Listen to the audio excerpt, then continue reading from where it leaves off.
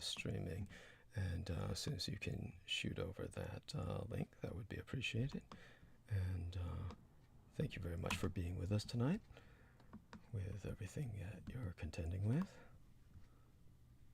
All right, I have the I have the link, and I am going to put it in the chat right now.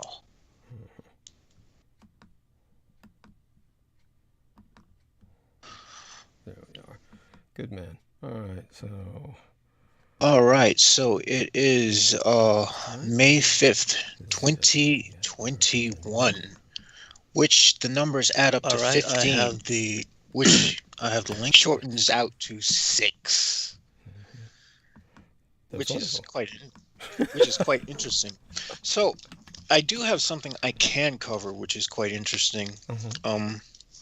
Aside from the, I'll get into the gang stalking a little later, but I did happen to find that there is a very interesting symmetry within the English language, which is fourfold in nature. I have the link shortened.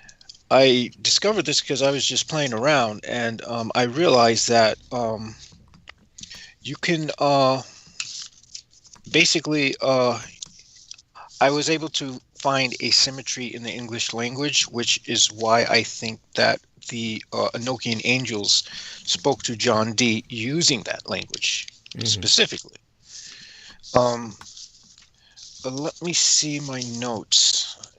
Sure. All right. Yeah. So, for example, when they have the traditional sigil wheel, they'll usually have A across from N. But there's another means you can flip it so that the A is across from Z. And also M would be across from Z. But M can also be across from N. So you have a set of 4 there. Then you have BOYL, another set. You have CPXK.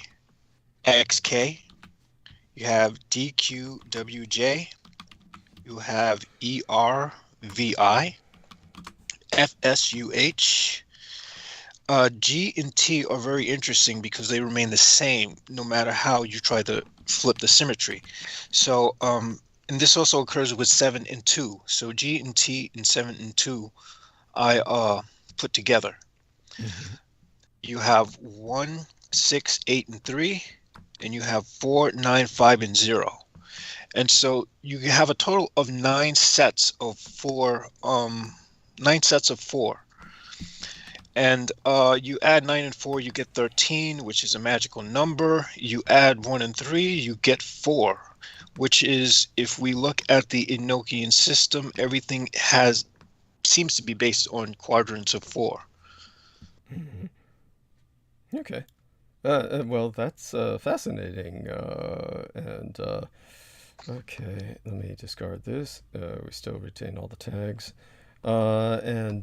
Just dealing with the editing of these right now. Hopefully everybody can tell me if they're still tagged or not, and everything should be working in that regard. I noticed that when I put my little bit of cursor over the people's names, their names seem to be coming up. So, okay then, let's see if I can get this back down to the editing. And it is now officially time to start the program. Hopefully everybody appreciated that little bit of obscure arcanism that was shared by Jameson Reese. Don't play with such things yourself. My advisement, of course, is you can always look at what happened to Jameson. And so there you go with that. And aside from that, I want to thank Jameson very much for being here. He's dealing with some challenges of his own right now, and therefore his being here is especially appreciated. And we shall bring Salman Sheikh on now, give him a call.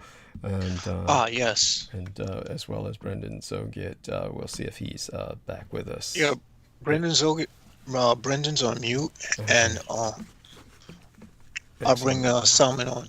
Okay, great. And then we'll have everybody just kind of roundtabling with us through the top of this hour.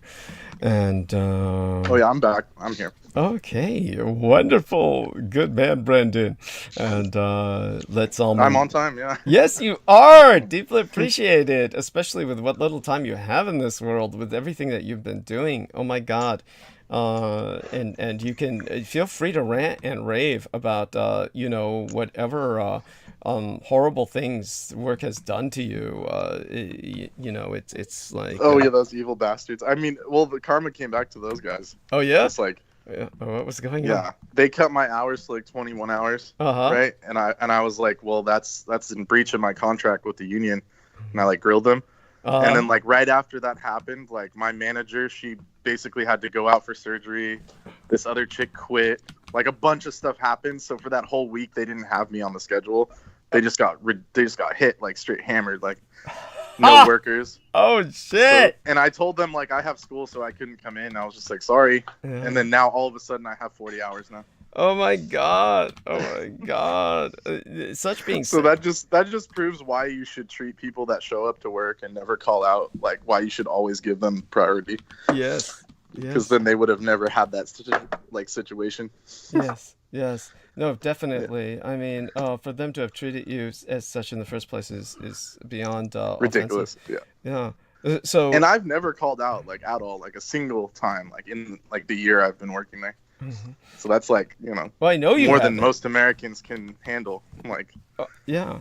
As a matter of fact, no, I've been rather bitter about that you've been so unavailable for anything else because of your work. And of course, I've been telling people naturally that, you want to find something you enjoy doing in life. And oh my God, if you really dislike this job, and I know you can't stand yours, it's kind of unhealthy it's very unhealthy for you to be oh yeah, involved definitely. to the degree that you are with. Because like I don't eat meat, I get like the tamasic overload from like dealing with like the flesh and like the dead animals and stuff. So it's definitely not good. Yeah. But it's like at the moment I'm like stuck, Oh gosh, so sad. But the semester's almost done. Like that's why I'm trying to get these finals out of the way, because once they're done, I'm done. Well, then what are you going to do at that time? What are your plans at that time? You're going to seek another job or what? Yeah. Oh yeah, definitely. Okay. So I just want to make sure they're gonna give me like the AA to where like I can actually use it on like state applications and stuff. mhm. Okay. So that'll give me like a slight advantage, like Okay. slight. Yeah. Yeah. Well, that's good. And then with that in mind, what about is some of the horror stories with the clientele? What about the customers? How are they behaving? It's like it's a new horror story every day. I mean, like there's so many I can't even consciously recall, because like when I leave work, I just delete. Okay. Cut, Okay, so we definitely have Salman Sheikh online. I want to introduce both of you formally, and I don't believe the two of you have met. Salman Sheikh, this is our wonderful friend Brendan Zogit, my surrogate son, who has done so much for us. And Brendan Zogit, this is Salman Sheikh. And Yes. Salman, if you would be so kind as to introduce yourself in your usual manner. Sure, my brother. Assalamu alaikum to Brendan, Douglas, Yes. J-Mo, Assalamu alaikum. to Daniel Larola, and to all our brothers and sisters of Team Dietrich. May peace be upon you all in these last 10 days of Ramadan. And it's a pleasure to meet you, Brendan. I always enjoy Yes. hearing your Vedic stories, and to tell you Thank that the good people are always destined to win, as I tell Brother Douglas. And Yes. Thank you. Allah deliver judgment upon your workplace. Inshallah. Inshallah. Yes. Yes, Thank you. Alhamdulillah. Yes. Wonderful. And as you can tell, Brendan Zogit is familiar with the necessary, shall we say, the nuances of the Islamic culture. And of course, I myself want to say the same, which would be, of course, a response to peace be upon you as well. It would be something like wa or va alaikum assalam.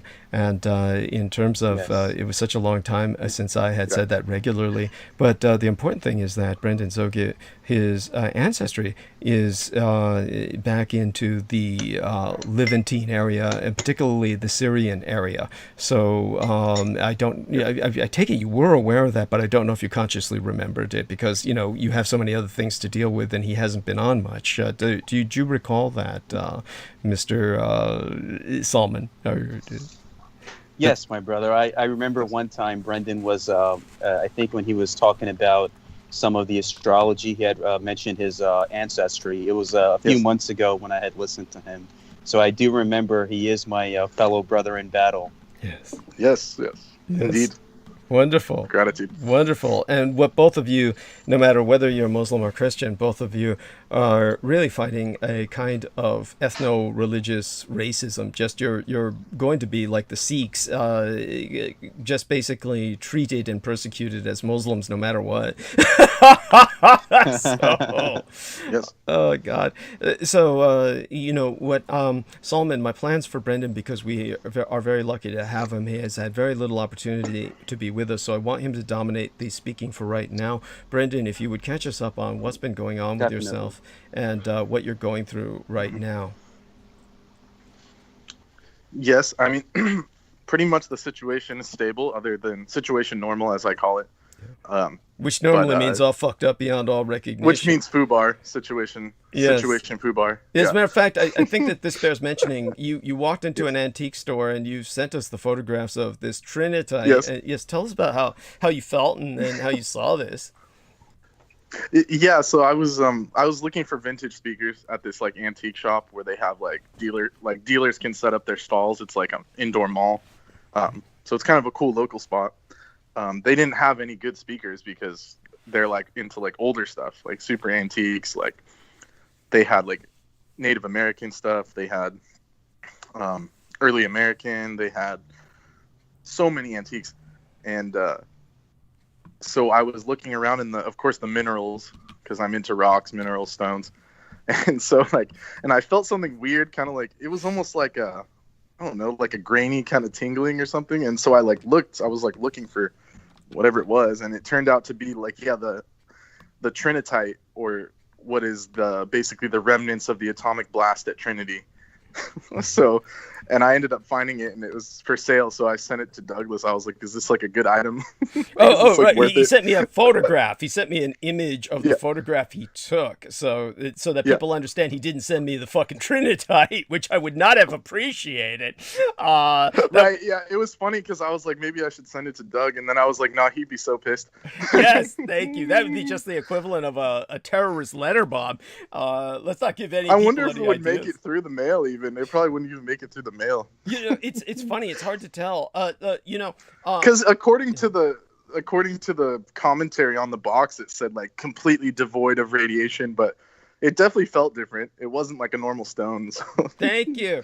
Yes, so that people understand this. Just to give people some perspective on this, when they blew the atomic bomb at Trinity site, we're talking about a bomb that should produce no more radiation than, say, what was produced at the Nagasaki bomb site. But at the same time, we have to remember the Nagasaki bomb site was a bomb that was dropped in panic and was therefore really far above Nagasaki. And the amount of radiation on site Nagasaki now is indeed, for all intents and purposes, non-extant. There is nothing there that impacts anybody. It's basically blended into the background like the Earth's radiation. Thank you. Like waves. Yeah. Thank you. But what happened at Trinity site was, this was, comparatively speaking, pretty much directly above the ground. It wasn't separated by anything other than the tower that the bomb was on. And what happened was that the first thing that they noticed was when the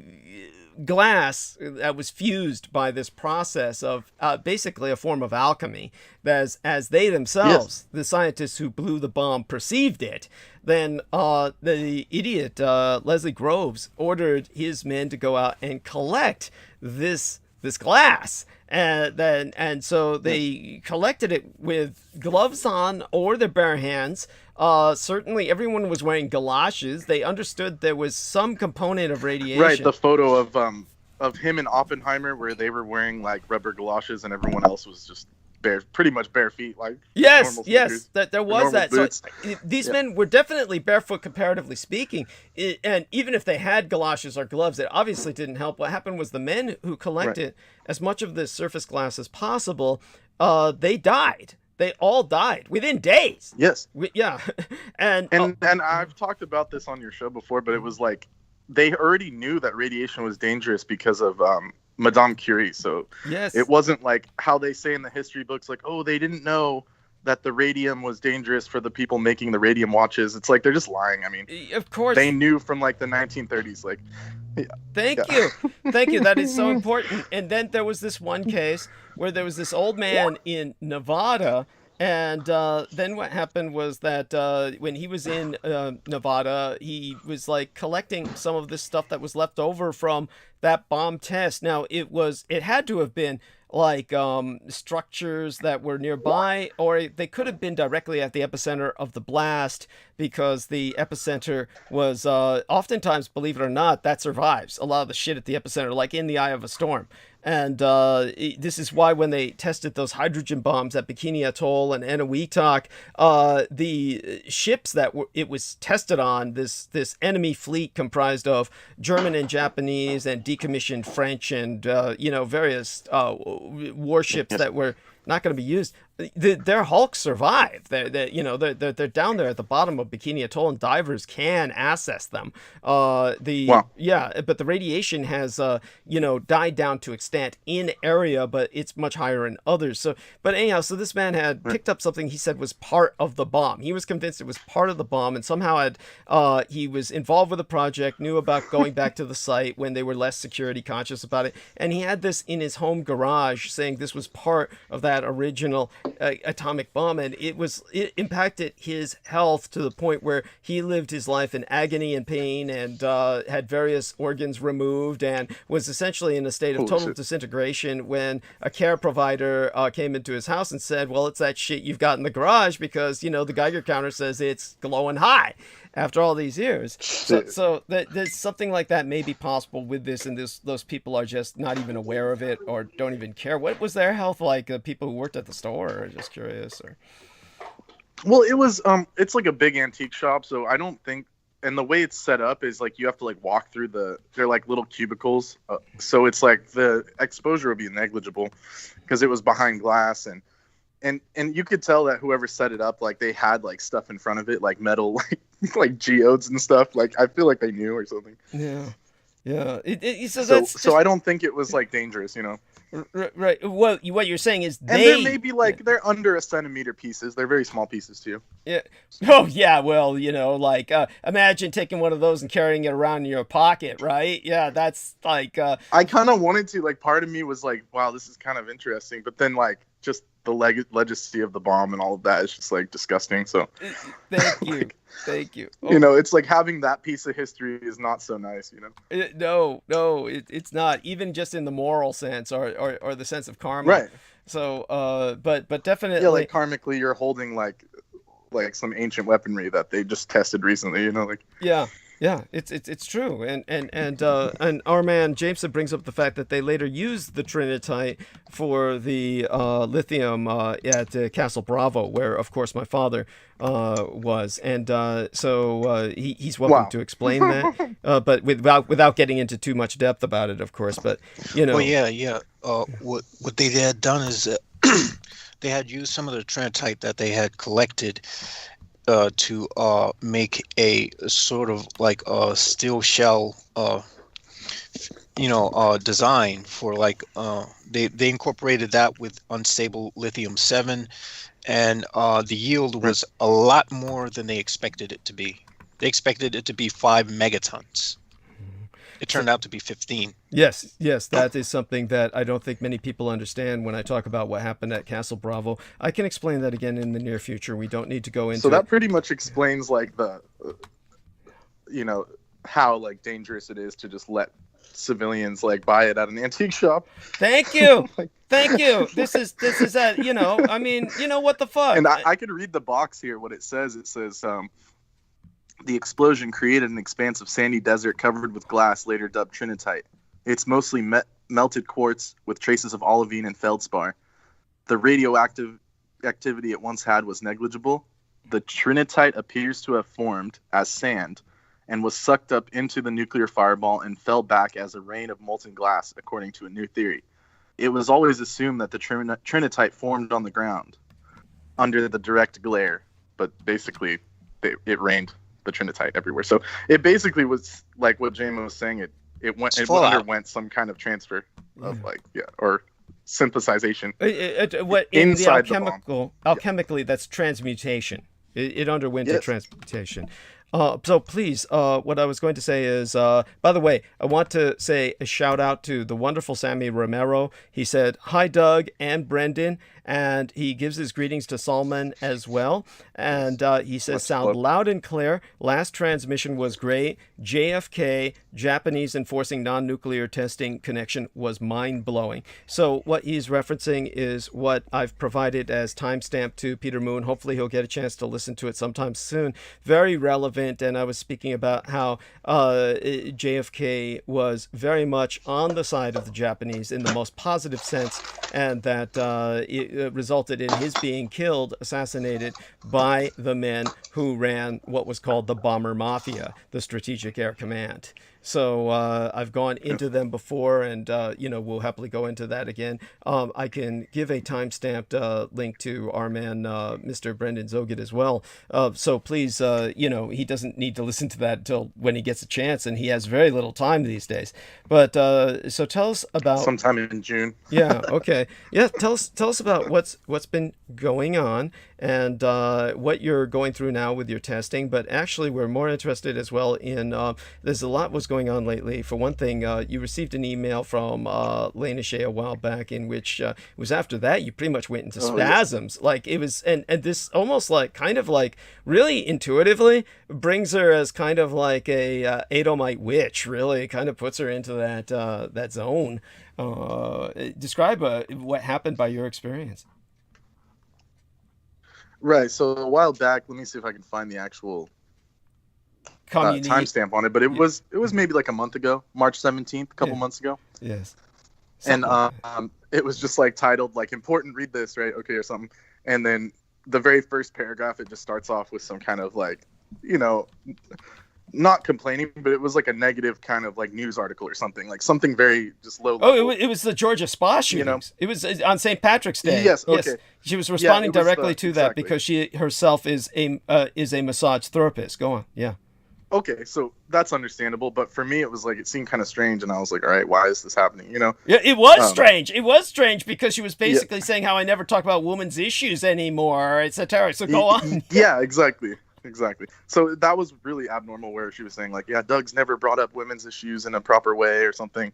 And I was just thinking to myself, like, wasn't that the reason you were on in the first place? But, whatever. You.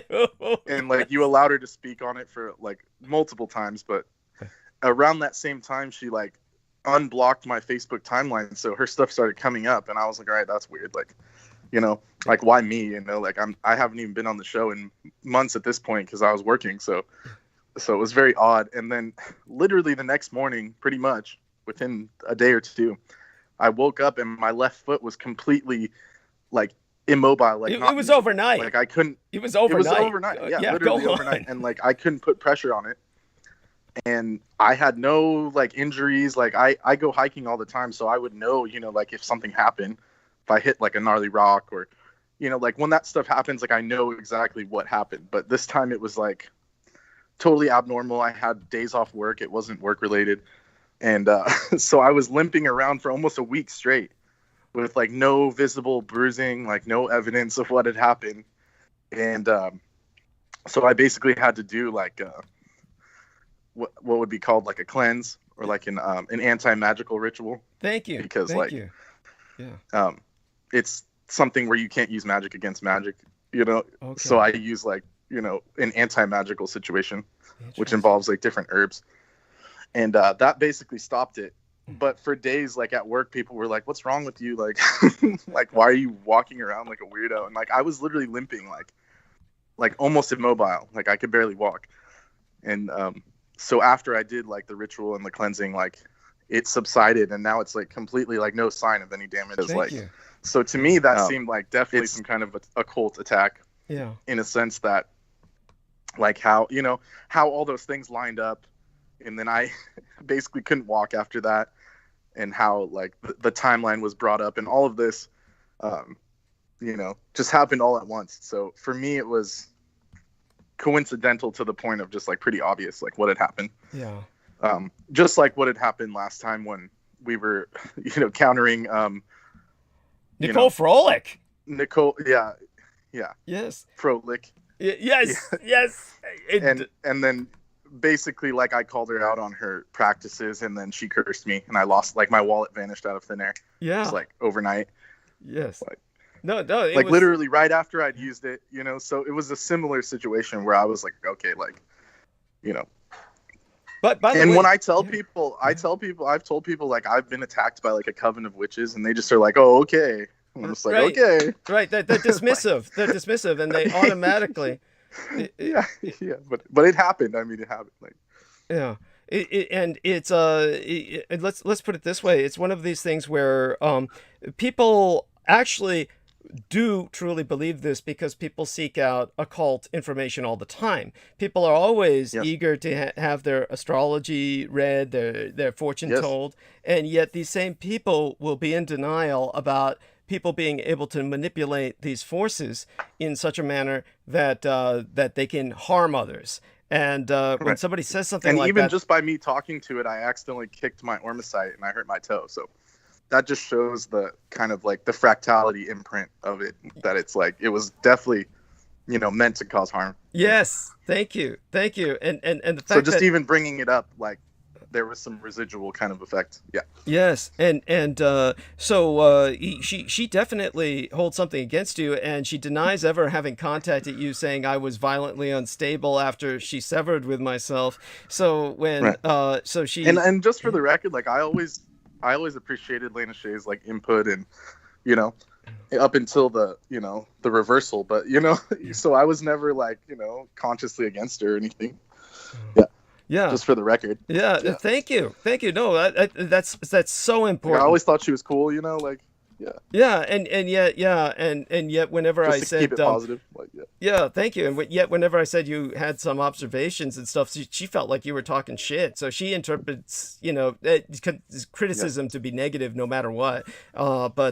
Such being said, I think it's fascinating that you said that you cannot use magic against magic. It's like fighting fire with a flamethrower. So you're using something that's the equivalent of water, which is a kind of anti-magic. Yes. So if you... I wouldn't say it's a higher technique, but it's an alternate technique that isn't very often used, and it's called the anti-magical technique. And you can find examples of it, like, for pop culture examples, like in anime and stuff. Like, there's an anime called Soul Eater, and the main character, like, their power up is the most powerful one because they have like the anti-magic. So it's like a power that cancels all magic. So it's similar to like Tao. I would, relate it to Taoism or something like this. Yes. Something more neutral. Thank you. And yet this is true metaphysics. This is using physics of a meta level. And so I think that it's important that you explained that. Just out of curiosity, Salman, if you have any observations about that. And this is, of course, all prayer is magic as well, and we're invoking the divinity. And but what are your observations? And I just wanted to add, like, quickly, like all of that, like what I just said, like, is not possible without serving divine and praising divine and connecting with nature and the multiverse and doing it properly and being coherent and fractalized. Like, and I'm still on the beginning stage. I'm not nowhere near like the level of like some of these other beings that are currently with us, So right. But I want to get back to you most certainly, because I want you to talk about something very important, which is, of course, your studies of the May 4th movement. And we're going to bring on Salman Sheikh, of course, because Salman is just going to give his response to this. How do you feel about this experience that Brendan Zoget just had via Lena Shea? I think it would be fascinating to hear your observations about this, Salman. Yes, definitely. Thank you, Brendan, for sharing that with us. And the thing about, the type of soul that you have is you have a soul of light and a pure love and purity. So these kind of beings, they will try to attack you, but in a way you're protected because Allah has gifted you with the knowledge and techniques and practices on how you can protect yourself. And that's why there's no malevolent being on this earth with the type of heart and knowledge and intention you have that can harm you, because ultimately it's about your intention. And I know in Sufism, a lot of the sheikhs tell us to recite the Ayatul Kursi, which is a prayer of protection. Yes. So if you recite that 7 times after you wake up and 7 times before you sleep, there's no magical attacks, or there's nothing that can harm you. Or there's another prayer called A'udhu billahi minash shaitanir rajim, which says that I seek refuge from the shaitan. And you could say that 100 times before you go to sleep or 100 times after you wake up. And that also manifests a shield of light and protection around you.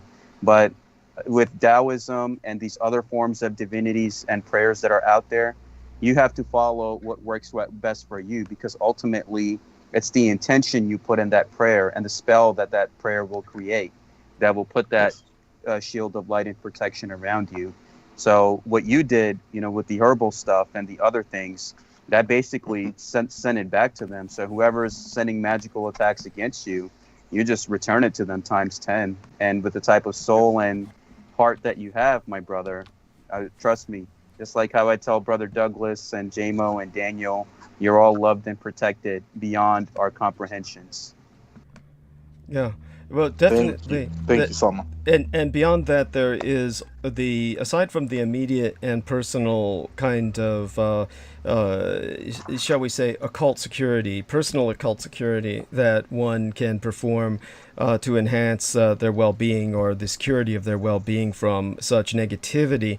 There is a sensitivity to Brendan based on his massive investigation on a personal level with every moment of time that he has into other cultures. And as a person who has become kind of like a citizen of the world, his studies of India enabled him to predict Narendra Modi's dictatorship and his persecution of Muslims in India would make the gods of the Vedic traditions angry, that they would respond, and India is now descending into COVID hell.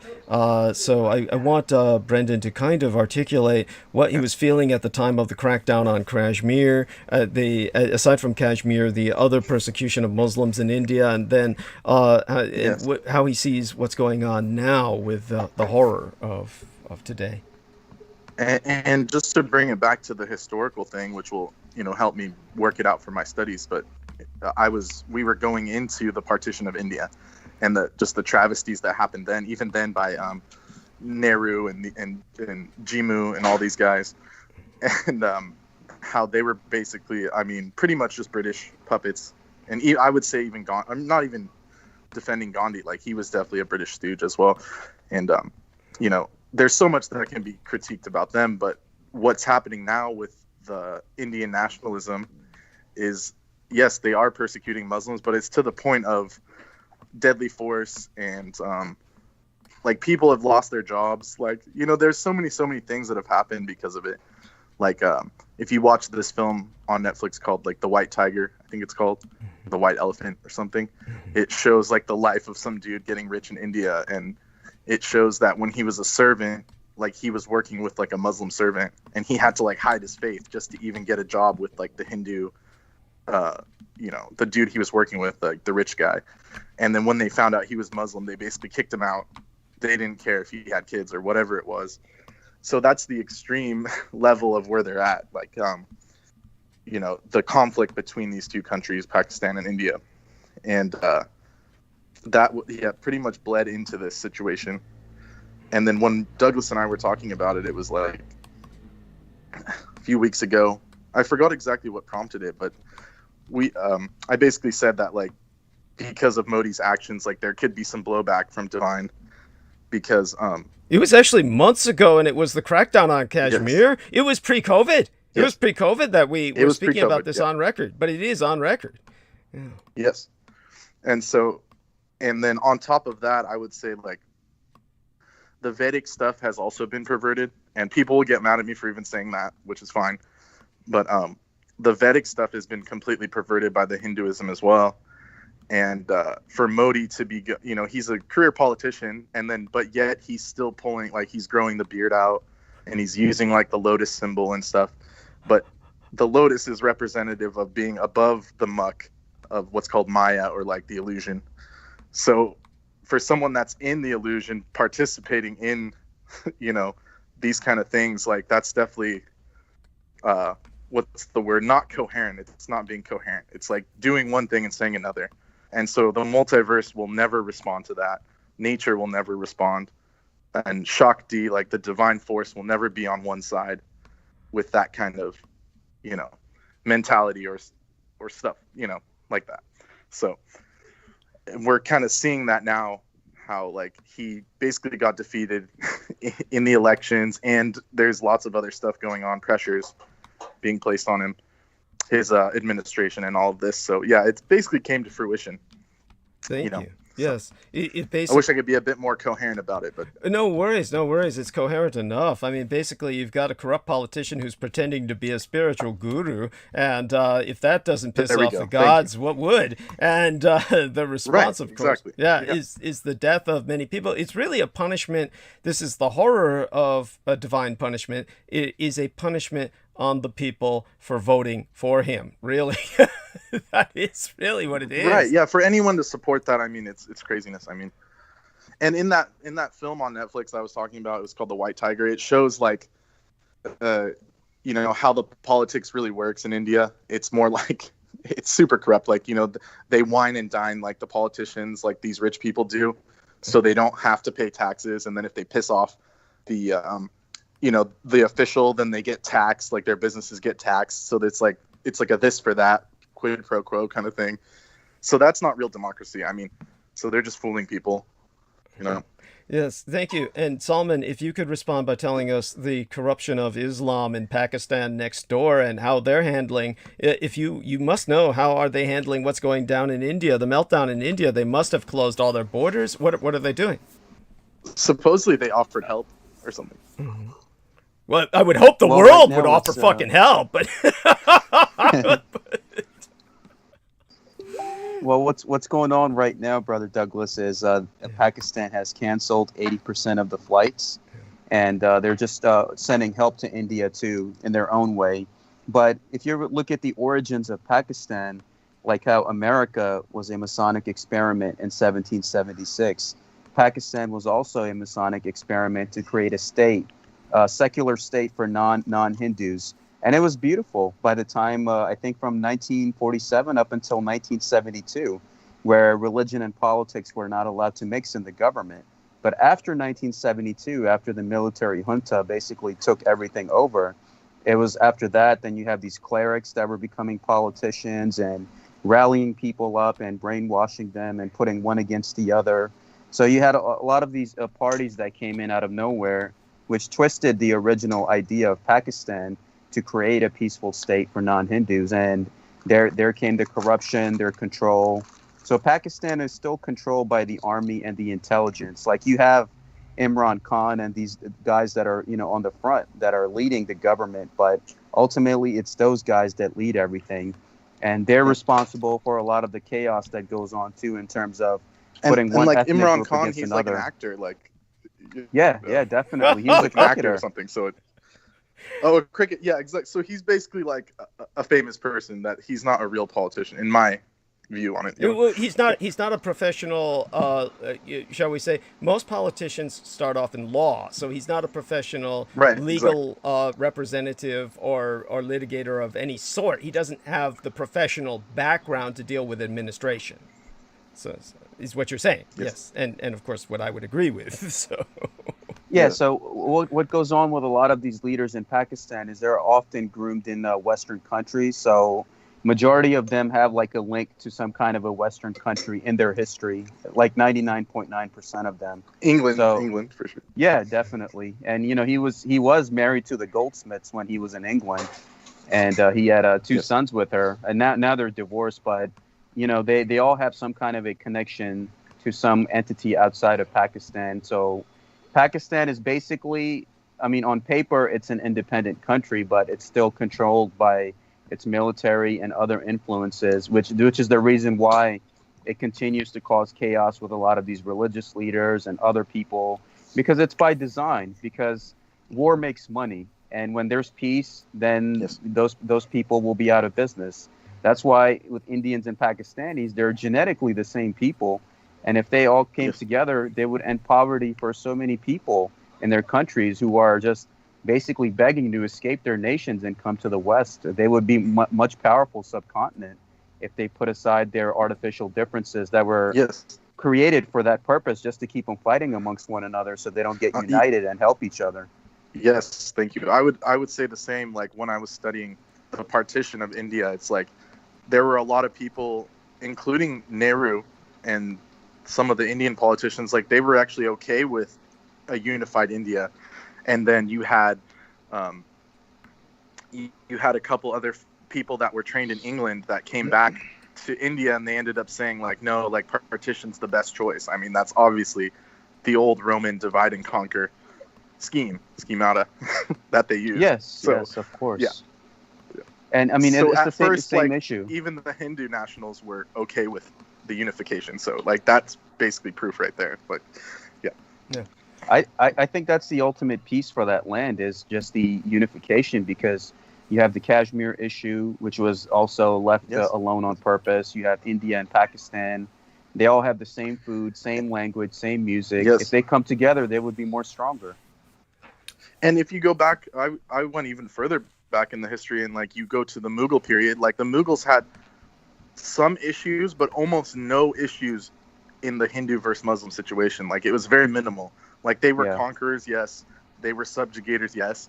But for about 300 to 400 years, they actually managed the continent just fine without any internal conflict until the Europeans started coming in.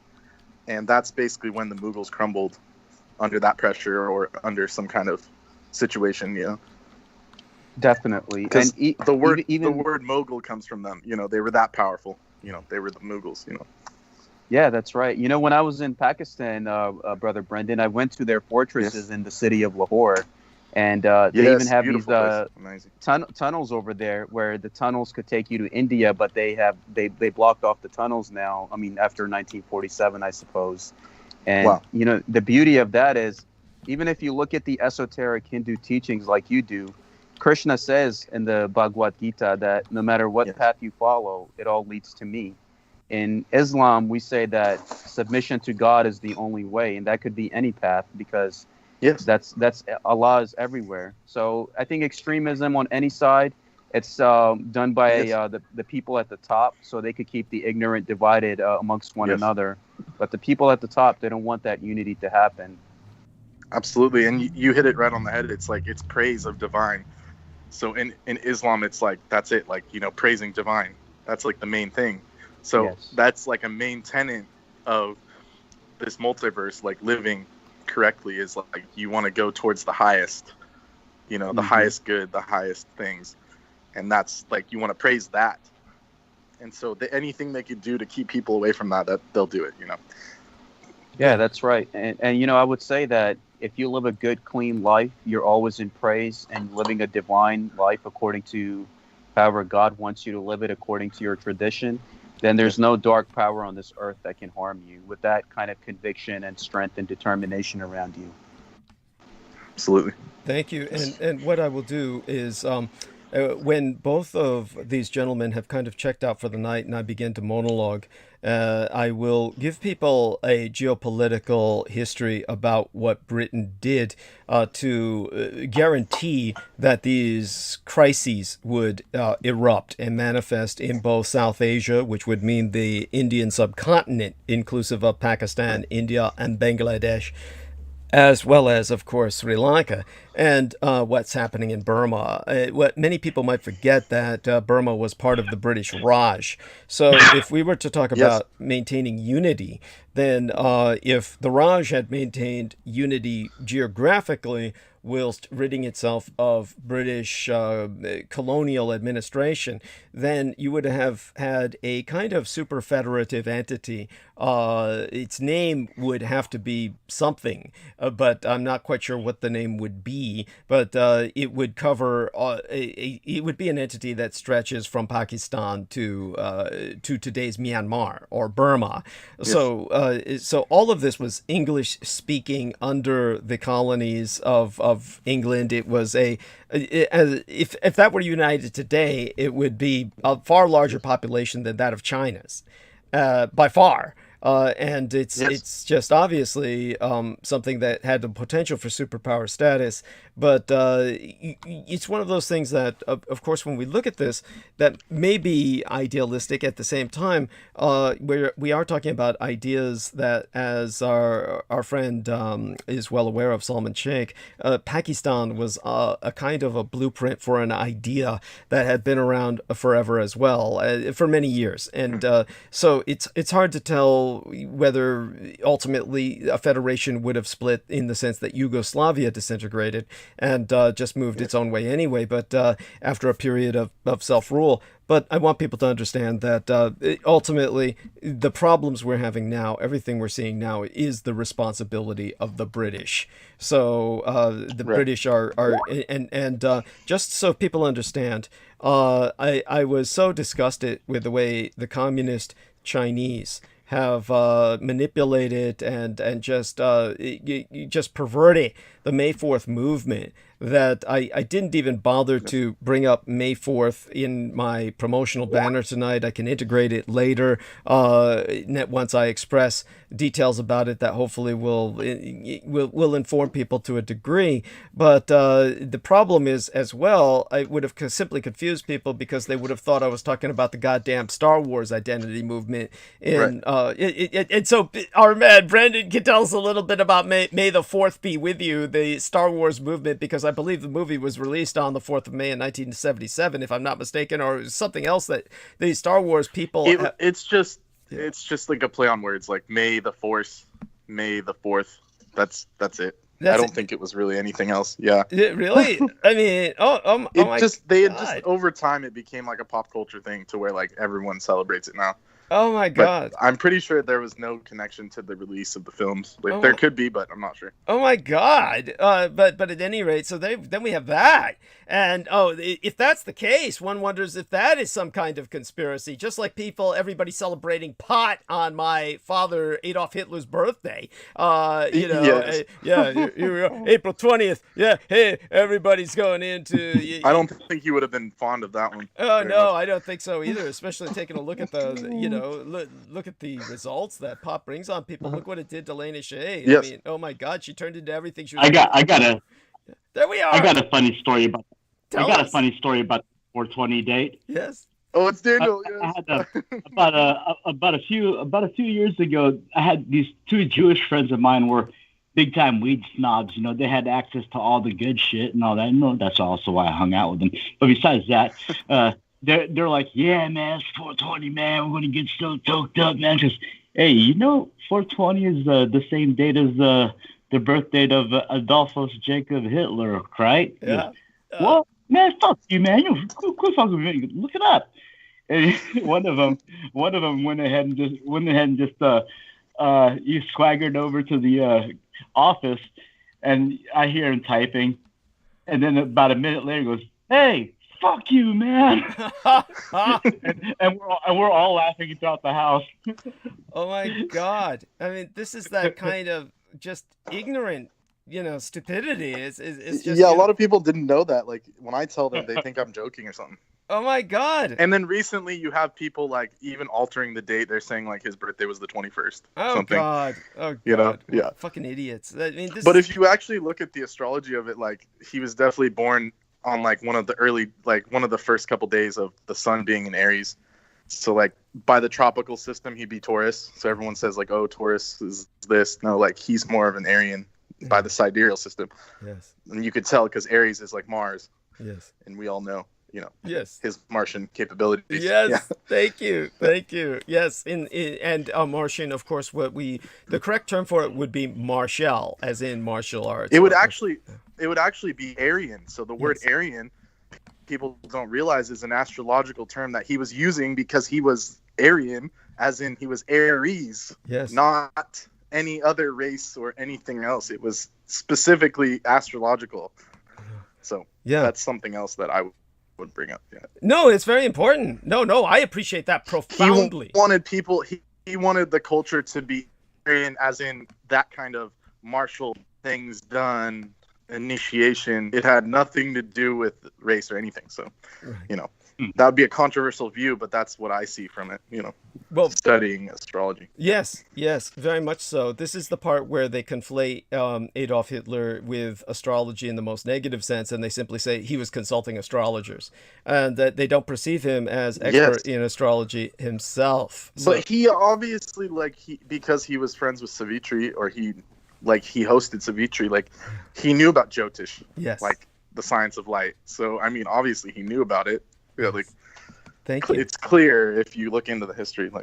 Yes, very important, and so I thank you so much for bringing that up, and as well, thank you, Daniel, for sharing that. And he's got a wonderful picture of his yard and the sunset. He has he's really taking care of his yard out and back. So Daniel, share with Salman and Brendan right now. Tell us a little bit about why is it that in China we now have this situation where all of these Chinese martial artists are being called out, and they've just been, having these schools which are like their little personality cults, and that they're confronting the mixed martial arts fighters. And this is specifically in China. We're not talking about an American or worldwide phenomenon. We're talking about what's going on in China, and many of them are being knocked out in a single blow. It's just sad. It's so sad. Actually, it's actually nothing new. It's actually been going on since the 60s, the 70s. It's just being filmed now. Okay. Yes. Yeah. But now that means it has more of an impact. Now that it's being filmed, and now that it hits the internet, that means everyone's aware of it. Whereas before, that didn't necessarily impact their little personality cult, because people were, just still going to attending their schools or the like. So this is now impacted. Actually, in China, in the nation of China, the most popular martial art there that's making the most money is Taekwondo. Okay. Wow. And what is that about? Why? I mean, obviously, people who are familiar with this, the Taekwondo, if I'm not mistaken, this is Korean martial art, right? Yes. It's a Korean martial art. I believe it more has to do with the because it's an international sport, and there's a more demand for it there, so that they can have a connection to the outside world where they can have the excuse to travel. And they do that quite a bit. Right. Okay. That makes sense, from an economic or a more business standpoint. It's more views, right? Okay. Well, plus they're also pretty organized. Right. when it comes to Taekwondo, they happen to actually be pretty much a bit more unified. But not as a martial arts system, but the leaders of Taekwondo. Okay. I don't remember any names, but that's my experience with them. Well, I've heard it described as a kind of McDonald's martial arts franchise, a martial arts McDonald's. Yes, here in America, it's McDojo-fied. Yeah. Yeah, there we are. Oh my God! So because we have Brendan on for a little bit, and like I said, we have very little time with him. I do want him to take his time, what time he has to share with us. And since he's shared a number of important points already, he is now engaging in a test or where he has to absorb information on the May 4th movement. So we've already described some of the irony going on here. But tell us about the May 4th movement. Obviously, there's something that I want to bring up. Even my medical cosmetologist, V, was aware that this was significant for something, because when I saw her on Tuesday, which I can't believe it was yesterday. I mean, the days pass by so quickly and I lose all track of time. She was saying that the Chinese, of course, have violated the Taiwanese airspace because of the May 4th date. She was unaware of why it was significant, and there was no point in going in depth to explain it to her. But we're dealing with the... And I would say what I uncovered recently is why, like, the reason behind it. Yeah, cut loose. So share this with us and go into all of this. Explain to people what you know. So pretty much I'm watching this, whatever school mandated video, but it's very informative. It's about like the Tiananmen situation. And what course is this a part of? Explain to people what course this is a part of. Asian history. Okay. Asian history. Okay. So now we're in like the modern section of it, So we went through from like the Manchu, basically from the 1600s till now. We came, from the Qing to the Manchu combinate, when they took over the Qing, and then we went through like the modern democratic, of course, Chiang Kai-shek and the other one, what was his name? I'm slipping it. Oh, Sun Yat-sen. Sun Yat-sen, yeah. So both of them, Dr. Sun Yat-sen. Yes. And so now we're at the part where this is after Mao dies, and you have Deng Xiaoping, and even he ends up dying, and then the other guy, Hu Libang, or his name is Hu Yubang. Yes. He was actually he was a member of the Communist Party, but he was an advocate for more liberal kind of stuff, like, because he was saying, like, if we're already going through the communist route, like we might, or through the capitalist route to like bring up our people, then why don't we just introduce some of these more democratic liberal ideas, to give us more clout? And he ended up, after he raises this question, pretty much, like, he was pretty old at this point, but he basically dies of a heart attack after that. And so the students come out to basically, quote unquote, support his, or what is it called, like, mourn for him, to give him support after he dies. But that's what turns into the Tiananmen protests. They basically use it as a cover to come out and say, okay, well, he was right, his views are best, like, we should get more democratic. And of course, like, the CCCP, like, they did not want that to happen. So that's how the whole Tiananmen thing comes about. Yes. They try and stop that. Yes. They try and stop that. And the connection to May 4th is basically that in, let me get my notes here, in 1919. Right. Oh, and just so people understand this, what Brendan is describing, so that I can just make it simpler for people to understand. And this is something very similar to what Peter Moon was doing. I was impressed by the detail Peter Moon went into when he was interviewed by Nachtwaffen pilot Penny Bradley. And yet I don't think many people were able to follow it. It's simply too complicated. So the simplified way to express what Brendan is saying is that basically 100 years to the day, about 2 years ago, in 2019, was when you had students trying to emulate the May 4th movement. And they, of course, were on a very sensitive kind of ground, in that they were trying to protest on Tiananmen Square, because the original Tiananmen Square of 1919, back in May 4th of the year that my father would be born, he would be born later that year, in October, the man who raised and guided me, George Dietrich, who became a China hand himself, as they used to say back in the old days of Navy parlance.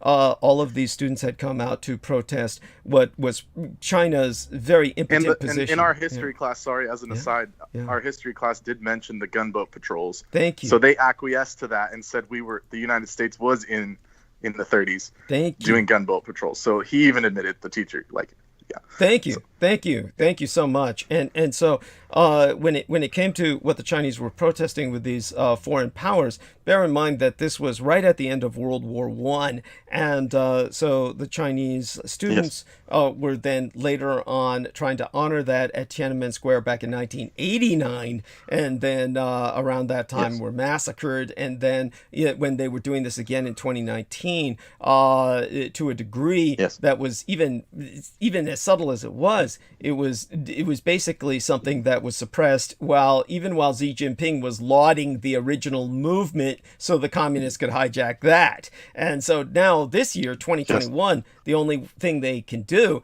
is let's attack Taiwan. This is basically their way to try and channel any of that Wu-Si energy. I mean, this is which I'll go into. Thank you. Yeah, so go on. Yeah, take it from there. For mentioning.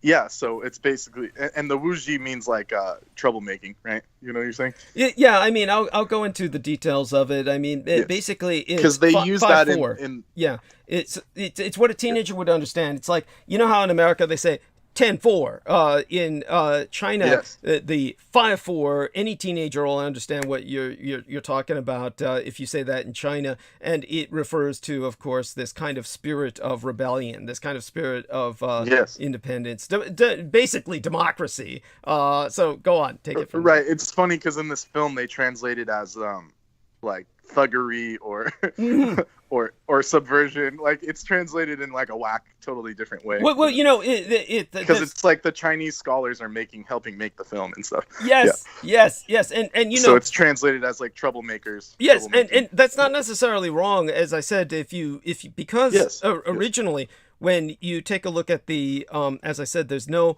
The ideographic languages of China and Japan and in other cultures that use iconography, you're going to have this meaning. There's going to be multiple meanings to each one of the iconographs.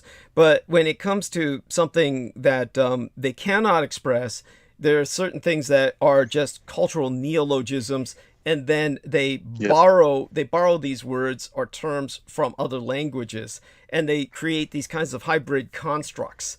And so you get these bizarre, like, phonic ideograms, and they have no meaning in traditional Chinese or Japanese, and they're simply used to express foreign words. And so when it comes to these foreign words, one of them would be a concept of quote-unquote independence in Chinese or privacy in Japanese. They just don't exist, but prior to having to deal with the West. And therefore, when you interpret the Declaration of Independence into Chinese, it does come out as a criminal contract. It comes out as a bunch of, the closest concept you have to independence in China is the criminal mindset of fuck everybody, every man for himself. And so the Declaration of Independence translated into Chinese is a criminal contract where a bunch of criminals get together and say, we all agree, fuck everybody, every man for himself. And I think that's the most accurate interpretation of the Declaration of Independence on Earth. But anyhow, so go on. So just so people understand the nuances here. So do take it. Yes, I've always liked that explanation of yours, and like it makes so much sense. I mean, thank you. Yes, and so bear that in mind. And especially coming from like the Confucian angle, it's like when people say, screw the state, like we're not going to listen to the state, like that's pretty much like heresy. Thank you. From the Confucian perspective. Thank you. Yeah. Yes, very much so. So it's even worse. Like it just makes us look like straight sketch. Like. Yeah. Well, that's and I think that's what we got. I mean, I can go into like that. a lawless land that has no tenants except for whatever's written. Yeah. Every guy that I've known personally through the years, throughout my adult life here in America, that's always said every man for themselves is always somebody. Each one of them has been locked up before. Interesting. Yes. That makes perfect fucking sense. And honestly, it's you just take a look at where we're at now, and I'll go into this later. I might even lead into the history of tonight with the results of this attitude in America. I mean, we're never going to reach herd immunity. The scientists are all concluding this now, is that if everyone had gotten their vaccines like they did in the old days, we would have herd immunity and there would be no COVID. But because the red states have politicized their stance as no vaccines, we are never going to have herd immunity. So you're going to have blue state immunity and red state COVID cesspits. But this will be, they said, the first time that really vaccinations are going to become profitable, because most of the time, like a government contract, like a defense contract, the government has to compensate corporations for making vaccines. They do not make money off vaccines. This is the one chance now they're going to be making money off it, because it's going to be. Supposedly Pfizer's made like 1.2 billion in revenue. Yeah, so, but this and it's. You're saying that's government money. It's basically what they got was government contract money, because the government has to pay them so much just to do this, because they're not going to do it otherwise. Because they make no normal profit, and they risk all kinds of lawsuits. That's why George Bush Jr. had to say no lawsuits against pharmaceuticals for vaccines. He had to say that, or they wouldn't produce them. But the point is that because people are unwilling to take them, the COVID's always going to be here. So they're going to start making money, having to give us new updates for the new variants that arise out of Republican states every year. So this is like I'm going to drop out of this part of the combo as far as my view on that, because I don't care if those drug companies go out of business. Like, I feel like humanity would be better off. I can imagine Pfizer making a whole lot, especially in Viagra, because it's said that COVID can cause erectile dysfunction. Well, there you go. So they got they're both set banks up of the either river. way, pretty much. Yes, they got both banks of the river. Thank you. But my point is that this is an example of quote unquote independence being a criminal mindset.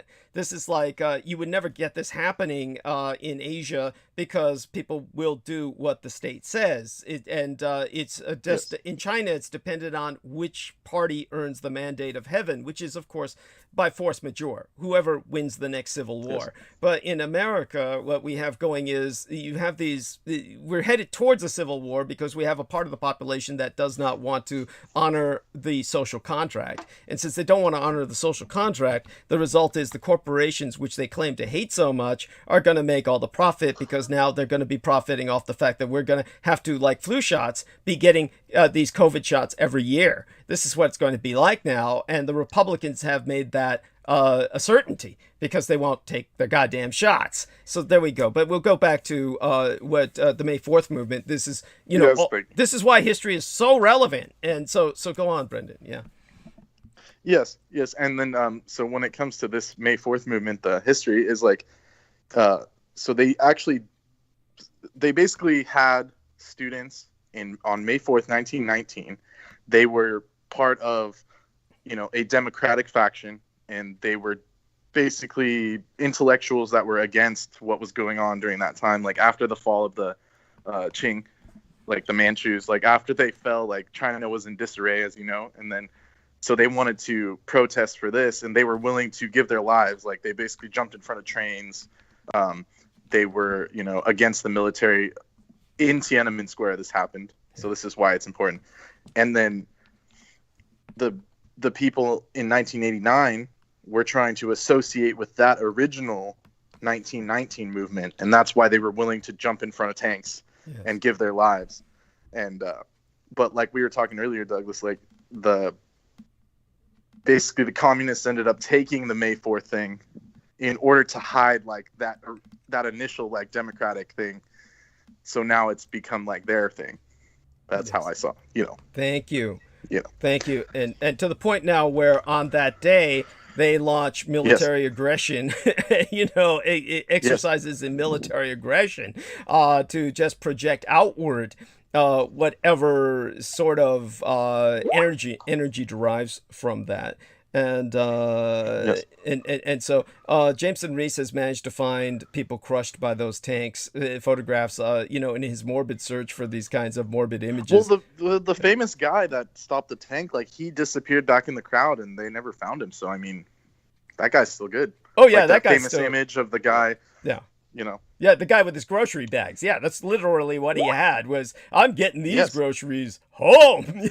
No, these are other people. Yeah, and he went home after that. Exactly. Yeah. And I think that's, that's definitely honorable. And it's interesting because I think that's what pretty much, I don't know how to say it, but I think that's what initiated the communist, like, what's the word for it? The technocracy, because now they can basically track everyone, facial recognition. Thank you. You know, so that like, I think that actually pushed them into that direction where they're like, okay, well, we can't control them by military, so we're going to have to subvert like the whole system and track them individually. So I think that's where this whole social credit actually spurs from, is like that moment when they realize like, oh shit, like he could just do that and disappear. We don't want that, you know? Thank you. Thank you. I mean, that is so important. And by the way, you know, the kind of independent spirit is taken advantage of by all of the predatory corporations. For people who keep thinking that this independent spirit is like it only impacts your immediate family or your neighbors, think about all the predatory corporations who have taken advantage of libertarian capitalism to just rip off people of services. That's what happened in Texas. I mean, it's hard to believe, but the big Texas like freeze. That idea of like, oh, business is business. Doesn't matter like what happens or who gets ripped off. Like, thank you. Oh, it's business. Thank you. So I will emphasize that as well. I mean, it's hard to believe. So in that sense, like, yeah, government should get involved in business to protect the people. You know, like that's theoretically how it should work. You know. Thank you. Thank you. I mean, this is what has to happen. So by all means, you know, please continue, and then I'll bring Daniel Arola in to share some of these experiences in the Texas freeze, because that's where we saw the most predatory kind of disservice, where corporations are just giving people shit in terms of services. There is no service provided, and the end result is people dying. And it's hard to believe that was just last month. Daniel, that was just last month, right? Mm-hmm. Yep. February. Something like that. Holy fucking shit. It was. And what's funny, Daniel, I wanted to tell you, ever since that happened, and I'm in California here, we're in Sacramento, and like I've seen more Texas plates than I've ever seen in my entire life. and you were saying like, oh, watch these Texans all go blue real quick. Yep. And so now that I see them here, I'm like, oh man, like you guys bailed out to the lib land where we have power all the time, even in fire, and when like firestorms are happening, we still have some power. Like, and they're covering up by posting out memes and posting, y'all stay in California, quit moving to Texas. Oh yeah, right. After that, like I know people that moved to Texas after that, and they were like, we shouldn't have done it. Thank you. We should have stayed. Thank you.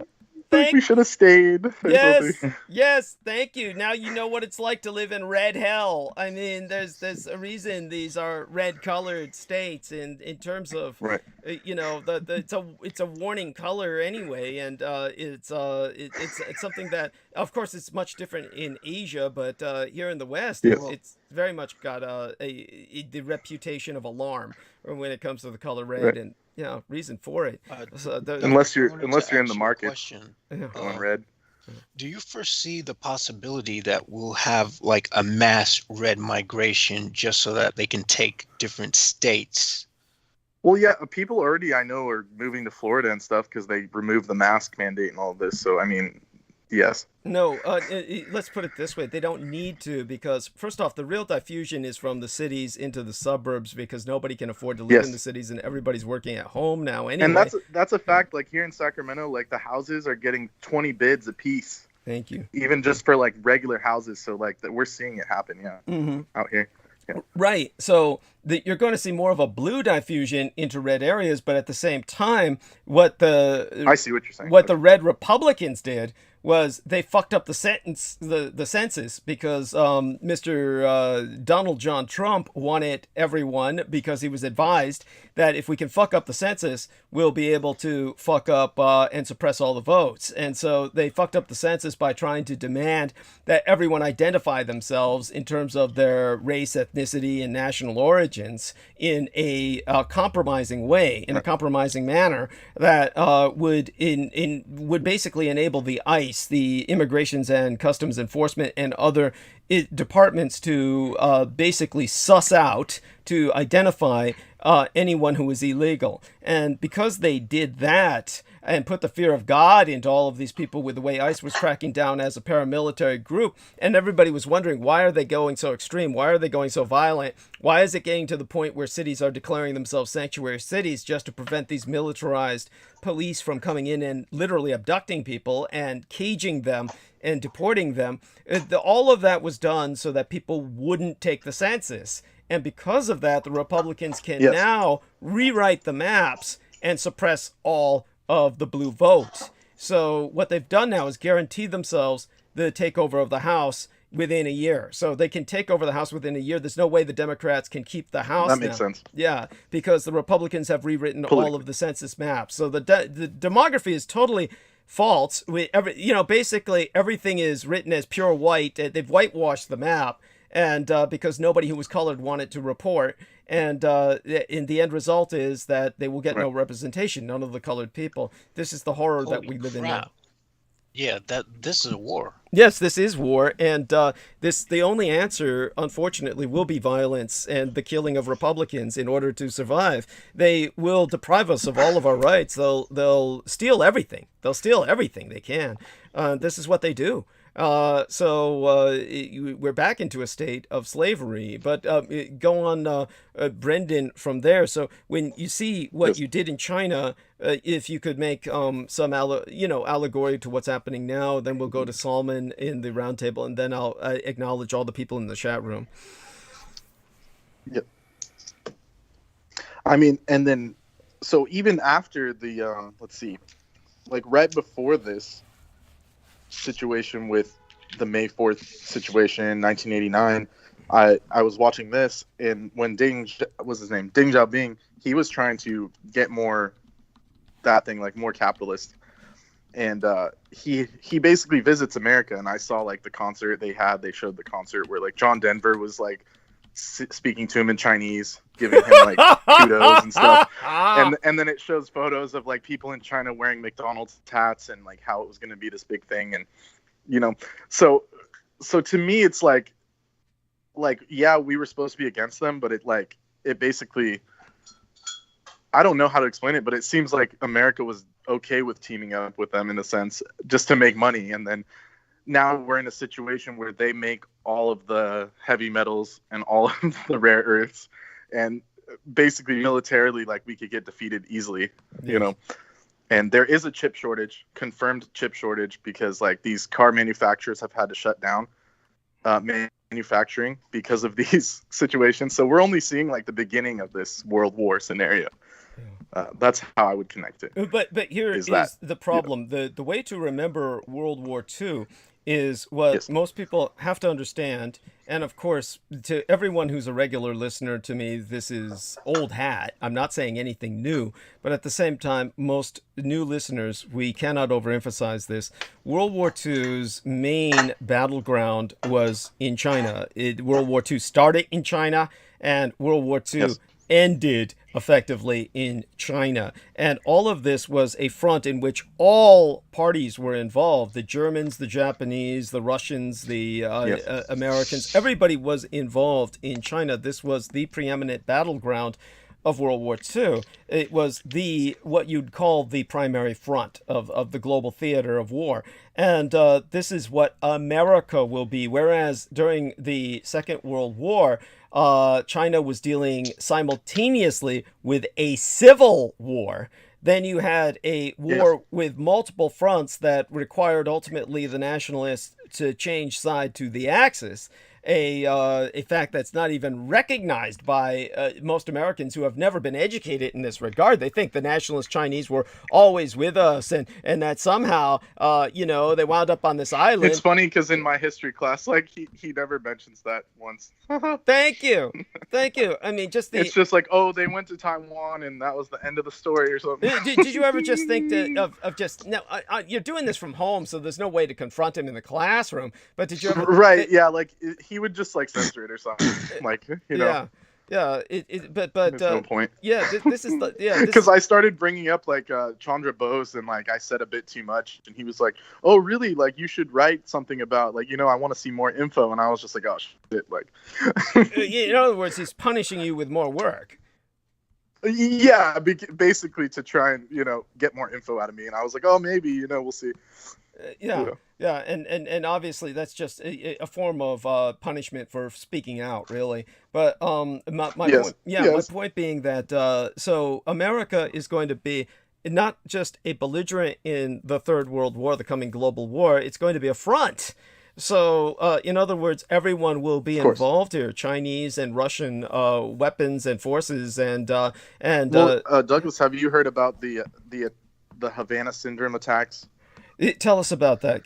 Put it in detail. So for people. basically, like a couple years ago, the embassy in Havana had to be closed because the people working there were getting extreme headaches. They were getting super sick. Thank you. They were the diplomatic corps, the diplomatic personnel of the Department of State. So go on. Yes. They were being attacked by what are called non-lethal energy weapons. Yeah, nothing non-lethal about them, by the way. Yes, go on. Yeah, right, nothing non-lethal, but beamed. according to... Yeah. They were basically being beamed, and then within the last year, and pretty much like right around when Trump was getting taken out, they people in DC started having these same symptoms. So they came to the conclusion, or not DARPA, but the other ones, the DOD, came to the conclusion that it was a Russian attack on our soil against our diplomats, like here in Washington, D.C., though. Yeah, and they expelled them, right? They expelled the Russians, did they not? Oh, yeah, within roughly the same time, and they were saying it's because of Ukraine, but obviously it was because they were zapping people through the walls. Yeah. Yeah. So, and it came on some mainstream news sites, so this isn't just like speculation. This is like an actual thing that has happened. So we already are being attacked on our soil. I mean... Thank you. That's my point. Yeah. And this is so this is horrible, and they call it the Havana syndrome because that's when supposedly the first symptoms came about. But like as you know, like they've had non-lethal weapons since Desert Storm, and they're not non-lethal; they're just energy weapons. Thank you. And just as an aside, like now that this teacher, like he passed away, so I can talk about it more of what he told us, but. He said he was there during Desert Storm, and he told us that they were using microwave weapons against the Iraqis, and pretty much confirmed all the stuff you said about it. Thank you. How they were projecting like screams and all kinds of shit. Like he basically told us that. Thank you. And this was in high school, and he was there. He was like on the ground. What did he ultimately? He must have died of Gulf War syndrome. What did he die of? He smoked like so many stoves, like. He was like the one teacher that like you could never find him because he was always outside smoking. Oh, okay. So like whatever happened to him, like obviously created like, that thing. Yeah. Like. Oh, that's so sad. Yeah. That's. Yeah. So like obviously, or I don't know exactly what killed him, but I almost certainly it was the cigarettes. Okay. Yeah. Okay. Yeah. So definitely that's. But as you've mentioned, like you have like permanent lung damage, so I mean obviously that didn't help either, Uh-huh. So. Yeah. Well, but my lung damage, of course, is so different from what he did to himself. Well, no, I'm saying like he could have gotten hit with the gas too. Like who knows? Like no, good point. Yeah, like you're saying, like he had some repercussions from it. Do you know what branch of service? Physiological. Do you know what branch of service he was? I think it was Army.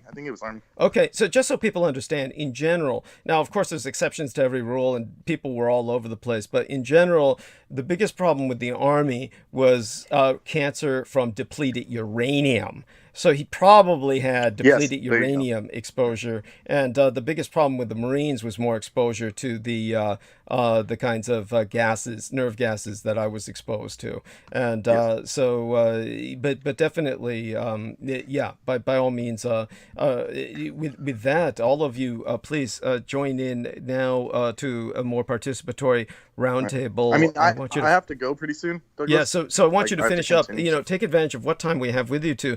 There must be some other things we were going to bring up. I know that we'll probably remember them after you're off of the call, but you and I must speak personally later. I do need some more help with the computer, and just so everybody knows, if I can get these finals done, I will have immense more free time. Wonderful. I really look forward to that. Because I have to write literally 3 or 4 essays. And when will this theoretically when will this be done? The last day is the 18th, May 18th. The So like 18th. Okay. I basically have to write essays through my birthday week as punishment from from the school system. Yeah. And oh my God. I'm obviously just joking. I mean, Oh, okay. it's part of the deal. I signed up for it, so I'm just joking, right? Okay, but you really shouldn't expose yourself to this. And like I said, education is becoming something that increasingly is not paying off. I mean, at this point, like the universities are pretty much redundant. Like, yeah. Like I know this. Like, yeah. But, yes, that's right. And it's like once you're in the system, like I can't really get out of it. Like without repercussions, right? Mm-hmm. Yes. Like economic. Yeah. Oh my God. So by all means, I want you to close off with some things that you feel it's important to emphasize. What is it that you think people should know about right now, pay attention to?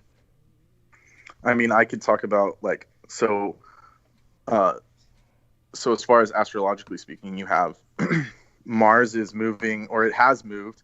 You could see it on the night sky if you know where Castor and Pollux is. Mars is moving into the sign of Gemini, which is my ascendant and my nakshatra, both my lunar mansion and my ascendant. So I'm getting more of that Martian kind of vibe coming up. And right now, like Mars, you could see Mars in the left foot of Gemini on the sky. So, and when that happens, like when Mars is coming into you have Gemini being and this is sidereally speaking for anyone who's into astrology. So it's like what you're seeing on the sky itself. So when Mars is going into this sign, it's a more mercurial sign. It's a sign of like, study, polarity, like of positive, negative. Castor and Pollux are that thing. It's the twins of Gemini, right? Mm-hmm. So you have that. So when Mars is coming into it, you're going to have not necessarily upheavals, but it's going to be more polarity happening and more that thing, like not in a negative sense, but it's just kind of more putting that Martian aspect into this kind of like Gemini thing going. Okay. So that's important to note. And you also, and on a good note, we have Venus becoming visible, beautiful evening star Venus. She's connected with Aphrodite, in her pure form, like her full form. So in the next couple of weeks, you could see her now on the sun when the sun goes down, but it's very for a brief moment. She's still very close to the sun. And so coming up in pretty much the end of this month, we'll get a lot more of the Venusian energy, the goddess, like blessings from her. And she's very, that thing like money, she's related to money, wealth, like this form, like the evening star Venus. So you'll be able to see her on the sky. And early in the morning, another benevolent occurrence, celestial, is Jupiter. He is in dead center in Aquarius. Mm-hmm. So you have Jupiter, the ruler of spirituality, the ruler of knowledge, like guru. In the Vedic, he's known as Brihaspati, which is he's basically the guru of all the devas. So when he's going into the spiritual sign of Aquarius, it's very, very enlightening. Like people are going to become more aware of these things, spiritually speaking. So coming into it, and it'll bring evolution, it'll bring ascension in a positive way. Wonderful.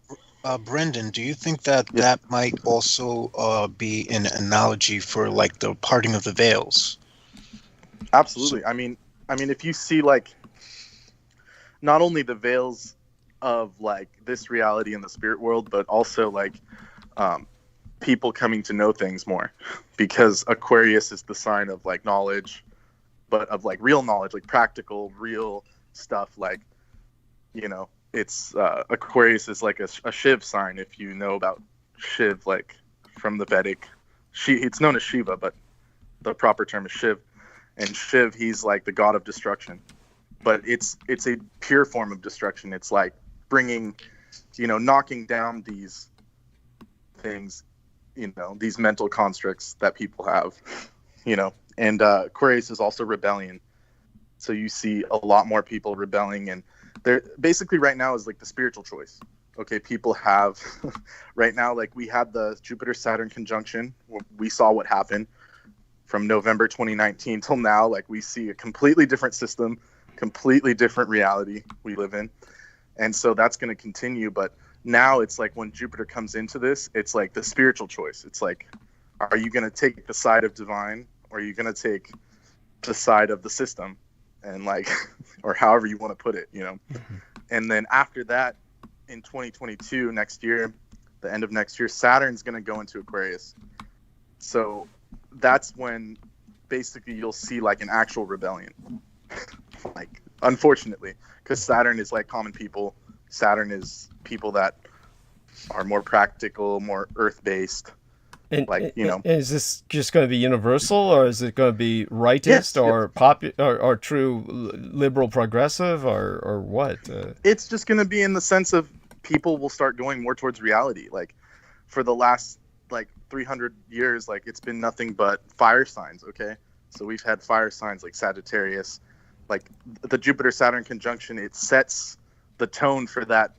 I think it's 20 years. So every 20 years, the Jupiter-Saturn positioning sets the tone. So the last one was in Sagittarius. The one before that was also in a fire sign, I believe. So basically for the last 300 years, it's been mostly like fire and that thing signs, like mental signs. Like fire is like mental stuff. So we're very much in like a mental construct. Like the whole system is set up like that. You know, people. So instead of catastrophe, it's conflagration, right?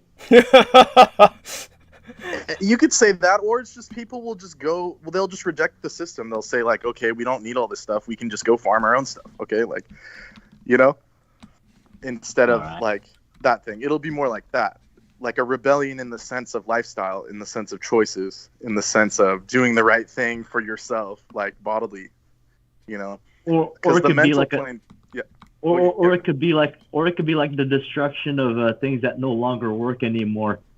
Yes. Then it's not like you have to start over. You just have to move on and adapt. Exactly. And so that's kind of like what the planets, they're not planets exactly, the grahas are saying. They're basically telling us, you know, you make the spiritual choice now. After you saw what happened to the system, it's very fragile. So you have to make the spiritual choice of what side you're on. And then after that, when Saturn comes into Aquarius, then it's going to be like, pretty much we're in the Aquarian age. This is like the initiation of the Aquarian age, as they call it. Like we've had it for the last 100 years, whenever radio and electricity started coming about.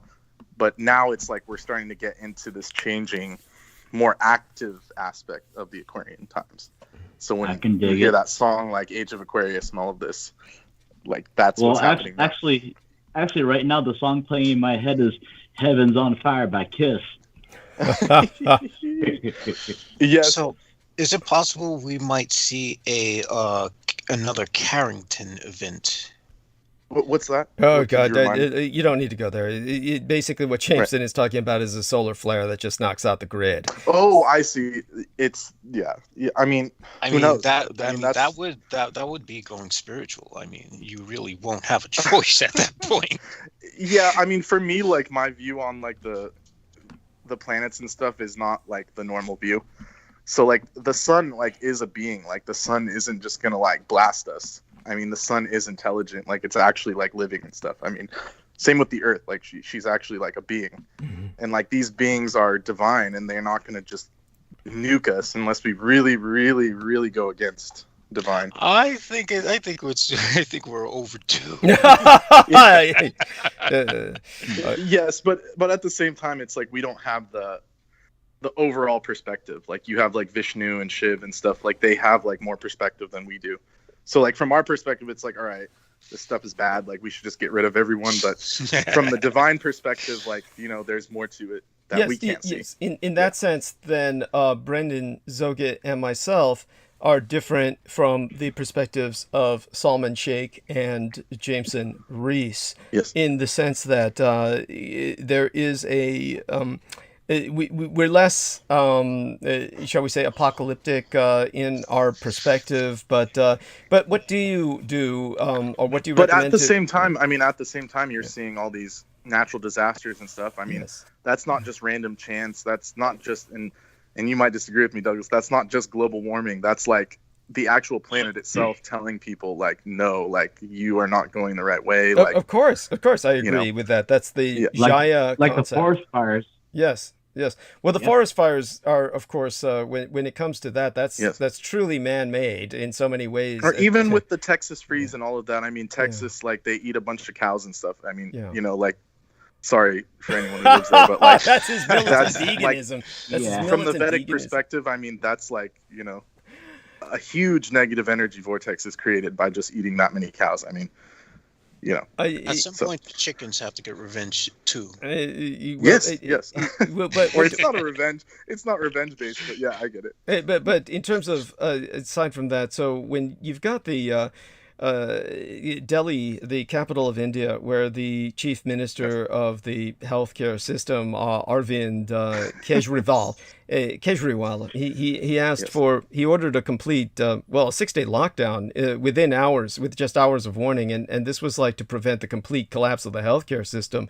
But that was on Monday, and basically over 99% of the ICU, the intensive care unit beds in the capital, were occupied that day. And by Tuesday, several of Delhi's top hospitals, all with hundreds of COVID patients, had declared oxygen emergencies. Literally, this means that they Yes. all had only hours of supplies left. So hundreds of people must be dead there by now, and thousands at this point. So what do you recommend people do at this point of apocalyptic systemic collapse? I mean, what is there to recommend? I mean, Well, I mean, from just basically from the perspective of divine and like the grahas and like what the planets are saying is become more grounded in the body and become more practical. Like if people were like, for example, like, you know, more practical, like, okay, you know, people are sick and you want to, if everyone were to take care of their body in a proper way and find out the right way to do that and connect with the earth, then the diseases will be less, no matter what it is. Even if everyone had a really good immune system, I mean, even COVID would be less likely. Okay, so that's the main thing, is like you have to take care of your body that you're given. It's the only vehicle like anyone has. It's the only tool anyone really has, like that is your free will to use. So I think that's the main point, is that like. But by the way, and You know, I want that to thing. emphasize something for Brendan specifically. The other day, Yes. and I don't know if you heard this, I'll talk to you about privately later, but I gave the general outline just Yes. on the latest transmission, and Peter Moon, just as soon as I was done with the subject, he wasn't even going to respond. He just vacated the premises immediately. He just shut down and said, I've got to go, and he begged off, saying he was suddenly quite tired, and it's obviously a hard topic, but basically I was how would I say this? Basically harassed in a sense by a what might be a delusional fan or listener, or it might be part of the Richard K. Cole Jr. conspiracy, part of the gang stalking. He might have told just white trash living everywhere that I had money that I could give them, but whether you heard it or not, somebody was knocking on my door. And just an unusual confluence of circumstances caused me to answer, which I would normally never even respond. But I was expecting pharmaceutical delivery from Kaiser Hospital.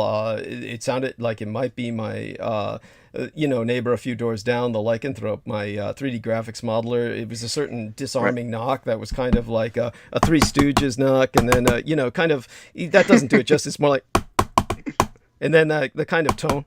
The follow-up, anyhow, it was just a series of bizarre things. Yeah. And it was kind of, anyhow, the guy was really nervous, and he was outside pulling things in and out of his wallet, like he had something he might show me, but decided not to. He wouldn't identify himself, and he was asking for money, and got very threatening when, I simply wasn't going to give him any. I was just asking, who are you? Right.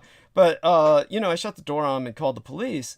But all of this made me realize that maybe one of the reasons he was here was to expose me to COVID. Now, of course, I've had the cheapest shot in the world. It's the Jensen one shot and you're done. And the Johnson & Johnson Jensen vaccine is so worthless, that they're pretty much taking it off. Many places are just not even bothering with it. But I mean, I think that's fine. I mean, that's the one that doesn't use like the RNA tech. So okay, so you feel it's all right. That's a conventional vaccine. Yeah, like that's so supposedly. I don't know exactly what they do to it, but that's pretty much the one it's like a retrovirus. It's like a more traditional type. So in other words, you feel more confident or safe with that than you do with the mRNA vaccines. Absolutely, yes, definitely. Because the mRNA is originally developed as a cancer therapy. It was never meant for what it's being used for. I mean, so the other one, in my opinion, is more tested. Okay. Like they've been doing the flu shot thing for a long time. Like, the repercussions of that, but the other one's like not so much. Interesting. Yeah. Well, it was funny after. And I'm not advocating. I'm not saying go take it. Just to clarify. Yeah, just so people understand. I'm not saying take that one over the others or anything like that. I'm just saying in general, that's the one that's has more history. Interesting. Well, I see what you're saying. At the same time, that's the that's the one that they claim has the least amount of efficacy, something like 65% or something like that, right? As opposed to the others. Well, that's because they want to push people towards the mRNA thing. I see. Okay. In my opinion, to test it more because it's not actually approved. So but we can get into that another time. Oh, I'd like to. So we'll do that another time, and guaranteed. But nevertheless, I began to come down with symptoms after talking to the guy, in terms of just like I was feeling like I had at least a cold. Yes. So your vitamin C did help out there. Your lipo C, as always, has come around to save my ass. So if the guy was here as a vector for disease, if not COVID, then at least the common cold. With what little exposure I had to him, then your lipo C took care of that. So along with what you sent me. So I'm glad. Just want you to know that. How are the supplies? Are they okay? They're okay for now. I'll let you know when they start getting low. But I'll let you know when they start getting low. They're okay for now. Yes. Probably maybe next month. Next month you could send me another supply. Okay. Yeah, definitely next month. Wait till next month and then do it at the beginning of the month. Then that should be fine. Okay. And oh my God, so. But yeah, that's definitely like the vitamin C is a good. And that's another thing is like, if people were more aware of the taking care of the body thing, like I was saying, there'd be like a lot less, things happening, even with like these deadly diseases around. So I mean, that's what the planets are telling, is that, Saturn is like practicality and stuff, and Capricorn, its home sign. Saturn is in Capricorn, its home sign, so it's an Earth sign. So it's bringing things back to the body. Like, if you really want to make a difference and stop the COVID, like you have to take care of your body first. I mean, that's what I'm saying. And your stance then on the vaccines is very interesting. We will talk about that privately and publicly, both. Whatever you feel comfortable saying about it. But I mean, even with that, I've seen people avoid negative symptoms just by taking the vitamin C. I mean, so like it can be mitigated, the things that happen with whatever is going on with that. So yeah. Mm-hmm. No, very important point. Very appreciated. Well, we love you dearly. And the important thing about vitamin C, just like quickly, is that it can counter any toxin. So whether it's a pathogen creating toxin or a snake bite creating toxin or any of this, like it actually can counteract toxic activity in the body. So. Yeah. Well, I want you to personally say goodbye to Salman Sheikh for now. I'll let the both of you exchange your farewells. And is he leaving, or because I'm about to? Well, you are. Right, okay. He'll be around for a little while more, at least till Peter Moon shows up.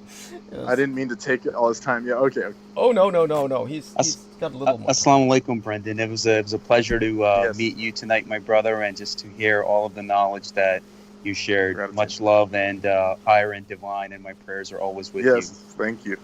Yes, Assalamu alaikum. Ramadan Kareem. Take care. Yes. Assalamu alaikum. Okay. Gratitude. Wonderful. And I would like. I'm sorry, Brendan? Oh, I was just going to say, I wanted to end with a poem. Please. Real quick. Please, take your time. All the time you want. And I was going to say bye to Daniel, too. Like, I hope his green thumb is going good, because, like, it looks like it's next level. So Yeah, well, it's like he sure knows how to smoke, so he should at least have the opportunity to grow, right? I mean, oh my God. One thing I'll say about Daniel is that the beauty of it is it doesn't impact him the way I see it impact others, to the point where Daniel, he's obviously it's living because life. of the body discipline. It's because of the body discipline. I mean, if you have like the martial arts discipline, like you have that foundation where like you're not going to get like toasted, right? Like, you know, and I practice it. Yes. And I practice it daily. Yes. Yes. All that karate shit in the yard. Yes. Thank you. Okay. Yeah, wonderful. Thank you. Well, we love you dearly. Don't forget to say goodbye to Jameson, too. And all our listeners. Yes, much love, Jama. Yes. And everyone that's listening, yes, I always forget about that. Yes. That we're on the bandwidth. But let me get through to this poem here. Yeah, please. And it's inspired by speaking with Salman. It's Rumi Jalaldin. So it's a very well-known poet. Alhamdulillah. Yes. So it's a short one, so because I have to go. So, your heart is the size of an ocean. Go find the gem hidden in your depths. Your mouth cries like a seashell. That heart is too small for me. That heart contains the whole universe. How can it be so small for you? You searched the whole world for life, yet in your own heart you will die. You were born in the blissful arm of union, yet alone you will die. You have fallen asleep by the edge of a lake, and now you are thirsty. You sit atop of treasure, yet utterly in poverty you will die. So like Rumi's, he's speaking of how you always have the gem, and you always have the wealth of spirit, and that at any time you can get to it. So, yeah. Beautiful. Thank you so much for sharing that. Right. That's delightful. All right. Much love. Good night, everybody. Yes. Much love, brother. Thank you. Okay. Yes. Good night, Brendan. Yes. So that was wonderful, and that was Brendan Zogit.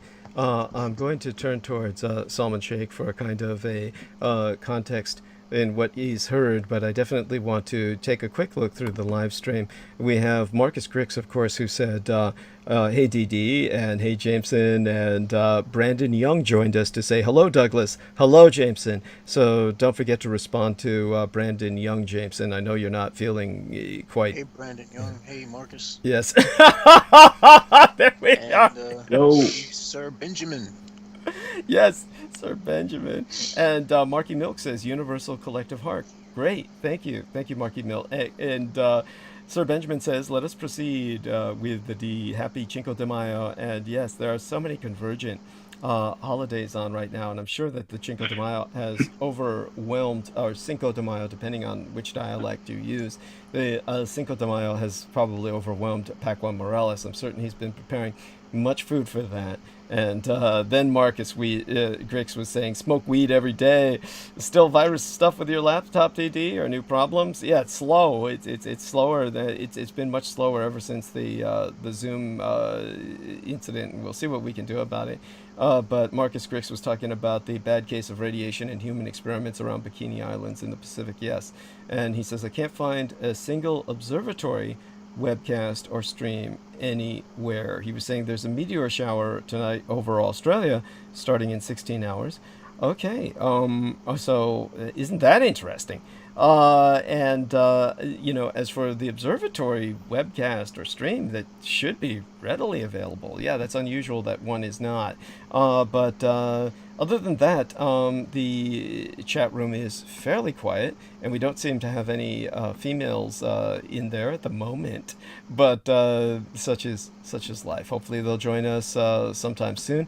And definitely, we had quite a few in there with the latest transmission. We'll see what happens as the night goes on. So Salman, do take the stage now with Daniel Arola. I'm hoping the two of you can speak of some things that come to mind.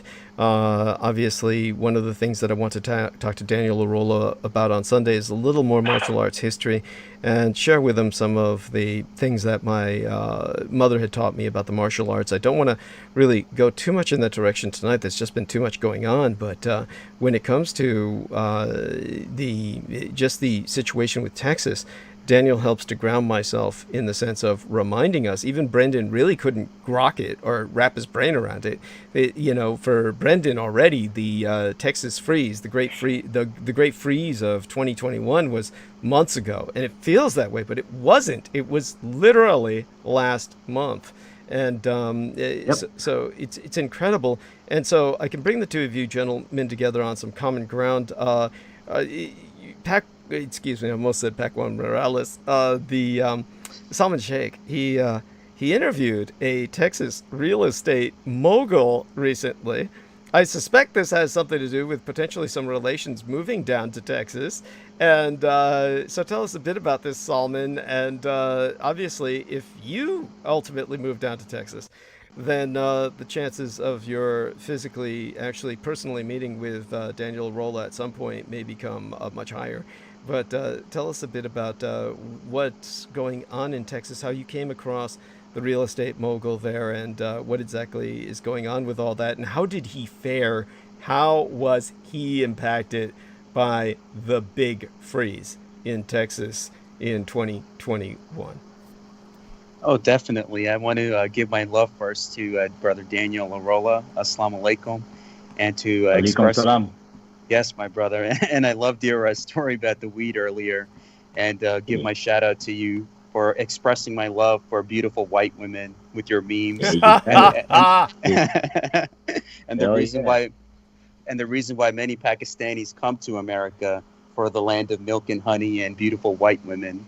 So getting back to the the Texas thing, I encountered him through a mutual acquaintance. Like when I went to go to Texas, and I sat down with him. He's like big in the Plano area, in the McKinney Plano area, and that's where I was mainly staying at. So we took a liking to each other. We became friends. I sat down and I said, I have a YouTube channel. Would you like to get your message out there about how great of a state Texas is, and what is it about it that makes it different from the rest of the Union States of America? So he sat down and gave me a gist of the quality of life, and how like Pakistanis are like faring better in Texas compared to other states, and how like they help you out with different programs. If you're a homeowner, there's a better education system, better neighborhoods. So he was able to like kind of sell it in a good point of view. And I have several of my family that's moving down there, and myself at the moment, I'm here in Philadelphia, but who knows, I let Allah guide my fate for me, like, because I know wherever I'm meant to be, whoever I'm meant to deal with, my life will be divinely guided. So I was meant to go there and interview that great gentleman and get his message out there. And I loved it because he's in an area which wasn't impacted by the Great Freeze that much in the Plano area. But I loved it because Texas just had a different vibe about it, like in terms of the food, the hospitality. People were very nice. Like, the weather was nice. I mean, here in Philly, like, you already know the situation with the crime, and everyone's like kind of afraid to look at each other. The weather's always messed up in a way.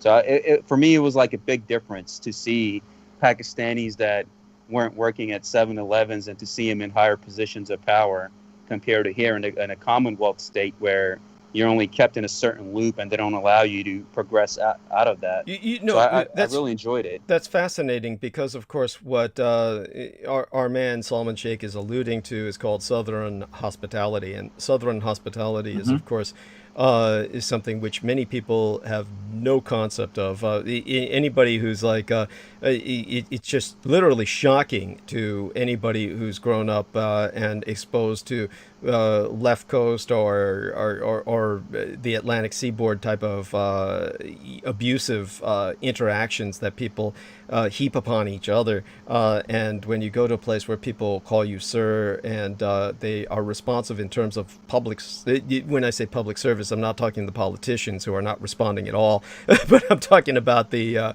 people who are responding to you in service, meaning like at the 7-Eleven or other places. And they are typically whites and blacks. They're younger whites and blacks from what I remember when I was there. as opposed to foreigners or immigrants. These are like kids. They're just kids who are going through school and the like. But in terms of what our man Daniel Arola will relate, he'll relate the fact that most of the Pakistanis that he sees are in successful positions in Texas. So that's intriguing. So do Daniel share that reality with us. Yeah, well, even the ones that work in the gas stations, they're either in upper management or they own the place. And not only that, they also keep those stations clean. Even if it's in the ghetto area, they keep the gas station clean. Well, that's incredible. That's also very important. Yes, yep. It is, and so aside from that. I don't know if Salman has any response to that. That kind of reminds me, but they're respected nonetheless. I mean, you don't really hear many people talk shit about them unless they're from England when they get an excuse to say "pake," in a disrespectful tone. Other than that. Yeah, definitely, my brother. It's about the concept of the American dream. And that's the difference that I've seen in Texas compared to here. I actually took a liking to it, and hopefully next time I come, I'll have a chance to visit Houston as well. Oh yeah. Wait till you see the women. That's right. Hey, where the white women at? They're here.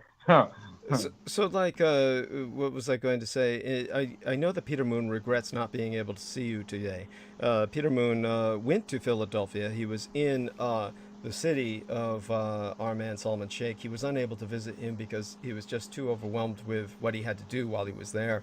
That just simply took up too much time. And the driving time, of course, from Philly to New York is obviously, takes up time in and of itself. It definitely, let's see, we're getting some incoming messages here. Let me review that. But I understand that the both of you, Jameson Reese is asking me if Moonman, the Moonman, as I call Peter, will be coming on at 10. We'll just wait until he informs me whether or not he's available. I don't know. So thank you for asking, Jameson. We don't know if I presume whether he's coming on or not. I'll get some information from him. But he's speaking about 10 p.m. Eastern Daylight Time, which Salman Sheikh is on, and of course Mr.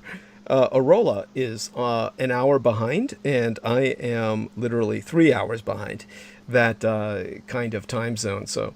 Hopefully someday all of that changes. But in regards to everything that we were discussing, and I know that we were discussing the similarities of the people of South Asia, but what's ironic here is that Asian India was on the path to presenting itself as a vaccine superpower.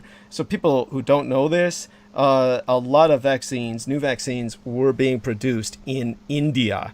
And India was going to farm these vaccines out to Africa, and all of that had to stop. So Africa was impacted directly by the meltdown in India. As for India itself, one of the major health officials came online and on national television, so to speak, and told the people of Asian India, don't line up for vaccines because there are none to be had. So, in other words, they had prepared all of their vaccine for external shipment, for exportation, and none were available for distribution. They simply didn't have the system or the infrastructure to distribute them to their own people.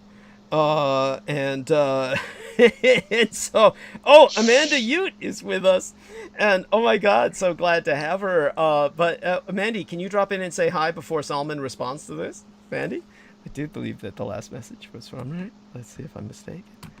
And let's see. And she is here. Come on, honey, you can talk. Yes. And Mandy, let's give her a flower here. Well, she's on mute, and whatever's going on with her, I hope that it resolves. So Salman Sheikh, do respond to us and tell us what does Yes, a person definitely. do when confronted with this kind of crisis? Obviously, we can only go so far with condemning the corruption of India, which is almost at this point so obvious that it's unbearable. But perhaps you could bring Yes. this home to people in such a way that that they have some more context for it. This and everything else that Brendan was addressing, your own opinions, perhaps even on astrology and whether, obviously there were many people who are more fundamentalist in their orientation who view divination or fortune telling through astrology and the like to be Hmm. almost sinful, something that would be the path towards damnation. So, share your own opinions on all of these subjects so that people can get more of an appreciation of where you're coming from. Yes, my brother, definitely. To get back to the original topic and to add on to this as well, we see the aspect of these Eastern powers and Western powers that are struggling with each other for hundreds, if not thousands of years under the guise of different identities, religions, ideologies. Now we're seeing the new forefront, like you and Brendan explained so beautifully about World War III. And the Chinese, for the last 30 to 40 years, have been making a lot of friends in the region, with Pakistan being one of their satellite states, which is also a nuclear powered nation on top of its geopolitical influence. So they've been making a lot of friends through investment, business, building infrastructure.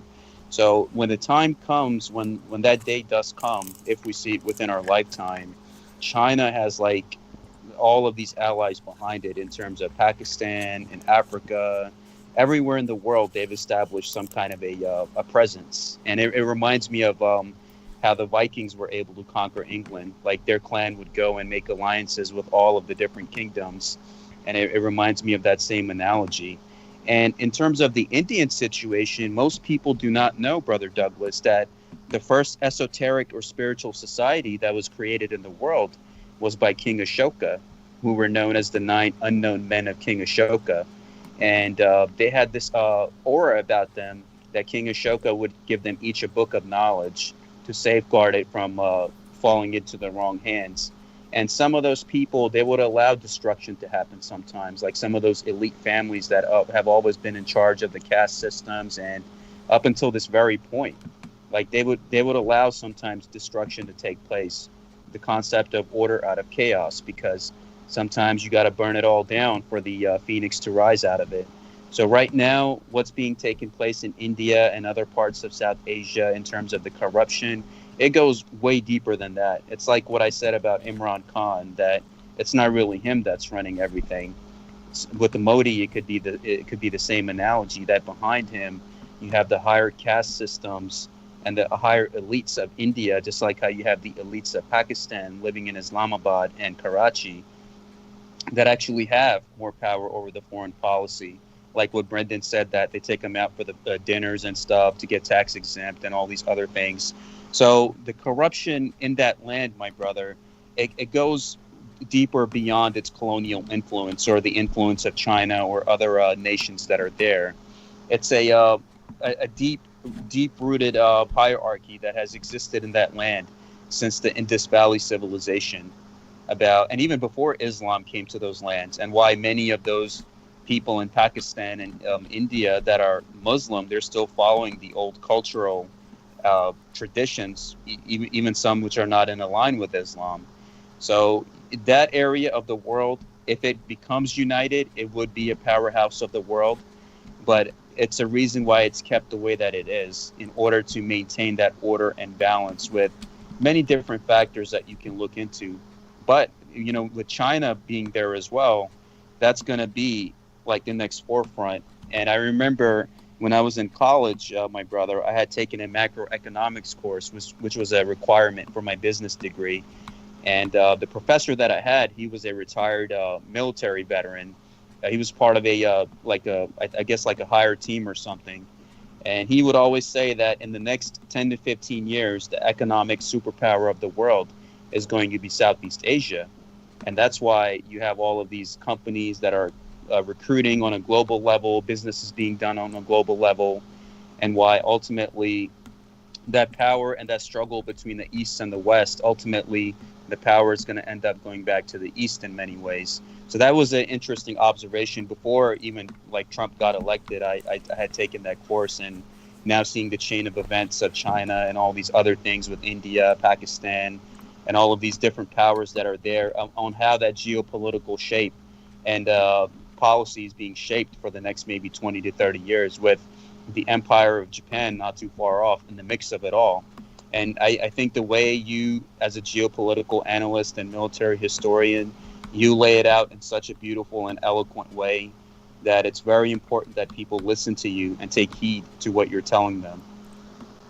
Thank you. I deeply appreciate that, and profoundly so. So when it comes to everything you're saying, and the individual who was talking about Southeast Asia, one thinks of Vietnam and Indochina. Do you feel he was saying that, or South Asia, that he meant more like towards the Indian subcontinent? How do you feel he was, what do you feel he was directing his attention towards as this kind of regional, this rising regional power that would have global impact? I think it could be said for both of them, my brother, because even having somebody who's visited Pakistan, I've been close to the Indian border, and I see that they do work with each other. And there's also been instances recently where, like from Bollywood or their music industry in Bollywood, they have given visas to like Pakistani actors and musicians to come and perform in their country, and I guess vice versa. So that aspect of the internet and the younger generation finally seeing through the BS of everything, they're kind of like actually becoming more united now. And I think if I see it in my lifetime, if Allah gives me the privilege to see something like that in my lifetime, where the land does become united, then I think it will be the younger generation, because they see that, because now they have the internet, they're more educated and have more resources available and have access to the internet. Compared to like previous generations. So information and other realities get spread out faster, similar to the Chinese martial artist situation of them getting knocked out. So it's the same with them. Now the younger generation are going to be the ones within the next 30 to 50 years that are going to turn a tide in Southeast Asia and make it more united and cooperate with each other, and know that fighting didn't do anything for us. Why don't we all come together and help the poor people of both nations that are struggling right now, especially with the hell that's taking place with COVID. Thank you. And as well, if you could explain the feeling that might come of this towards, how shall we say, zakat is the third pillar of Islam. Could you present to people how that might help in this situation? Yes, so one of the 5 pillars of Islam is zakat, like Brother Douglas has stated, the act of being charitable. And what they say is 10% of your income from a monthly level or a weekly level or a yearly level, like whatever is appropriate for you, because you have to put the needs of yourself and your family first. So once you get that straightened out, what they say is find a poor family that you know, could be anywhere in the world, here, Asia, Pakistan, India, Africa, and sponsor them for a month, sponsor them for a year, whatever it is you could do. Take that 10% and just donate it to them. And it's encouraged in Ramadan as well to be charitable, which I have donated to several groups, Sufi groups in Africa that were distributing food to the poor. And it's about just helping humanity, helping your fellow human being. If I know my neighbor is hungry, then the higher and divine, like Brother Brendan says, or Allah, it tells us that how can you sleep at night knowing that your neighbor is hungry? So that's part of zakat, to be charitable in terms of food, courtesy. If you could spare money out of your income to help somebody and sponsor a poor family, or save up your savings and make a yearly donation to somebody or some group, then it's all part of that collective human consciousness that we're all walking each other home, and we all owe this love and light to one another. And the reason why the earth is acting out so much, the aspect of the 85% will perish, is because people are just not cooperating with each other, and just with the aspect of what's going on. It's about a choice, my brother Douglas, and how you laid it out too, that people have to make that choice of choosing that side of goodness.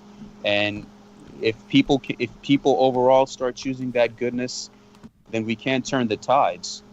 And it's about just being charitable and helping your fellow man in this time of need. Mhm.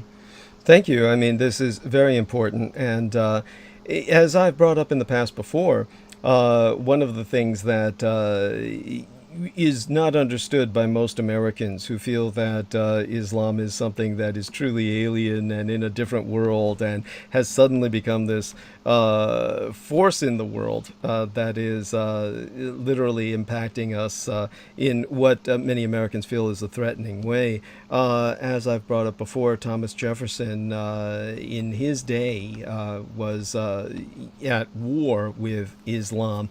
And prior to that, the Americans were literally paying tithe to the Sultan of Tripoli and the various other sultans of the Mediterranean, so that they wouldn't raid or board and raid American ships and take American sailors and passengers as slaves. So this made it essentially.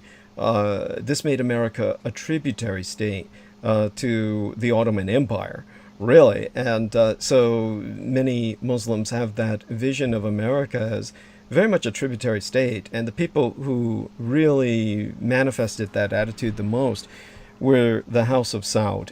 And I think that what makes this so... the Americans know nothing of it, but the dynamic should be offensive to any Muslim, because honestly, the House of Saud and the Gulf states, the Emirates of Dubai, to try and put this into some perspective for people, 100 of the world's tallest buildings are in Dubai. And you've got the biggest tower of them all is, of course, that oh God, I'm forgetting the name of it. But basically, Burj Khalifa. Thank you, the Burj Khalifa. That just makes all those other buildings look like toys. Honestly, it is something that you have to see it to believe it.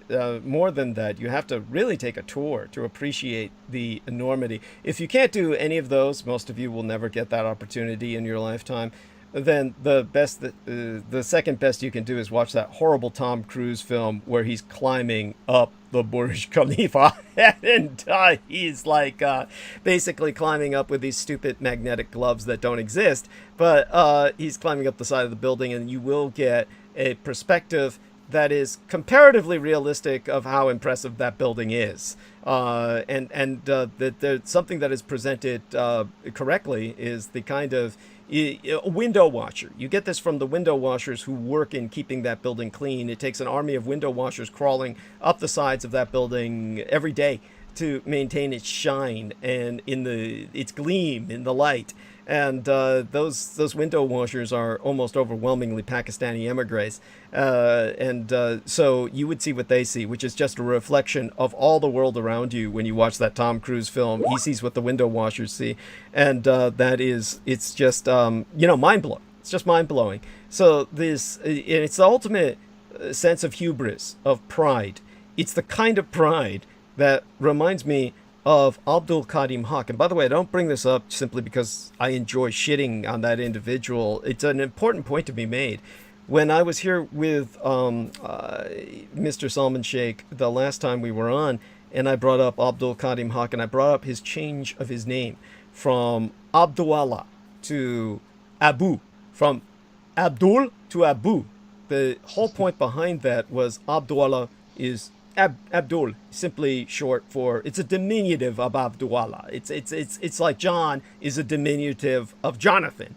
And so he was changing his name from slave of Allah, which is what that means, God's slave, a servant of the Most High. He felt that that was offensive to him. He didn't want to be a slave, so he changed his name to Abu, which means father. Now, of course, I went to the gutter, as I am wont to do, and I said, like a Mac Daddy pimp, like saying I'm daddy, like pimp. But really, the horror of it, when you see what that man is doing, he's assuming the name of the Father. This is, of course, in the patriarchal monotheism, we think of God the Father. And so he's assuming on himself the place of God. That's really what he's doing. And he also gave himself the title of doctor. I noticed that he wants people to call him doctor, which is he hasn't earned that title. So I guess his doctorate comes from the trolling of the internet, and that somehow gives him this ability to glorify himself to the position where he assumes the position of the Father. Now, this is the Burj Khalifa. When you see that tower, that is the Proud Tower. It's very reminiscent of the Tower of Babel, very reminiscent of that stab in the eye of God. And it's not that such towers should not be built necessarily, but here's something that brings us back to Salman Sheikh. Say if all of that had been invested in zakat, where the Muslims could confound the Americans and send their heads spinning, if only the House of Saud and the trucial sheikdoms, as we used to call the Emirates of the Persian Gulf, which of course the Arabs call it the Arabian Gulf, just so people know. But, that's a back and forth. But when it comes to these cultures, they could have actually come out and say, well, since, around the time of Jefferson, before you declared war on us, you were a tributary state that was paying tithe unto us, so we need to show you charity. And say that many of these Muslim dynasties in the Emirates and the House of Saud adopted, each one of them, 100 poor white families. And the white is important here because impoverished whites would, unfortunately, they're the majority. There's far more whites than there are people of other colors at the moment. So in America, if they adopted poor whites, it would have an immediate impact socially. Say they adopted them and started providing them some level of sponsorship. Imagine the impact that would have, rather than this feeling of Islam as this potential threat. Americans would truly be in debt to them. I think that would be the ultimate irony, and it would just be this delicious sense of where would their commentary go after that? You would suddenly have Islamophobia disappear. The entire problem of Western Islamophobia could be solved by simply living up to Allah's rules as delivered by the Prophet Muhammad, peace be upon him, of zakat. Is this not the way it should be? Yes, Brother Douglas. You always, like usual, lay it out in such a beautiful and eloquent manner. And the truth is that a lot of those elite Arab royal families, they were placed there by many Western intelligences to keep things the way that it was going. They have enough money, like you said, to sponsor majority of the impoverished white families in America and provide for them in such a manner that even if they do, they would still not run out of their wealth for several lifetimes. And that's what they did for their students from Saudi Arabia, to come and sponsor them and come have a visa. And what they did for them, Brother Douglas, was besides paying for all of their tuition fees, they also gave them a salary of $2,000 to $3,000 a month. Yeah. Just to go to school, give them tuition fees, and give them like a full-time salary. So what they did was, with that money, they helped a lot of those students. But again, there's an agenda behind that too in many ways. So if they could have helped the aspect of helping the people here, that's the biggest example of zakat you can do with people who actually have the money. But the thing about the Arabs over there is, they don't even treat their own Muslim people well, with the Burj Khalifa being built with the slave labor of Pakistanis and Bangladeshis and who knows, all of these people from Southeast Asia that came there to work. And one of the signs of what the Prophet Muhammad, peace be upon him, said that one of the signs of the world ending will be that the Arabs will start to build tall skyscrapers. And that would be the case. That's what's happening now with this modern day replica of the Tower of Babel, where these people who have all of this money dictating world foreign policy, where they're immune to any kind of justice, could help so many impoverished families all over the world. But like we hear so many stories about them abusing their maids, their workers, and doing all of these inexcusable things, is that they are a part of the problem in terms of why the world is in chaos. And Islam, it was successful under leaders like Saladin, which saw equal distribution of wealth, rights, privileges, and also the Prophet Muhammad, to see everyone equally treated with respect, because that's how you build that foundation of equality, liberty, justice, and respect for all beings of this earth. And if that was the case, if they really helped the people here and with the zakat, I mean, it would be a life-changing situation for Americans. Well, it would change the power balance of the world. You would suddenly have people unable to bring themselves to spew Islamophobia. There would be no reason for them to. And at that point, you would probably see many more converts. And this would no longer be simply a prison trip. This would be something that would be sincere. So this is just part of why can't people just see the obvious? It's honestly, we cannot help ourselves unless we help others. And this is why India cannot be ignored. And so certainly I think that we are now in a position where, at least on this roundtable, we're bringing forth a geopolitics of charity that no one seems to be considering. And had they considered it in the first, we would never have had the troubles of this so-called war against terror.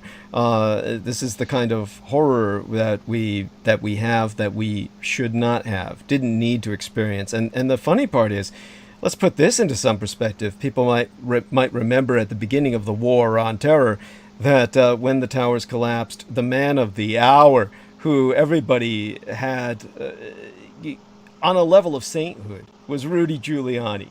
And at that time, people might remember I was the only person who really spoke out against him. Of course, no one knew who I was at the time of 9/11, but I certainly spoke out against him as soon as I had a platform and was provided a platform. Now, of course, look at him, and people begin to finally see the man for what he's always been. But when this individual was a mayor, then you have people saying, "Oh, he cleaned up the city and everything like that." And honestly, it's like, well, he gentrified it. He gentrified it, and in that sense, he kind of. He was a horrible fucking mayor. That he was mayor when Amadou Diallo got shot. Oh my God! So he was letting them get away with all types of shit. And Amadou Diallo got shot with over 101 rounds for having a fucking cell phone. Oh my God!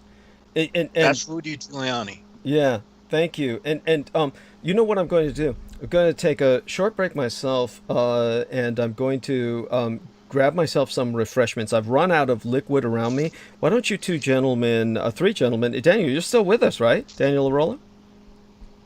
Oh, yeah, I'm here. Oh, thank goodness. Why don't the three of you gentlemen hold the round table? I'll be back in about 10 minutes at the longest. I have every confidence the three of you can come up with conversational material to last through that period of time. If Peter Moon hasn't joined us, soon enough at the bottom of the hour, what I'll do is I'll go into monologue, because there is so much to cover tonight, much history. But I want you gentlemen to help take us to the bottom of the hour. And if Amanda is with us, she's welcome to join. I mean, if she's able. You want me to see if I could bring Peter on? Sure, you can try. Hopefully it doesn't, seem like harassment to him. Yeah, give it a try. If he doesn't respond, don't trip off it. And certainly, Amanda, if you're able to talk, please join in. I know she seems to be there, but whether or not she can talk or not, I'm not quite sure what her situation is. But certainly you gentlemen can help with that. And by the way, when our man Daniel Arola was bringing up the Pakistanis, dominating the gas stations in Texas as kind of like an ethnically enclaved niche industry, and he was saying, yeah, and they keep them clean. Yeah, they always keep them clean, even in the bad neighborhoods. It reminded me of when they released Nelson Mandela, And when they released Nelson Mandela, basically, I can't remember whether it was Botha. I think it was Botha was the white guy running apartheid South Africa at the time. And they were trying to ask him what qualifications did this man have, Nelson Mandela, to be running for president. And obviously, Nelson Mandela has a background that is hardly what you would consider conventional. So it was, the only thing he could think of saying was, well, he always kept his cell very clean. That's what that reminds me of. It's kind of like that, but no. Obviously, as Daniel was pointing out, the Pakistani emigres in Texas seem to be really in a different category of experience. They are experiencing Texas much differently than Pakistanis experience Philadelphia, and so obviously there's something to be said for that as being a kind of frontier. Honestly, I do personally believe Salman Sheikh, well, he seems happy enough in Philadelphia anyway, but I'm certain he would probably like it better in Texas, if they can only keep the gas on. But, aside from that, by the way, what exactly is, you could talk about this while I go refresh myself. What exactly, you bake this bread yourself. Sometimes it looks like it may even have a chocolate topping or something, or is that just the crust and you bring it out to the birds? And so what's going on with this? It's like the birds and you have this thing going in the public park and everything where you're feeding. Is this every morning, right? While you exercise and do your pull-ups? I mean, by the way, here we can have Salman Sheikh bring up the importance of peak physical condition as well, and Daniel could also add some advice there. There is you can go in a bit of this kind of daily routine thing that is ongoing. It's something to do with exercise and bird feeding. It's I'm kind of puzzled at it myself, but I see this a lot when I'm looking at Salmon World. And in Salmon World, we've got this kind of exercise and animal communion routine going. And actually, it's not that much different from Daniel Larola's world. It's him and the crystals and nature, and the two of you can compare notes on that. I'll be back in about 10 minutes, and thank you very much.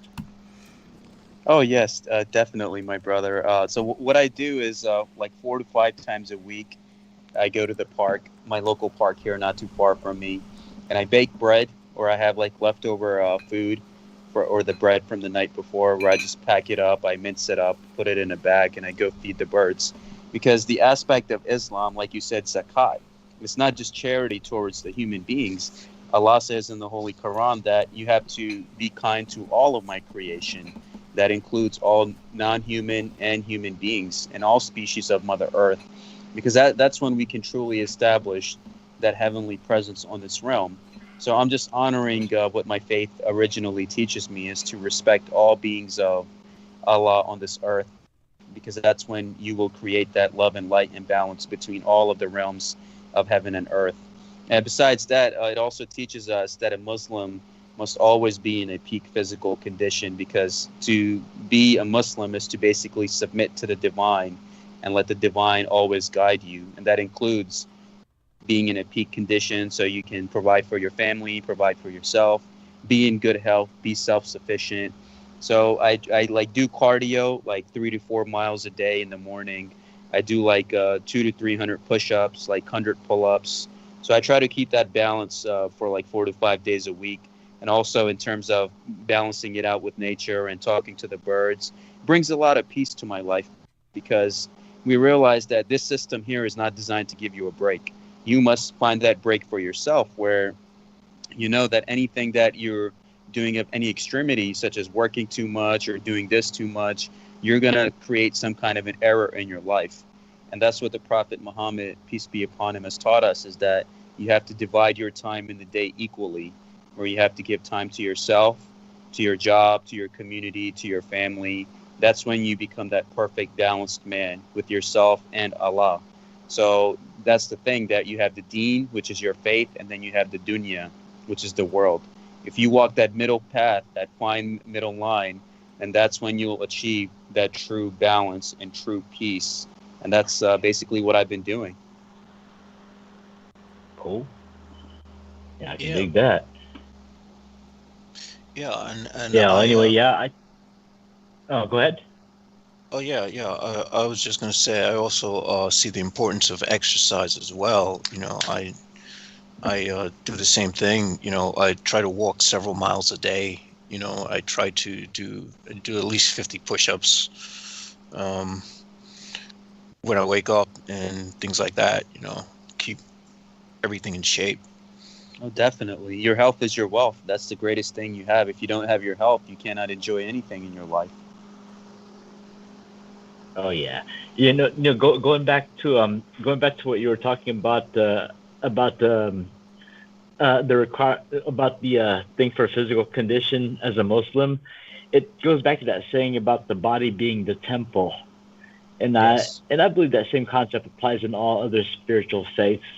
The ones that are, the ones that are actually following it.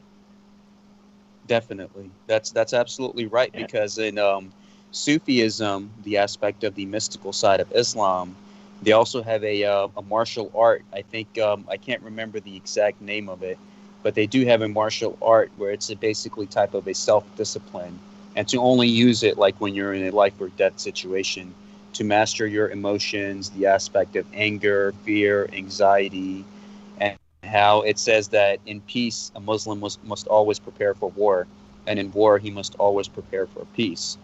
And it's the aspect of just keeping yourself in a conditioned state to respect the body that Allah has given you for this life in whatever avatar you have manifested as. And that's basically in line with what you do, my brother. And I highly respect that and honor that. Cool. Yeah. Just It's like the hell's I saying about? I was going to go back to. Oh yeah.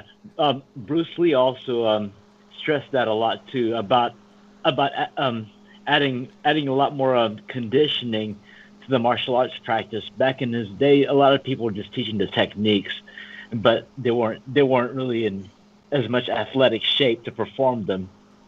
So he promoted that, added full contact training to his regimens, and let people know what's up. Yeah, that's right. And, on top of that, the reason why I do my physical conditioning is to stay in shape for all of the beautiful white women.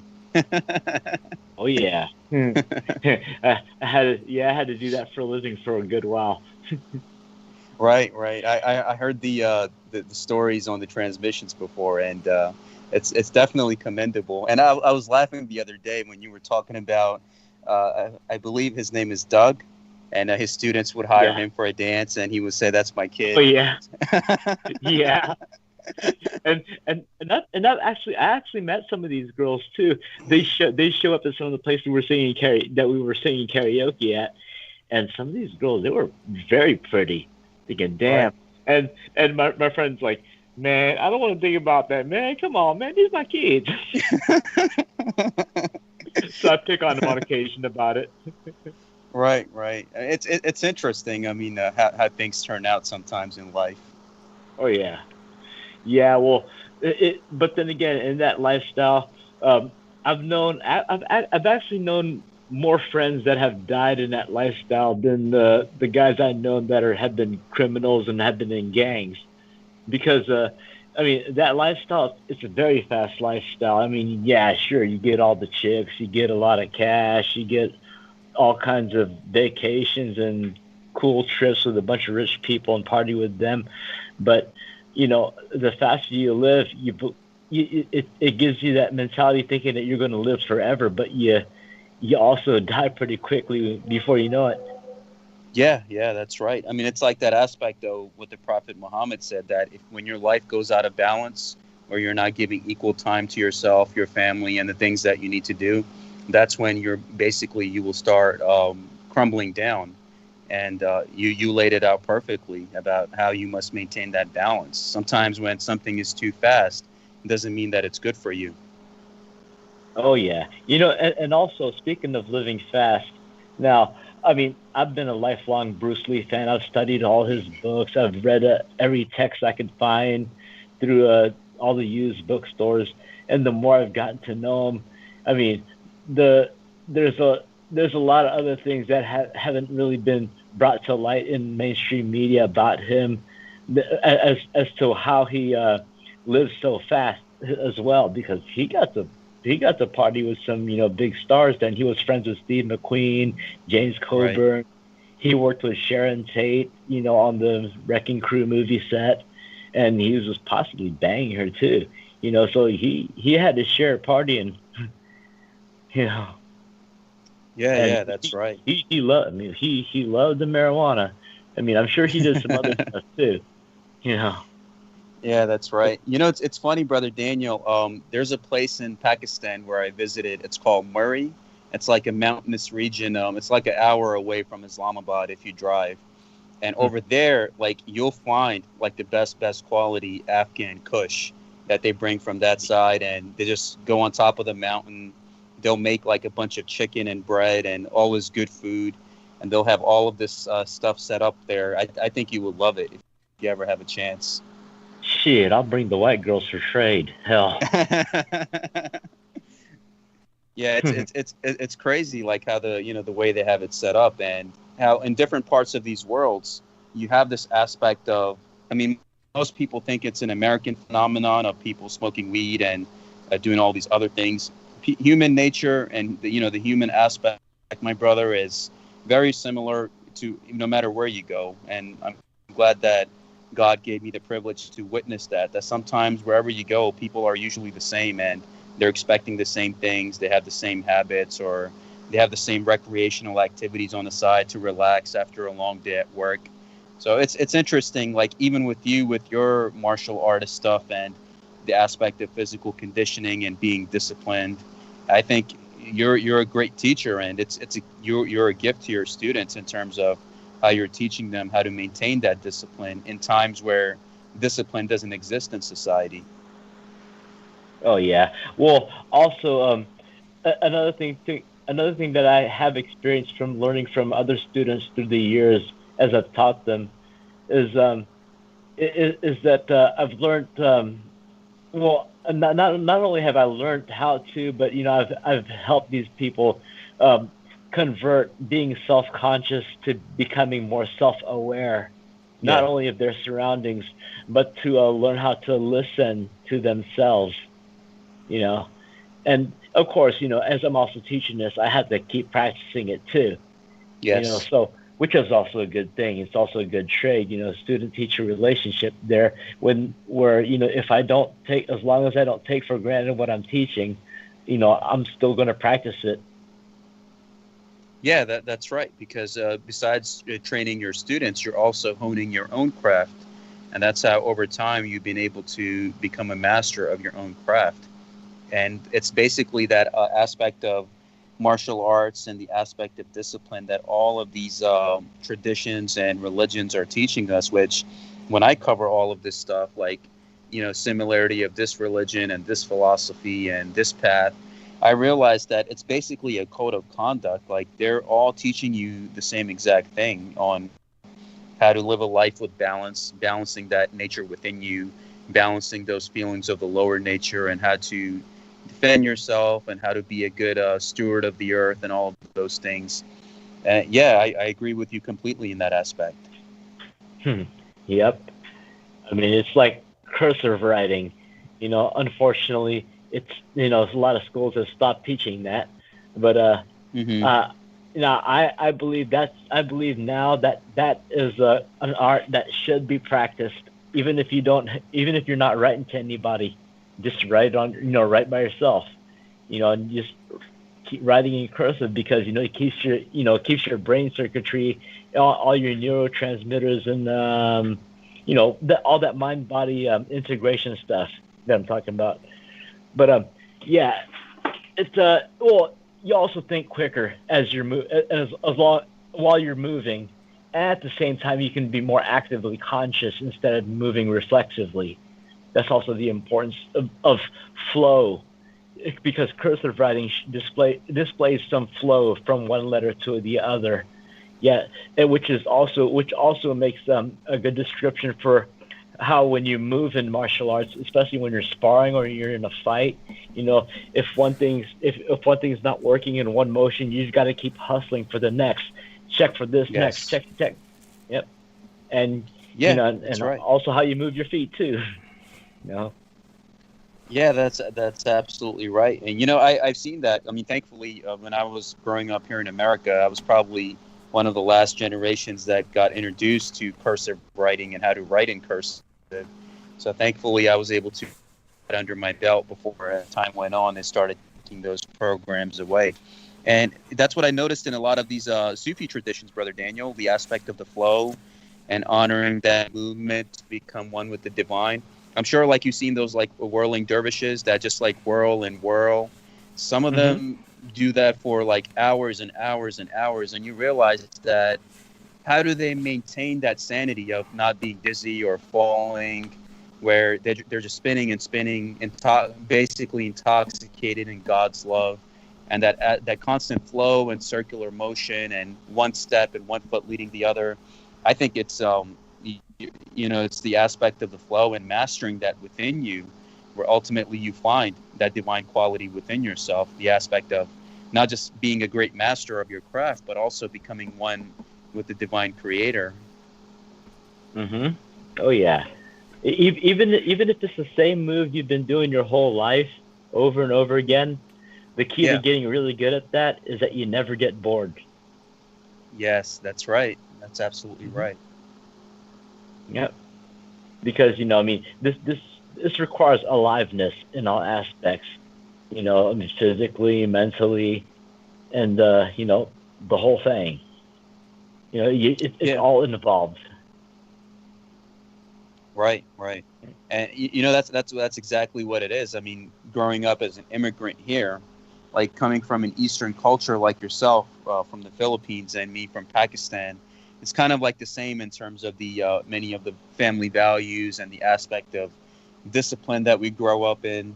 And when we come here to America, it's like we are already like becoming masters in training, where we have to merge the East and the West within us in the beginning of our age, where I know that in home I had to speak Urdu with my family, but when I went to school I had to speak English.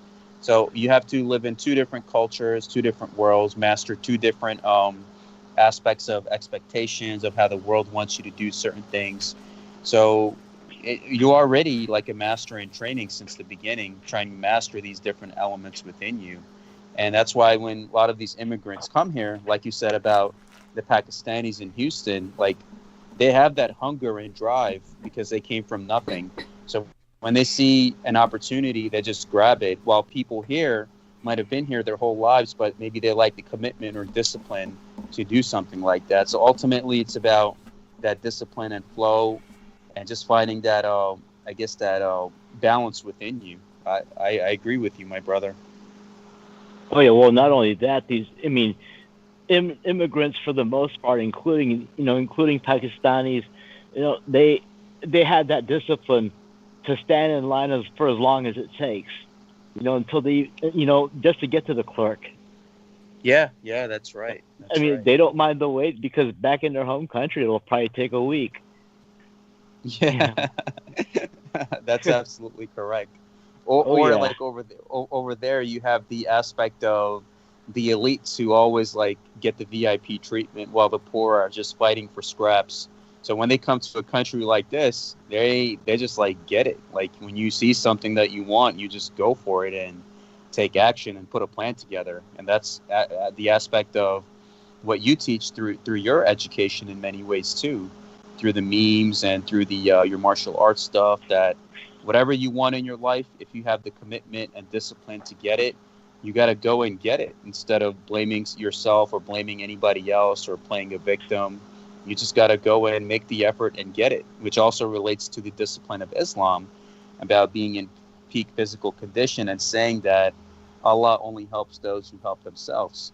So if you're not helping yourself by becoming a master of your craft and mastering the things around you, then God's not going to help you either. So you have that aspect of free will too, which I know you point out in a humorous way in your memes when you go after these people who don't understand They just don't. They just don't get it.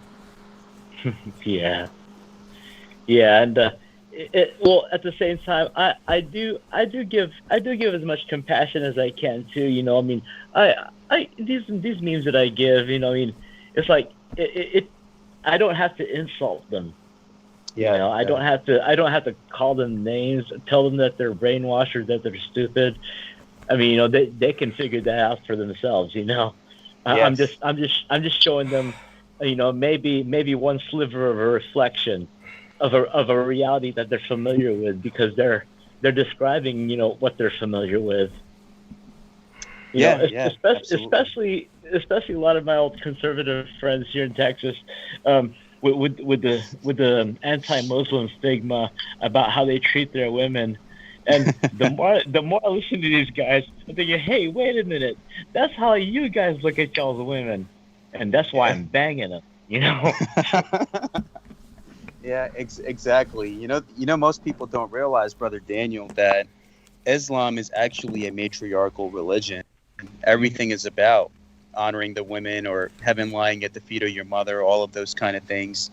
And it was the Prophet Muhammad's wife who actually chose to marry him, which is a tradition that goes back to ancient Egypt, where the woman would be the one who would choose her husband based on his quality and the type of life that he could give her. So it was about inheriting property, having the rights to do business, and all of these other things. And we see here in the West, especially America, that women are discriminated against in so many ways, where they would tell me that Islam doesn't give rights to women, and I would tell them that what rights are you giving to your women, where they're not still being paid enough, they don't have maternity leave, they're being sexualized in all of these industries, you're not giving them their due regard in positions of power, in different positions that you see in this country. So ultimately, it's like what you pointed out. You just project it back right onto them to make them look themselves in the mirror. Yeah, pretty much. I mean, or I would just remind them of things that they had said in the past, and how they can relate to what they're saying today. Yeah, Things like that. It's like, hey, man, that's back in the past, man. Yeah, I know exactly. And consciously, time doesn't make any difference. Yes, Because, that's exactly because right. they're acting on their conscience. There we are. So I just got back, and I want to thank everyone for holding the stage as well as you have. And I'm just going to check in here to the take a look at it takes a Peter Moon is with us. Oh no, our man Jameson added him, but he didn't necessarily respond, right? I presume this is what happened. Is Jameson with us? Yes. I'm here. Yeah, I tried to add him, and he was not available. Understood. That was fine. Oh, jeez. I can't try to do No that. no need to worry. We'll get a message from him if he shows up. By the way, I want to thank how professional Salman and Daniel are. They both went mute when I asked you that question, and that was very professional of them. So thank you so much, the both of you, in that regard. And I take it everyone was holding the stage while I was gone, obviously. I'm, just sad that Amanda didn't participate. This obviously was a subject she should participate in, because we were apparently covering women's issues, and obviously women's issues are important to me. And so when I was bringing up the experience of Mr. Brendan Zogit with that bizarre email that was sent out to many of my affiliates by Lena Shea. It was covering, it was using that as kind of like an angle of I don't know if attack is the word for it, but it definitely She was manifested. basically doing a Richie K. Cole, basically. Kind of. It is something that she certainly works with him in the sense of expediting his objectives, and that cannot be denied. Now, one of the things to put this into perspective for people, again, not that I want to revisit such a negative experience, but when she first approached myself, it was at a situation somewhat similar to what I have now. Now, right now I have a dental emergency, and it's not nearly at the level of dental emergency status, which was critical at the time that she approached myself, was at a highly vulnerable time, was when I was dealing with dental surgery that was literally dental surgery. And this was dental surgery that needed thousands of dollars to deal with. And she provided that, and understand that she provided what I needed at a very vulnerable point in my life, and I could not say no. It's just not realistic.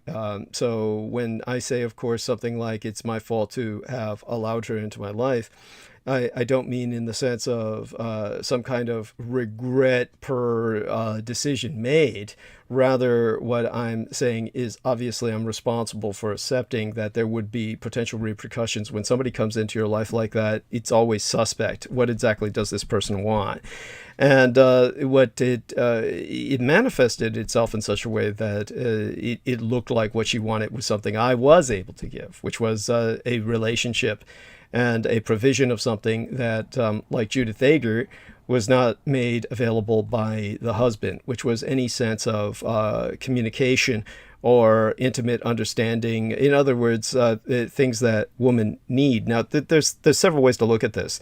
But one of the things that is important is that many women have emotional needs that, for some reason, men feel no sense of obligation toward, yet men will feel that women are there to answer to their sexual needs, and that if the woman is not responsive to that, then she's somehow not holding up her end of the bargain, if they're married or in a physical relationship.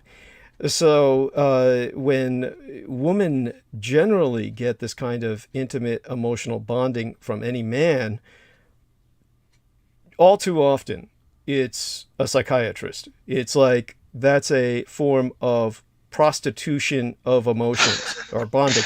Oh. So what women do is they will sit down on a psychiatrist's couch and pay that psychiatrist to hear them out, listen to them, and then respond with emotional bonding, understanding, sympathy, empathy, suggestions, if those suggestions are even provided. Oftentimes psychiatrists are simply there to do less than that and provide maybe pills, etc., if the woman is desirous of that. But beyond that, what they're really prostituting him for is they're paying him for an emotional resonance they do not get from their husbands. Their husbands just simply aren't there. And this is what I saw with so many of these kinds of marriages. I mean, the husband feels that he's a provider and that's all he needs to do. And I think that this was probably most markedly manifest in a Jerry Springer episode, where there was one man who was confronted with finding out that his wife was sleeping with his best friend, who he allowed to stay over at his place because the friend was without a job and looking for work. And then when the guy stayed over at his place, then he winds up sleeping with his wife. And so when he's confronting him on the Jerry Springer show, then the individual was saying, well, you weren't there for her to tell her that you love her, to tell her that you care. He says, well, that's what happens when you have a job. And then, so basically there's that kind of realistic excuse. It can't be dismissed. These men become providers and then they bring something, and but they think that that's the limit of what they need to do. It's bizarre, so it's like, well, you know, you enter into a lifetime relationship with someone to the point where you're actually signed a contract, which is basically what marriage is. And so when you are not going to engage emotionally with this other person who's a partner for life, is this just a practical contract to you? She cooks, she provides sex, and then you work and you pay the bills. I mean, if it's just like that, I mean, really, you can see why the concept of marriage has simply disintegrated. So, Yeah. Well, this is why most people have what they call fuck buddies, or, you know, friends with things like that. benefits. Yes, friends with with benefits. benefits. But in terms of what both these women sought from me was this emotional bonding they were not getting from their husbands. At least in Judith's case, the husband was a provider. In the other case, it's a lot more vague than that. Simply had a family who was supportive, and that was what he needed because he came from a background that was set enough to do that, established enough where they could do that. So he really's just kind of checked out completely. But in terms of, without going into too much detail there, let's just say he's like a non-entity. But in Lena Shea's case, I thought, of course, understandably, that this was where my role would fulfill that gaping hole. Then, of course, when her handler showed up, which was very distinctively, we could date it. We literally got the date. It was the date that Zachariah Garrett showed Zachary up. Garrett. Right. Yeah. Which our man, Jameson Reese, by the way, this may be the case. He said maybe the guy at my door was Zachariah Garrett, who I had met personally a long time ago, but this was when Zachariah Garrett was completely hairless, and so it might have been him, but I doubt it. I don't think he was a natural redhead if his hair did grow out, and he would have to overcome what he was claiming was this severe dermatological condition where there were cysts all over the back of his head, which I never encountered when I met him physically, but he claimed had developed when he was like my producer for a very short period of time, and then could not produce anymore overnight. Just suddenly switched, and he said he was going to be my sponsor. That was super weird, because it was like he was a producer for just one day, and I was like, what? Yeah, and you don't even know the half of it. And I've explained it gosh. before, but it was weirder than that. Again, just a short tangent here. He had claimed at that time he wanted to become a sponsor, that he wanted to provide myself $100 a month like Benestenius does, and said he could afford it because he was working as a telemarketer because he had the golden voice. And he showed me his paycheck stub, which I probably never sent to Jameson, but I sent to Brendan Zogid, a few other people. So here's this guy who just provided me a pay stub of his. He was making like $3,000 a month, and bear in mind, he's not in San Francisco where all of that would go to rent. He's up there in bumfuck Oregon where only a few $100 went to rent, and so he was rich, literally rich, rolling in the money. It wasn't something he couldn't afford. So then it was shortly after offering me that he said, "Oh, I got to withdraw. Now I'm totally sick, and I've got these cysts on the back of my head. I'm afraid, whatever." I didn't dwell on it. I said, "Yeah, gee, feel bad for you." And, I didn't believe him. I thought he was out of his mind. And Brendan said it best. I mean, all the symptoms the person was promoting, Zachariah Garrett, he wouldn't go to a hospital or a clinic. So we knew it had to be resultant heavy drug abuse, and that this individual was simply afraid of, which would explain the dermatological breakout, by the way. I mean, these are all symptomatic of like heavy methamphetamine, crack, speed, speed freak, crackhead lifestyle. And that would explain where all the money went, and suddenly he couldn't afford anything. It all made perfect sense. So when he showed up again out of nowhere asking for money, then it was, I knew everything was going to change after that something was terribly wrong here. And it was at that moment that he put up a GoFundMe that only Lena Shea could see.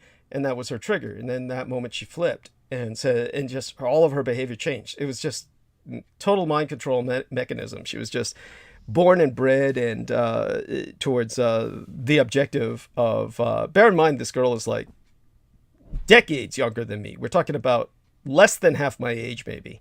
So literally, this is not at all inconceivable. She was literally born and bred to do as much damage to myself as possible. So at that point, we're talking about all of my contributions were going into her bank account. Just so people understand the enormity of this, everything in my life was under her control, which is, of course, I'm always looking for chick takeovers, and she volunteered for all of that. And at that point, she thought I had made her the beneficiary to my life insurance. So then she chose then to just totally flip everything and then sever and then start contacting all of my affiliates and saying I was violently unstable. And of course, and then later on went into denial. Has no memory of sending that to Brendan Zogid, even though we know she did. And he took a screenshot of it. And so there was that. And when it comes to this kind of world that we're dealing with and this kind of relationship that women aren't getting anything emotional from so many men, there's that. And then there's my case, which is just totally specific to my background and the backgrounds of all those people who tend to affiliate or interact with myself. So, but for your average male, they're not putting out emotionally. And one of the biggest woman's issues is that they're confronted with men who simply don't know how to emotionally respond, or they're just not there. They're just, empty shells. I work and then I come home, and that's pretty much it. And this is what people, of course, have to get over. You have to identify yourself as much more than just your job. And unfortunately, this is how we identify ourselves. We ask people what they do for a living. We ask them what they're doing for work, and that. That seems to be the staple of white culture. Is you are what you do, right? Essentially, yeah. Rather than you do what you do to sustain yourself, and you're deeper than that. So it's a very superficial way of looking at things and existing. It's just existing. It's not living. No, it's horrible. And so obviously, however, we have to be practical, and obviously people need to live, and they need to do something to sustain themselves. But it's just not happening with a lot of people. I mean, look at Brendan Zoget. For all of his enlightenment, what does he have to do, right? He has to ensure he gets more hours. I mean, oh my God. And what a world we live in. But all of that being said, when I'm dealing with, how would I say it, trying to express to people my situation, which is what this comes back to for this transmission. I certainly think that none of us here, my impression is that either any of us really works conventionally. The only man who works conventionally is Brendan Zoget, and he took off from the conversation. So, Salman, in terms of, I know that with Daniel Arola, he does what he does, and he essentially supports his family and cares for their property, and they care for him in return. And in terms of Jameson Reese, it's kind of like that. And in return, he'll probably be entering rehab, and we'll lose him for a few months while he's dealing with that. Well, it's just going to be 1 month. It's just going to be 21 days, actually. Yeah, well, the thing is, I don't think I should broadcast when, because I don't want Peter Lorvinda to freaking hijack the car and send my ass to death. Yeah, understood. Yeah, and so that's understandable. So let's not do that. But we do know it's sometime, and so they're gonna put you in lockdown. You're gonna be kind of confined, or what? Yeah. I'm not gonna have access to a cell phone. It's just gonna be like oh man, it's like I'll have access to my drawing material and writing material, because that's the only thing to really do aside from people who just sit around and look at TV, or they have these groups where they talk about like substance use. So every hour is like a different group, and I did that like the first 3 times. Actually, I've been there 4 times. Damn, I don't remember how many times I've been there actually now. That's pretty bad. But I think this time I'm just gonna stay in my room and sleep and say fuck everything. That's probably the best.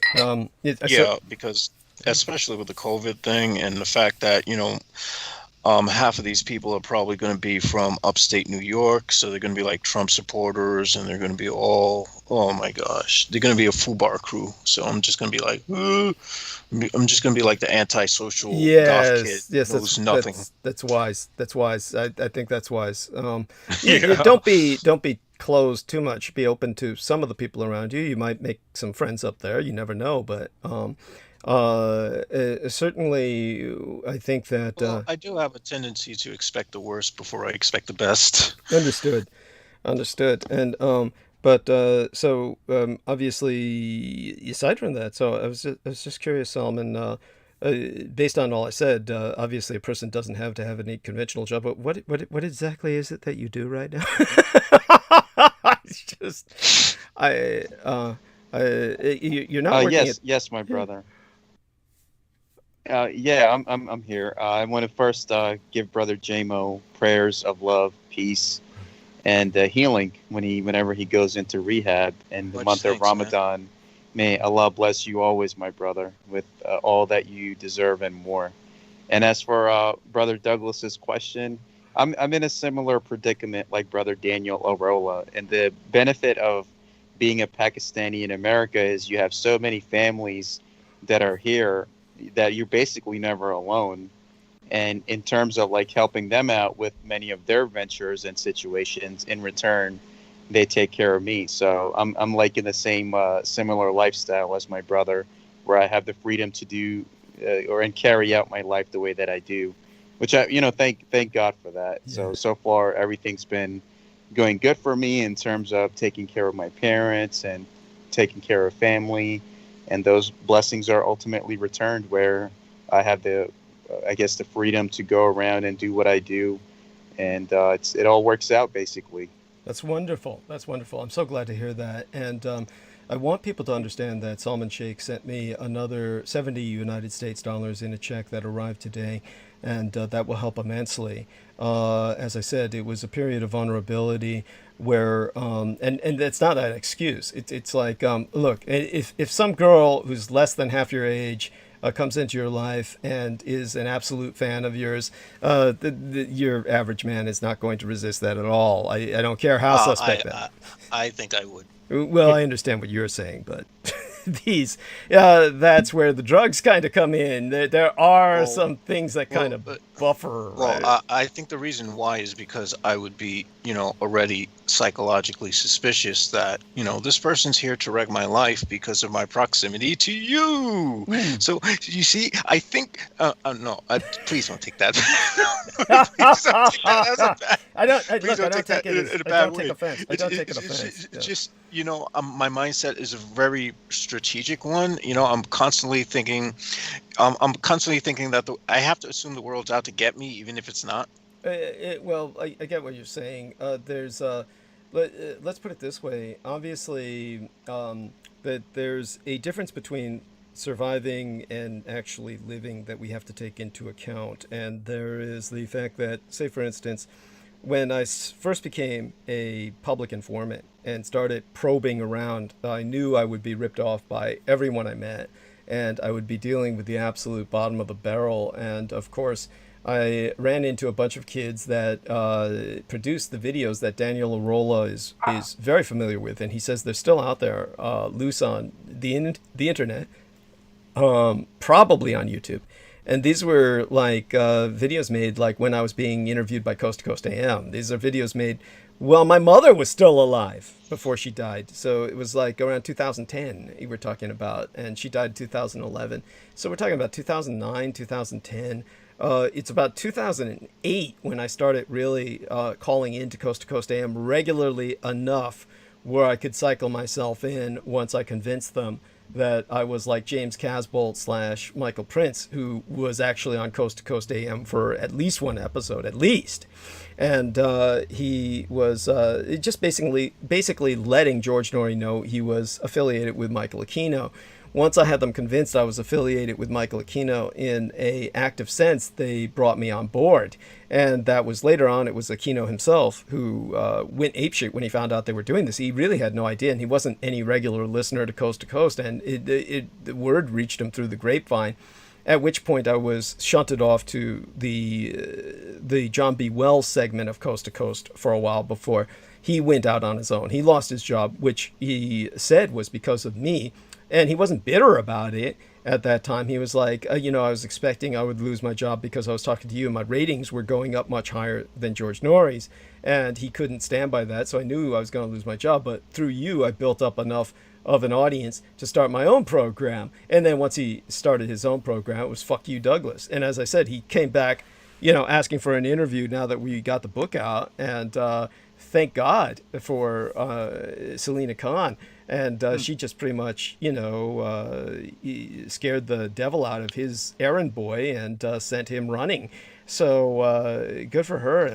Please do tell that story. It's just so bizarre. It was if we take a look at that John B. Wells situation, he had some guy who was working for him who was his errand boy, and he was one of the people I originally had contact with when it came to.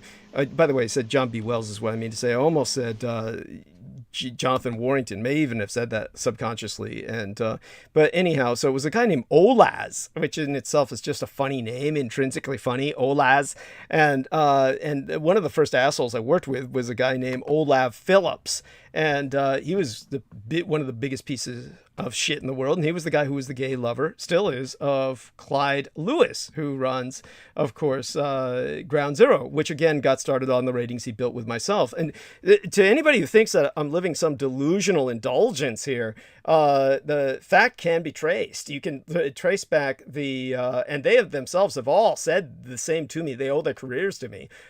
With Clyde Lewis, he was not nationally syndicated until he conducted the interviews with myself, which made his ratings go through the roof, and his ratings were higher than that of Rush Limbaugh. And that's when they took Rush Limbaugh off of that time slot within the Pacific Northwest, certainly within the state of Washington, and they put John B. Wells, in that case Clyde Lewis, on for his Ground Zero. They put him in the time slot of Rush Limbaugh. And so that's how he got it, was because I made his ratings go up so high. After that, he had me on only a few times, and that was, fuck you. And he was like, I'm established now. I don't need you anymore. This is the common case with all these people. And then they just go back into the speed dial with everybody who's out there who's the paid informants and shills that you're always exposed to. And this is the disturbing thing about Peter Moon, is that you'll notice Peter Moon always says this, that, they always ignore me. They always ignore me. They always ignore me. And he'll say that. That's on record. He says that repeatedly on the show. Yeah. And you wonder why. Well, why are you doing it? why do you go on? Is it like, what's motivating? Oh, I see exactly where you're going. Is your motivation one of those things like, well, everyone else who took Douglas's story wound up getting big, so let's give it a shot. One has to ask that. It's basically, he said that. He himself has said that. And that's why he was saying, oh, don't go anywhere near John B. Wells, as soon as I got this invitation from Olaz. So, and the funny thing Olaz was saying was, and this is something that they always say, when, say, for instance, when I was on with Douglas Romero and his American Freedom Radio Network for a short period of time, 1 month to be precise, basically when I was there, then people were writing into them complaining about my promotional banners, because they always had basically a lot of people in drag. There was transsexual issues that were raised, which I feel are important. We're having a transsexual holiday coming up this month, and my promotional banner will show myself in drag at that point to see if I can still swing it. But basically, to explain to people, that'll be on the 17th, and that's the International Day Against Homophobia, Transphobia, and biphobia, basically. And believe it or not, that's an actual day. And so it's a day that is inspired by a very, very vicious murder against a transsexual that took place that day. And obviously, due to my son, this is an issue of importance to me. Now, the interesting thing is, just so people understand, I am neither homosexual or transsexual or bisexual, and yet it matters to me because of my son, who fits in that category. As a matter of fact, Lena Shea was open about being bisexual. So we have this kind of situation where, how would I say this? At that point, because I dare to do that, then people would write into David Romero at American Freedom Radio and say, has your website been hijacked? Has somebody jacked your site? Did it get hacked? Did somebody take over? Obviously, all this stuff is going up that we don't like, we don't approve of. So they want an echo chamber of just, homoerotic Hulk men in military uniform waving American flags. This is really what they want: guns and muscle-bound oafs waving American flags. Well, that shows you what they're into. Thank you. And Yes, but in terms of just the that sort of thing, when we're dealing with this kind of bizarre revulsion and people just out and out rejecting the messenger. Yeah, Danny Romero. Did I say otherwise? Did I say Danny Arola? Danny Arola. Hope Well, I didn't say. actually, the first time you accidentally said Douglas Romero and then David Romero. So, wait a minute. Yeah, Danny Romero. Thank you. And Yeah. so long as I didn't say Daniel Arola.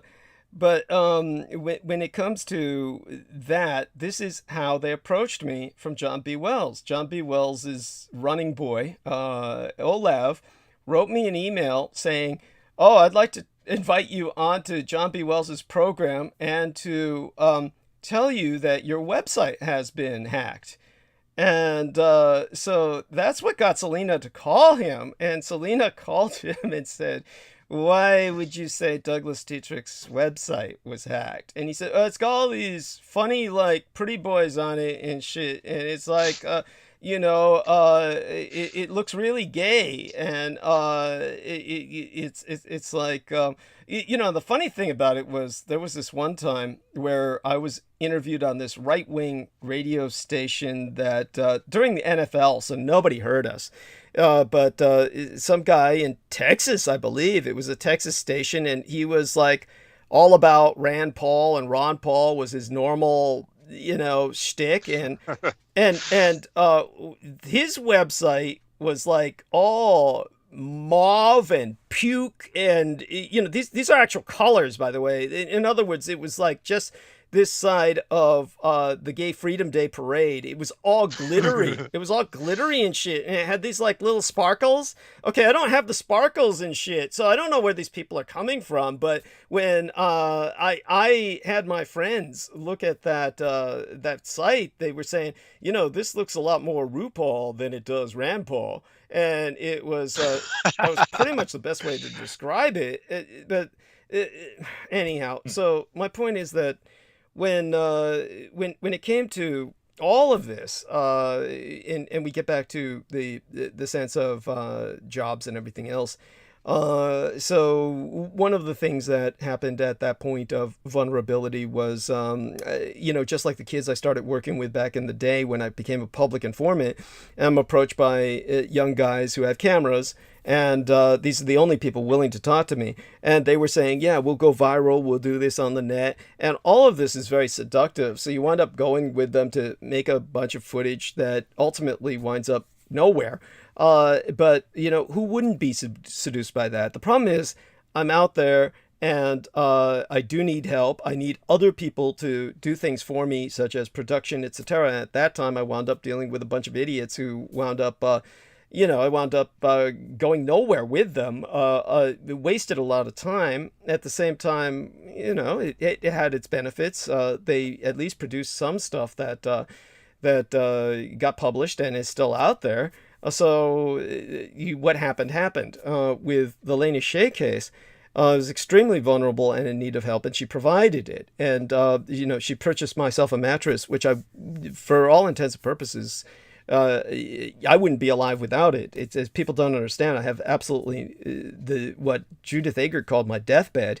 This was before a folding bed, so people don't understand. It's just a metal frame. There is nothing on it. So sleeping on it would destroy anybody. And yeah. So she purchased the mattress that enabled me to actually sleep.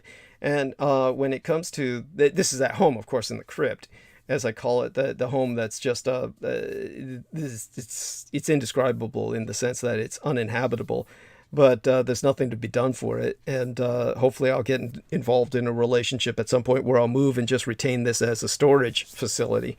But in terms of the other thing she provided, a toaster oven, because I couldn't use the gas oven anymore because the gas oven is leaking. And if I were to use that, I'd blow the place sky high.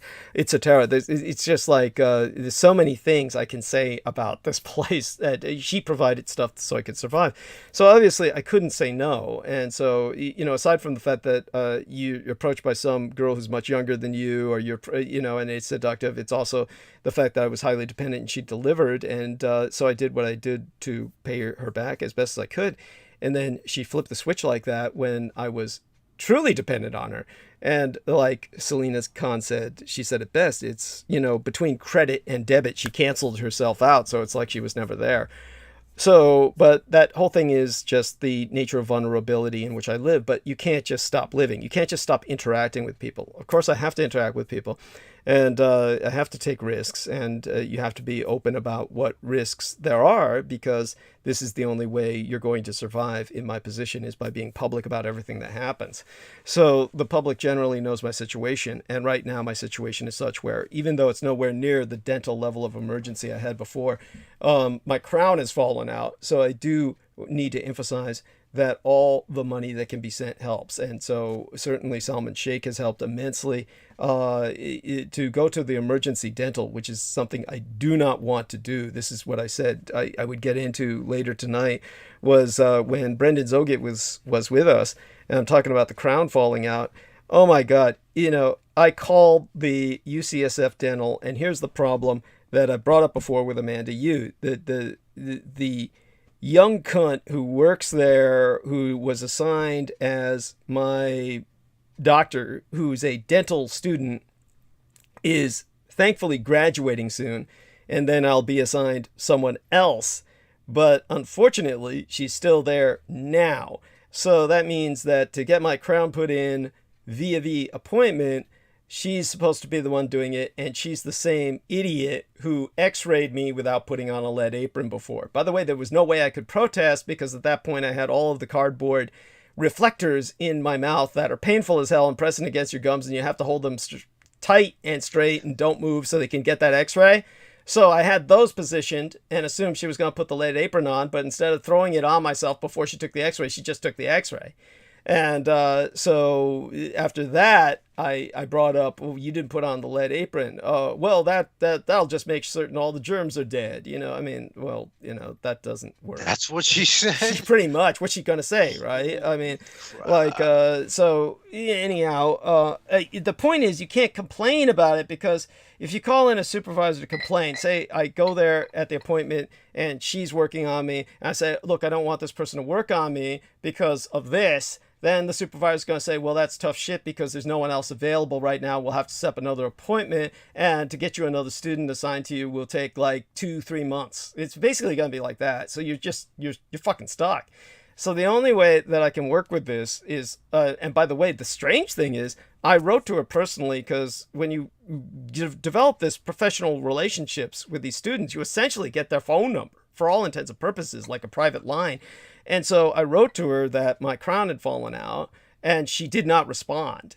And so I left her a message, and she hasn't responded. So that means that she is subconsciously is guilty about what she did and doesn't want to work with me either, or is afraid that if she does work with me, I'm going to report what happened to the supervisor, which is like, so she does. So we're stuck. We're not going to be working with each other. So there's only one route I have, which is the emergency dental surgery, which was what I was trying to avoid. And I was calling their reception office, for lack of a better word, their appointment coordinators. And the woman was, yeah, I have to give it to her. She's very patient, but it was like, she told me exactly what I didn't want to hear, that basically I have to go in at 8 a.m. or at between 1 and 2 in the afternoon and pull a number. And I'll be waiting with hundreds of homeless people. That's basically it. You're there with hundreds of homeless people who are there to get their teeth extracted. And I'll be saturated with COVID-19. I've got that vaccination, but like they say, it's only 65% efficacious, but it's practically just what would you call it? It's like a placebo.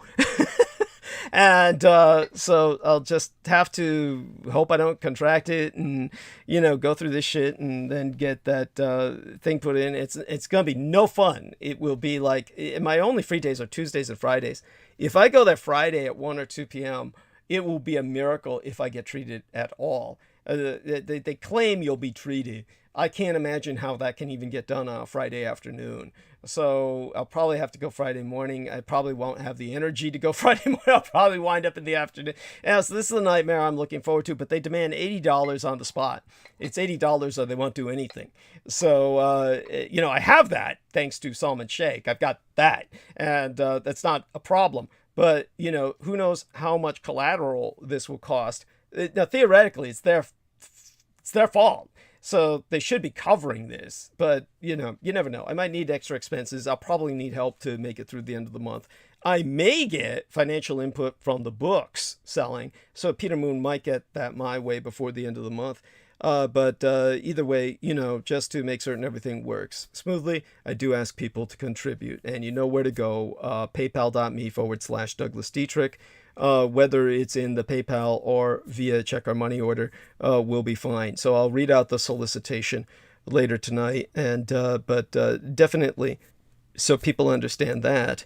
Other than that, I want to thank Salman for being courageous enough to share with us the position he's in. It's very similar to my gang brother Beaver, who basically became kind of like the sage of his family dynasty.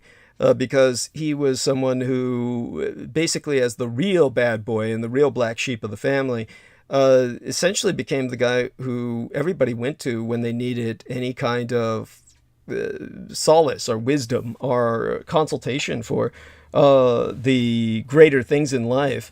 They go to my gang brother Beaver because he's the only one living the really unconventional lifestyle. So he fulfills for his family dynasty what Salman Sheikh does for his. So they both have with Daniel, otherwise his responsibilities are basically providing care for his surviving mother, his father's dead now, and property management, doing a lot of property management for the family, which in and of itself is maddening. And some of the people he's dealt with, they're just nightmares. But I do see that a federal judge overturned the inability to, what do you call it when you get rid of a tenant? Evict. Yes. Remember they had a rule, no more evictions during the pandemic. A judge has now overturned that. So I guess that'll be hopeful for my cousin Beaver. Stuff like that doesn't impact me, of course, because I've been here forever, and that's a totally different situation than your average I'm considered like part of the fucking foundations of the building or something like that in my case. But for other people, there are tenants who are in extraordinary danger of eviction, and now some judge overturned the pandemic rules against that. So you're going to see a lot of evictions coming up, and he made a mistake. He'll never do it again, of allowing a single mother into one of his apartments. And after she got into the apartment, she never paid rent once, and he couldn't get rid of her. Yeah, isn't that awful? Oh my God. I do not miss that. What, you were doing some property management? What was going on? Tell us. No, what you were describing about the relationship where about having someone move in with them. Yeah. In his case, it's a person in an apartment, but in my 3D graphics modeler's case, he was a few doors down from myself, and I never knew why he did this. And I know he's not gay. He's the straightest guy you'll ever meet. I mean, like, I'm straight, but obviously I'm not narrow. But in his case, it's pretty straight and narrow. And he was like, there was this gay guy who was like, worked with him in the hotel he worked at back in the days, with the bad old days before he started finally his degree kicked in terms of paying off. And he got the job with Toyota he's got now, where he's fucking set. But in terms of before he got a job like that, he was like doing shit like having to work at the hotel at night and shit. And one of the guys who was working with him was this fairly attractive gay guy. It was realistic that this guy was going to be an underwear model, which was his dream. He wanted to be an underwear model. And he said, "Oh, I'll let him move in with the roommates because in San Francisco, people pay for a flat and they have to have roommates because the flat is $3,000 a month." I'm not kidding. So with the flat being $3,000 a month, he had to have at least three roommates. Altogether they could afford the rent. And so once this gay guy became one of the roommates, I told him why, and I sensed something was going to go wrong with that, and it did. It was just awful, and he was stuck living with this guy. And if he beat the guy up, it would have been called a hate crime because the guy was gay, and the gay guy was just he was just crazed, and he just degenerated and was unable to pay the rent and was refusing to move. Ultimately, what got him out was he tried to kill one of the girls who was the other roommate, and at that point they called in the SWAT team, and they beanbag gunned him, which by the way is not innocuous. Okay, the beanbag gun is like, this is something you deploy in riots against crowds, and they beanbagged him. So we're talking like it broke multiple ribs when they beanbagged this guy, and that got him out. That he was able to get him out after that, but it was like months and months of. It was driving him to the point where he was. It was horrible. It's just horrible. So these kinds of things develop. So you were in a roommate situation like that once, you say? No, well, that I could no. There are examples from a lot of other people that I've known. Actually, going back to that thing where you mentioned underwear model, there's a lot of guys that I've known through dancing. A lot of those guys that have become models or aspired to become models or actors, they've always had a gay sponsor. Oh, of course. Oh yeah. And this poor young guy, he didn't have one. He wound up, because he was so desperate for money, he wound up setting himself on fire so that he would be deformed and thereafter able to get on some kind of welfare. I mean, isn't that awful? It's just, Oh my God. yeah, Right. it's just horrible. And how about yourself, Solomon Sheikh? Has your patience ever been tested by any roommates or some similar situation that like we've been bringing up? I'm just curious. Oh no, thankfully, Allah has always blessed me with peace and serenity in my life, where I never had to deal with this kind of situation. But Well, it is interesting how it does turn out for many people. yeah. Well, I've actually had that experience myself in the past. Fortunately, it's only been like maybe twice at the least. Hmm. So yeah, that's when I just said I don't miss that. Okay. Yeah. Okay. And by the way, are there any updates on that young black man, Joe? What was his name? Any updates on what's happened? Oh, Joe Arnold. Yeah. Nah, I have. Last I looked, it's still the same news links that I came across. So I haven't really heard anything change. I mean, other than his court date was set around June.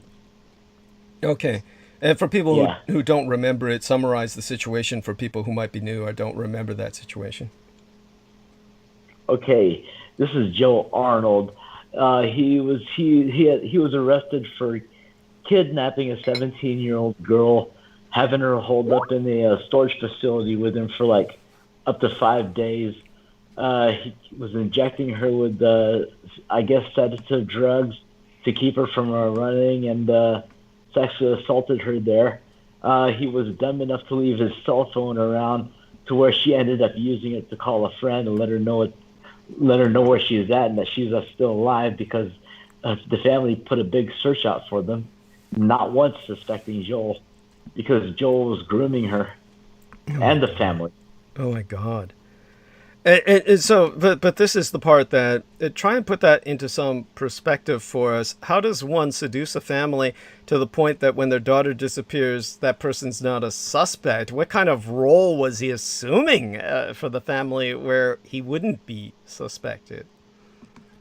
Oh well, he was the classic nice and polite person that every average American family is taught to accept as a good person, and he knew how to act and play as a good person. He knew what to say at the right time and place, until until he ends up having a private time with his target in question, and then that's when he shows who he is. And tell us a bit more, some of the people who haven't heard this before, how your teacher kind of adopted him only in the sense of giving him a job. He was a homeless person as you were once, and both of you Yep. essentially were taken in by the same teacher. If you could give us some of that background. Well, I've known my instructor for many years. I mean, before I even went homeless, so it's a whole different situation.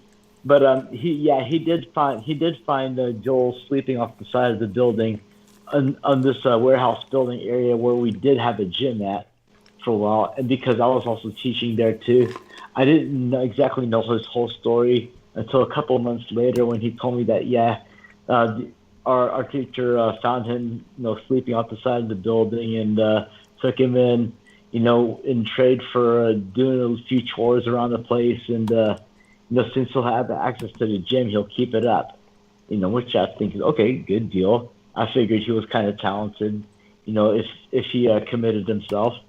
So I didn't think much else of it until he started talking about this one girl that was really hot looking in class. But I figured every other guy's saying the same thing and thinking the same thing. But he expressed it vocally with me when he and I were alone, hanging outside after class. We're smoking a joint, and of course, when we're smoking, he's open to say things, that he would not normally say around other people. But he was comfortable enough with me to, express his feelings about this one particular girl, in the class that's very attractive. And I'm thinking, oh boy, this is who this kid is, because he's talking shit about the guy who she rode in the car with because he gave her a ride home. And I'm thinking, well, this is the same guy that he respects when he's working with as a training partner. And I figured, okay, I guess he's just jealous because he didn't get to give her a ride home or whatever. So then again, at the same time, I didn't think nothing else about how the girl might have felt, whether she actually, really wanted to leave fast, because they did leave fast, when she saw him, and that's when I realized how much deeper the story was going. Because then she started telling me, her side of the story, how he used to buy her gifts, to I guess work his way into her comfort zone. But she had already picked that out way ahead of time, and she just just wanted to wait it out. But he just started texting her a bit more inappropriate messages, hoping that she would be more comfortable about it, until she told our teacher, what's going on. Then that's when our teacher called him and told him to back off. But since then, our teacher just kind of despised him from that point on, and they just kind of had a little falling out. I wasn't aware of that part at the time. I figured he found a new gym to train at, and I thought that was cool, let him go train somewhere else. But, then that's when all the whole story begins to put together, as soon as I read about him getting arrested. Thinking, man. So what was going on was, while he was working with that, while he was trying to insinuate himself into that one girl's life, he had actually seduced the family of this other girl. This must have been going on simultaneously. And then when your teacher had essentially given up on him, and I'm presuming he stopped training at the hall, then he still maintained that on his Facebook. He pretty much on his Facebook still said that was his job, was as janitor at that dojo, at that training hall. And so he was... yeah, go on.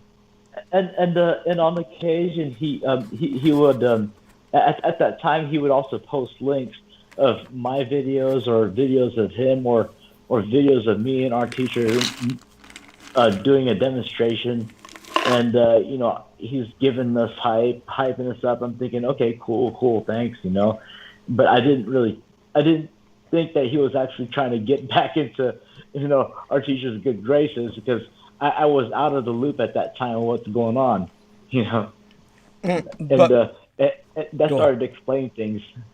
So I look at that more like he was trying to use your training facility as a cover. It was like a cover to provide him some Yes. sense of respectability or stability, right? Yes. Yes, because I mean, because my teacher is he's really well known in the mixed martial arts scene here in Houston and pretty much throughout Texas.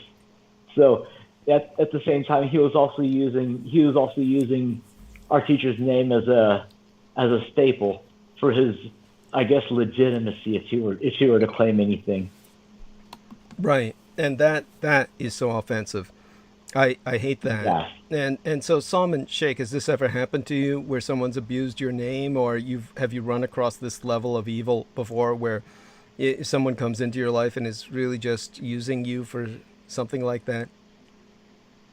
Oh yes, definitely. My brother, it has happened several times, but the beauty about all of this is like if you stand in your truth, and if you're a good person with good intention, and you're always doing the right thing, what happens with the plan of God is if somebody's digging a hole for you, they're basically trapping themselves in their own hole in the end. And what happens with me is any situation like that where I've been in, most of the time everything kind of worked out in my favor, whether it was people talking or doing something behind my back. Ultimately, all of those things ended up in my favor. So that's what Allah says, that always trust in me, trust God. If somebody's plotting against you, I'm digging a hole for them as well. So that's why, myself, you, Daniel, no matter who stood up against us or plotted against us, we're still here talking, doing our thing, and just sharing the love of our brotherhood and knowledge. Thank you. Oh yeah. Thank you. Very important. And so I knew somebody who worked at a gaming store, one where they sold pool tables, various other chess sets, as well as less conventional games that no longer really exist. They weren't computer games, though. They didn't specialize in computer games. It was more the role-playing games, miniatures games. And this individual had gone to Pakistan and fallen in love with a beautiful young lady. There are many beautiful women in Pakistan, of course, and so in this case, he was a young white American. He came this close to becoming the next Johnny Jihad, where he wound up in a some kind of extremist Pakistani group because she was saying, "Well, you don't really love me if you don't follow the faith, and if we were to get married, you have to be of the faith." And he tried to prove how devout he was, and then as she became more distanced from him, he just found himself more entrapped within this situation where he was literally in a position where he was going to be firing on U.S. troops in Afghanistan when he suddenly came to his senses and pretty much came back home, not taking any of this in the political direction, just the personal story of it. His experience was such that he found himself in kind of He found himself in Pakistan. Just found himself somehow. How would you say it? It kind of indoctrinated. The word would be inducted. He found himself inducted into this situation that Pussy whip. Yeah. well, that's how it started. He got pussy whipped by a blade made in Pakistan. Yeah, that was how it started. But not to necessarily make her the villainess in this. It's obviously the responsibility is on him that he would try to prove himself. This is what it was all coming down to. He was trying to prove himself to her by being more and more fanatical in his behavior. Fanatical in the sense that, how do I impress this girl? How far do I take it? And he thought that this would do it. If she wanted a follower of the faith, then he thought this would be the most concrete way to express that he was upholding the faith, would be by true violence. And, so he obviously finally came out of that and in the nick of time. But with these situations, obviously Pakistan's very much a frontier territory, and it's got, this is, of course, as I've described before, these groups are all over Pakistan. So have you run across this when you were visiting Pakistan, Salman, and you kind of were trying to honor these Sufi traditions? You would almost think that some of these Sufi holy places might become targets of violence for fundamentalist Islamo-fundamentalists who have this perverted interpretation of Islam as a warrior religion alone.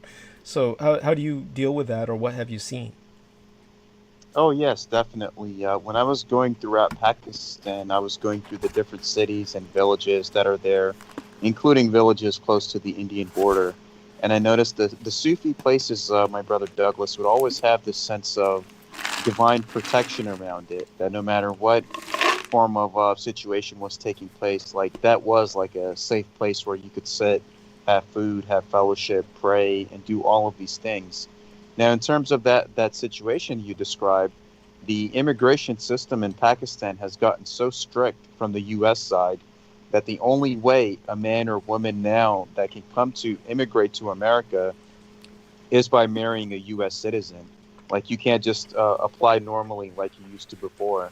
So if you're not married to a U.S. citizen, if you're not the son or daughter of a U.S. citizen or a mother or father, like those kind of like immediate relations, then they don't basically allow you to come here. That's how strict it's gotten.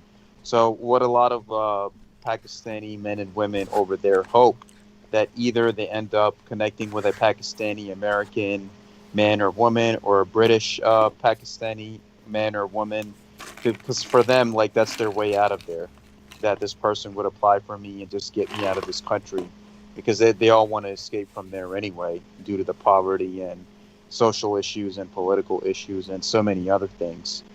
And that's what it is. It's basically entrapment. Either they'll message girls on Facebook, or they'll do other things. And I know they've done that to you as well, thinking that you're a girl. And the thing is that over there, yes. Jokes on them. Yeah, go on. Yes. So over there, they have a lack of education because it's a sexually repressed culture, which Islam is not. Islam tells you to marry at a young age to protect yourself from sin. But over there, they follow a lot of that tribalist mentality, and they don't want to marry outside of their family. So it's like the families are just inbreeding with one another, and they don't want to like get outside of that zone. And there's a lack of education about what true Islam is. But the Sufis that are there, I mean, I think it's because of their prayers and the presence of some of the elders there that that country is surviving. I mean, honestly, even when I sat down with the elders and they gave me my own consultation and advice on what I needed to do and the things that I was involved in, I could just feel that sense of peace from them, that, if this country is standing, it's because of the light and goodness of these people. Otherwise, I think those people will be wiped out a long time ago due to their aspect of greed and just fighting with each other over religion, politics, and going against everything that Islam teaches, on top of having a colonial mentality where they're just all trying to just immigrate to England or America and want nothing to do with Pakistan. And that's that same situation. Maybe that girl was hoping that he would apply for her and get her out of Pakistan, but ultimately it was the other way around, where she just got tired of him and probably went the other way. So that was my analysis of it. Yeah, no, I appreciate that, and I think it was that's very much the case. I want to thank all of you who have been working with us tonight. Now we've got a few minutes towards the top of the hour. I doubt that Peter Moon will be coming on with us tonight, though I do see he opened my message. So he will definitely be on again sometime soon, and he's probably wiped out by his activities in Philadelphia today, and that's understandable. Aside from all of that, Jameson Reese is not with us at the moment. He'll be stepping right back in at some point soon. No, Oh, there he is. Oh, I'm actually here. Yeah. okay. Wonderful. And in terms of everything we've been talking about, there must be some memories of your own that were raised by this. Feel free to share them. Well, about like Pakistan and women. Oh yeah, the time, yeah, of course, the time you almost became a Islamo-fundamentalist terrorist. Of course, yes. What else would I be referencing?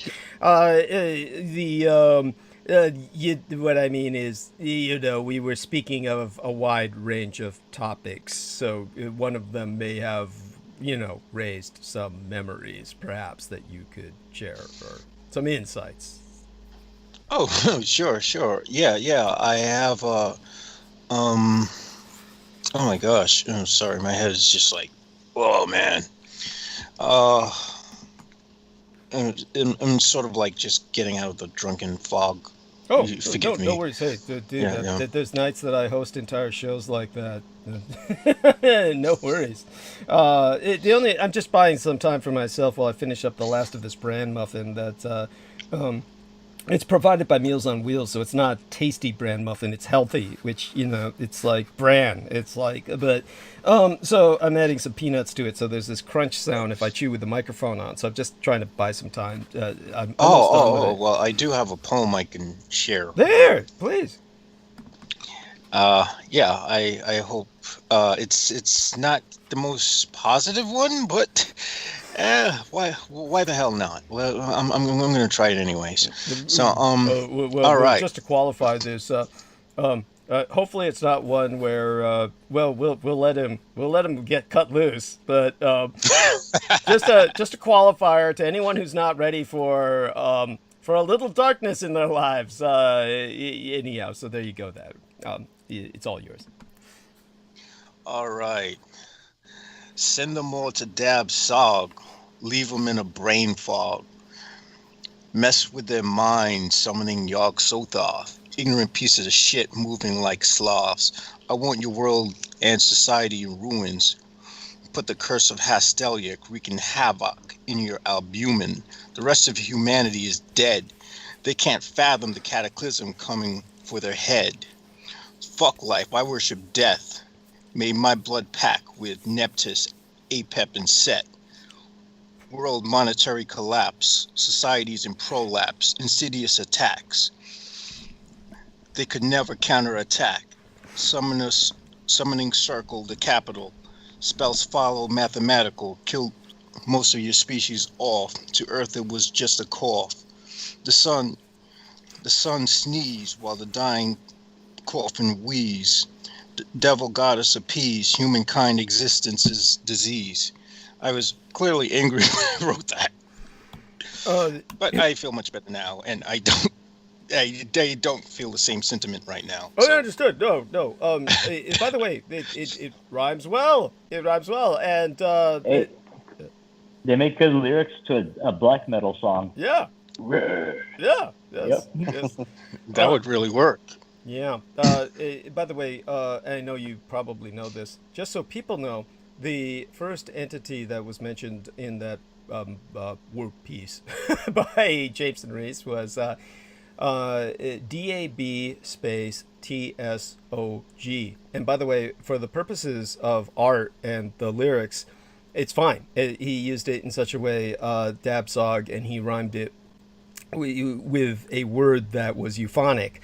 It is pronounced in the Cambodian language, the Kampuchean, as Da Cho.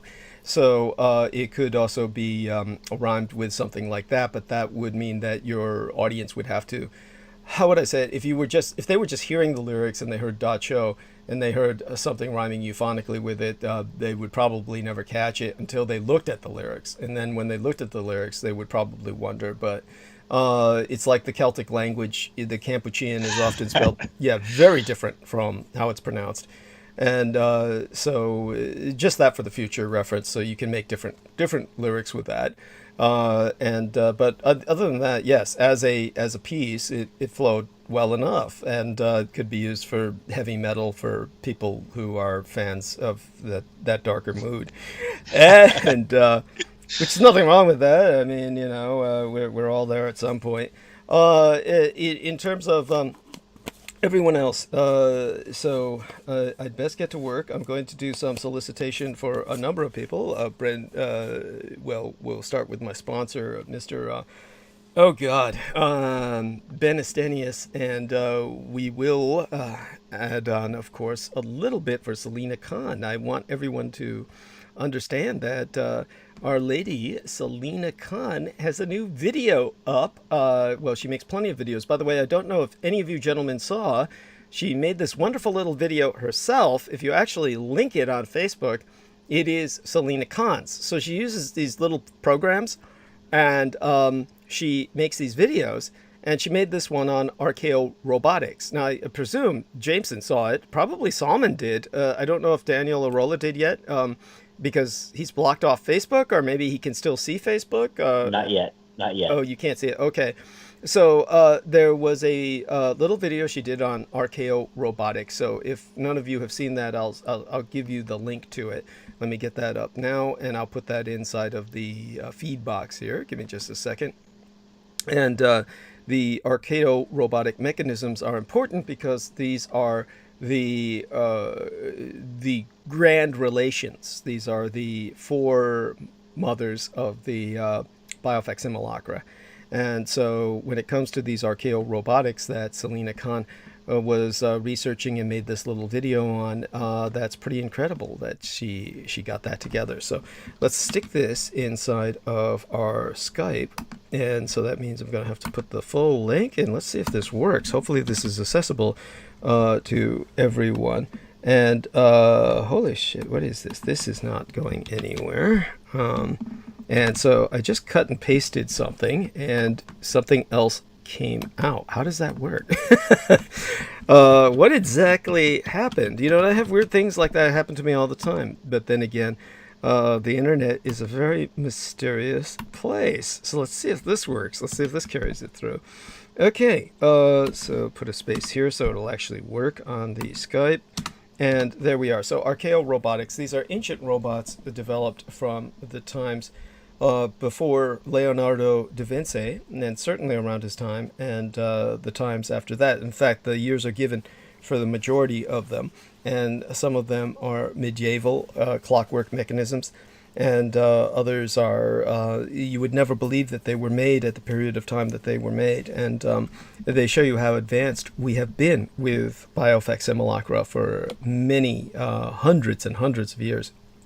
And if Brendan Zogit were here, he would be able to bring in the beliefs that we have, our convictions, that many of these technologies were definitely in effect and deployed at the time of the Sea People and their invasion of the Mediterranean.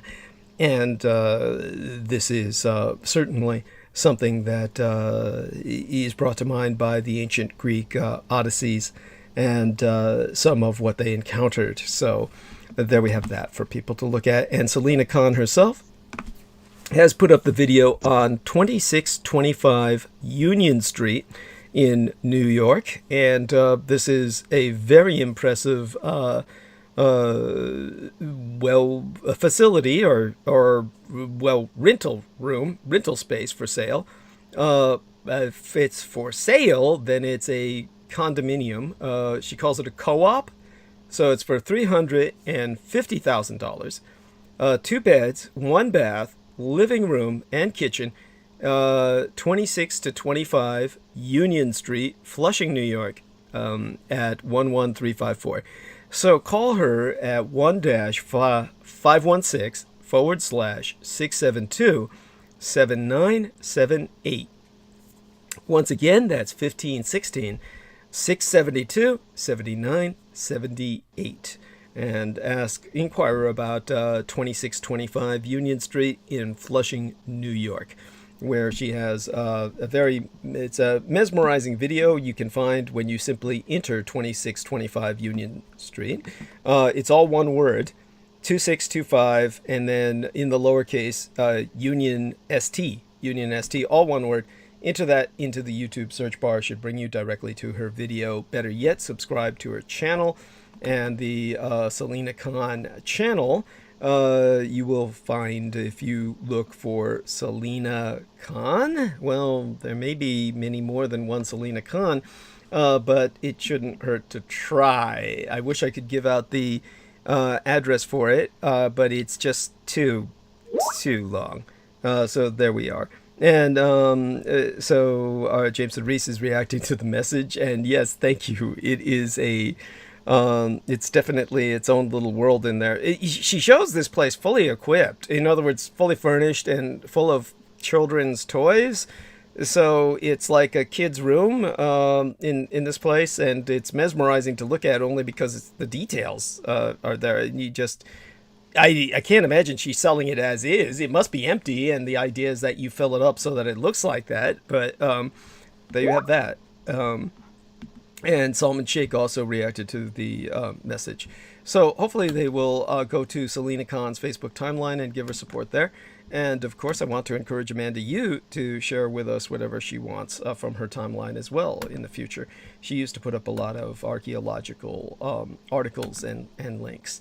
And so, aside from all of that, I will now do a promotion for BICENTENNIAL. But before I start on that, might as well say good night to everyone who's with us. And thank you to Selena Khan for putting up the link on the Douglas Dietrich website for our latest episode, tonight's transmission. So the link is up at www.douglasdietrich.com. And I do want to bring people's attention to that. I'll be providing some of my older images to our lady Selena Khan to be producing some more things with that she'll place up on the site. I'll try and write a few things for the site every once in a while now that the book is finished. And aside from all of that, we do want more people to visit it. And surprisingly, a large number of people, comparatively speaking, have.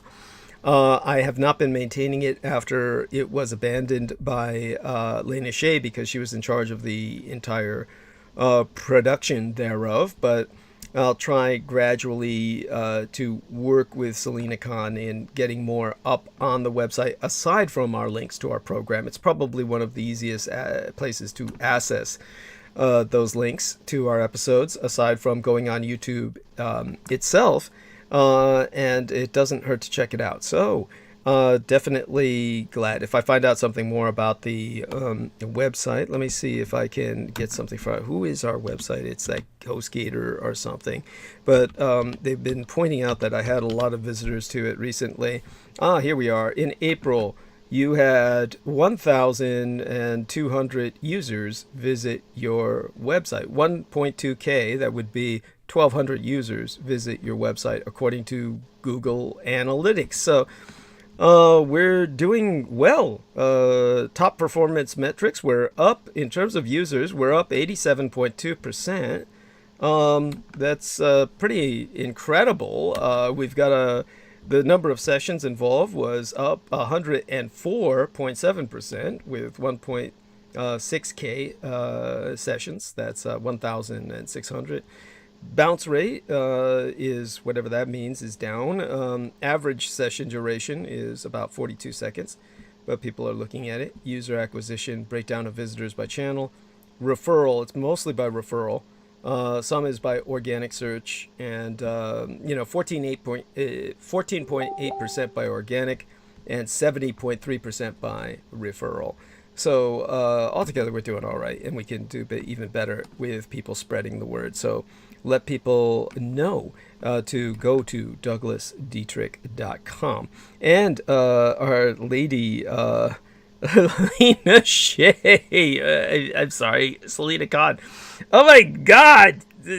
Don't put that up there. Oh my God, Selena. Oh my God. Make certain not to circulate that. Oh my God.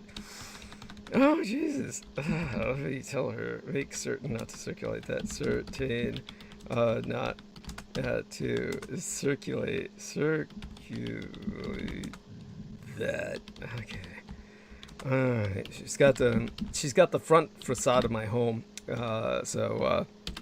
Last thing we need is to attract more people knocking on the door asking for money. Oh my God. So that's pretty frightening. Aside from all of that, which we'll see how she responds, I do want to have every one of you say goodnight and say goodnight to the listeners, and I'll take it from here. Jameson will hang out as long as he can, and he'll break me if he needs to. But either one of you gentlemen anytime you wish. If you want to interject yourself during the evening, you can. I think both of you will probably be going to sleep soon, meaning both Daniel Arola and Salman Sheikh. But know, dear brothers, that we all love you dearly, and thank you very much for your time. All right, guys. Well, I still have more work around the house to finish up before I finally go to bed, so I'm going to go ahead and catch back up on that. Wonderful. And thank you for sharing that photograph of that front yard, and very impressed by it. And That's actually the back. That's actually the backyard. oh, backyard. Sorry about that. And Yeah. what about yourself, Solomon? One thing I see is mostly pictures of the park. Your own place where you live. You don't take many photographs of it for security reasons, or you just never think about it. Just for Both. privacy reasons, I just make sure that whatever I do, it's always outside. Because the battle that we're fighting, we want to keep our home and all those things separate from what we're trying to deal with in terms of the world. And, much love to you too, my brother. And I send my prayers to Jameson, Daniel, to yourself.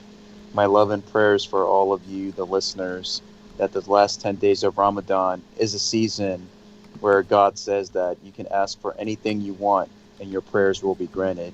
And I pray that Allah always protects my brother Douglas and Daniel, Jamo, and all of Team Dietrich.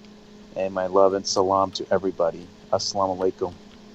Yes, and peace be Alaikum upon salam. you. Yes, thank you. Peace be upon you as well. And Night, man. beyond that, of course, Ramadan Kareem.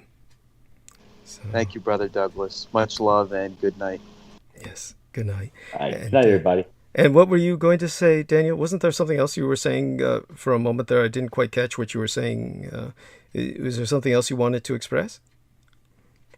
Oh no, I was responding to Salman when he said salam alaikum, and I said wa alaikum salam. Yeah, I heard that, and that always stands out. Where did you learn to respond like that? By the way, I learned that from one of my older cousins who is married to a Muslim.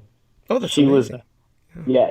she was actually from the Catholic side from my family, and she grew up Catholic, and then I guess after she graduated college, she found work out there in I believe Jordan, or one of those Arab states, and eventually she ended up marrying into a Muslim family. In fact, a couple of my other cousins, they also had Muslim husbands.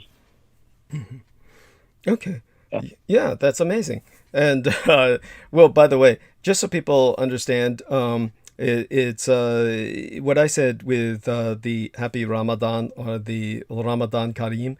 My impression has always been when I'm in Islamic nation states or cultures that Muslims typically don't say Happy Ramadan to each other. Just so that it's if you're a foreigner visiting, everybody will take it well. Nobody's going to find anything hostile or negative in it. But just so people know, I mean, they kind of say Happy Ramadan. The Arabic greeting is more like Ramadan Mubarak. It's more like how do I say it? What I said was actually not even so much Happy Ramadan. It was more like have a generous Ramadan. So I guess the best way to say this is it's not like Happy New Year or Happy Halloween or Merry Christmas. This is more of a religious holiday, so there's a level of solemnity about it that you just don't have with what Christmas has turned into. This is why a lot of Christians think it's important to get back to the meaning of Christmas, and which is why I've tried my best to bring up the message of the Magi at around the Christmas season. So remember that in Ramadan, they are fasting. It's a month of spiritual dedication and personal growth, and it's intended to strengthen Muslims' relationship with God. But like our man Salman said, You can ask for anything you wish. This is the power of prayer. So when I spoke about people judging themselves and the kind of cosmology of how we wind up in this space where our own manner of manifestation brings us, in other words, how we behave, how we manifest ourselves, this is where we rise or sink when we pass on. Nevertheless, that doesn't exclude the power of prayer, and which is a form of magic, a form of bringing what you wish to yourself. By all means, pray for something that you feel you might need. But understand that with the Muslims themselves, they're giving up earthly pleasures during this time of year, focusing on prayer and reading the Quran. And many people are also donating to charities and hunger relief efforts. So it's not bad to ask for something, but certainly it's nothing I would discourage either. It's something that we'll see what Salman says when he listens to this part of the tape later, and what input he may have in the near future about that. Because obviously we've still got some days left for this season of Ramadan. And with that, it's amazing that Daniel Arola has that connection. And by the way, certainly when you grew up in the Philippines, or what time you spent there, I mean, you also, was it mostly just totally Catholic, or did you run across any Muslim communities while you were there as well? Well, Muslims there, for the most part, are respected. They predominantly live in the South Island of Mindanao, but when I was living there in the province in Ilocos, every week of Easter, the Muslim merchants were always around, and they set up their shops and tents right around the corner from my aunt's shop, whose booty shop happened to be next door to the town hall in this one particular town. So I got to hang out with them every now and then because I found their customs interesting, but I didn't really ask them much questions. But they were fine company nonetheless. They were they taught me how to see things a little bit more intelligently instead of judging people. That's wonderful. And so what about by the way, maybe because you're so good with this, and we should have Brendan Zoget talk about it as well, you do realize there's this new breed of poisonous mushroom that's just overrunning America. Have you heard of this? I've not really. I mean, I've come across articles that would trend now and then, and I'm thinking, okay, what is this bullshit? But I haven't really been paying attention to that as of lately.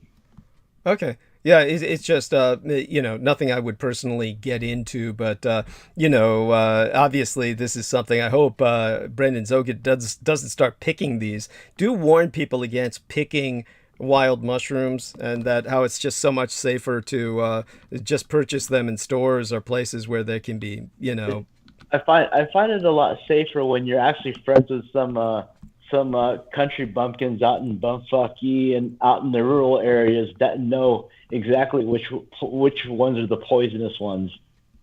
Thank you. And what about yourself? You're a bit of an expert yourself, aren't you, in terms of identifying such things? No, I haven't done any picking. I put my faith in the redneck. Because they know all about cow shit. They know all about bullshit. Oh, that's pretty funny. I like that. Yeah. Well, that's wonderful. And of course, everybody can tell how reluctant I am to start getting into the solicitations. It's always a pain. I think the mushrooms you're talking about are the death cap. That's it. I think so. Death cap is. Yeah. They pop up all over the place around here in Staten Island, but that's to be expected.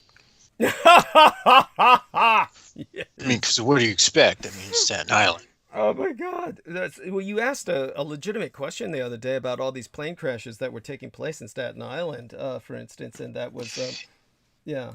No, no, no. Long Island. Long Long Island. Island. Oh, okay. Yes, yes, yes, yes. Because I wanted to know if there was a connection between those plane crashes in Long Island and what was happening around the Montauk Oh, that goes without project. saying. That goes You without know, saying, right? I mean, yes, yeah. So I was trying to see if Peter could, draw a correlation there. you can ask him when he's on next. Because as far as places where planes have crashed in New York, there was a plane crash. There was a plane crash way, way, way back when, around the area where I used to go to high school in Staten Island, Millsfield. But Long Island gets hit with, like, when I was a kid growing up, I saw like plane crashes in Long Island like every 2 years or so on the news. So I mean, that place is a hot spot.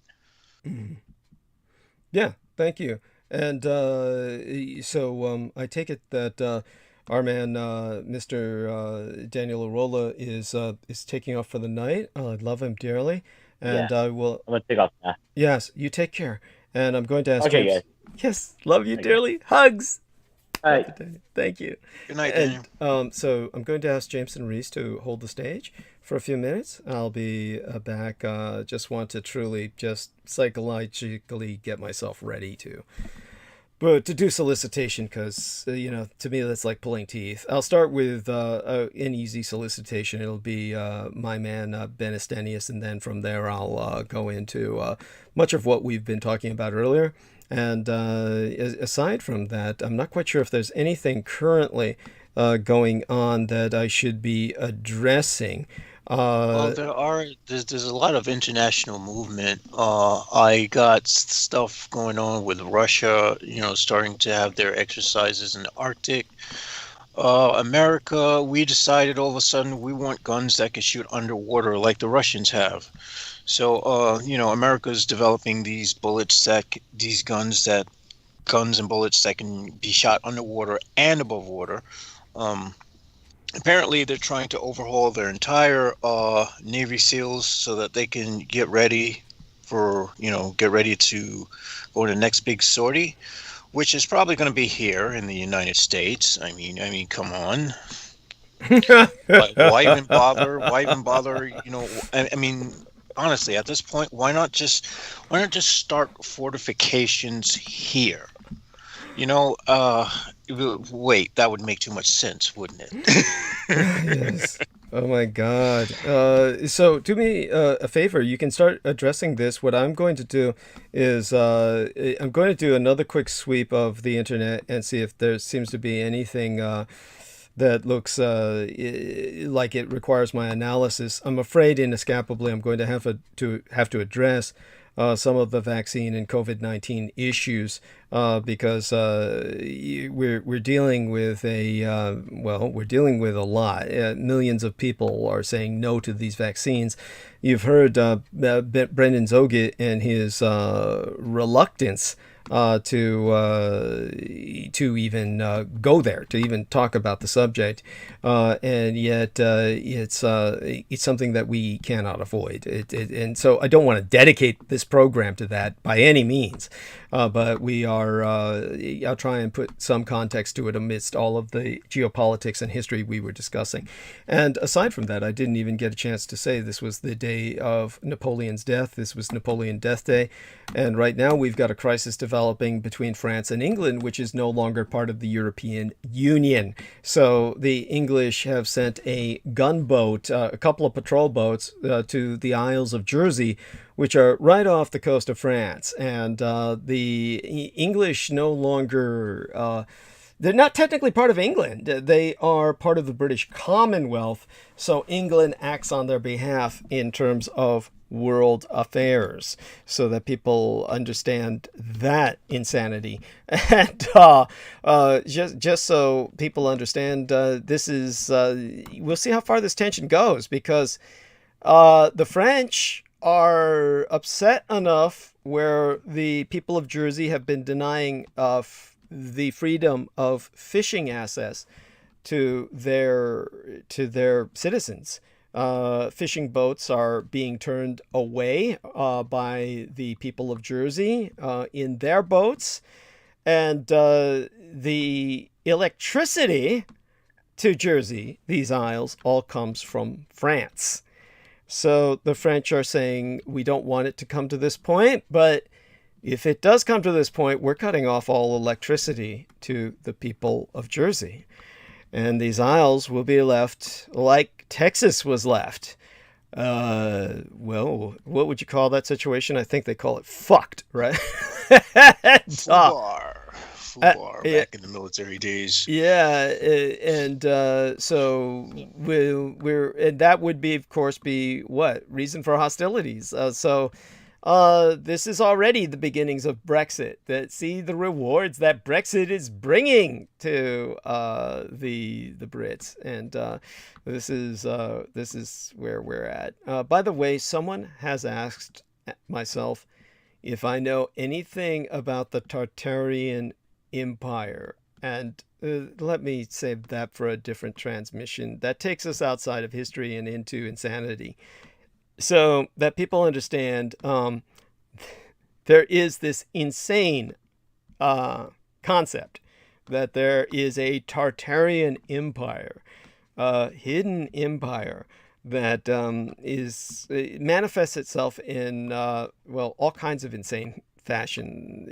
People see the Tartarian Empire or evidence for it when they're driving down the highway system in California, and they say they see evidence of the Tartarian Empire written into the sides of the mountains, like etched into the rocks. It's true. I've seen it. It's just insanity. It's just these people think they're seeing things. They're literally seeing things. It was kind of like America has become officially batshit crazier. Thank you. Even more so than it was. Honestly, I don't know how to. Oh my God! I'm shaking my head, but I'll try and put some coherency to their insanity in maybe our next episode, but not tonight. It's just too much to talk to that's of actual value. So I'm going to go mute for several minutes. I'm going to leave Jameson regaling you with some of the arms juicy race tidbits. Yeah, the juicy tidbits from the arms race, and I'll be back. Bless you, my son. All right, I have one such article. General, China, this is from the Associated Press 7 minutes ago. General, China's Africa outreach poses threat from Atlantic. The top U.S. General for Africa is warning that a growing threat from China may not come from just the waters of the Pacific, but from the Atlantic as well. U.S. General Stephen Townsend, in an interview with the Associated Press, said Beijing is looking to establish a large Navy port capable of hosting submarines or aircraft carriers on Africa's western coast. Oh boy, that would, I would have to say bye to you folks, because I'm on the East Coast, of the United States. All right, joy. Townsend said China has approached countries stretching from the Mauritania to south of Namibia, intent on establishing a Navy facility. If realized, that prospect would enable China to base warships in its expanding Navy in the Atlantic as well as the Pacific Oceans. Yeah, folks, no Russians, because they're probably going to wind up blowing themselves up with their own nuclear tests. But well, I can only hope. They're looking for a place where they can rearm and repair warships. That becomes militarily useful in conflict, said Townsend, who heads the U.S. Africa Command. They're a long way towards establishing that in Djibouti. Now they're casting their gaze to the Atlantic coast and wanting to get such a base there. Townsend's warnings come as the Pentagon shifts its focus from counterterrorism wars of the last 2 decades, which were really just bullshit wars where we want your opium. Yeah, that's basically the last 2 wars of, well, if they can even be called wars, because they're not even legally declared wars, to the Indo-Pacific region and threats from greater power adversaries like China and Russia. Yeah, all right. Finally, World War III, folks. Yes, it's coming. No, I'm just kidding. Yeah, don't take me seriously, folks. I like to be a little humorous sometimes. You have to laugh, or then you're just gonna cry. The Biden administration views China's rapidly expanding economy, influence, and military might as America's primary long-term security challenge. U.S. military commanders around the globe, including several who may lose troops and resources to bolster growth in the Pacific, caution that China's growing assertiveness isn't simply happening in Asia. And they argue that Beijing is aggressively asserting economic influence over countries in Africa, South America, and the Middle East, and is pursuing bases and footholds there. The Chinese are outmaneuvering the U.S. and select countries in Africa, said Townsend. Of course, because what have the Americans been doing up to now? Just pretty much effing over their own citizens. Port projects, economic endeavors, infrastructure, and their agreements and contracts will lead to greater access in the future. They are hedging their bets and making big bets on Africa. Yep, I would not want to be in Africa. No siree. China's first overseas naval base was built years ago in Djibouti in the Horn of Africa and is steadily increasing its capacity. Townsend said as many as 2,000 military personnel are at the base, including hundreds of mariners who handle security there. That's also not a good thing because who knows if they're going to start testing on the African locals. I mean, because, you know, everyone looks at those of us who are black as the bottom of the racial hierarchy, which, well, we'll just see who's left living when this is all over. Not that I really have any care. Honestly, humans are just cringy anyway. They have arms and munitions for sure. They have armored combat vehicles. We think they will soon be basing helicopters to potentially include attack helicopters, said Townsend. For some time, many have thought China was working to establish a Navy base in Tanzania, a country on Africa's eastern coast that has been a strong, long-standing military relationship with Beijing. But Townsend said it appears there's no decision on that yet. He said that while China has been trying hard to get a base in Tanzania, it's not the location he's most concerned about. It's the what is it called? Oh man. Oh, what is that? Wait a minute. Let me see if I'm correct about that metal tantalum coming from Tanzania. Just want to see. Tantalum is a rare gray. Let me see. I'm just doing a check reference here just to. Tantalum was discovered in mineral samples. Oh, actually, it's Finland. All right. So I'm sure well, I do know that they do get tantalum from Africa as well. I was just seeing if there was any connection. It's on the Indian Ocean side, he said. I want it to be in Tanzania instead of on the Atlantic coast. The Atlantic coast concerns me greatly, he said, pointing to the relatively shorter distance from Africa's west coast to the U.S. in nautical miles. A base in Africa's northern... Wait a minute, let me reread that.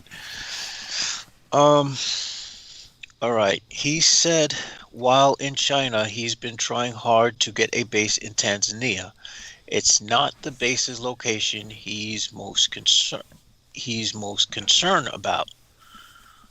Okay, that was obviously a misspelling. It's on the Indian Ocean side, he said. I want it to be in Tanzania instead of on the Atlantic coast. The Atlantic coast concerns me greatly, he said. What? I want it to be in Tanzania instead of on the Atlantic coast. The Atlantic coast concerns me greatly, he said, pointing to the relatively shorter distances from. This doesn't make any sense. They obviously did not check this article for consistency. There we go. So why is he going to say that he's not concerned about the location? He's not concerned about the location of China wanting to get a base in Tanzania when he's concerned about when he's concerned about wanting to have a base in Tanzania because of how close it is to the United States. Who the hell wrote this article?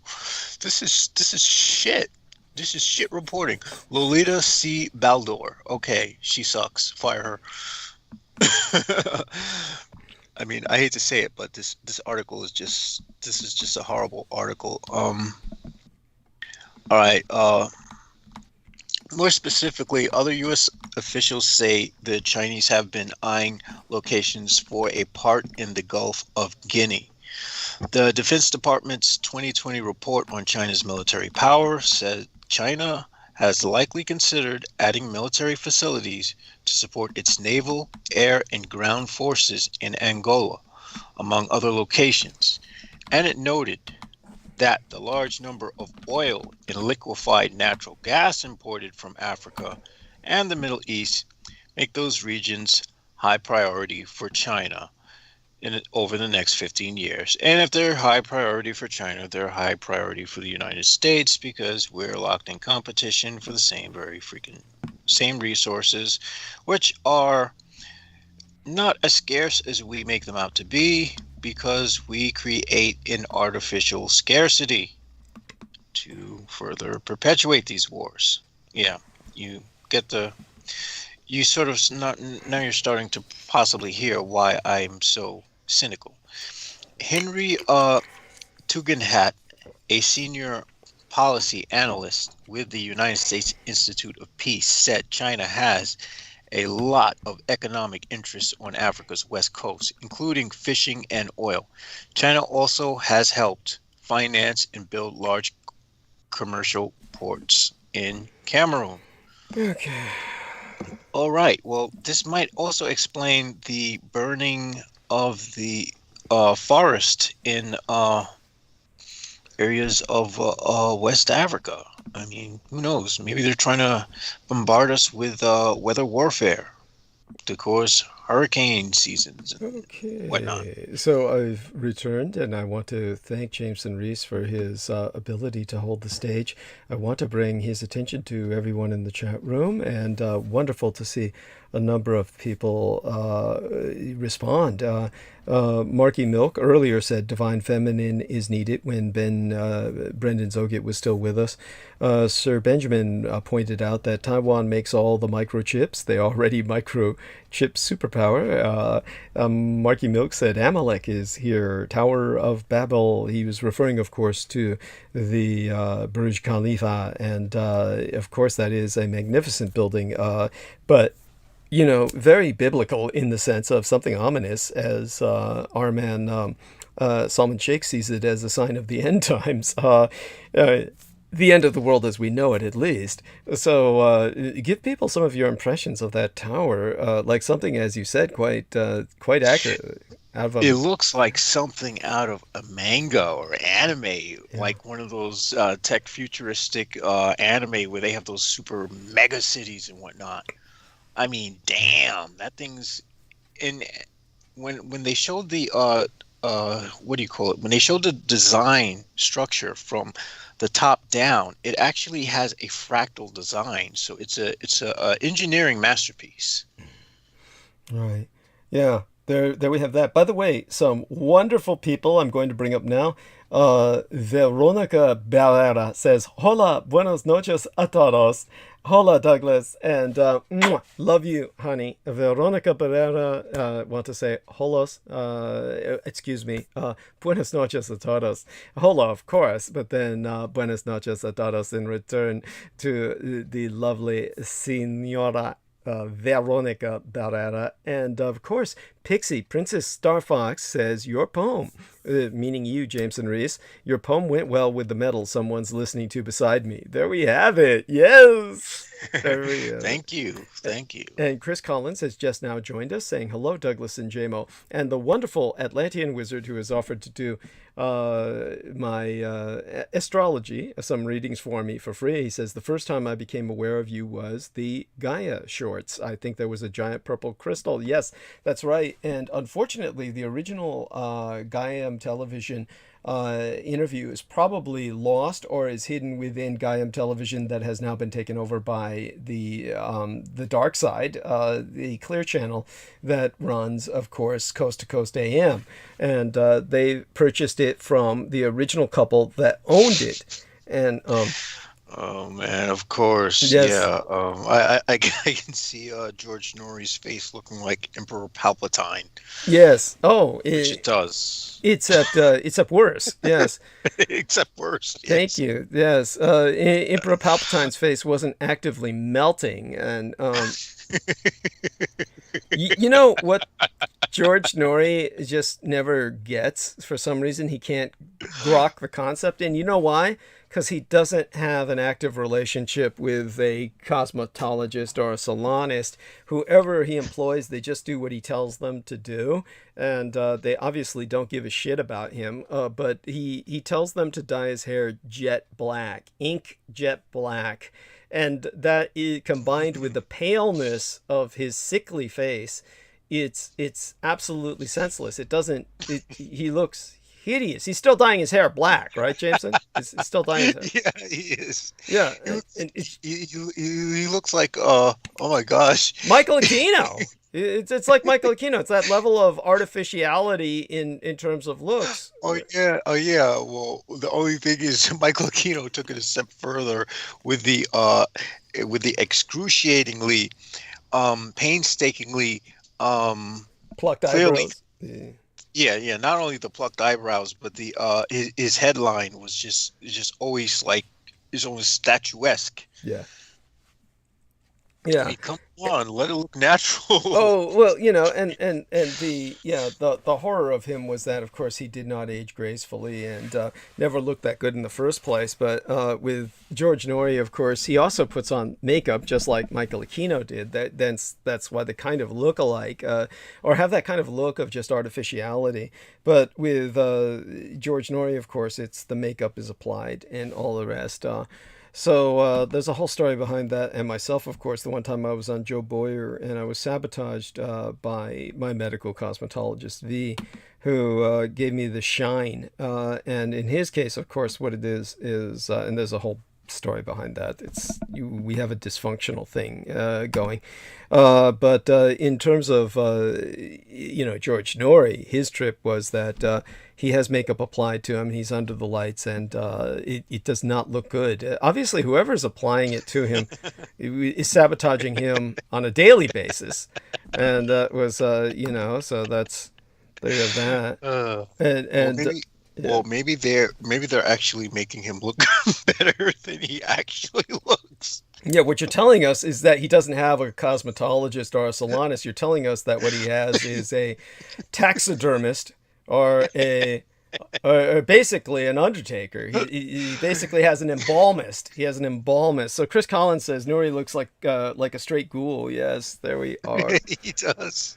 He does. I remember seeing that Gaia commercial on YouTube, which if it weren't for that I would have just found it completely annoying and obnoxious. But it provided you morbid entertainment. Yeah, it did. Yeah, that goes to show you that people who are really just that evil and dark in heart do not age gracefully. You can tell the evil ones by how they age. It's true, and when Michael Aquino came down with the intestinal cancer, the joke from Brendan Zogit was, of course, he's a militant vegan. What else is he going to say? But the first thing he said was, "Yeah, it's eating all them dead babies.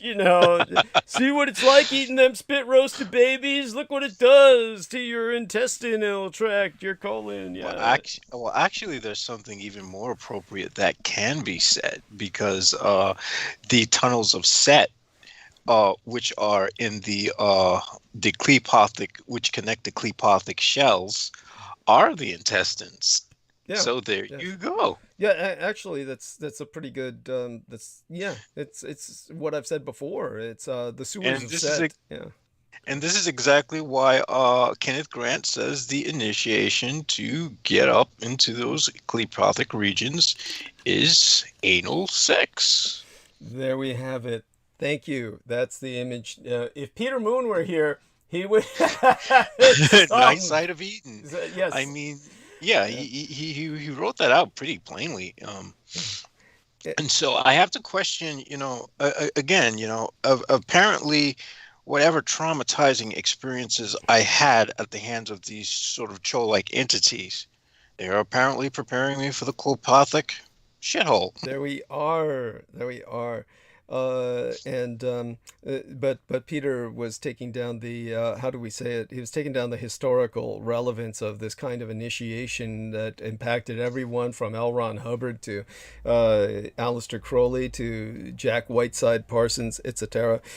Anyhow, all right, now I've got to punish myself. Let's start with the promotional, and then I'll get into everything I can tonight. Let's take a look at what time we have left. And again, without our man Jameson, this would not have been possible.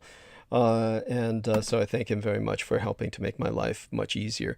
Now, you might think I'm just got all the time in the world with 8 hours ahead of us. Maybe I do, but not really. It's just so much to cover historically. I'm so glad we have so many people. You actually managed to maintain a high level of viewers. So I'm proud of you, son. Because sweet. I mean, I'm glad to hear it. I like to keep the people entertained. There we are. Because let's just put it this way: you haven't had the professional training, so it's pretty impressive you're able to do that. Derek Talley, shout out to him. Of course, he's doing his work shift, and he is someone who had his own show for a while on some station where he was like doing kind of like a Christian rap show, for lack of a better word. I think that's pretty much how I would categorize it, if it's classifiable at all. And oh my God, yeah. I wonder how his son's date went. Oh God, can you imagine that? Let me take you home to meet my dad, and he'll cook us dinner. And oh well, I could say that I do. The rap, unfortunately, the rap I like is that hardcore gangster rap where, putting bullets in people's domes, and I used to just love the dark shit. I'm sorry, I can't help it. Well, you mean obviously you're not alone. I mean, there's a whole industry based on that. But in terms of it's just like the newer stuff is just trash, though. Yeah. Well, I mean, of course. I mean, how far can you go, right? Speak. I mean, we had real gangsters doing rap before with Death Row Records and all the rest of that. Now what is it? Not only that, they were like actually smart guys. Mm-hmm. These guys could hold down a conversation. Oh, I'm sure. I mean, intellectual repute. The guys who walk around now are just like,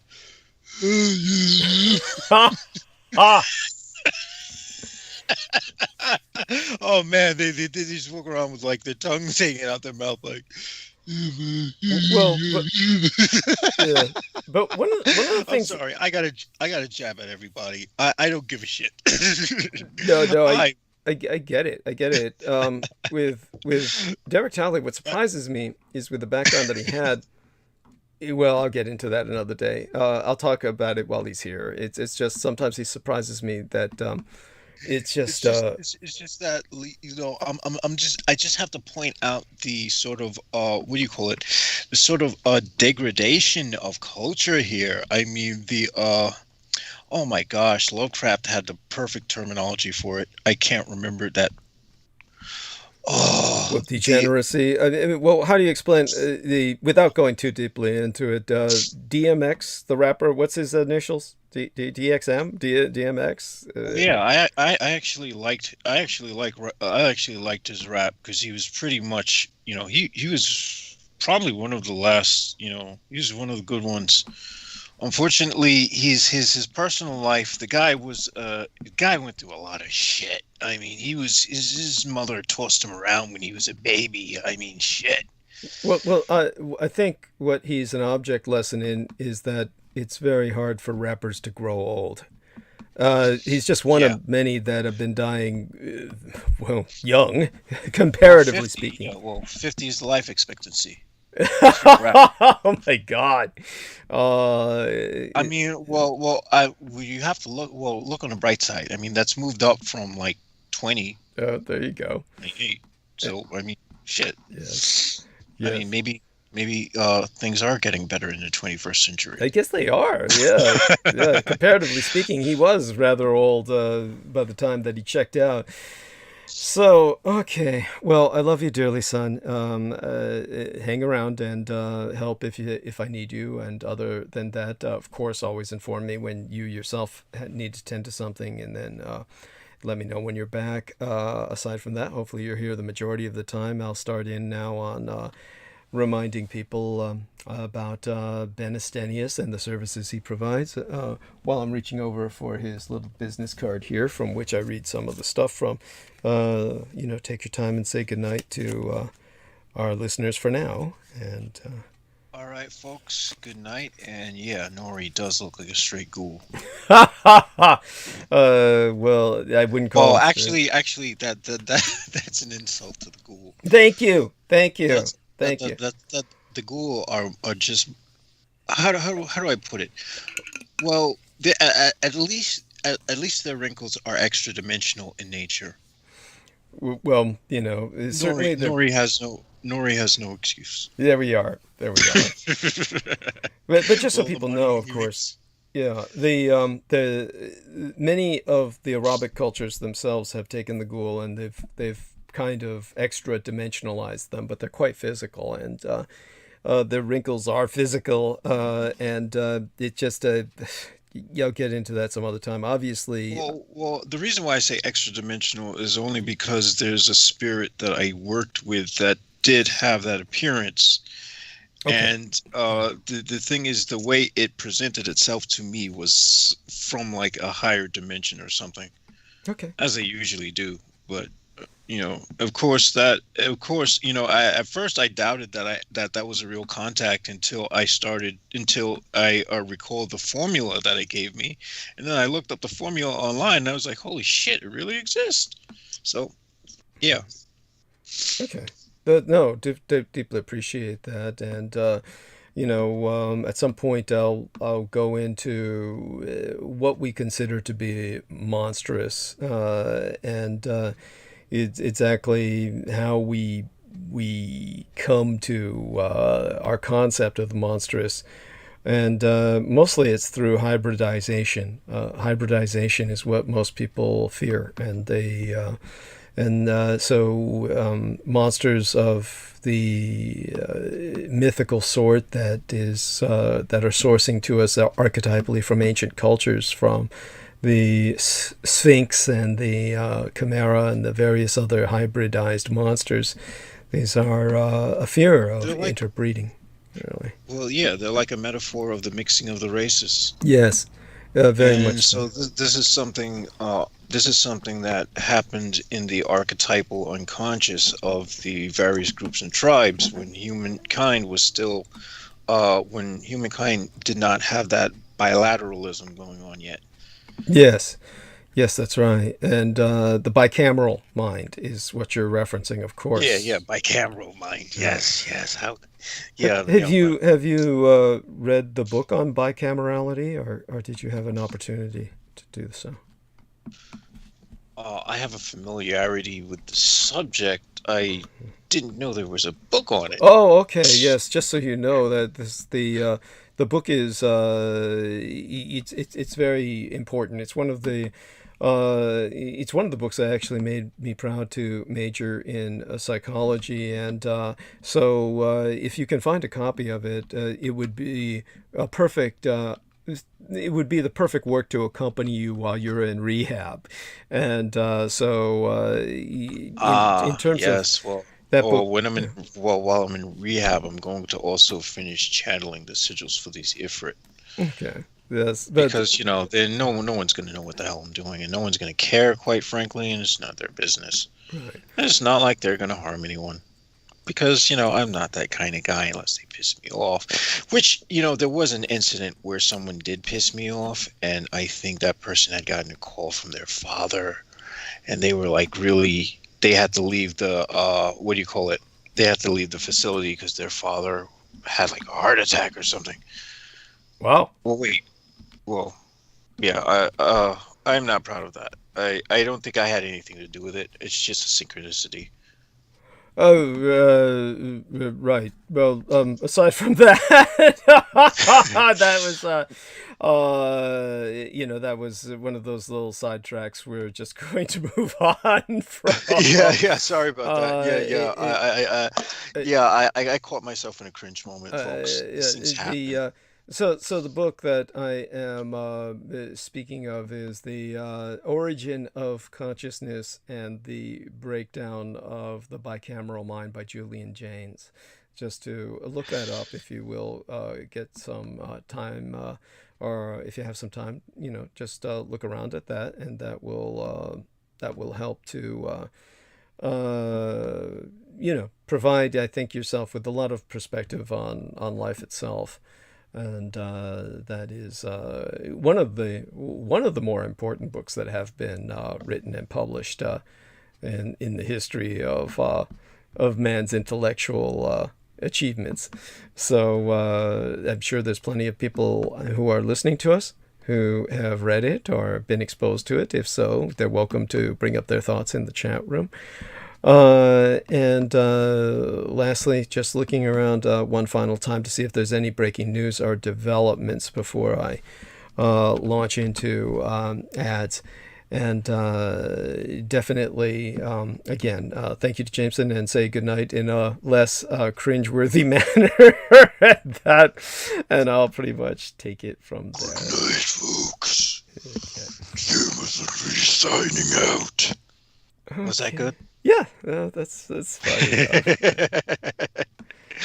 And okay, let me see if I can get my head out of my ass. And oh my God, it's just been, of course, obviously I've been going through a lot with everything that I was dealing with, from trying to get a new counselor to replace the old one that has transferred into a different part of our of the psychiatry department at Kaiser Permanente, and so we'll see what happens in terms of what can be established with treatment for myself from maybe the how would I say it, the different regions of San Francisco, South San Francisco, or across the Bay in Oakland.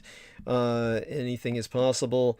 Other than that, I have the Crown takes precedent, and we'll see if I get the daring to pursue that on Friday. This is not something I'm looking forward to at all. But with everyone who's out there, I want to thank you for your support. We have plenty of people who have responded to my latest promotional banner. And as I said, I got so tired of the May 4th Star Wars shit that I just didn't even put up the Chinese day of May 4th and its significance. But Brendan Zogid brought it up. I'm sure many of you probably still don't really appreciate the importance of that, so I'll articulate it for you. But for now, one among the creepiest true crime tours in America is the Tucson Murders' True Crime Tours. The Tucson Murders True Crime Tours provide a historic crime investigation into forgotten lost crimes in Tucson, Arizona. These small private tours are hosted by the Mr. Ben Baron Astenius, a true crime researcher and enthusiast who will personally take his thee to real historic crime locations related to these crimes in Tucson. Relive these events and hear the untold stories behind the stories. The Baron Ben specializes in the seemingly ever-developing case of the late serial rape killer Charles Howard Schmitty Schmid Jr., alias the Pied Piper of Tucson. An aftermath tour. See theunfinishedman.com, where you can read excerpts from his yet-to-be-published book by that very title, The Unfinished Man, and review scenes from his cinematic documentaries in production at theunfinishedman.com. But other cases, such as the strange case of Morris Brady, the Dr. George Marvin Tejerin case, and the Red Rapist are also within his repertoire, as in fact are all the crimes that shocked the Southwest throughout the 1960s, the very decade I myself entered this vale of tears. These devastating crimes stained a city so deeply they may never be removed. For tour information, contact the TucsonMurders.com. That would be spelled TUCSON for Tucson. It's spelled like Tucson, but you put the word "the" in front of it, the TucsonMurders.com. And you can telephone the Baron Ben himself personally to privately guide your tour at 1-520-4/323-3406. That's 1520-323-3406. And of course, neglect not to subscribe to the Man of the Soil YouTube channel. Enter Man of the Soil in the search bar. Believe it or not, there are a few other videos that come up with that name. So you'll know you're at the right channel when you see the young blonde girl with that nice set of pins and her racks holding up a green t-shirt that reads Ace Hardware.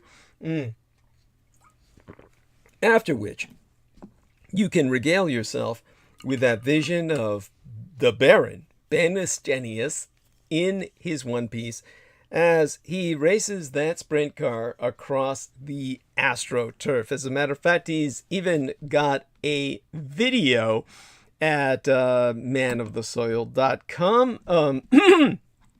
Let me actually look that up because that still blows my mind that somebody made a video on this. I was the only one to put an upvote on it, so you can join me in that.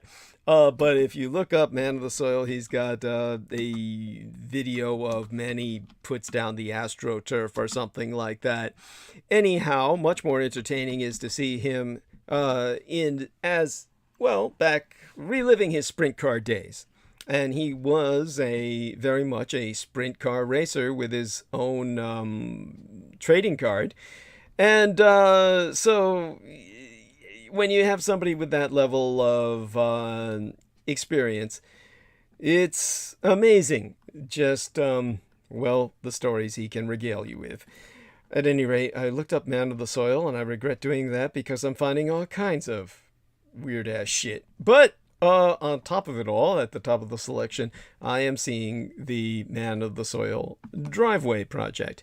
So at least we've put him on the top of the charts of whatever the hell Man of the Soil brings up on YouTube.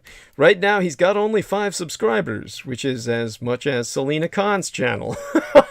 So, everyone, do get their subscription rates up a little bit. Certainly, you want to see Manny Cuts the Grass, synthetic grass installation. That's the 3-minute video I was thinking of. Yes, 2.5 minutes.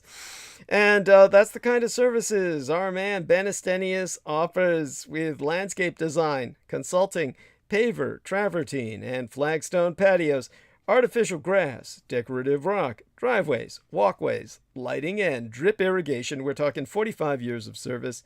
And what he does is he brings those men in brown across that great invisible Trump wall to bring you the greatest show on dirt in your property, front, back, and sideways, while you're stuck in your echo bubble, your lockdown quarantine, your little echo chamber there, looking out sullenly, desultorily at your property and wondering what to do with it. he can change the look of what you gaze your eyes upon. Yes, let him go to work to, just take a look at the aerial drone footage of his landscape architecture, and you can see what he has to offer. I mean, they can do wonders for you. And so contact him to get that going. First, check out his website at manofthesoil.com, and then follow up with a phone call. That's 1-520/544-7743. Once again, that's 1520-544-7743. And get his landscape builders building your world anew. All right, so we've done that. And we've talked bicameralism, and we've got, let's see. Okay, so Chris Collins saying, just meant the generic sense of ghoulish, not comparing him to the actual entities. There we are. Yes, and so aside from all of that, I want to thank everyone again who stuck with us through all the commercials and everything else. And don't blame anyone who drops off during those periods of time necessarily when I've got, Derek Talley and Jameson Reese doing their readings, because obviously it is what it is. And they don't have the professional level of training. Well, neither do I, but I seem to have a knack, or, just a natural, organic sense of speaking, so that the consumers will appreciate the consumption of information a little better. Honestly, when Peter Moon was describing everything in our book so accurately, honestly, it would have been better off if he had tried another approach, probably. Maybe it's all right. Maybe people were interested in hearing that, but I don't know if most people even have that level of attention span. In my case, it would be different, because I am very emphatic about telling people how important this is to their lives, or to the present, what's happened in the past. So let's get started and talk a bit about the past and why it's so important to your present. The first thing that we need to emphasize is that May 4th was yesterday, and of course everybody was thinking Star Wars, which is just another way to take history and fuck it all over.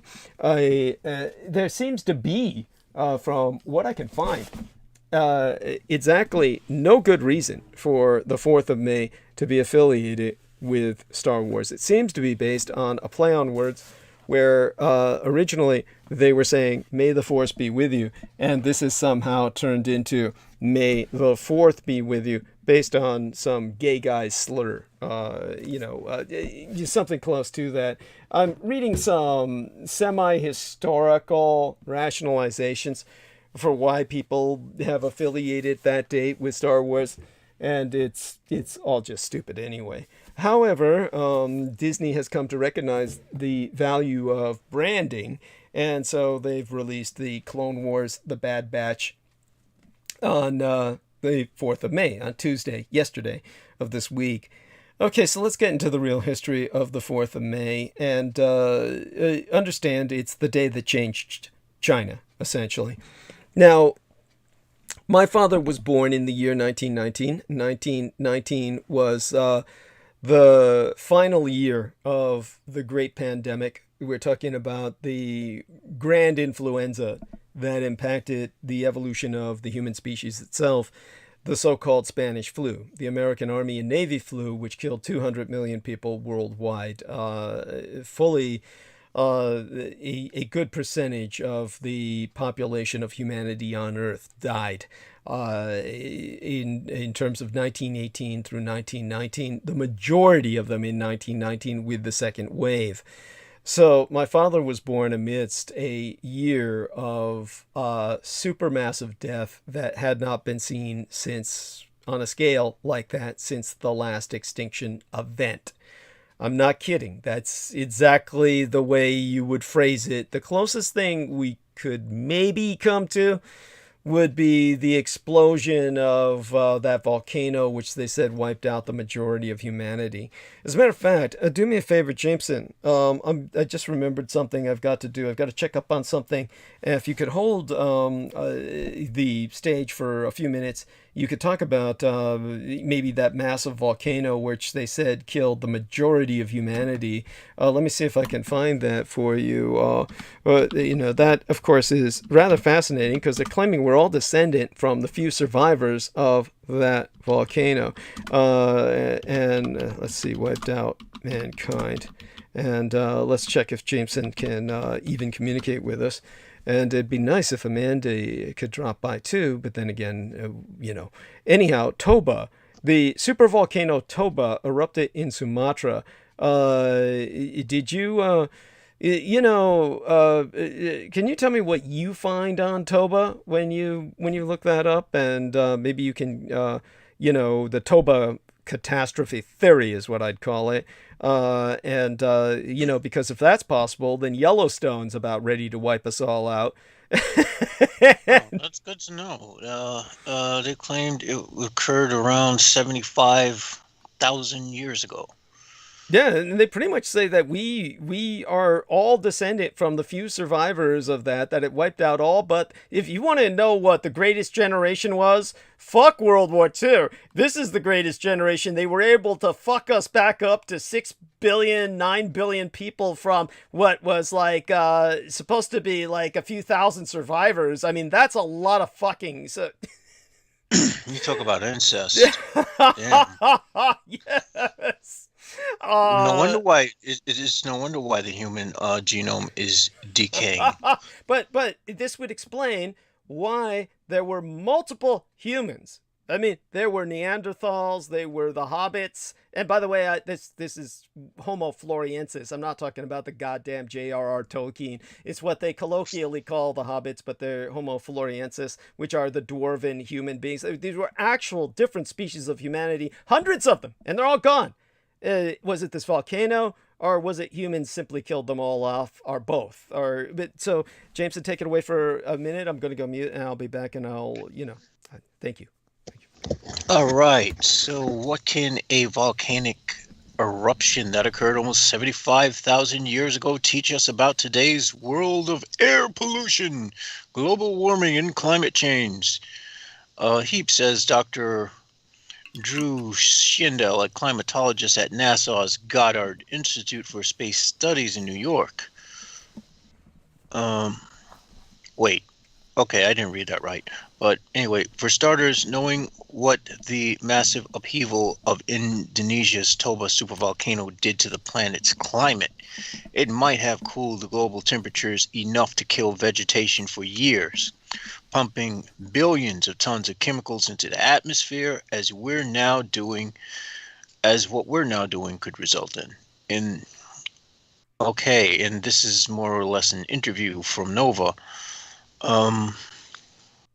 Okay, question. I want to ask you about the lessons Toba might have for us today. But first, a few questions about Toba itself. You've modeled how the world's climate likely reacted to Toba's eruption 75,000 years ago. What did you find? What happened? Well, we found it was such a powerful eruption that it really could send the planet's temperatures dropping quite rapidly and keep them there for quite a while. I hate the cold. That's not a very pleasant idea. This isn't a long time period relative to ice ages, but you can make the planet cold for many years, and when people are trying to survive based on growing crops, such as cooling, each year for many years, on the order of 10 years or so, that can have a pretty damaging consequences. Some experts have said that Toba might have even triggered an ice age. Can super eruptions do that? Well, I don't think a super eruption can really trigger an ice age, but I think if we were on the verge of falling into one anyway, a super eruption could certainly provide that little push to get us rolling down the hill into an ice age. It could bring one on a little earlier. All right, question. Do you think that happened with Toba? It's hard to say. There are a lot of signs that it did make the Earth quite a bit colder. That cooling period extended for a long time. Part of the uncertainty that remains is that the climate seems to have warmed up again about 1,000 years afterwards, before really settling into the actual depths of the Ice Age. So it's unclear whether Toba really did push us in and then something else happened 1,000 years later, or whether the effects of Toba were to make it cooler, but it was really just a temporary thing. And then we went to an ice age that we would have gone into anyway.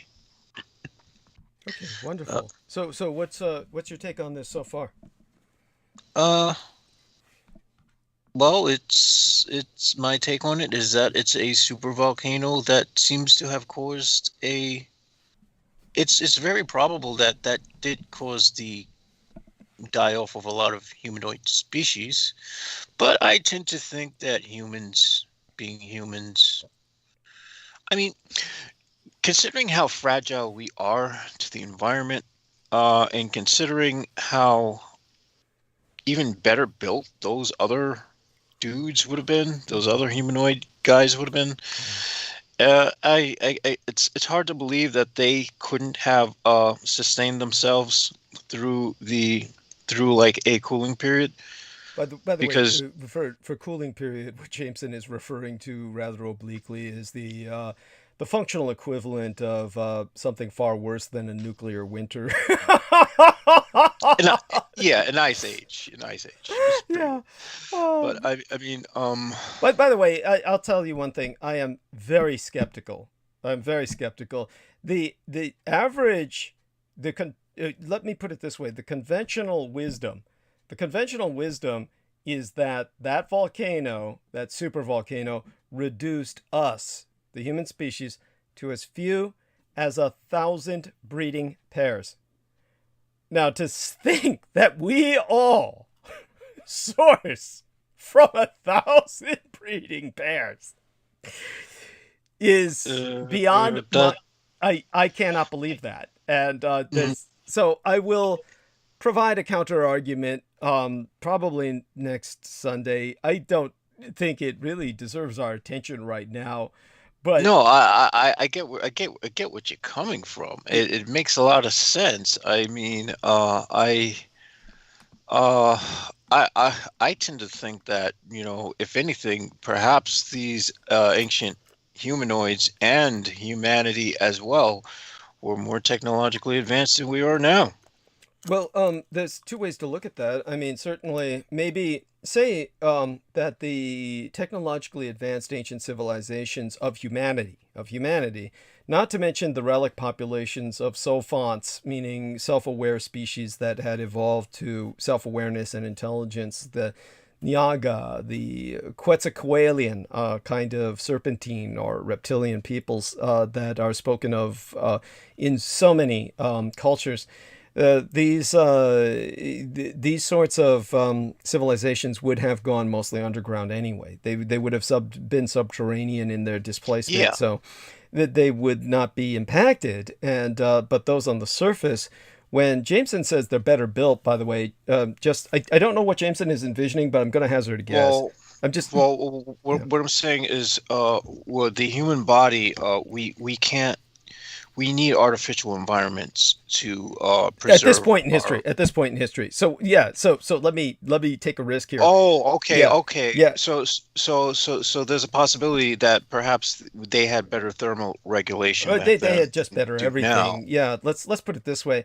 When Jameson was saying they're better built, the first thing that comes into most people's minds is Lou Ferrigno and Arnold Schwarzenegger type, Schwarzeneggerian type bodies. I'm not talking about that. What he means is they were tough, sensitivity to the environment. Yeah, they were tough, short, stringy, and they looked a lot like the furry kinds of animal humanoids that you want to fuck when you watch anime and various other cartoons that are, for some reason, the Americans keep trying to fob off on the Japanese, but they produce as much of this shit themselves. I mean, They produce more of it. They produce more of it. Thank you. Thank you. I mean, in fact, I don't even see what the appeal is to it, but. I mean, I can see the appeal, but I'm not like into it. Okay, I mean, not as a thing, but no, I can see where. I mean, we all got to admit, we look at these comics where whatever. Here's the female Wolverine, and they show this furry half species female with big tits and a big ass and a tail, and you still get a big hard on, right? The tail be damned, right? Not really. Okay. So we have. I'm a bit of a square. There we are. Well, I'm not saying I'm all that adventurous, but well, this is why women. Yeah, this is why women probably don't take a chance with me. She's boring. There we are. Maybe it's that. Maybe it's that. But by the way, I am. Yeah. But my point is, these people would look more animal than they would look people. They would look very similar to our perception of a primatoid primitive species that would be running around. But the idea that 1,000 of those. So they would look like your average, like Italian car salesman. That's awful. That's awful. No, your average Italian car salesman is much worse shape. Yeah, I know. They have a gut and they've got it's just there, Yeah, no, I get that. Well, it's I'll have to wait till Pac-1 Morales is back so I can say this to his face. But yeah, somebody's got to give him the genetic tweak so that he can finally grow hair, above that line that constitutes the bridge of his nose. Then he can get some hair up there instead of where it grows everywhere else on his body beneath that line. Or for some reason, there's a cutoff line there. Or maybe he just shaves it. At any rate, so I don't buy into the Toba catastrophe theory. Obviously, I'm not denying that Toba erupted. But the incredible results that they attribute to it. Now, I'm not denying that it produced very likely 1,000-year cold spell. But it's hard to believe that humanity was reduced on the surface of the Earth to basically 1,000 breeding pairs. This is, by the way, that's conventional science speaking. This is the same people. That's conventional science. Yeah, and you wonder why. This seems like a dated model.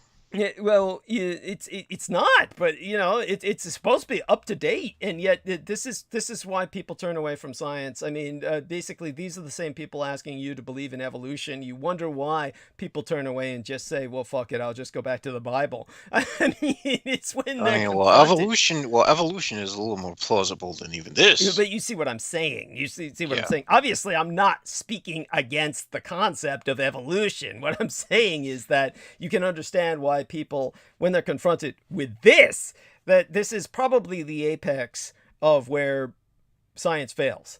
This is where conventional science has been impacted by politics to produce something. What are the politics behind this? I don't fucking know, but I'm gonna find out. I think this is like a super volcano fear porn. It's I mean, it doesn't have to be. There's got to be something behind it. Why is it a mega volcano would be catastrophic? But still, the politics are basically they are trying to deny the reality of race. They're trying to say we're all descended from the same people, since they can't go back to Adam and Eve because they're going to basically say the mitochondria. Well, that doesn't make any sense.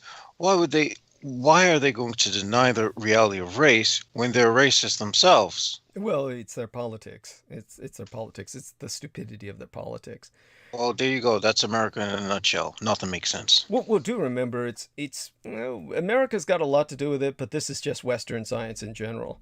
And they're convinced that their science is universal other than for communist China. They feel that communist China is the only divergent empire in terms of the fact that the communist Chinese, it's pretty much, let's just put it this way, it's not in the books. It's not on the books as a law, but it may as well be.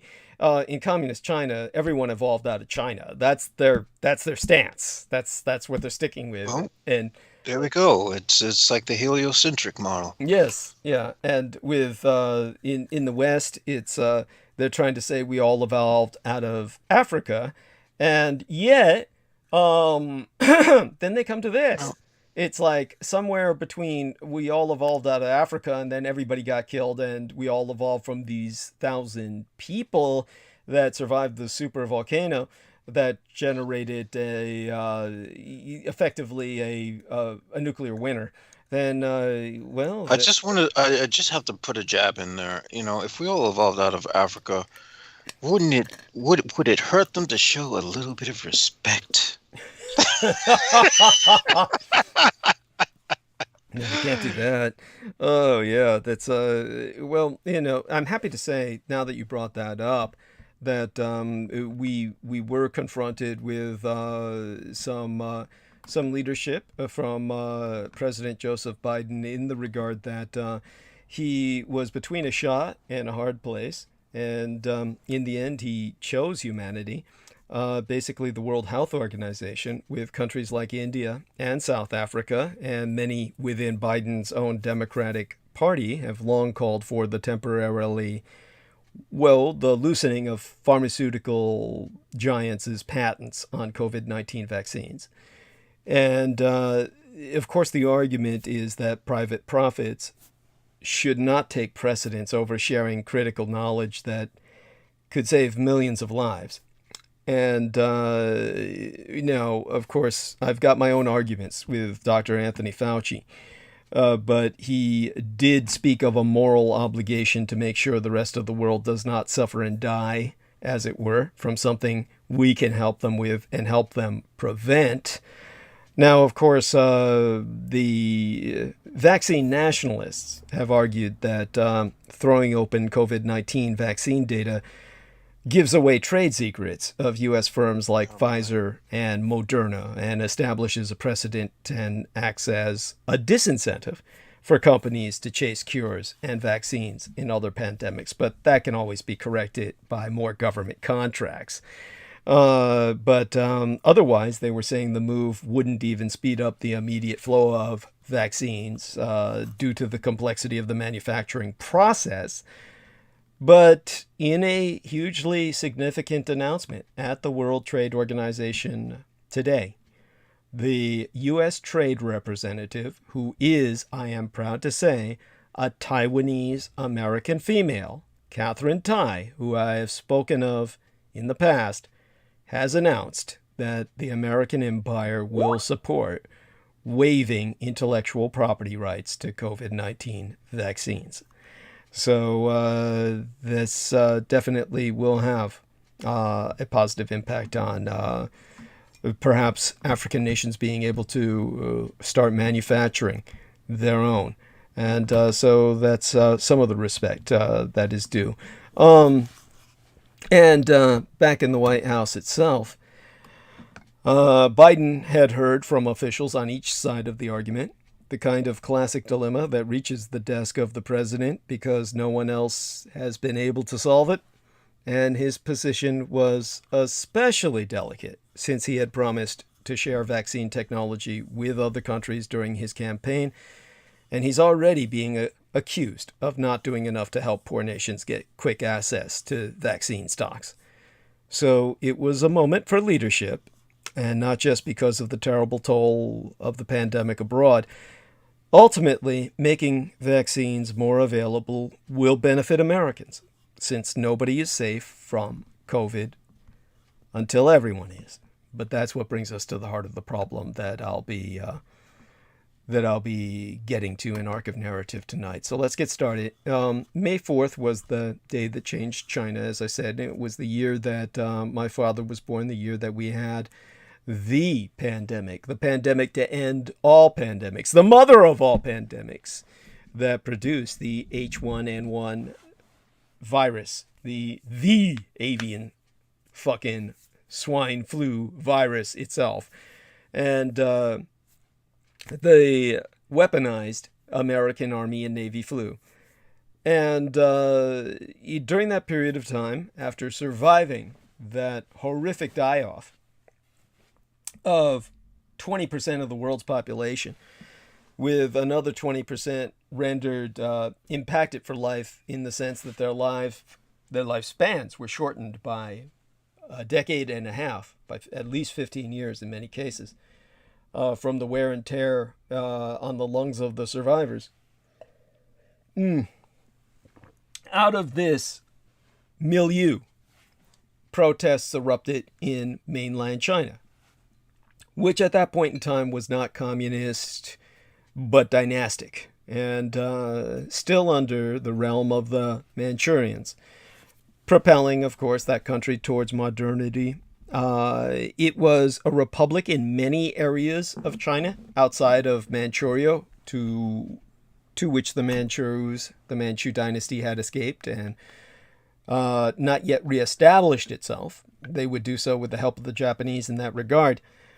But they essentially were in a nascent republic, the Republic of Dr. Sun Yat-sen. And that is one republic which allowed free expression. And that free expression, it manifested in the protestations nationwide throughout China that would reverberate a century later with the warlord spirit back in Beijing. But the year before yesteryear, in 2019, and that was as squelched in its own way as it had been at Tiananmen Square back in 1989. So a lot of you are too young to even remember the Tiananmen Square massacre incident of that year, and the darkness that that ensued ever since. The hope was kept alive in Hong Kong, but it's at this point in history a forlorn hope. So the only real hope now is regime change on the mainland, the fall of communist China. And we can only pray for that to happen, and may even be part of bringing it about should war erupt between the American and communist Chinese empires. By the way, Chris Collins has mentioned Mount Toba. Thank you, sir. And he was responding earlier to when I was saying what was the name of that erupting volcano again that supposedly wiped out the majority of mankind. So Chris Collins is aware. He's up on his scientific events. It was an actual event. I argue with its consequences. Now, by the way, in Chinese, as we brought up earlier, the numbers wu xi, just mentioning the 2 or 3 numbers can be enough to bring to mind a major historical event within the Chinese mind frame. If you say 918 or 918, your listeners will know you have in mind not just any September 18th, but the one in 1931, when Japanese military officers in Mukden, the northeastern region of China, faked the sabotage of a Japanese-owned railway to give the Japanese Empire pretext to invade the region thereof, the entire northeast of China. And if you say wuxi, the 5-4, like same way you would say 10-4 in the United States, 10-4 in that kind of emphasis, then any teenager will understand that you're talking about what happened 102 years ago this Sunday, today. And it's still Sunday here on the West Coast. Now, that day in 1919, a student protest took place in Beijing that set off what came to be known as the May 4th movement. And soon, similar marches were held in other Chinese cities, joined by members of other groups.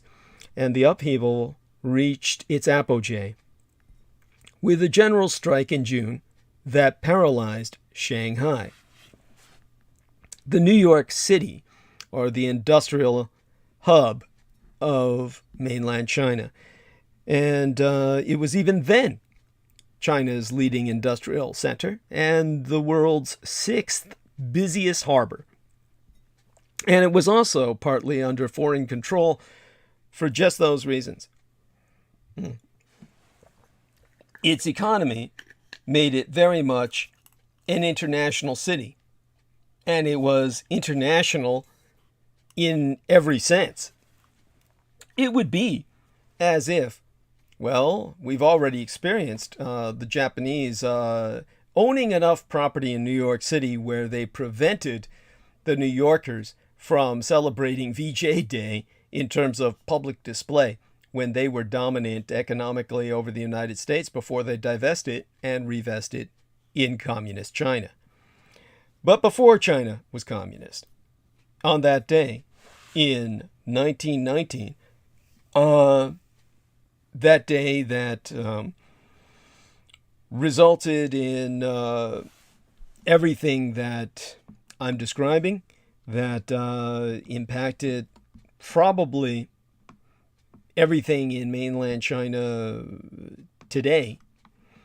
Well, yesterday was that day in China, and yesterday was the day that I saw V. And that is, of course, yesterday in China is our today, because they're one day ahead of us. So yesterday was May 4th in China, and that's when they threatened Taiwan. Now, they've been doing that a lot lately, but they made a big show of trying to violate Taiwanese airspace, or nationalist Chinese airspace, from the communist side of the strait.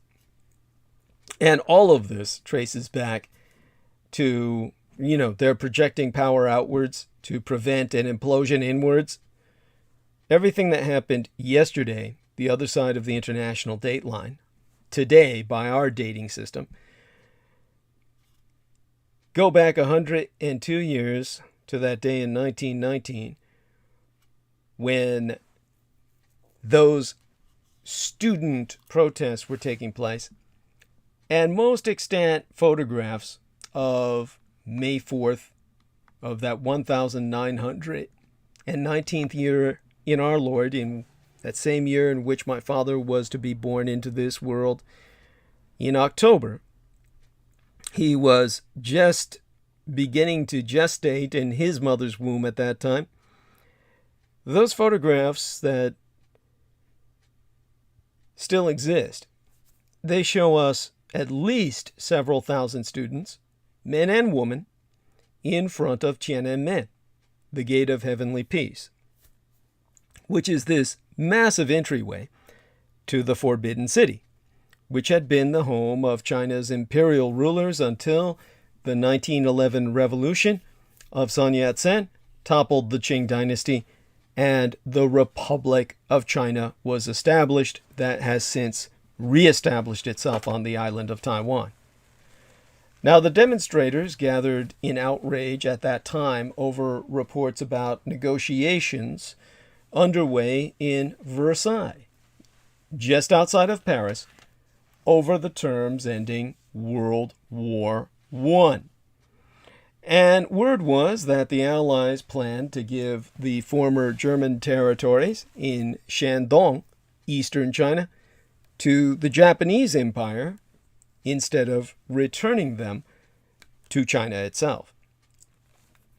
Now, Japan had participated on the winning side of World War I, but just so people understand it, so had China. And that's something many people don't know. China actually declared war on Germany in World War I, and this was something that impacted the progress of the war in ways many people in the West don't understand. And all of this, of course, is the hidden history you are unaware of. I would dare say maybe even many modern, or rather postmodern Chinese are unaware of it, because their own communized educational system certainly basically rejects teaching real history in favor of ideology. Of course, this is something that most, shall we say, totalitarian governments, of which democracy is a totalitarian government, it's a total mobocracy, that is something that most people are always subject to. Certainly, Americans believe that they won World War II. And that, of course, is an example of insanity.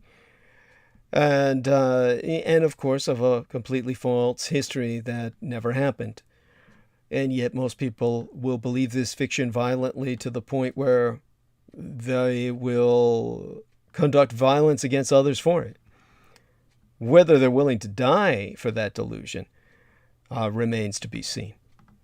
But to try and provide people the important role that China played in World War I might take another transmission.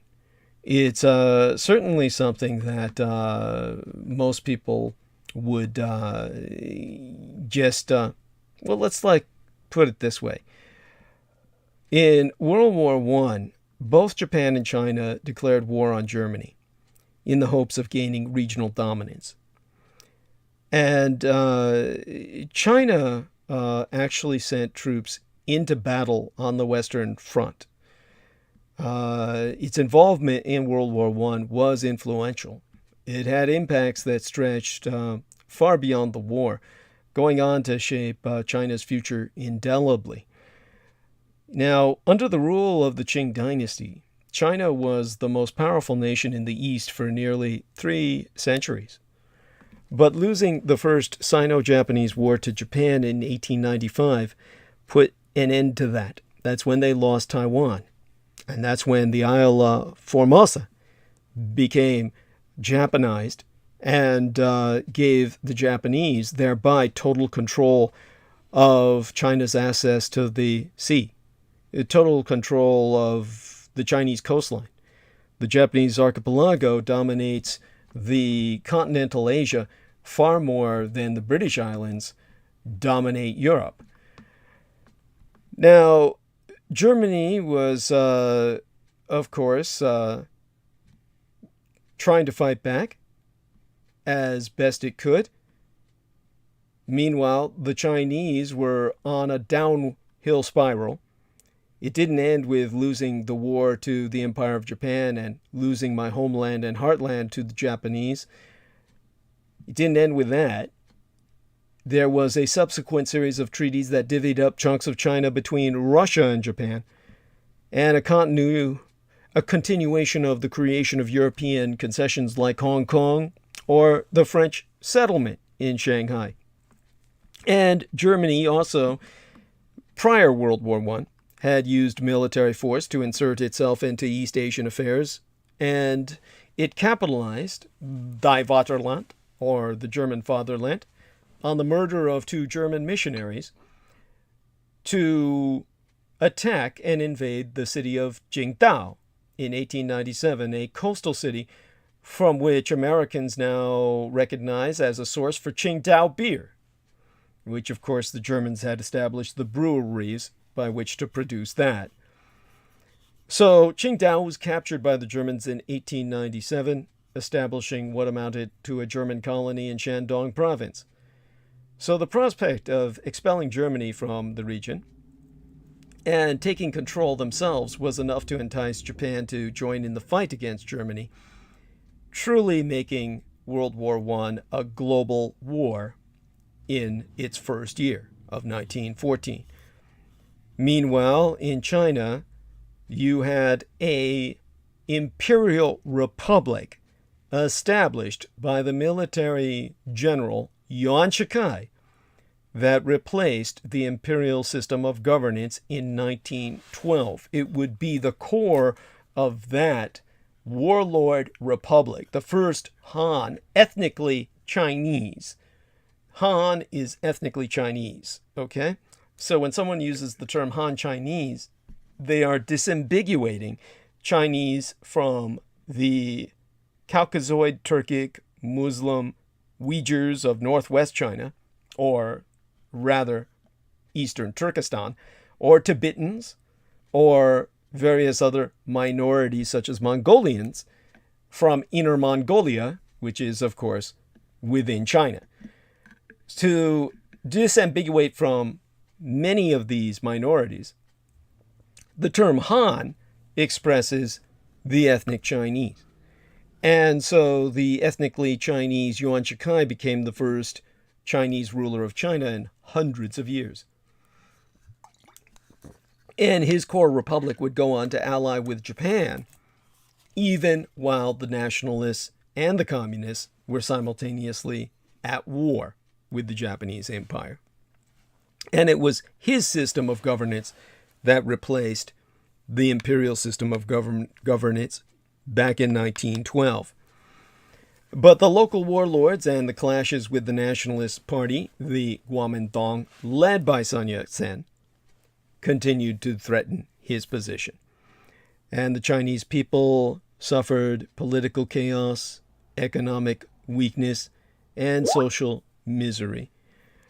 But it was also a period of excitement, hope, high expectations, optimism, and new dreams, because China believed it could use this global war, this conflagration, as a way to reshape the geopolitical balance of power and attain equality with European nations.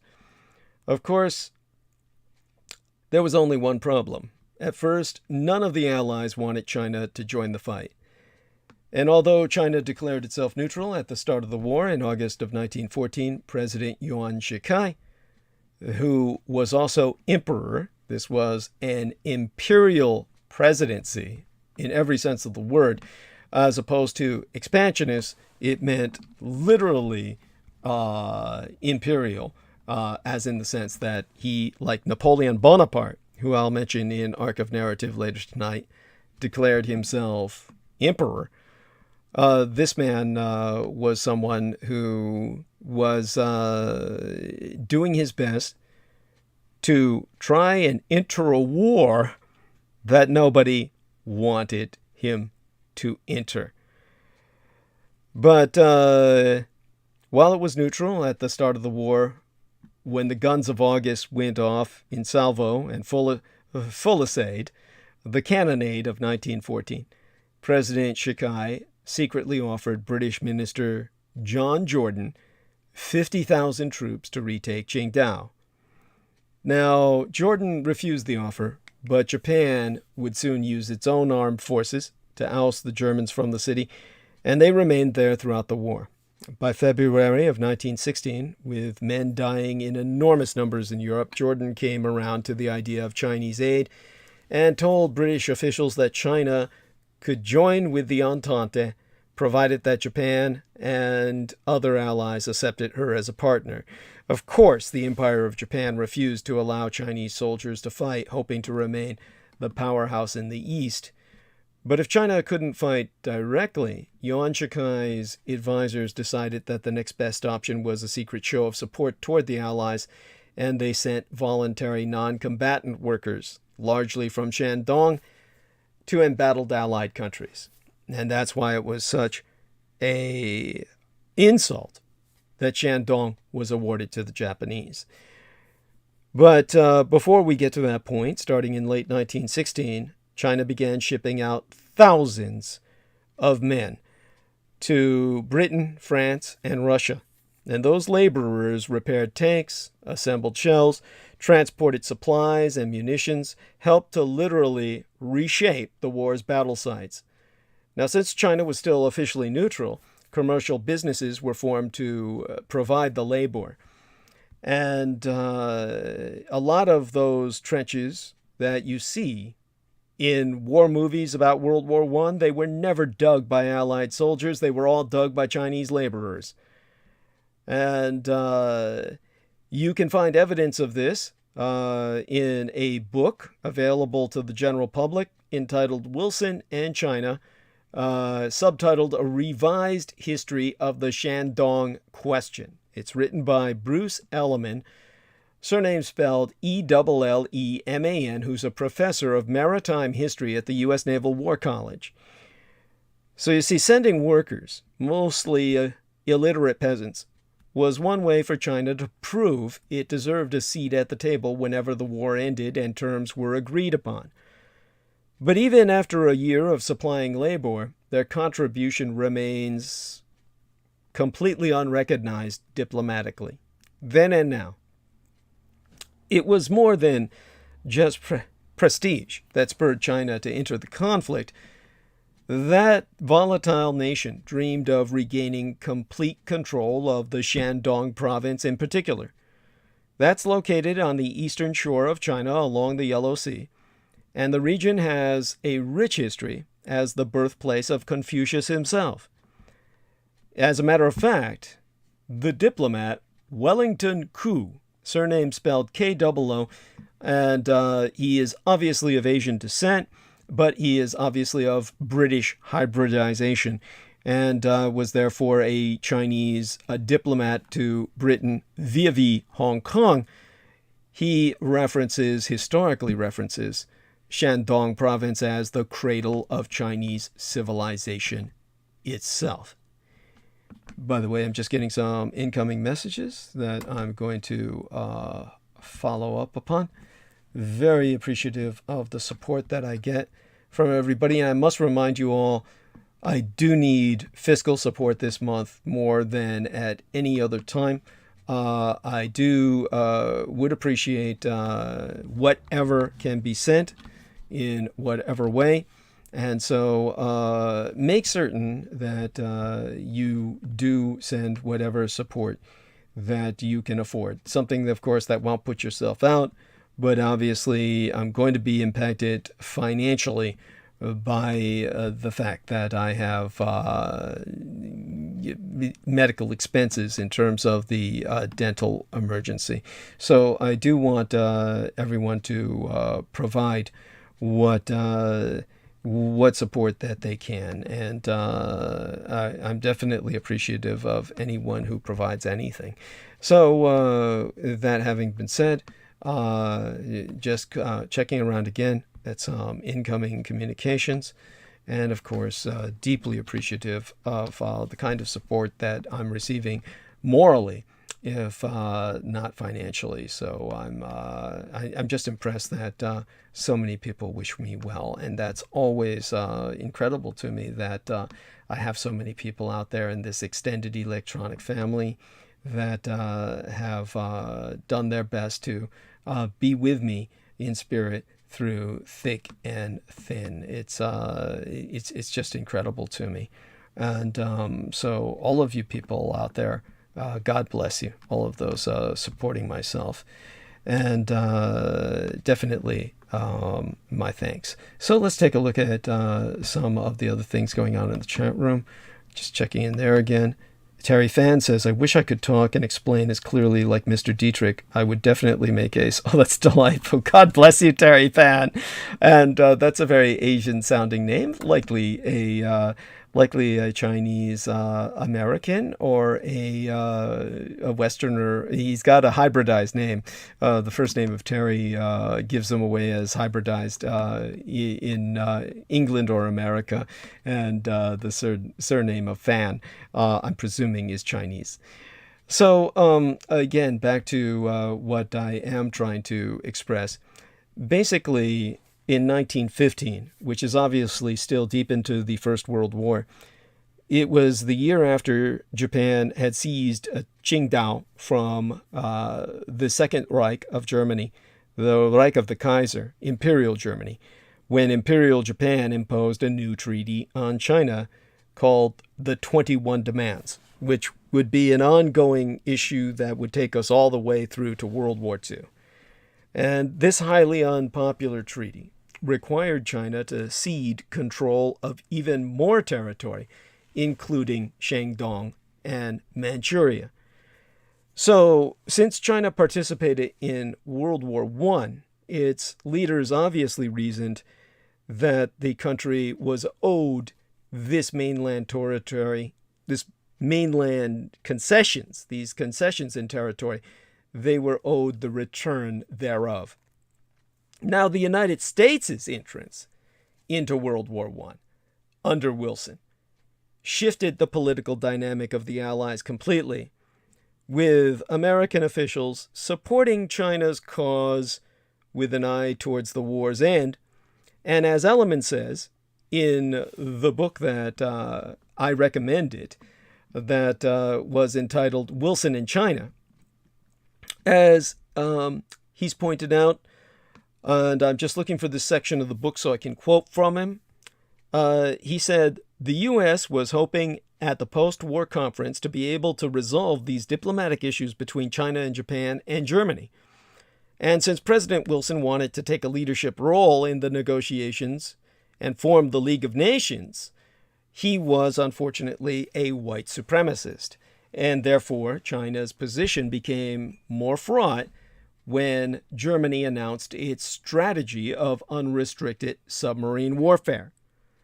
At that time, more than 1,000 Chinese laborers aboard the French ship Athos were killed in February of 1917 when a U-boat struck the ship.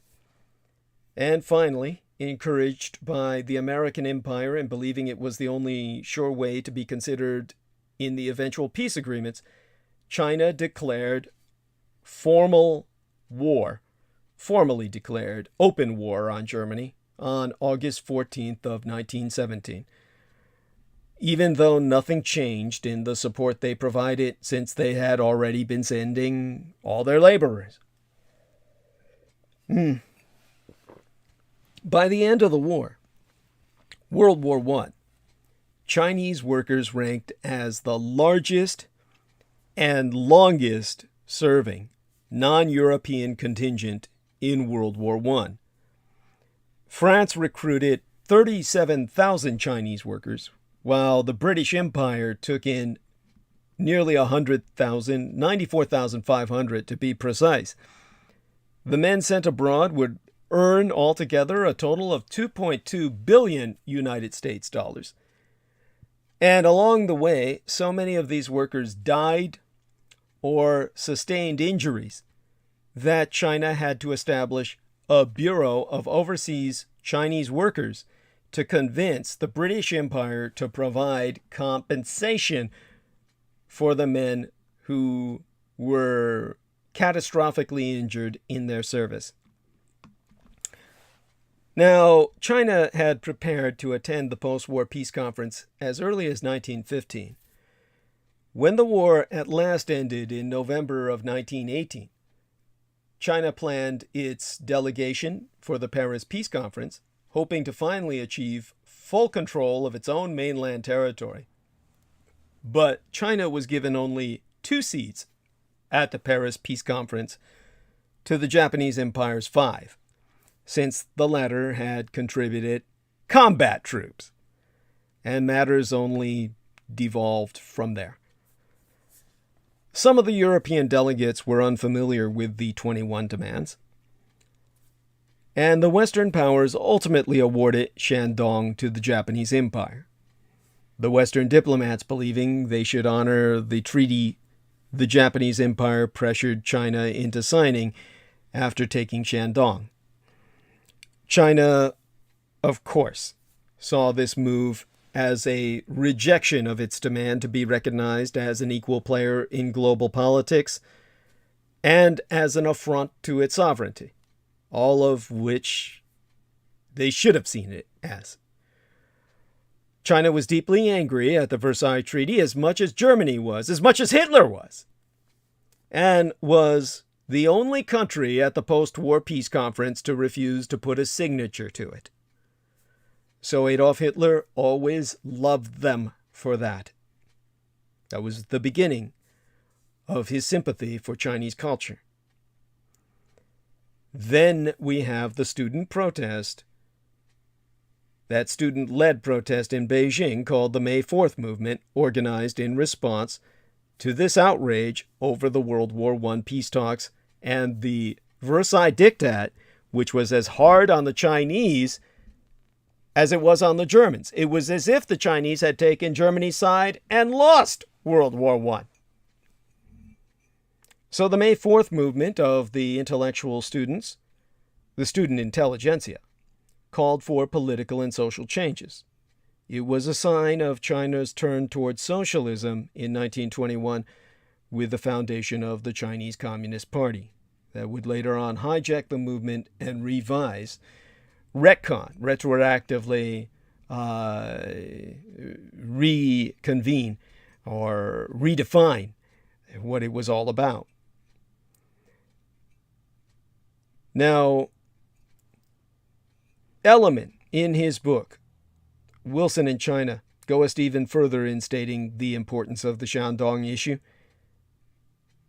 He says, and I'm reading from the book here, they talk about these forks in the road, and this is one. If the whole Shandong controversy had not happened, China would never have become communist. So he proves that leaving the Shandong question unresolved, at least in China's eyes, meant they mistrusted European governments going forward and felt more attracted to socialism. So he concludes in his work, quite rightly, it's one of the most important pieces in modern Chinese history. So this is what brings us to the day of May 4th and the student rebellion in China. And this is something that, of course, cannot be overestimated in terms of its impact. So everyone do understand that. And it's part, really, of a conspiracy. There's really no other way to express it. It was a part of a conspiracy to ultimately subdue China, divide it, subject it to communism. It's something that most people do not appreciate in any way where they have it in context of how much East Asia has impacted the world of the West. There were other conspiracies involved that I could try to contextualize about it, and these kind of erupt from the original conspiracy. Of course, that would bring us into the Second World War, and we'll avoid that until another transmission. But certainly, World War I was no accident. It was something that was the deliberate result of British foreign policy, and therefore rendered into infamy by anyone studying history with a detached eye. It's something that never needed to happen, and ultimately ensured a Second World War by its outcome when the Americans became involved in their own conspiracy, their conspiracy to depopulate Europe and ultimately repopulate it with Americans. And that was honestly the vision that Woodrow Wilson had. It's something that the fascists never forgot, and the reason why they were understandably hostile to the West, as well they should be. Now, when it comes to trying to articulate this in a manner that the average layman can understand, who hasn't had a professional training in history, then it becomes quite the challenge. It's something that confronts me with how much detail to provide, and what exactly can that detail do for you? Is it going to help everyone understand the world they're in today? Well, hopefully so. Let me get started with trying to proceed to where exactly we went from World War I. When it came to what China experienced, the outrage that they felt when the word was out that the Allies had planned to give the former German territories in Shandong, eastern China, to the Japanese Empire rather than return them to China itself. The Japanese, of course, being on the winning side militarily, while China was considered as simply logistical support because they had to operate through private companies during their time of neutrality, rendered all of their support soldiers into mercenaries.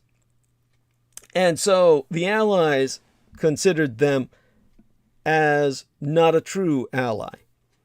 And the American president, Woodrow Wilson, with his calls for a new era of national self-determination in 1918, proved his call to be aimed only at white European populations whose nations he was creating out of nothing. Nations that hadn't existed for hundreds of years. Some that had never existed historically at all, like Czechoslovakia. All of these were the products of a deranged white supremacist in the White House, so appropriately named, back in the heart of the American Empire's Atlantic seaboard, and what seemed to be in the offing in Versailles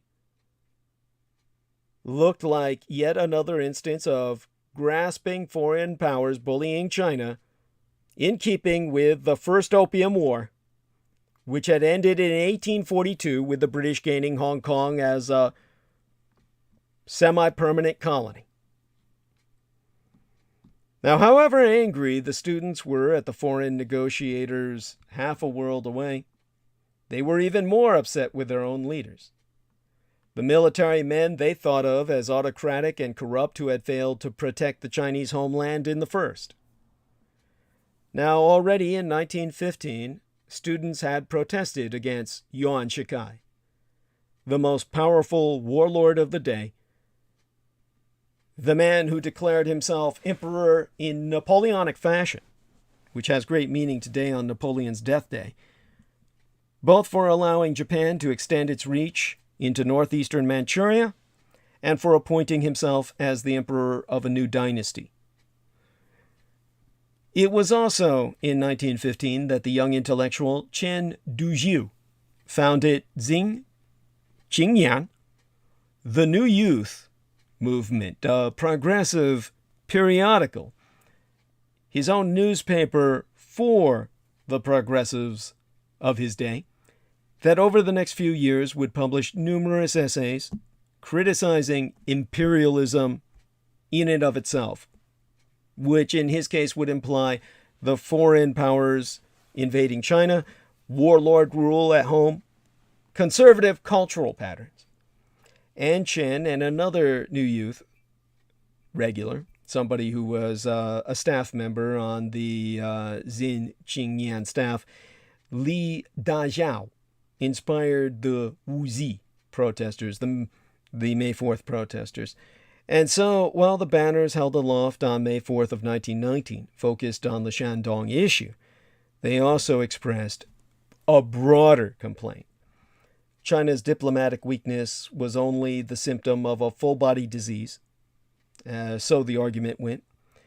If the 1911 revolution had done away with the antiquated system of imperial rule, China was hardly a modern nation yet. To become one, it would need to make a thorough break from hierarchical and conservative Confucian traditions. This was the mental process that was beginning to take hold over the minds of the young. And instead of insisting that the young defer to the old and woman to men, Chen in particular argued that modern Chinese should embrace Mr. Science and Mr. Democracy. These became caricatures, the embodiments of ideas that came to become the twin pillars of Chinese revolution.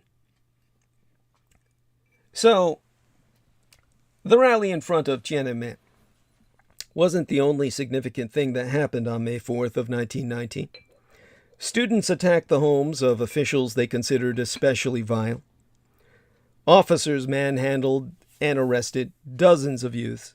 One was beaten up so badly that he later died of his injuries. China had a long tradition of viewing scholars as people who should speak out in times of misrule.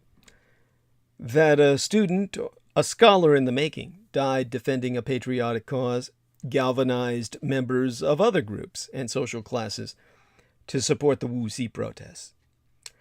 Together, they held more marches, boycotted Japanese goods, and organized strikes until June, when the Chinese government gave in to 3 key demands. It instructed its representatives in France to refuse to sign the Treaty of Versailles.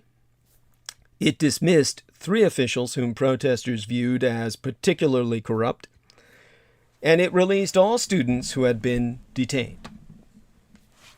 Now, the Wuxi protests would fail to achieve their central diplomatic goal when the Treaty of Versailles went into effect in January of 1920. The Japanese Empire was awarded the Second Reich of Germany's former possessions in China.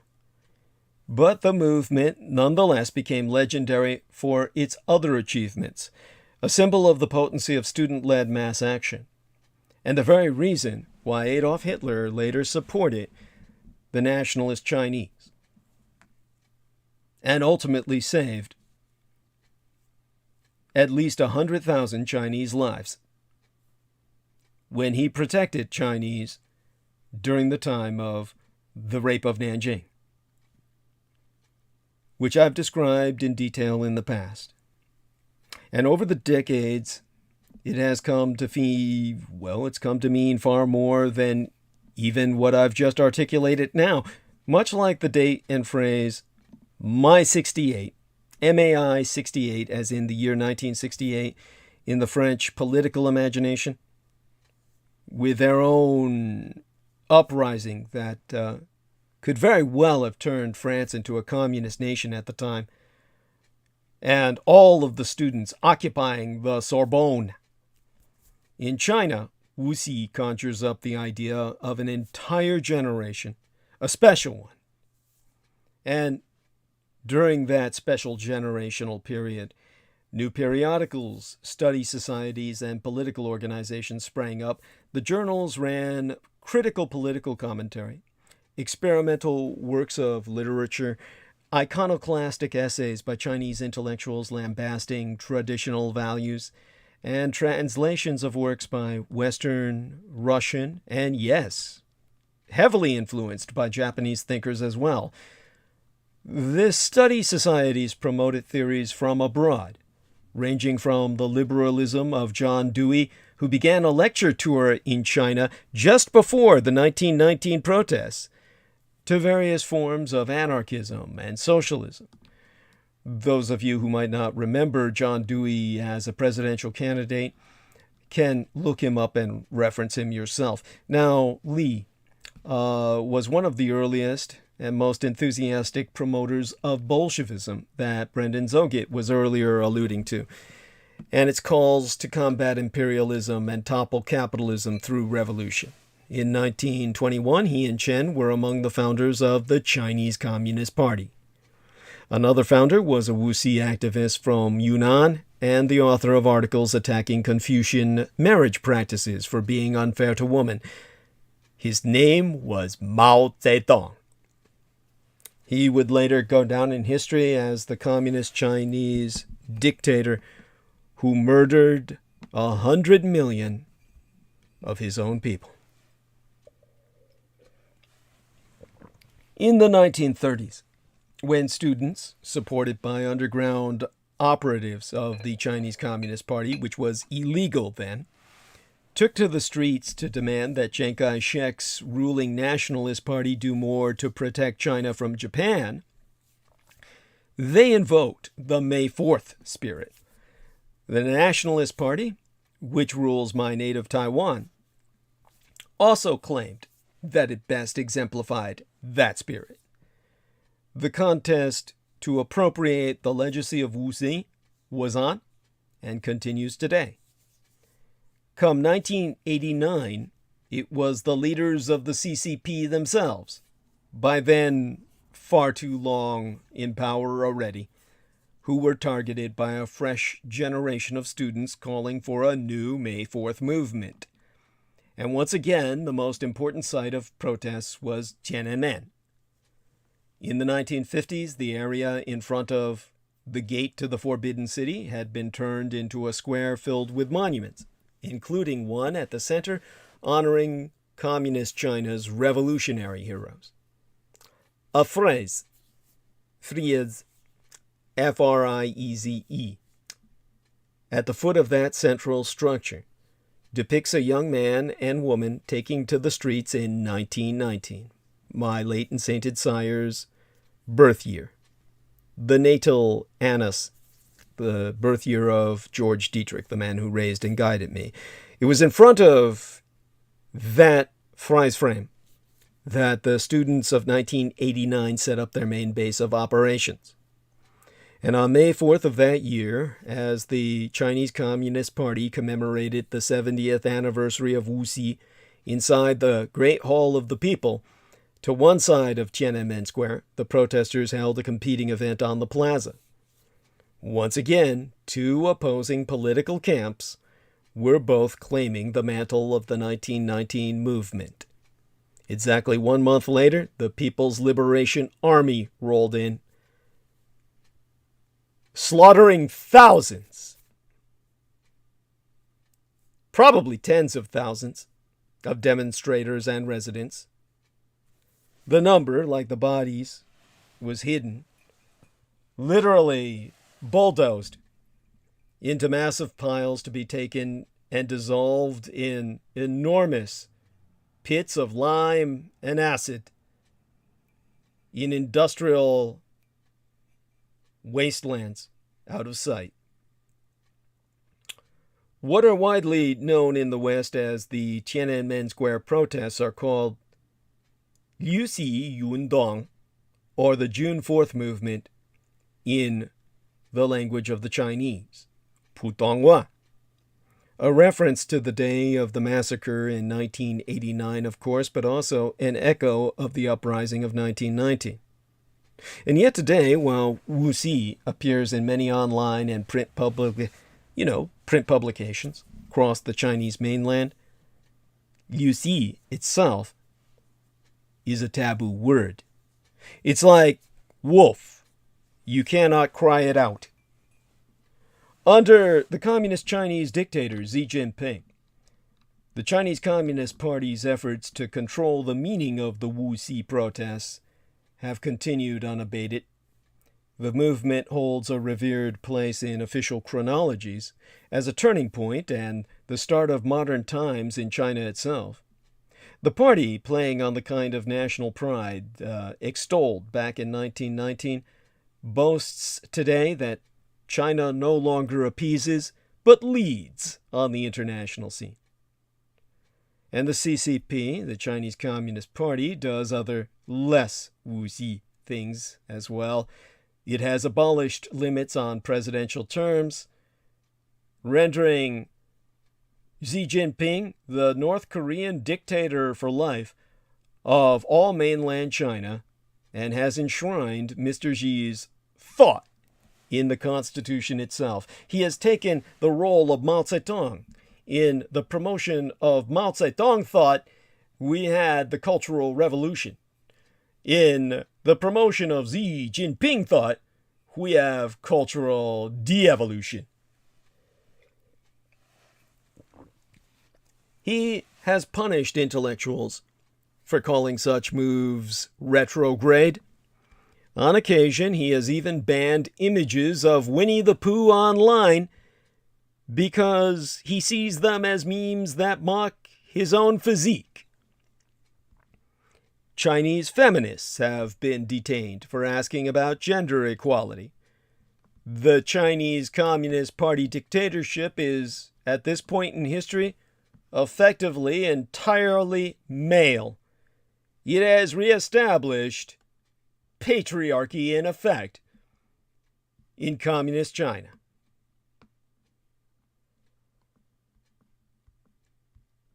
Student activists have been arrested for, of all things, defending communist values, including the protection of workers' rights, because China is now commu-capitalist, and it serves the major corporations under party dictatorship.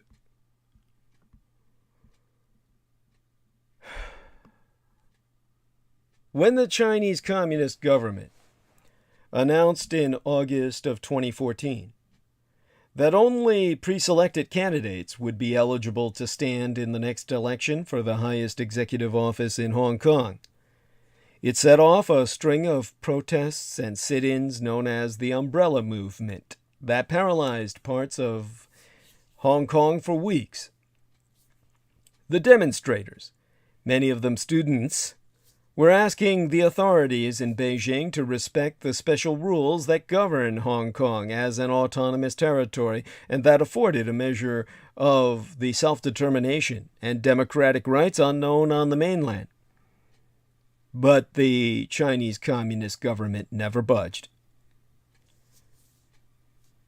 Joshua Wong, who was just 17 when he became the international face of the Umbrella Movement, posted an elegant message on Twitter a few years ago.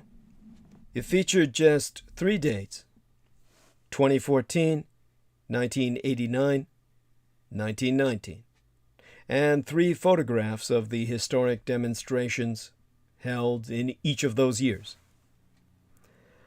On April 24th of 2019, 100 years after the 1919 movement, on April 24th of just the year before yesteryear, 8 other leaders of the 2014 protests in Hong Kong were sentenced to various prison terms under an unusually harsh interpretation of an outdated and rarely used public nuisance law. The defendants appeared outside the courtroom, unrepentant and still defending civil disobedience and democracy. On April 28th, tens of thousands of Hong Kongers marched to oppose a proposed law that would allow the extradition of locals for trial on the mainland itself, where all their rights would be deprived. This was the year before yesteryear this went down. It was just a couple of days after April 24th of the year before yesteryear when Mr. Xi Jinping, dictator of Communist China, delivered a speech celebrating the Wuxi generation, warning that Chinese youth in the new era must obey the party and follow the party. So the warlord spirit is back in Beijing. Now, official celebrations for the students of 1919 have taken place throughout this weekend last across mainland China, under the auspices of leaders who stand for policies and values that those students completely opposed.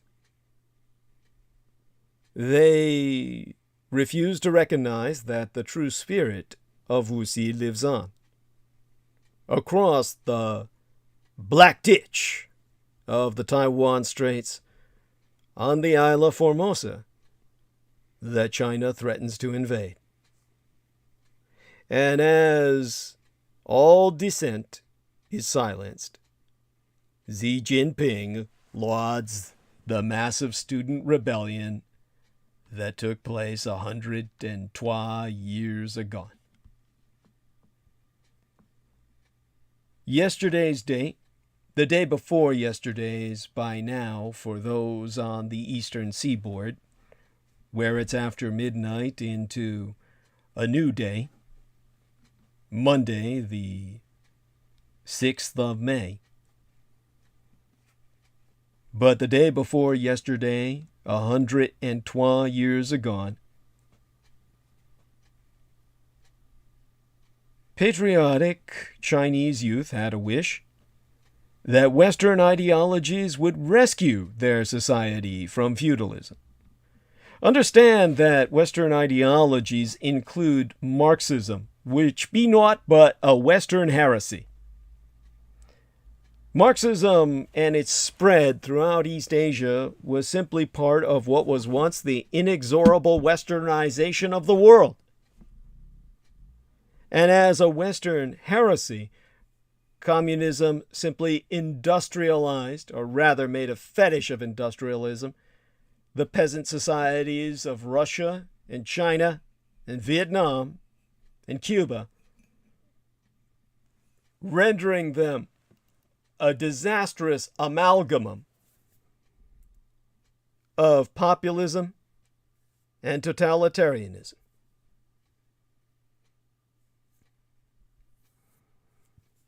All of this born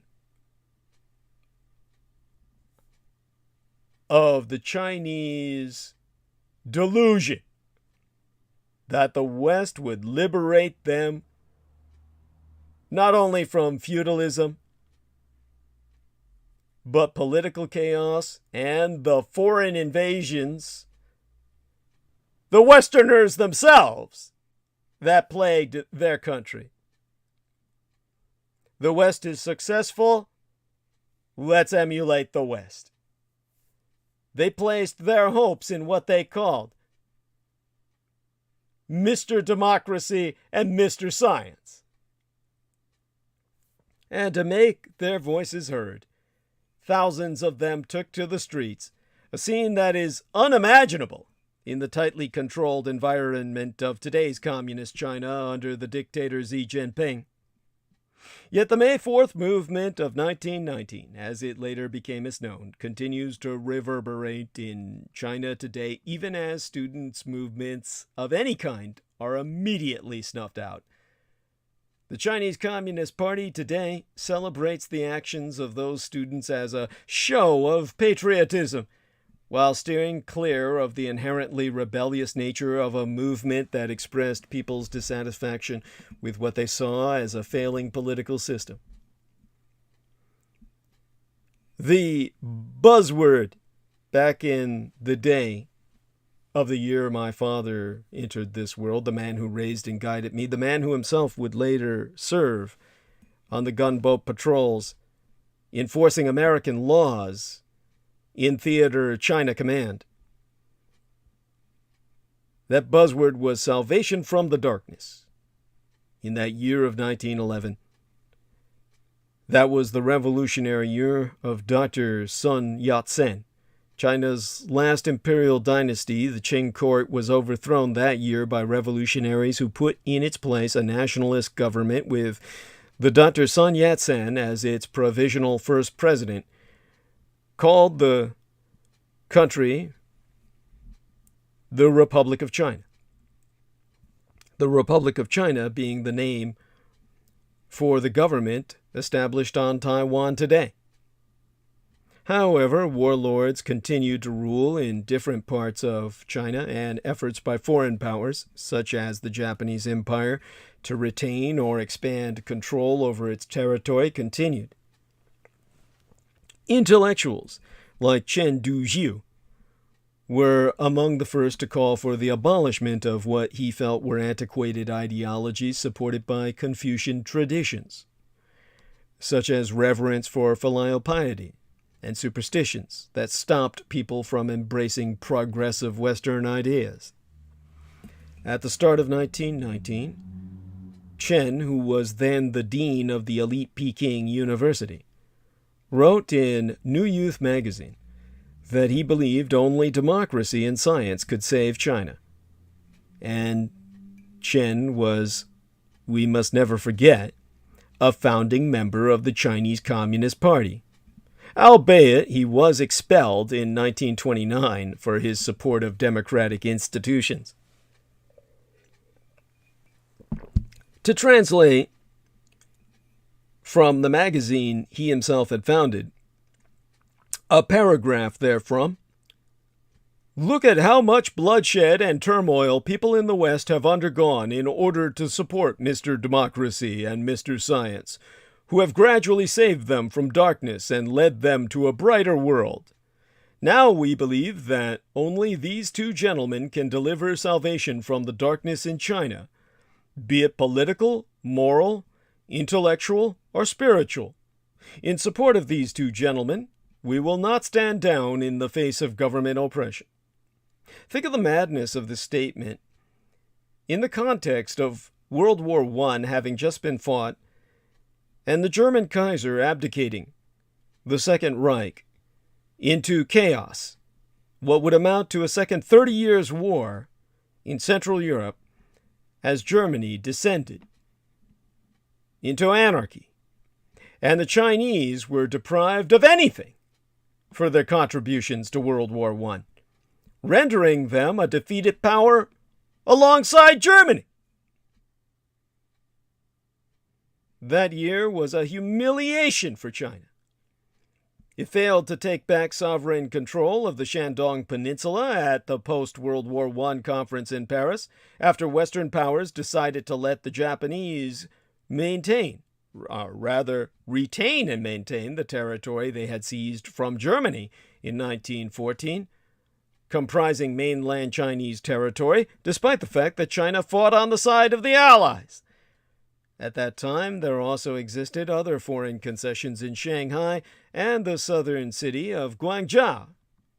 And angered by China's inability to stand up against the Western powers, thousands of students protested in Beijing's Tiananmen Square. More than 3,000 students from a dozen schools in Beijing, including Peking University and Tsinghua University, joined that protest. And these students also accused their government of being spineless during the discussions that culminated in the signing of the Versailles Diktat, the Treaty of Versailles. Student protesters even burned down the house of Cao Rulin, the politician whom they blamed for bowing to Japan. And they beat up Zhang Zhongjing, who was then the ambassador to the Japanese Empire. Police later arrested 32 students near Gao's house. In May, more than 5,000 students ultimately gathered from 16 schools in Beijing to surrender themselves to police in support of the 32 students who were arrested earlier and beaten in detention. Meanwhile, the protests spread to some 20 other cities in the following months. And in June, close to 70,000 workers in Shanghai went on strike in support of the students. And the government, facing public pressure, finally released those students. It also dismissed 3 officials whom the protesters deemed responsible for selling China out to foreign countries. China never signed the Versailles Diktat, the Treaty of Versailles, rendering itself thereby an erstwhile ally of Germany. But Japan retained control of the territory in Shandong for 3 more years until it agreed to return it to China during the Washington Naval Conference. The May 4th movement inspired another important student demonstration 7 decades later, when on the 4th of June in 1989, students from Beijing universities and then later from schools across the country took to the streets with a message that echoed that of 1919, in which a key student manifesto was circulated, in which the protesters even dubbed their actions the new May 4th movement. These 1989 protests came at a time when Red China was gradually opening up to the world, but without any serious political reform. The people were angry about endemic corruption and nepotism, while the death of a liberal reformist leader further invigorated the student protesters. But this time, the communized authorities did not yield. The military was deployed to launch a brutal, mass murderous crackdown that killed tens of thousands. Today, June 4th is one of the most politically sensitive dates in Red China, with anything remotely related to the event severely censored on China's internet. Many young people do not even know that the crackdown even happened. The Communist Party's zero-tolerance policy on student activism remains firmly in place today, though that hasn't given the party pause in lauding the actions of the protesters 102 years ago. In fact, the event's centenary was proudly celebrated 2 years ago. Peking University, arguably ground zero of the May 4th movement, even organized a 5.4-kilometer run for 5,400 students and teachers to Beijing's old summer palace, one of the most potent reminders of China's humiliating past when foreign powers freely plundered from its soil. Today's China is a far cry from the weak power that it was at the turn of the last century. As such, the party is able to play up the patriotic angle of the May 4th movement while eliding any mention of the protests' anti-authority message. On the 30th of April, the year before yesteryear, Xi Jinping delivered an hour-long speech to a packed Great Hall of the People marking the 100th anniversary of the movement, calling it a great patriotic revolutionary movement. He said that the Communist Party should listen to young people's ideas, but also called on youth to love their country, saying, "Those who are unpatriotic, who would even go so far as to lie and betray the motherland, are a disgrace in their own country and the world." And among those in the audience were hundreds of young people who assiduously took notes as their dear leader Xi Jinping orated. Some of those in the audience attend the very schools that sparked the May 4th movement in 1919, yet most of them could never dream of protesting in the same way as students did a century ago, and will remember that their classmates who tried recently to stand up for causes such as labor rights or gender equality on the campus did not succeed.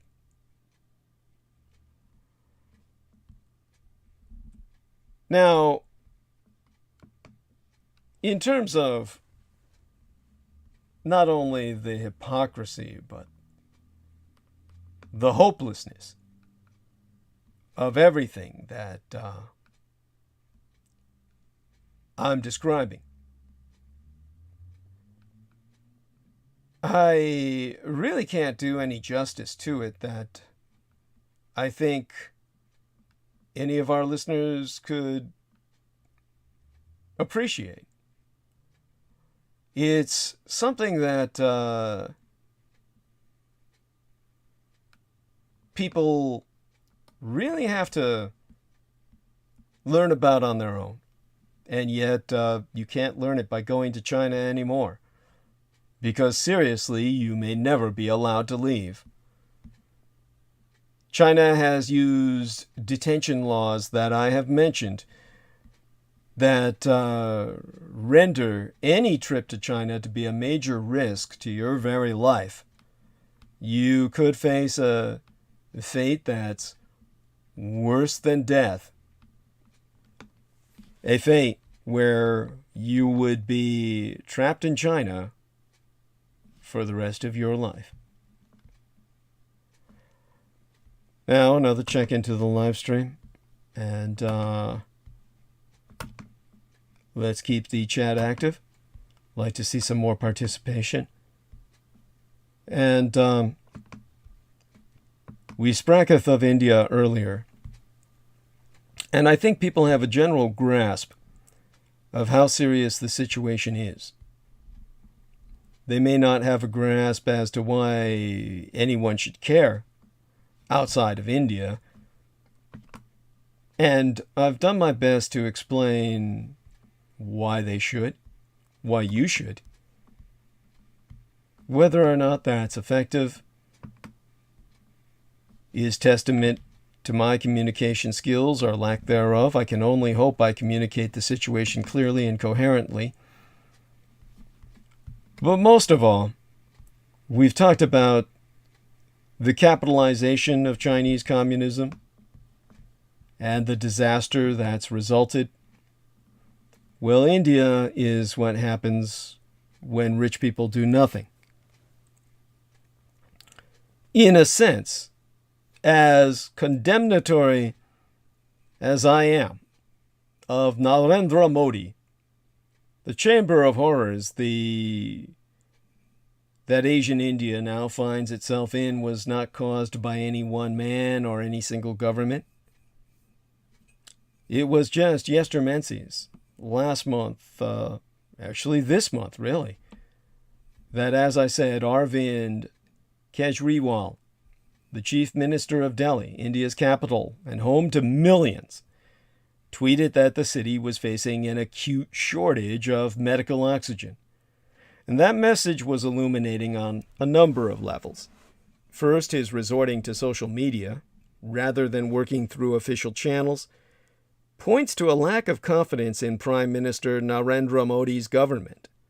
Although this is also at least partly because Kejriwal does not belong to Modi's party. Second, Kejriwal's tweet emphasizes how Twitter has become a principal means by which Indians appeal for help. Now, individual tales of people finding oxygen or a hospital bed via Twitter cannot hide the reality. By now, there are no beds left. Medicines are running out. There aren't enough ambulances to carry the sick to get care, nor are there enough vans to carry the dead to graveyards. There aren't even enough graveyards, nor enough wood to burn the necessary pyres. Laying the blame for India's coronavirus catastrophe, hundreds of thousands of new cases and thousands of deaths each and every day, both of which are certainly a huge underestimate at Modi's feet, well, that's easy. Certainly, much can be attributed to his misadministration. After the virus landed on India's shores, he imposed a brutal shutdown, one that largely hurt the poorest and the most vulnerable, without consulting the nation's top scientists, yet did not exploit that time to build up the country's healthcare infrastructure. His misadministration offering little in the way of support for those who lost their job or income as a result of restrictions, and rather than taking advantage of low case counts in prior months, his government offered an air of triumphalism, allowing enormous Hindu religious festivals and crowded sporting competitions to go ahead. Modi's ruling Hindu Nationalist Party has been accused of hoarding life-saving drugs and has held mass election rallies cum super spreader events that would make his Donald Trump blush. And this is to say nothing of how the authorities have exploited the pandemic to invoke a draconian colonial-era law to restrict freedoms, while Modi's government has at various points blamed minority groups for outbreaks, arrested questioning journalists, and, most recently, demanded that social media platforms, including Facebook and Twitter, delete posts critical of these authorities, ostensibly as part of the fight against the virus. India's experience of the pandemic will be defined by this enormous second wave. But the Chamber of Horrors the country now finds itself in is the greatest moral failure of our generation. India may be classified as a developing or middle-income country, and by international standards, it does not spend enough on the health of its own people. Yet this masks many of India's strengths in the healthcare sector. Their doctors are among the best trained on the planet, And as is well known by now, India is a pharmacy for the world, thanks to an industry built around making cost-effective medicines and vaccines. What is evident, however, is that they suffer from moral malnutrition. None of them more so than the rich, the upper class, the upper castes of India. And nowhere is this more evident than in the healthcare sector. India's economic liberalization in the 90s brought with it a rapid expansion of the private healthcare industry, a shift that ultimately created a system of medical apartheid. World-class private hospitals catered to wealthy Indians and medical tourists from abroad. State-run facilities were for the poor. Those with money were able to purchase the best available care, or, in the case of the absolute wealthiest, flee to safety in private jets. While elsewhere, the country's healthcare infrastructure was held together with duct tape. The Indians who purchased their way to a healthier life did not, rather chose not, to see the widening gulf. Today they are clutching their pearls as their loved ones fail to get ambulances, doctors, medicine, and oxygen. You know, because, as I said, I have the credit equivalent of a master's degree in medical journalism. And I got that while I was caring through my parents until their deaths in the year 2007 and 2011, respectively. This means that, in a sense, I've been covering health and science for well over 20 fucking years by now. That time has taught me that there is no shortcut to public health, and no opting out from it.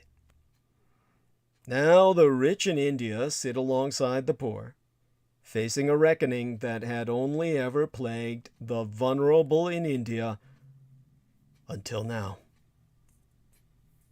Averting their gaze from the tragedies surrounding them, remaining divorced from all reality, in their little bubbles, are political and moral choices. The Asian Indian rich have been willfully unaware of the ricketiness of their healthcare system. The collective well-being of their nation depended on them showing solidarity with and compassion toward one another. No one is safe until everyone is. Their actions compounded, one small act at a time, not pressing for greater attention to the vulnerable because they were safe, not demanding better hospitals for all Indians because they could afford excellent health care, assuming they could seal themselves off from their country's failings towards their compatriots. Let me try and make it easier for you to understand, because their story would be ours if Trump had been reelected. I said that in my last transmission, the latest transmission prior to tonight's, and that's why I got what downvotes I did on that transmission preceding tonight's. People who were offended at my exposing reality.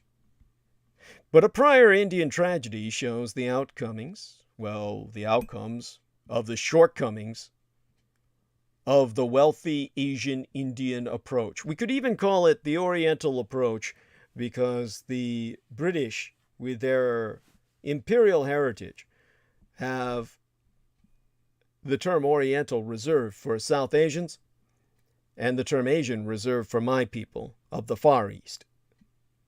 South Asia is Oriental.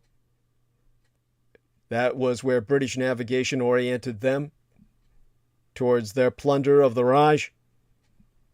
Asian is a term reserved for my kind. Those people with the almond folds to our eyes and the shiny porcelain skin.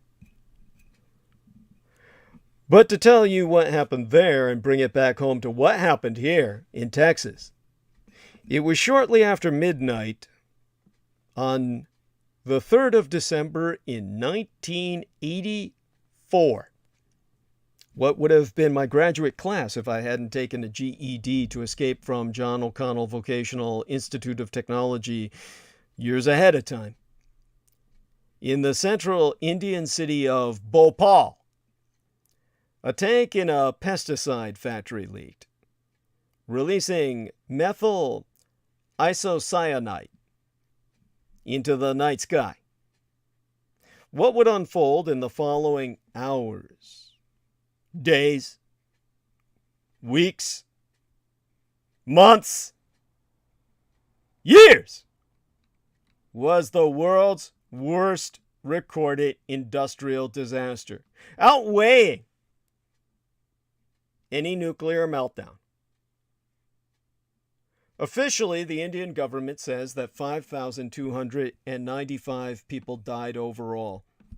But everyone knows that death toll be far higher, and hundreds of thousands suffered chemical poisoning. The run-up to and the immediate aftermath of the incident were chaotic. The company that owned the plant had not kept its security and safety precautions up to date, and locals and medical professionals in the area were not even aware of how to protect themselves.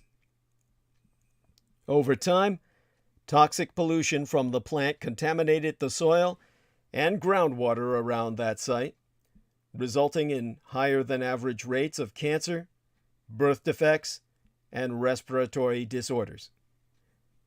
That entire area is still a toxic mess, a chemical meltdown. The company, the local and state government, and India's federal authorities have still all consistently blamed one another.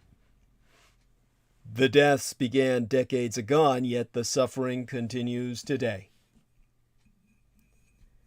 Now, because Asian India was a British colony, much of their communications are in English. It's the largest English-speaking nation in the world. Its records were open to myself in that sense.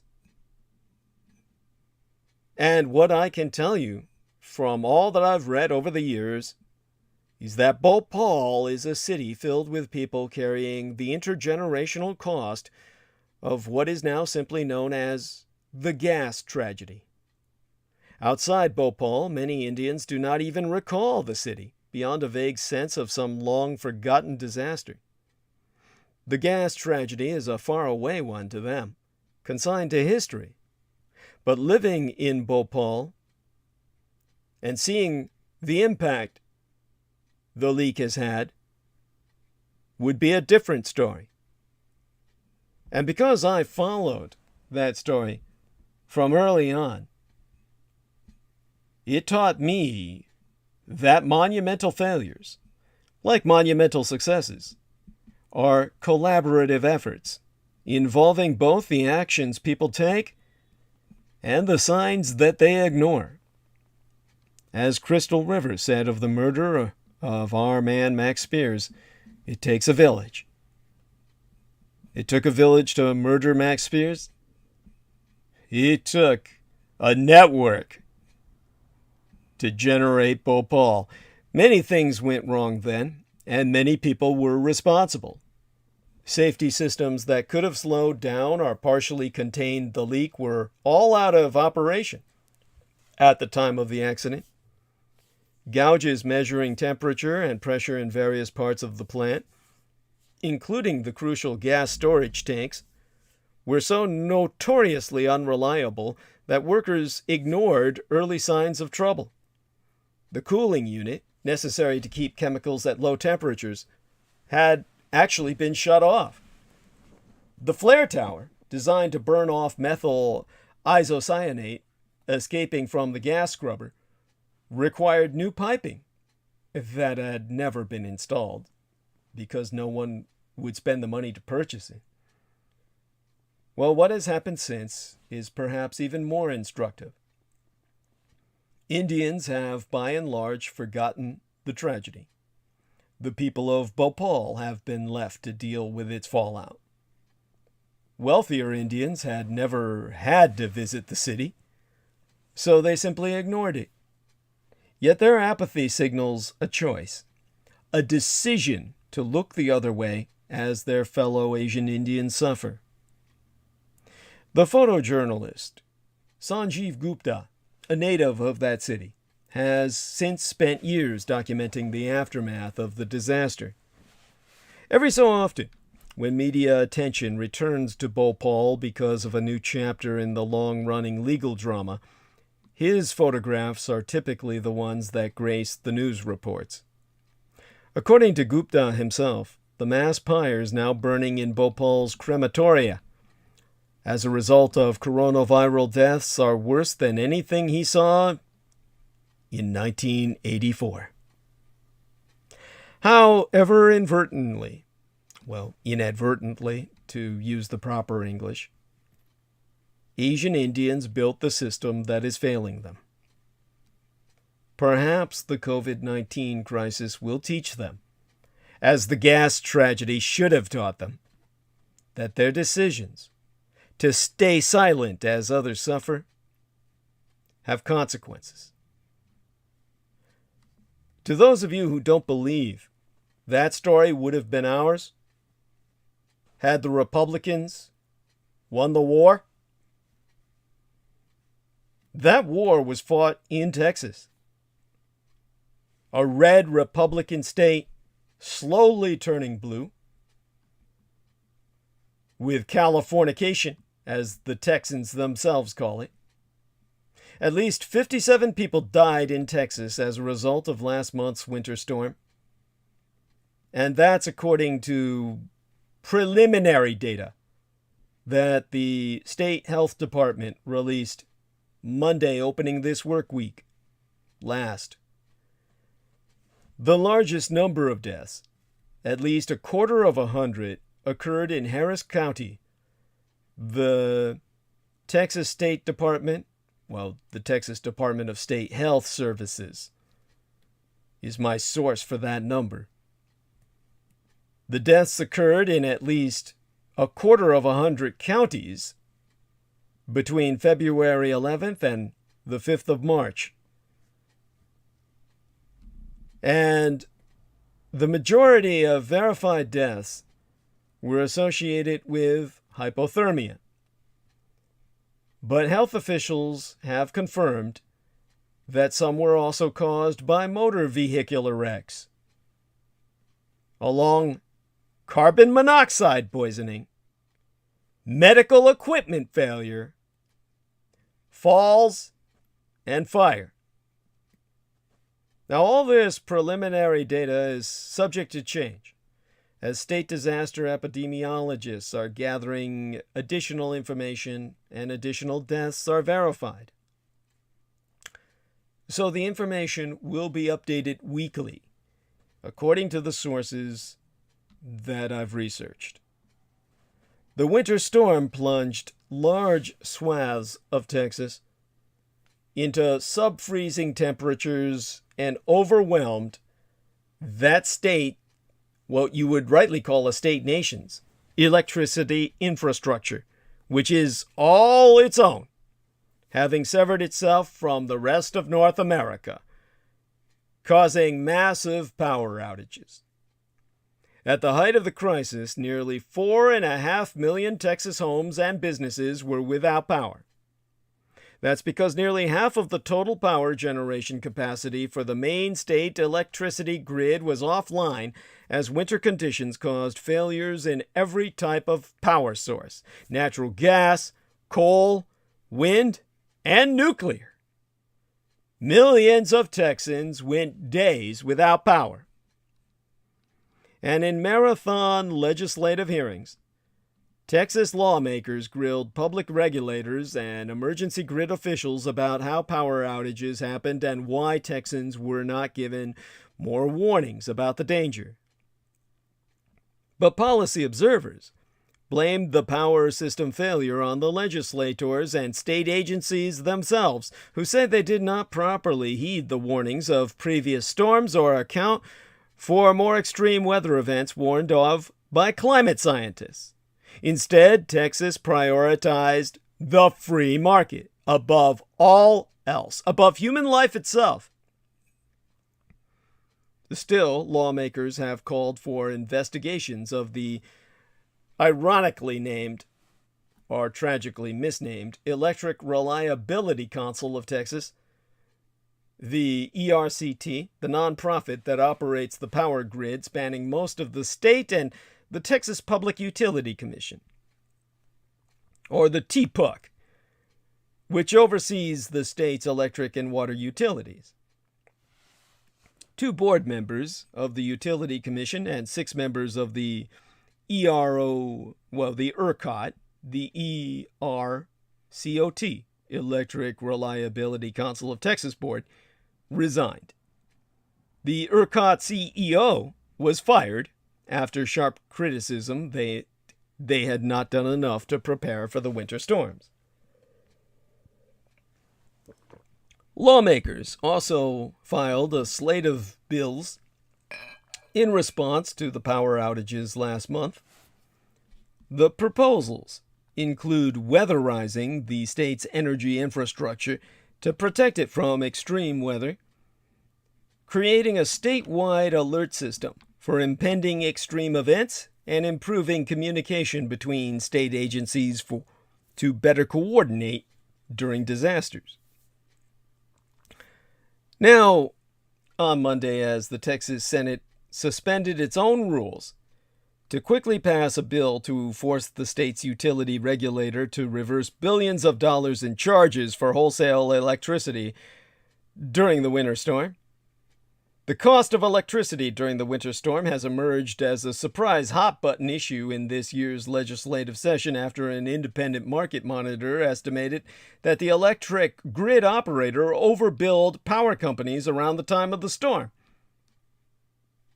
But beyond all the corruption of capitalism, intrinsic to libertarianism, that the Texans so worship as their ideology, Texas enabled the worst carbon monoxide poisoning catastrophe in recent American history. After the power flicked off in millions of homes across Texas during the state's historic freeze in mid-February, families faced an impossible choice: risk hypothermia or improvise to keep warm. Many brought charcoal grills inside. Don't ever do that. Or they ran cars in enclosed spaces, either unaware of the dangers or too cold to think rationally. According to Dr. Neil Hampson, a retired doctor who has spent more than 30 years researching carbon monoxide poisoning and prevention, in their desperation, thousands of Texans unwittingly unleashed deadly gases into homes and apartments that, in many cases, were not equipped with potentially life-saving carbon monoxide alarms, resulting in the American Empire's largest epidemic of CO, or carbon monoxide poisoning, in recent history. 2 other experts have cross-confirmed Dr. Neil Hampson's work and reinforced his conclusions. In the aftermath of the unprecedented wave of poisonings, 12 months are gone by now, at least, 3 as we enter into, I guess it's still 2 at this point, when Texas lawmakers have since taken a few steps to protect residents from future carbon monoxide catastrophes, it provides perspective, because that choice caps more than a decade of ignored warnings and inaction that resulted in Texas being one of just 6 states with no statewide requirement for carbon monoxide alarms in homes. Now, I've cited 3 sources that have, via my cross-referencing, confirmed this to be true: ProPublica, the Texas Tribune, and NBC News. Instead, Texas, with no statewide requirement for carbon monoxide alarms in homes like everyone else in the union has, other than 5 other red idiot states, Texas has instead a confusing patchwork of local codes with uneven protections for residents and limited enforcement, all of which most likely contributes to unnecessary deaths, as all health policy experts consulted agree. At least 11 deaths have been confirmed, and more than 1,400 people sought care at emergency rooms and urgent care clinics for carbon monoxide poisoning during the week-long Texas outage, just 400 shy of the total for 2020. Children made up 42% of those cases. Those totals don't include residents who were poisoned but did not seek care, or those who were treated at hospitals and urgent care clinics that simply do not voluntarily report data to the state of Texas. Black, Hispanic, and Asian Texans suffer a disproportionate share of the carbon monoxide poisons. As based on a review of statewide hospital data that I cross-referenced between ProPublica, the Texas Tribune, and NBC News. Those groups accounted for 72% of the poisonings, far more than their 57% share of the state's population. Over the past 2 decades, the vast majority of states have implemented laws or regulations requiring carbon monoxide alarms in private residences, often on the heels of high-profile deaths or mass poisonings during storms. But in Texas, where top lawmakers always promote personal responsibility over state mandates, efforts to pass similar carbon monoxide requirements have repeatedly failed. It's on you if you die. Lawmakers introduced a slew of bills aiming at overhauling the state's electric grid after the storm, which had its most devastating effects from February 14th through the 17th. Temperatures plunged into the single digits. Nearly 4.5 million Texas homes and businesses lost power at the peak of the storm, and more than 150 people died, many of them frozen in their own homes. Demands for change triggered a series of resignations, but with virtually all of the media and legislative focus on the regulatory failures that caused the power outage, little attention was paid to carbon monoxide alarms. Lawmakers this year are considering a broader modernization of state building codes that is unrelated to February's storm. If that measure passes, it would require carbon monoxide alarms in some new homes and apartments, but not those built or renovated before 2022. And it would allow local governments, it will allow local governments to opt out. Now, once their power went out, families in lower-income communities generally faced greater challenges. Few had relatives they could stay with. Some didn't have vehicles that could handle icy roads. And others lacked awareness of local warming shelters. Melissa DuPont Reyes, an assistant professores at Texas A&M, who studies health disparities, testifies that this left many trapped in freezing homes and at higher risk of carbon monoxide poisoning, herself so saying that they have no other option to stay warm. They're going to use whatever means possible, and unfortunately, it's toxic. And Doctoress Emily Benfer, a visiting professores at Wake Forest University School of Law in North Carolina, who specializes in housing health hazards, agrees that the result was a significant missed opportunity to pass reforms after an entirely preventable public health crisis, and has since testified to the effect that the most marginalized communities are also marginalized from information, resources, and a safety net they can fall back on in a time of crisis. It's completely shocking. In a single week, we have concrete evidence of a state government's willful disregard for the health and safety of the most vulnerable residents of the state. So if it's up to you, and you're held responsible for your own life and death, the least I can do is educate you in how to keep your home and family safe. Carbon monoxide poisoning is almost entirely preventable, and yet every year, more than 400 people in these United States die, and tens of thousands more are sickened. Often the culprit is a common household appliance that malfunctions or is used improperly. But carbon monoxide poisoning can be equally dangerous during power outages, when people use alternative sources of fuel or electricity as generators. According to the experts, the winter storm in Texas in mid-February was the worst carbon monoxide poisoning incident in recent history. Again, I cross-referenced 3 sources for this: ProPublica, the Texas Tribune, and NBC News. And to reiterate, at least 11 people died, and more than 1,400 residents sought emergency care for carbon monoxide poisonings during the storm.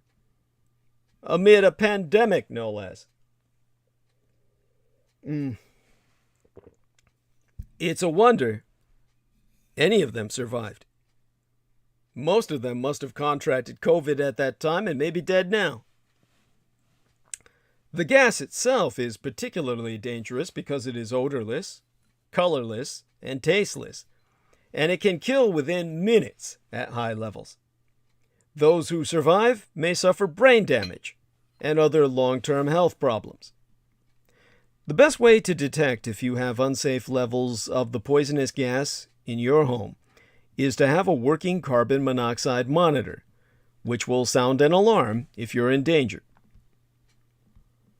Now, in terms of what you should know about carbon monoxide itself and how to keep your family and home safe, especially during power outages, I guess the first thing you should know about is where carbon monoxide comes from. Carbon monoxide is produced when not enough oxygen is reaching a fuel-burning source. Furnaces, car engines, stoves, generators, grills, water heaters, and even clothes dryers are some of the sources that can release carbon monoxide because of inadequate ventilation, mechanical issues, and other problems. In terms of the most common symptoms of carbon monoxide poisoning, the early symptoms can include headache, dizziness, and nausea, similar to the flu. At higher levels of exposure, it can produce vomiting, weakness, shortness of breath, chest pain, and confusion. Without immediate treatment, people can lose consciousness and die. So what should you do if you're feeling any of these symptoms? If you even suspect carbon monoxide poisoning, leave the house immediately and seek prompt medical help. And if you know nothing about carbon monoxide alarms and how they work, the one thing you should know is you need to have them in your home. The alarms detect carbon monoxide that builds up in the air, and they go off when the gas reaches dangerous levels. The CDC, the U.S. Centers for Disease Control and Prevention, recommends that every home have at least one working carbon monoxide alarm. So, a carbon monoxide alarm, well, if you're looking for what one looks like, Some are white and round, similar to smoke detectors, while others are rectangular. Any approved device should clearly be labeled carbon monoxide alarm. You still need a carbon monoxide alarm if you have a smoke detector, but combination units are available. Carbon monoxide alarms can either be battery-powered or hardwired with a battery backup. Of course, if you're wondering where a carbon monoxide alarm or more should be installed and how often you should be checking them, well, fire safety experts recommend installing one in the hallway outside every sleeping area and on every level of the house. Because carbon monoxide is light, alarms should be placed on a wall 5 feet above the floor. That's according to the U.S. Environmental Protection Agency, the EPA, but they can also be placed on the ceiling. Alarms should be tested at least once a month, and batteries should be replaced twice a year. Now, by the way, in most states, your landlord is required to install a carbon monoxide alarm if you rent. Most states require carbon monoxide alarms in newly constructed or remodeled homes, and nearly 30 states in union require them in some or all existing homes. Cities and counties can also pass their own requirements, so check with your local fire marshal or building code office. Landlords are required to provide them in some states and cities. My landlord provided mine. If you're a renter in a place that requires carbon monoxide alarms but your home doesn't have one, contact the local or state office that handles tenant complaints. Of course, you might wonder what it is you're supposed to do if your carbon monoxide alarm goes off. Well, that's simple. You leave your home immediately and call 911. If you're wondering what else you can do to prevent carbon monoxide poisoning, generators, grills, camp stoves, and other fuel-burning devices should never be used inside a home, basement, garage, or camper. Generators should be kept away from the windows, doors, and vent openings of any home. Never use an oven or gas range to heat your home. Furnaces, chimneys, hot water heaters, and other fuel-burning appliances must be properly installed, regularly maintained, and always well ventilated. Cars should never be left, well, don't leave your cars to idle in garages attached to homes, even if the garage door is left open, okay? Now, if you have questions about how to stay safe, you can call the National Poison Control Center at 1-800-222-1222. That's 1800-222-1222. That's your National Poison Control Center. Call it with your questions. Now, speaking of poison control, we're among people who believe vaccination itself to be poison. And these people are deciding the fate of the American empire. Our fate is in their hands. Millions are saying no to vaccines. What are they even fucking thinking? Of course, it could be argued that they're not thinking at all, but they consider themselves a far deeper thinker than you. If you've had your vaccine or are open to receiving one.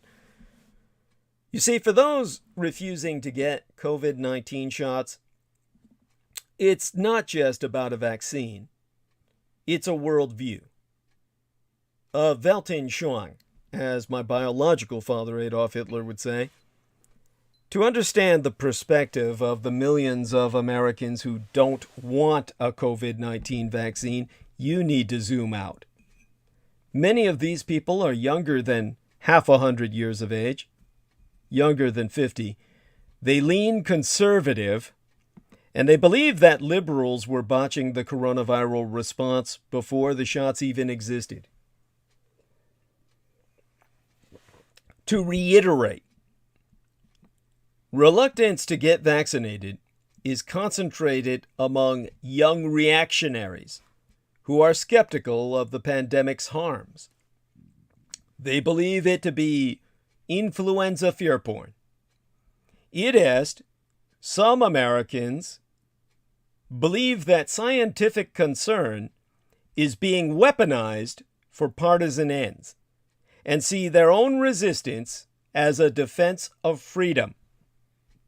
They've been indoctrinated into this lunatic position by Russian control of alternative media. They've been Russified. It's not vaccine hesitancy. It's COVID-19 denialism. Several years ago, two scientists, sociologists, researched whether Americans were willing to take a novel vaccine during a pandemic. And taking poll data from the midst of the 2009 H1N1 swine flu outbreak. Yeah, that was a reemergence of the American Army and Navy flu weaponized to destroy half the world's population, kill it outright, or impact it. The ultimate conspiracy being Woodrow Wilson's. That president's desire to depopulate Europe and repopulate it with Americans. When his hemagglutinin 1, Euromodase 1, avian swine flu broke out yet again after my father's death, but before my mother's. That's when those polls taken by a pair of sociologists broke out hesitancy, vaccine hesitancy, by race, age, and partisanship, among other factors. And although the H1N1 pandemic was very different from today's COVID-19 pandemic, not nearly as many people in the United States fell ill, far fewer died, and vaccines were not as widely available as they be now, the results were striking. The results of the polls, that is. Those two sociological researchers found widespread hesitation. This was 2009. Nearly 2/3 of Americans were unwilling back then to receive a shot. But those qualms were relatively evenly distributed in the population. Older people were more willing to get the vaccine than younger ones, and white and Latino people, about 37% each, were more willing than black people, who ranked at 25%. Democrats, at 39.6%, were more willing than Republicans, at 32.2%, but the spread was small. Now, 12 years on, there's another pandemic, another vaccine, and more vaccine hesitancy, but that hesitancy has spread differently within the population. Although public health experts initially worried that black Americans would be highly vaccine hesitant, there's now racial parity among people who want shots. Instead, young reactionaries are the great outlier. According to the Kaiser Family Foundation, the dynasty that owns the hospital which I myself received my care in, their polling proves that 13% of Americans say they definitely will not get any COVID-19 vaccine. But that includes 18% of people ages 30 through to 49, and a whopping 29% of all Republicans. Hesitancy is particularly high among people who live in rural areas and white evangelicals, for whom increased church attendance correlates with increased hesitancy according to a survey from the PRRI, the Public Religion Research Institute, one of the primary sources for much of my information. Now, COVID-19 vaccine hesitancy doesn't line up with the H1N1 polling of 2009, nor with standard patterns of hesitancy. For example, crunchy left-wing opposition to childhood vaccinations. But the patterns do line up with resistance to mask wearing and stay-at-home orders. In other words, the pattern of resistance to the coronavirus vaccines is not COVID-19 vaccine hesitancy, but instead COVID-19 denialism. While a significant chunk of Americans profess to be uneasy about getting shots to prevent COVID-19, most come as from the swath of the population that has tended to completely deny the disease's severity and to resist any and all other measures to fight it, rather than the swaths that have resisted vaccines for other diseases. The United States has therefore reached a turning point in its fight against COVID-19. All FDA-approved vaccines are now open to all adults. Soon anyone who wants one will be able to get one, and scarcity will no longer be a controlling factor. The Biden administration this week rolled out plans to reach out to vaccine-hesitant groups, including rural Americans and Republicans, in an effort to move closer to herd immunity. But some Americans believe that scientific concern is being weaponized for partisan ends and see their own resistance as a defense of freedom. And since the problem is not vaccine hesitancy, but COVID-19 denialism, then overcoming it will prove much the harder. The same demographic splits presenting now on vaccines have existed all along. In both May and December of 2020, Kaiser found more than 30-point splits between Republicans and Democrats on mask wearing, and NBC News found similarly large gaps. Other pollsters found differences of a similar size between Democrats and Republicans on whether respondents were regularly practicing social distancing and supporting stay-at-home orders. All these factors move roughly in line. The partisan split also corresponds to the divergent approaches that Presidents Donald Trump and Joseph Biden took over the pandemic on the campaign trail. If vaccine hesitancy was driven primarily by worries about the vaccines themselves, then the other government's decision to pause distribution of the Johnson & Johnson vaccine over blood clotting concerns would likely drive increased hesitancy. Public health experts wrung their hands over the pause for exactly this reason. But so far, polling has shown no discernible shift in how willing people are to get a vaccine, even as surveys detect deep concerns about the J&J shot. Meanwhile, roughly 3/4 of Republican men ages 18 to 49 are not concerned at all about a coronavirus outbreak in their area. That's according to Civiqs polling. Civiqs is spelled CIVIQS, so you don't confuse it with the Civet's cat. Now, this suggests that the real reason for hesitancy is that a significant chunk of Americans are simply skeptical about COVID-19 itself. There be room for difference of opinion about the efficacy of certain measures taken to combat COVID. We've seen experts do an about-face on masks, and stay-at-home orders now seem less important than masking itself. People in this age bracket are also less likely to die or get very sick from COVID-19 than others, but the gap in skepticism surpasses mere degree and extends into type. No wonder vaccine hesitators are particularly repelled by Anthony Fauci, who has become the public face of efforts to fight the pandemic. For some vaccine refusers, the motivation is simply trolling. An essay on American greatness, which is what passes for the intellectual outpost of Trump cultism, published but yesterday or the day before, time passes differently for me, it explains My primary reason for refusing the vaccine is much simpler than worries about personal liberty or medical complications. I dislike the people who want me to take it, and it makes them mad when they hear about my refusal, which gets me off. There you go.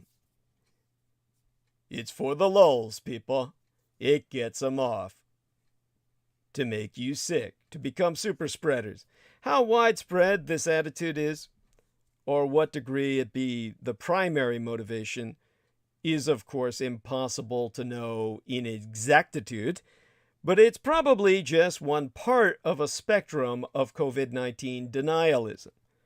You don't have to look very hard to find examples. You probably know people who doubt that the disease even exists, or who believe that it's simply being overhyped. If not, examples abound in reporting on COVID-19. Or you can look at Congress, where Ron Johnson of Wisconsin, the de facto leader of the Senate Republican Disinformation Caucus, modeled on the Russian disinformatia machine, dabbled in dark theories in a radio interview this week, when he said, well, let me quote his wonderment. Why is this big push to make sure everybody gets a vaccine? And it's to the point where you're going to shame people. You're going to force them to carry a card to prove that they've been vaccinated, so they can still stay in society. I'm getting highly suspicious of what's happening here. I had my vaccine card laminated. Uh-huh. For free. Yeah, Staples, Office Max, they'll do it for you for free. Johnson did not explain what or who it was that made him suspicious, and this, of course, is all too typical. Adherents of this kind of counterthinking are convinced that COVID-19 is a hoax perpetrated by someone for some reason, but are never clear about who might have done so or for what purpose. The vague, imputed explanation is that restrictions, whether stay-at-home orders or mask mandates or vaccine passports, are part of a plot to restrict Americans' freedom. But who is behind it, or to what end they wish to restrict these freedoms, is never made plain. In the slightest. It's always nebulous, so they can scapegoat whomever they want. While Trump was in office, some of his apologists argued that COVID-19 was a hoax cooked up to destroy his presidency. No doubt, Democrats opportunistically weaponized Trump's inept handling of the pandemic against him. You know, it really didn't take much work to do that. He did all the work himself. Trump made real, criminally negligent errors. He is, of course, guilty of pandemicide, as I defined it before. He was himself a leading COVID denier for weeks, whereas nations with much more responsible leaders still suffered severe casualties, and it's unclear how much better the United States would have fared under any normal president. We do know one thing. We fared far worse than we needed to. In any case, Trump, for now, be gone, yet the deniers persist. This is a golden age for conspiracy theories. But conspiracism is not a new phenomenon. In his classical study of conspiratorial beliefs on the American far right, which has since radicalized all republicanism, Richard Hofstadter, who lived in San Francisco and who I spracketh to more than once simply by meeting him on public transportation, traced an evolution from vaguely delineated villains such as Freemasons and Catholics in the 19th century, toward specific ones, such as attacks by Joseph McCarthy and the John Birch Society on presidents and other officials. Today, the radicalized right retains some specific villains. The QAnon theory, for example, is preposterous, but it is semi-coherent. It offers clear villains, a range of American elites, a clear goal to enable a worldwide child trafficking ring, and clear mechanisms, the wresting control of the federal government therefrom. But COVID-19 denialism of Ron Johnson's variety has no clear villains, and no such coherence, or semi-coherence. Why is someone making up the pandemic, or at the very least exaggerating its dangers? What is their goal? Why do so many people keep dying and getting sick from a hoax? In this way, COVID-19 denialism more closely resembles the right-wing denial of climate change. Unsurprisingly, both Trump and Johnson have also been primary exponents of climate catastrophic denial.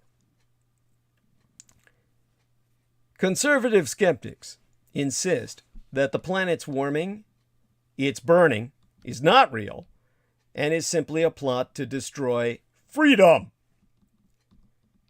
One can tease out some objections to specific policies.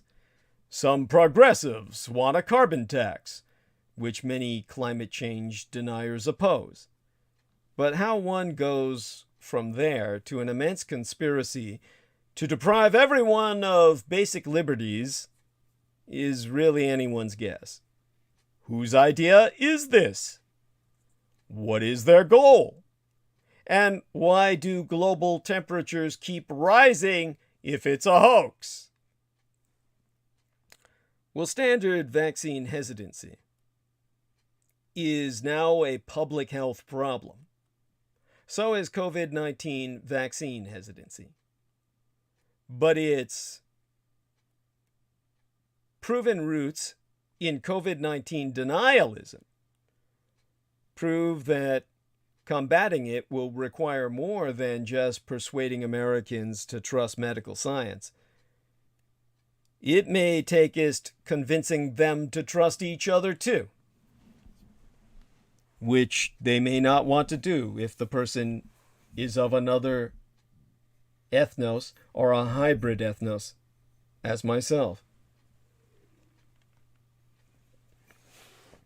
So now, American experts have concluded that catastrophically, reaching herd immunity in these United States will prove impossible. We are living in the age when the lunatics have inherited the earth.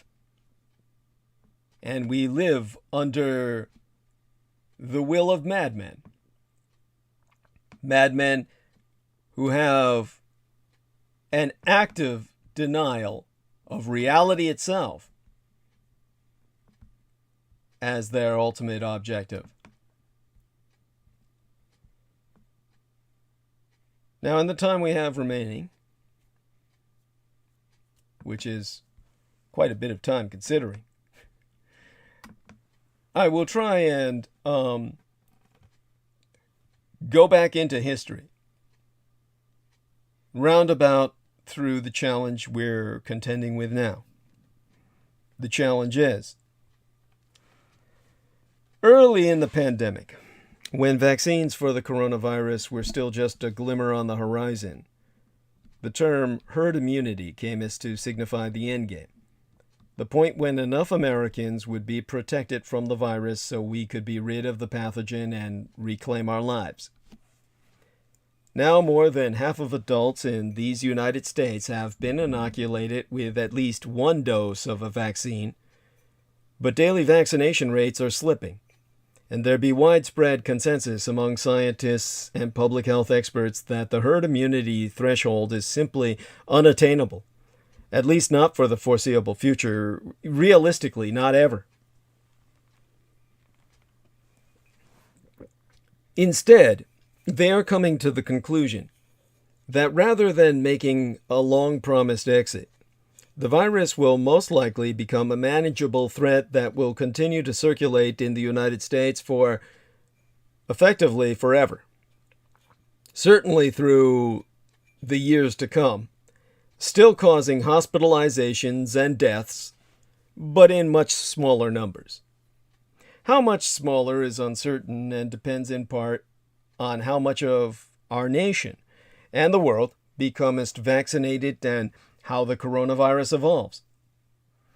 It is already clear, however, that the virus is changing too quickly, new variants are spreading too easily, and vaccination is proceeding too slowly for herd immunity to be within reach anytime soon. Continued immunizations, especially for people at highest risk because of age, exposure, or health status, will be crucial to limiting the severity of outbreaks, if not their frequency.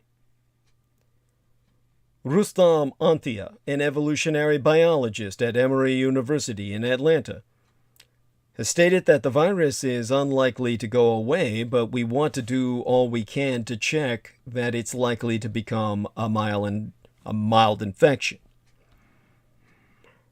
Now, the shift in outlook presents a new challenge for public authorities. The dive for herd immunity by the summer, which some experts once thought possible, captured the imagination of large segments of the public.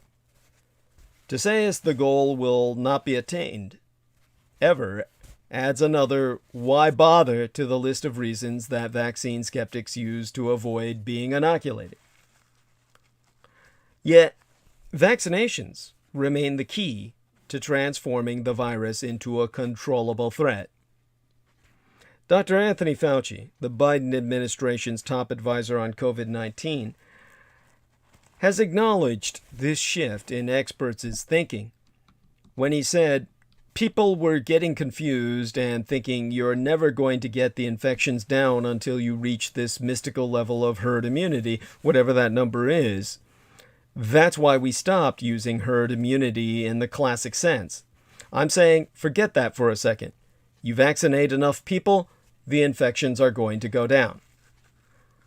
Well, it was already a difficult threshold. Once the novel coronavirus began to spread across the globe in early 2020, it became increasingly clear that the only way out of the pandemic would be for so many people to gain immunity, whether through natural infection or vaccination, that the virus would run out of people to infect. The concept of reaching herd immunity became the implicit goal in many countries, including these United States. Early on, the target herd immunity threshold was estimated to be about 60% to 70% of the population. Most experts, including Fauci, expected that the United States would be able to reach it once vaccines were available. But as vaccines were developed and distribution ramped up through the winter and into the spring, estimates of the threshold began to rise. That is because the initial calculations were based on the contagiousness of the original version of the virus. The predominant variant now circulating in these United States, called B.1.1.7, and the first identified in Britain, is about 60% more transmissible. That's a lot. Well over 1.5 times more deadly and dangerous. As a result, experts now calculate the herd immunity threshold to be at least 80%. If even more contagious variants develop, as they are now, or if scientists find that immunized people can still transmit the virus, the calculation will have to be revised upward again. Polls prove that about 30% of the American population is still reluctant to be vaccinated at all. That number is expected to improve, but probably never enough. Mark Lipsitch, a public health researcher at the Harvard T.H. Chan School of Public Health, said, "It is theoretically possible that we could get to about 90% vaccination coverage, but not super likely, I would say." Although resistance to the vaccines is a main reason the United States is unlikely to reach herd immunity, it's not the only one. Herd immunity is often described as a national target, but it's a hazy concept in an empire this large. Disease transmission is local. If the coverage is 95% in the United States as a whole, but 70% in some small town, the virus doesn't care. It will make its way around the small town. So how insulated a particular region is from the virus depends on a dizzying array of factors. Herd immunity can fluctuate with population crowding, human behavior, sanitation, and all sorts of other things. Now, Dr. David M. Morens, a virus expert and senior advisor to Dr. Fauci himself, has said that the herd immunity for a wealthy neighborhood might be X. Then you go into a crowded neighborhood, maybe 1 block away, and it's 10 times X. Now, given the degree of movement among regions, a small virus wave in a region with a low vaccination level can easily spill over into an area where a majority of the population is protected. At the same time, the connectivity between countries, particularly as travel restrictions ease, emphasizes the urgency of protecting not just Americans, but everyone in the world. Now, Natalie E. Dean, a biostatistician at the University of Florida in Gainesville, has proven that any variants that arise in the world will eventually reach these United States. And many parts of the world lag far behind the United States on vaccinations, rendering this development inevitable. Less than 2% of the people in India have been fully vaccinated, by way of example. And this is from a vaccine superpower itself, which was producing vaccines for exportation until recently. And less than 1% in South Africa have been fully vaccinated, according to data compiled by the New York Times. So Lauren Ansel Myers, the director of the COVID-19 Modeling Consortium at the University of Texas at Austin, has concluded that we will not achieve herd immunity as a country or a state or even as a city until we have enough immunity in the population as a whole. Well, that brings us to what the future may hold. If the herd immunity threshold is simply unattainable, what matters most is the rate of hospitalizations and deaths after pandemic restrictions are relaxed. By focusing on vaccinating the most vulnerable, the United States has already brought those numbers down sharply. If the vaccination levels of that group continue to rise, the expectation is that over time the coronavirus may become as seasonal, like the flu, and affect mostly the young and healthy. Carl Bergstrom, an evolutionary biologist at the University of Washington in Seattle,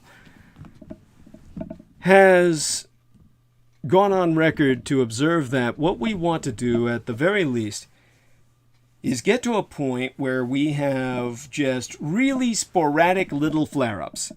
That would be a very sensible target in this country where we have an excellent vaccine and the ability to deliver it. Now, over the long term, a generation or two, the goal is to transition the new coronavirus to become as more like its cousins that cause common colds. That would mean the first infection is early in childhood, and subsequent infections are mild because of partial protection, even if immunity wanes. Some unknown proportion of people with mild cases may go on to experience debilitating symptoms for weeks or months. Now, these long-term debilitations comprise a syndrome called long COVID, but they are unlikely to overwhelm the healthcare system. The entire system can handle these chronic patients, sad and depressing as their cases may be. The vast majority of the mortality and of the stress on the healthcare system comes from people with a few particular conditions, and especially people who are over 60. So if we can protect those people against severe illness and death, then we will have turned COVID from a society disruptor to a regular infectious disease. If communities maintain vigilant testing and tracking, it may be possible to bring the number of new cases so low that officials can identify any new introduction of the virus and stifle a potential outbreak. Now, Barry Prodelsky, an economist at the National Center for Scientific Research in Grenoble, France, 'tis he and his colleagues who described this strategy in a paper published this past Thursday in the scientific journal The Lancet, in which Prodelsky said, "Eradication is, I think, impossible at this stage, but you want local elimination." So the endpoint has changed, but the most pressing challenge remains the same: persuading as many people as possible to get the shot. Now, reaching a high level of immunity in the population is not like winning a race. You have to then feed it. You have to keep vaccinating to stay above that threshold. And skepticism about the vaccines among many Americans, and a lack of access in some groups, homeless populations, migrant workers, or some communities of color, make it a challenge to achieve that goal. Vaccine mandates are something I personally would consider, or rather simply enforce. Some people fear that would only make that stance worse in the sense of violent reprisal and reaction. Anti-vax terrorists. So it's felt by the Joseph Biden administration that a better approach would be for a trusted figure to address the root cause of the hesitancy. Fear, mistrust, misconceptions, ease of access, or a desire for more information.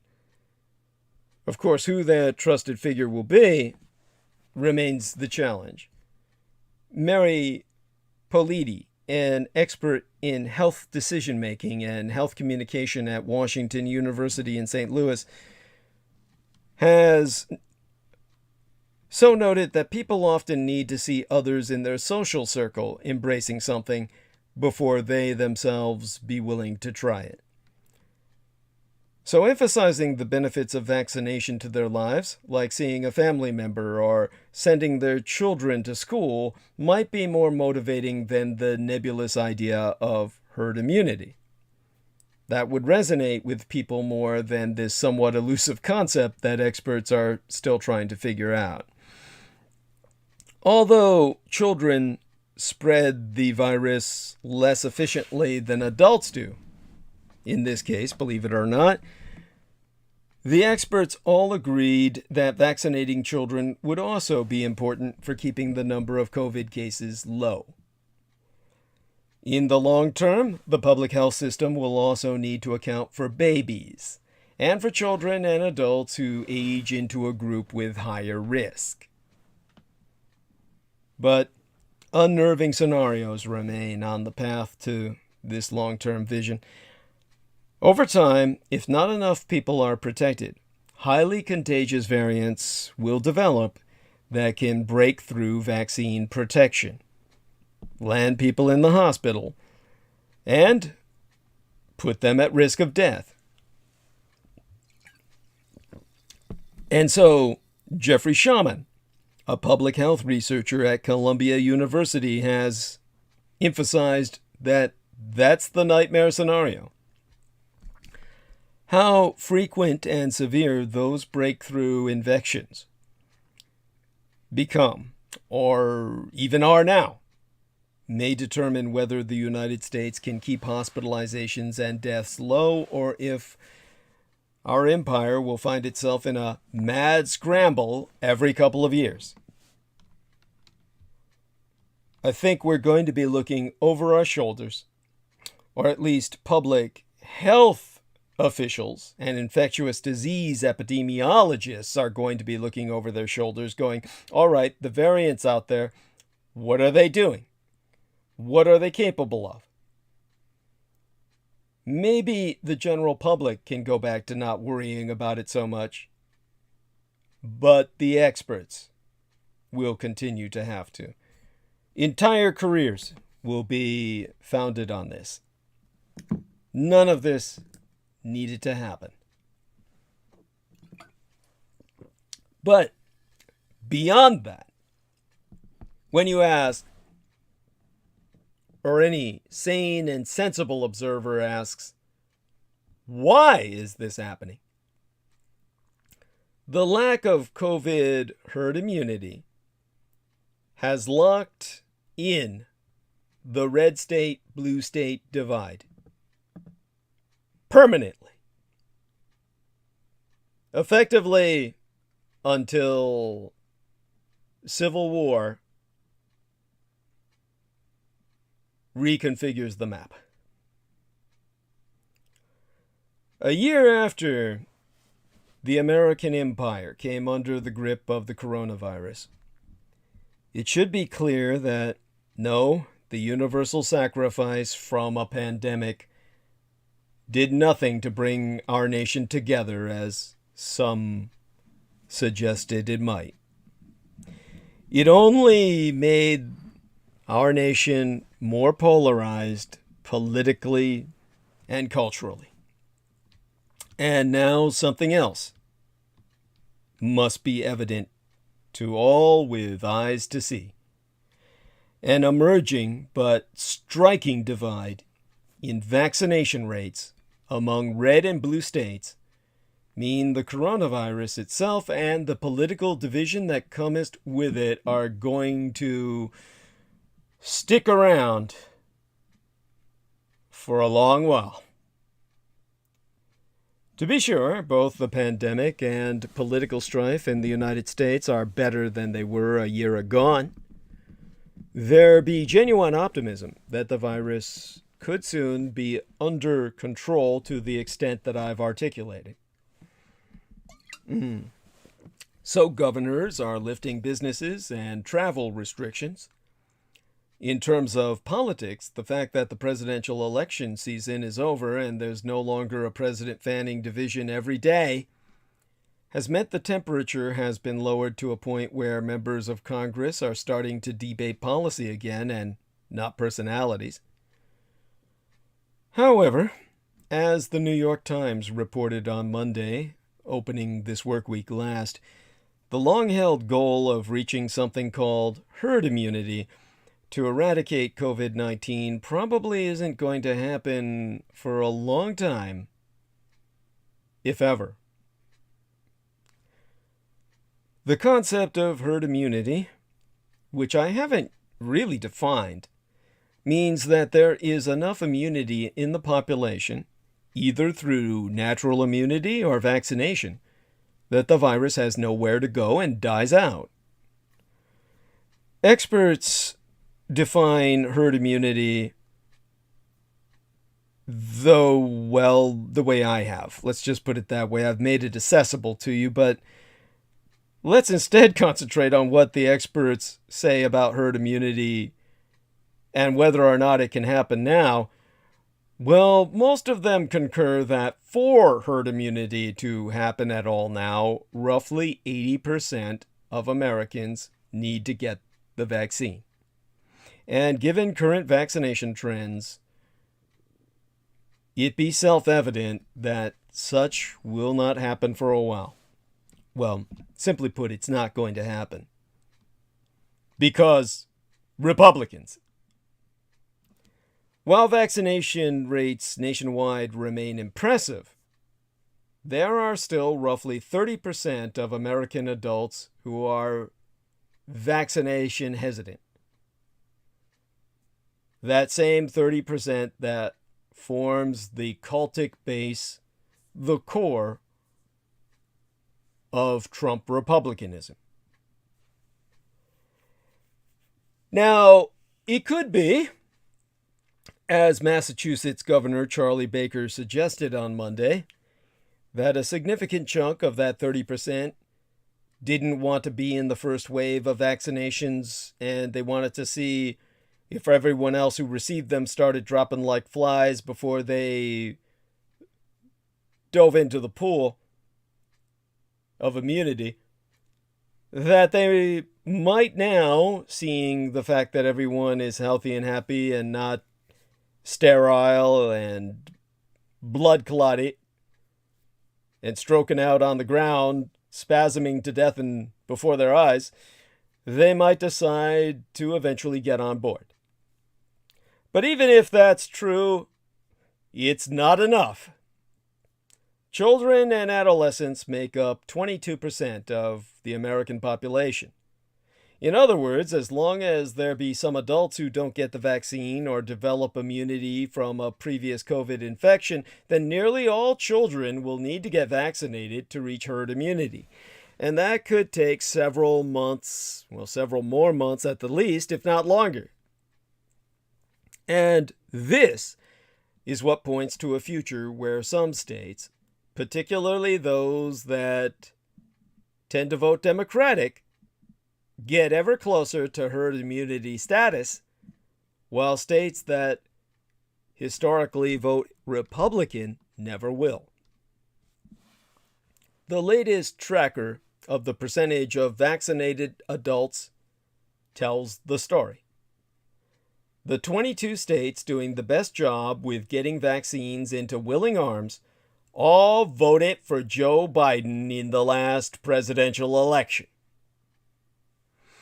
Meanwhile, 14 of the bottom 15 states in terms of vaccination percentage all voted for Republican Donald Trump. Heading into the fall, it will likely appear as though the nation is roughly on the same page. Children might be in school in red and blue states together. People could be returning to work everywhere. And there could be some large crowds of fans at football games.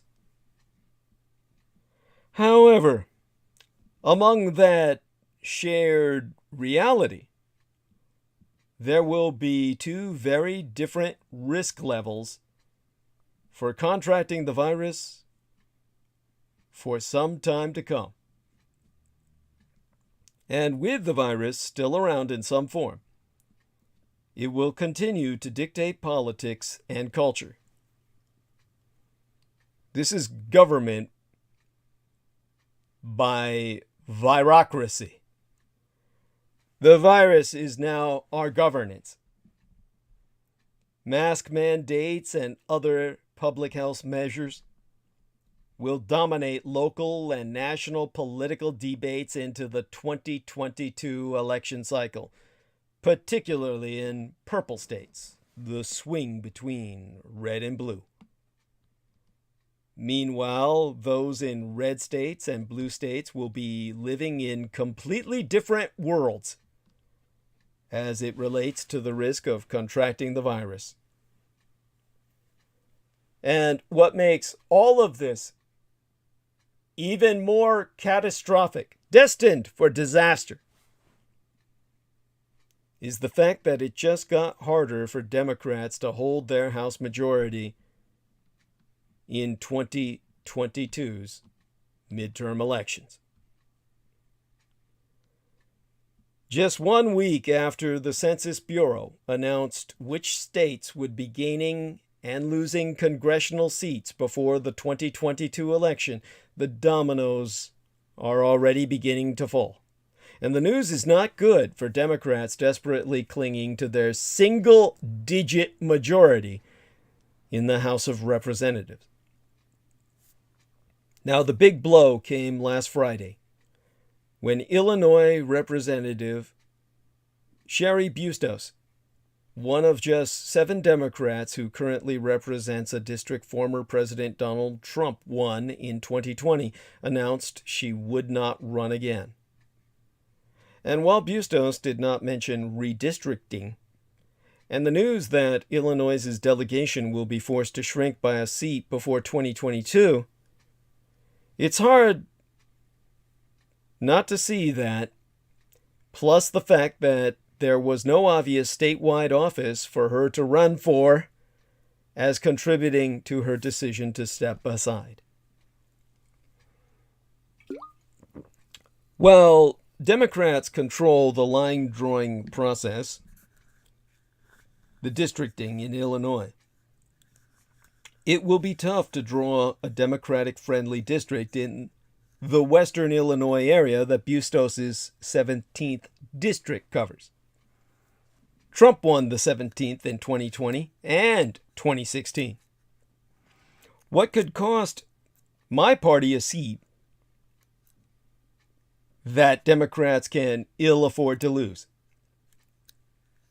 And while the Bustos retirement was the headline news out of the 2022 campaign over the last few days, Florida Representative Charlie Crist's, the Democrat Charlie Crist's, decision to, again, run for governor, which he announced on Tuesday, but yesterday creates another problem for House Democrats.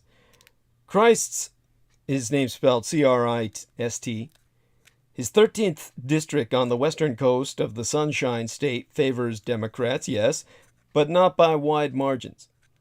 Joe Biden won the seat by 4 points in 2020, and Hillary Clinton won the seat by 3 points in, 2016? But Republicans are in full control of the remapping of Florida over the next year, and Crist's seat could well be a major target now that it be open. And Crist isn't the only Florida Democrat looking at statewide office. Representative Stephanie Murphy, a Democratress, has said she's considering a run against the Republican Senator Marco Rubio in 2022. And the Democratic Representative Val Demings is considering gubernatorial and senatorial bids. A trio of Democratic open seats in Florida would be a massive gift to Republican redistrictors looking to improve on their Russophiliac insurgent cult's current 16-11 majority over Democrats, and with a new seat coming to the state after reapportionment, based on census, where all minorities were intimidated into non-response. Another state to keep an eye on is Pennsylvania, where the state's open Senate seat, Pat Toomey, a Republican, is retiring. It's attracting interest from a number of House Democrats, most notably Representative Conor Lamb, who represents a western Pennsylvania seat that Biden won in 2020, but Trump carried in 2016. If Lamb runs, his 17th district could be carved up by the state's line drawers. Control of the redistricting is a split between the two parties, who will have to find a way to reduce the congressional delegation by a seat in 2022. The Senate candidacy of Representative Tim Ryan in Ohio and the possible Senate candidacy of Representative Ron Kind in Wisconsin are two other major concerns for Democrats as both states lost a seat in reapportionment, and redistrictors will be on the hunt for districts they can compress or eliminate altogether. Much of this is par for the course in the first election after the decennial redistricting process, especially in states slated to lose a seat or more, or where the opposition party controls all levers of the line-drawing process. But every retirement matters that much more to Democrats this election cycle, because their majority is so remarkably thin. At the moment, Democrats control 218 seats to 212 for Republicans, although that margin is expected to grow by a seat next week when Louisiana Representative-elect Troy Carter, a Democrat, is formally sworn in. Then there's the ominous cloud of history for Democrats to contend with. According to Gallup poll, the average numbers of seats lost for a president's party in a midterm election since 1946 is 100 seats. Since World War II, the average seat loss is 23 for a president's party in their first term. Combine it all, and Democrats were going to have a hard time holding their majority under the best of circumstances. When you factor in the weight of history and their recent series of problematic retirements, with more likely to come, the majority looks very, very imperiled. So the problem is we already have a situation in which Newt Gingrich is claiming total victory for Republicanism come 2022, where effectively we will have a Republican governance even before Trump returns to run for president again. Which means, of course, quite literally, our world is doomed. At that point, the 85% death ratio that's predicted by Salman Sheikh becomes manifest. At that point, the majority of the human species is going to die. It will be destined to do so. There will be no stopping the decimation. The Republicans want the end of all life on Earth. Make no mistake about it. Every move they make is towards the destruction of all life on Earth. They wish a world of the anti-gods. The very word Edom means red, as in the Red Lands that once surrounded Israel. That red coloration has come to project danger and has been identified by the communists as their color, and now by the Republicans, who serve the end of all mankind as their objective on behalf of the anti-gods, the kings of Edom. So when it comes to their rejoicing over what looks like inevitable victory against humanity, this is what we're facing. We must, of course, continue to resist and do our best to see that humanity, that all species of life, if possible, survive. But at that point, it will be impossible to govern towards anything. At that point, the enemy has won. Now, in terms of the Democrats being poised to lose big in 2022, Newt Gingrich is bragging about how back in 1994 he led the House Republican Party to win a majority for the first time in 40 years. And in 1994, the Republicans gained 6.4% to reach 51.5% of the total vote, while the Democrats dropped 5.4% to end up with 44.7% of the vote.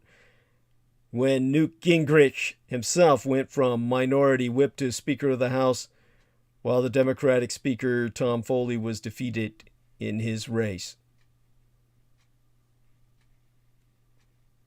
And while the Republicans had not been reelected as a majority since 1930, 64 years prior, the 2020 House elections may prove to be a harbinger of things to come. So, what can be expected if these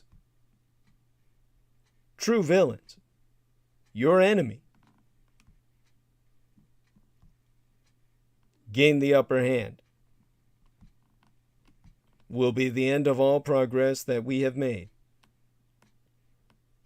It will be as when Woodrow Wilson won the election, and thereafter repealed and revoked all progress made to that point in time.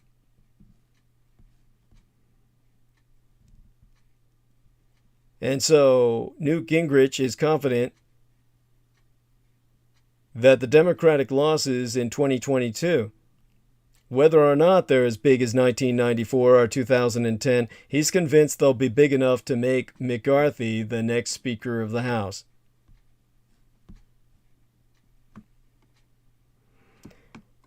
Now, that would mean, of course, we have a minority rule, an apartheid state, and the rest of us will begin to experience what Asian India is experiencing now. Asian India's story will become our story. The Republicans will outlaw vaccinations just to watch you die in their mass sacrifice to the anti-gods. We can only hope that the disease takes enough of them where there's not enough of their votes to carry this out. Hopefully that will happen with their vaccine resistance, with their COVID-19 denialism. We can only pray that the anti-god Istaliak of the plagues, Demnogodnis, the cult of the Payamayas, operates against their own.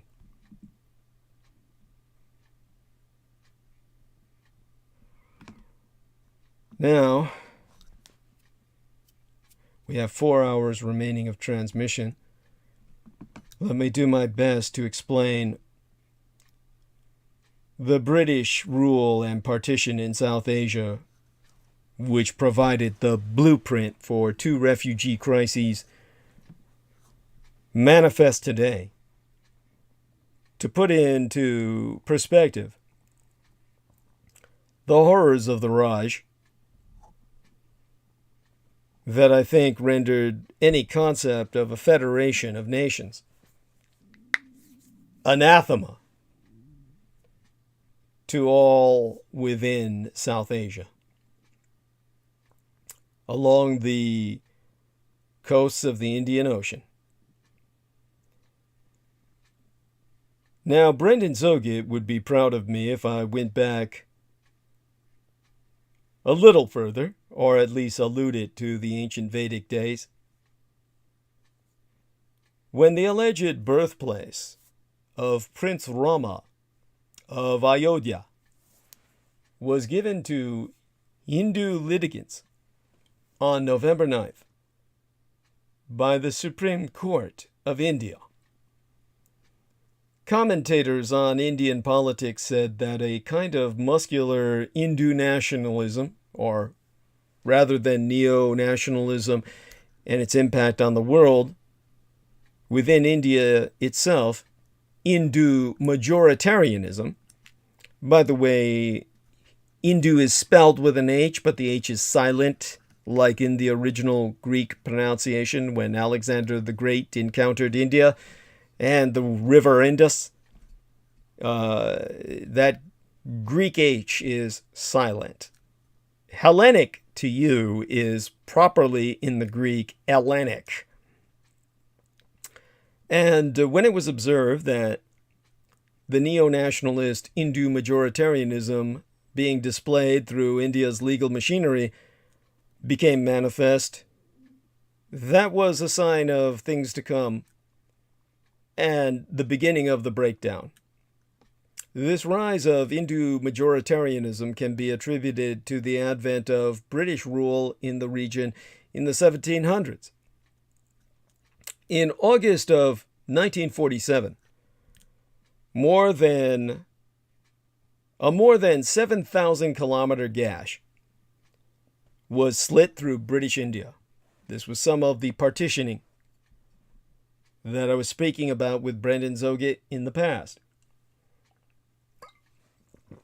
While it gave its birth to Pakistan, the socially constructed border still precipitates conflict on either side, and the region's deep wounds have certainly not healed today. British rule in the region is responsible for the large number of refugee crises that have ever affected South Asia since. The nature in which the British left the region not only created a refugee crisis during the partition of 1947, but it also played a strong role in stimulating further refugee crises during the formation of Bangladesh, where Selina Khan was born, and the situation that Rohingya refugees face today. The British exploited India and then Burma's cultural milieu to exacerbate differences, indeed to create differences, and executed a strategy thereby of divide and rule, sowing the seeds of the perpetual disasters where ethnic groups continue to suffer today. To minimize potential rebellions during their rule, the British practiced a policy to polarize groups within India and Burma, ensuring that no one group became as powerful enough to rebel. The British also implemented a census through which they were not only able to locate the populations of majorities and minorities, but were also able to divide people further by categorizing them to break up any potential uprisings. Along with the census used to repress in the Raj, just as the Republicans have used it to suppress in these United States, in the case of India, the British instituted a communal electorate, where each religious group had at least a small portion of representation in government. Again, this prevented any group from ever becoming too powerful and ensured British domination of all affairs. It ensured that the British rule would last forever, even after they had left. In 1947, the partition of British India proceeded based on the two nations theory, which posited that Hindus and Muslims could never peacefully coexist, and thus required their respective majority regions. Any other type of ethnic concerns, such as those of a linguistic nature or accommodation of groups in border regions who were away from the power center, was never even taken into consideration. Therefore, it be self-evident that the partition of India in 1947 not only triggered subsequent long-term conflicts on a macro scale, such as Bengali demands for autonomy in East Pakistan, which led to the Bangladesh War of 1971, but that it also laid the seeds for displacing communities who were located away from power centers perpetually, foremost among them being the case of the stateless Rohingya. Let us first consider the case of Selina Khan's birthland, Bangladesh. The identity consciousness of Bengali Muslims of East Pakistan, who had previously overwhelmingly supported the Muslim League in colonial India, took an ethno-linguistic turn when, in response to economic and cultural discrimination from 1950s onwards, they started demanding greater regional autonomy from West Pakistani authorities. In 1971, intending to suppress dissent and stunt the growth of Bengali nationalism for good, the Pakistani military began a crackdown in its eastern wing, which spiraled into the displacement of roughly 10 million people, most of whom entered the border states of India. Initially, India offered its hospitality to these refugees and trained many of the Muktai Bahini combatants, the guerrilla fighters of East Pakistan, who waged a 9-month-long guerrilla war against the Pakistani army. After this, the Indian army finally intervened militarily by entering the territories of East Pakistan, leading to the surrender of the Pakistani armed forces. India justified this military intervention on the grounds that allowing the refugee crisis in eastern and northeastern India to continue risked destabilizing the region further and creating even greater human suffering. Despite backing from the Soviet Union, India's actions did not generate any substantial support in the international community as a humanitarian intervention. In the case of the Rohingyas, as the partition of India gained momentum, the Rohingya population in the neighboring Arakan province in colonial Burma hoped to join the future Muslim majority province of East Pakistan, but were denied by Mohammed Ali Jinnah, the soon-to-be the founding president of Pakistan. Perhaps with an expedited timeline and mishandling of the transition of power from Britain to the two countries, India and Pakistan, the daunting process seemed too complicated to create a deal in which this Rohingya population could be accepted into East Pakistan. It was foregone as forlorn. As Arakan remained part of Burma, which gained independence from Britain in 1948, the attitude of the majority Bamar Buddhists toward the Rohingya Muslims took a turn for the worse. Increased mistreatment towards them culminated in the crackdown by the Burmese military junta in 1978 and the stripping of their Myanmar citizenship in 1982. Since then, hundreds of thousands of Rohingyas fled to Bangladesh at different stages to seek asylum. The ongoing Rohingya refugee crisis is similar to the refugee crisis precipitated by the creation of Bangladesh itself in several respects.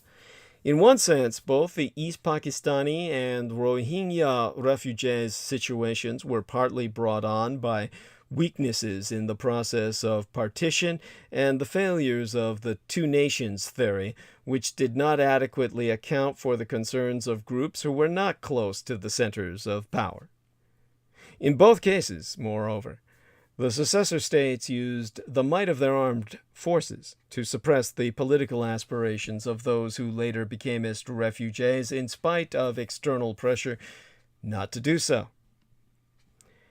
Comparing the two crises also illustrates the ease with which major governments and international institutions are able to frame refugee crises in ways that limit their liability to act in substantial manner. In the case of Bangladesh, it was apparent only a few months into the conflict that the Pakistani army had committed atrocities of genocide in East Pakistan, particularly against Bengali Hindus. Yet successive governments largely dismissed the situation, which was the underlying cause of the refugee crisis, as a civil war and an internal matter for Pakistan. Even though Pakistan was divided into two nations separated by a fucking subcontinent, one being East and one being West, which are now, thankfully, separate nations, Pakistan and Bangladesh. As with the Rohingya crisis today, which will hopefully someday produce a separate nation, or many, out of Burma, Myanmar, for governments and international organizations to accept that state-sponsored ethnic cleansing and possible genocide were occurring would have obligated more meaningful action, which no one seems prepared to provide in the midst of a pandemic. The essential difference between the plight of the Rohingya today and that of the East Pakistani in 1971, however, is the likelihood of external military intervention to alleviate their situations. While the Indian military stepped in unilaterally to ensure the creation of Bangladesh, there does not appear to be any comparable help en route for the Rohingyas. Indifference and inertia on the part of the international community then, as now, also limits the likelihood of any sort of international coalition involving itself militarily. Indeed, that there is no such outstanding intervention waiting to happen for the Rohingyas now is all the more pronounced, given that all member states of the United Nations endorsed the principle of the responsibility to protect the R2P circa 2005. Another critical difference between the two crises concerns the role of humanitarian relief organizations. While the NGO, or non-governmental organizational community, mobilized in both cases to combat the refugees' suffering, those organizations that have responded to the Rohingya crisis have tended to criticize Myanmar's government more freely than their counterparts did during the Bangladesh crisis circa 1971. Indeed, the belief that humanitarian relief was a politically neutral practice, where saving strangers regardless of their allegiances was a defining feature of voluntary humanitarian action for much of the late 19th and early 20th centuries, it has since been redefined.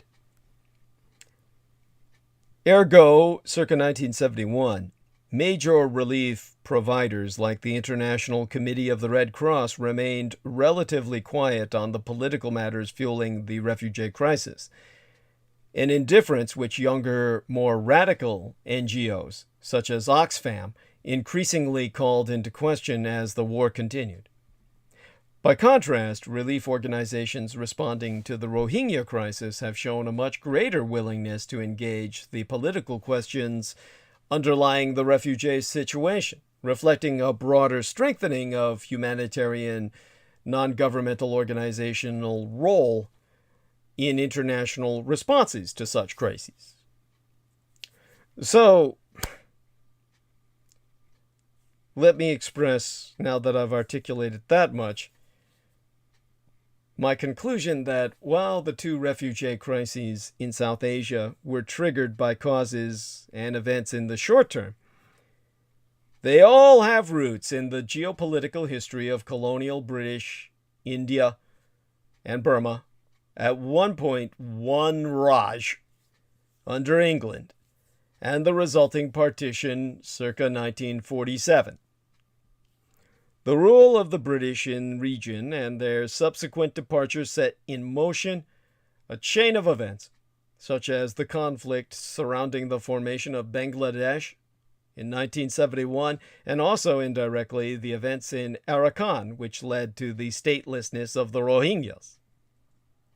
While Bangladesh is now an independent country and has gradually prospered, looking set to become a middle-income country in less than a decade, the condition of the many minorities in South Asia has worsened after 1947, with the extreme case being that of the Rohingyas, for whom there appears to be no end to their troubles in sight. Now that I have contextualized much of what we covered in the opening hours of tonight's transmission, and I do welcome Mandy Ute to join us, should she be able, even at this point in time. Obviously, she's joined us quite late in the game in the past. I will turn towards history now in a manner most of you are unfamiliar with, and only the French can understand. And, well, I think everyone can understand that the afterlife of the glorious dead can be complicated. But Napoleon Bonaparte, who died exactly 200 years agone, today, effectively yesterday, May 5th, be exemplary of such. For many in France, he is the epitome of French achievement, the man who conquered much of Europe, but also remade the structures of his country.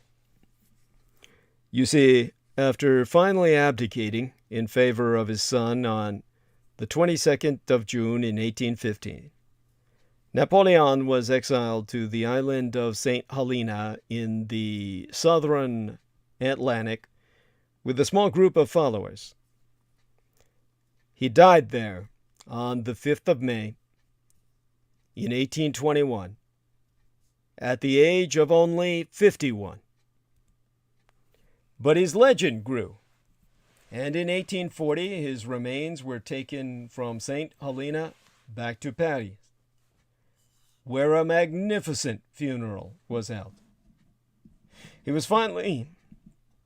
His ashes finally entombed under the gold-plated dome of the Church of St. Louis, one of the buildings in the compound of the Hôtel des Invalides, where his descendants and admirers still congregate on May 5th each year to attend a commemorative Mass.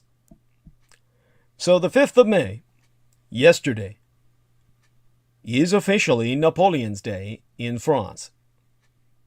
Officially, unofficially, because of reasons I'll articulate now.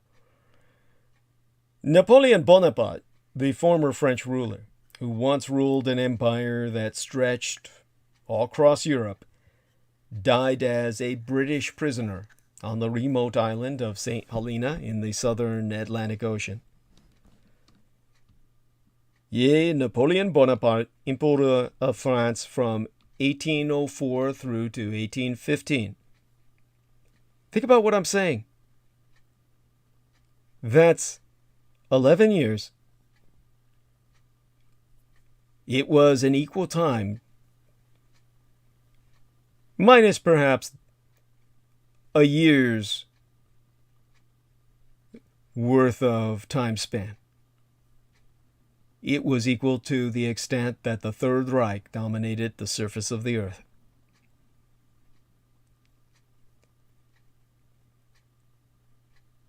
12 short years.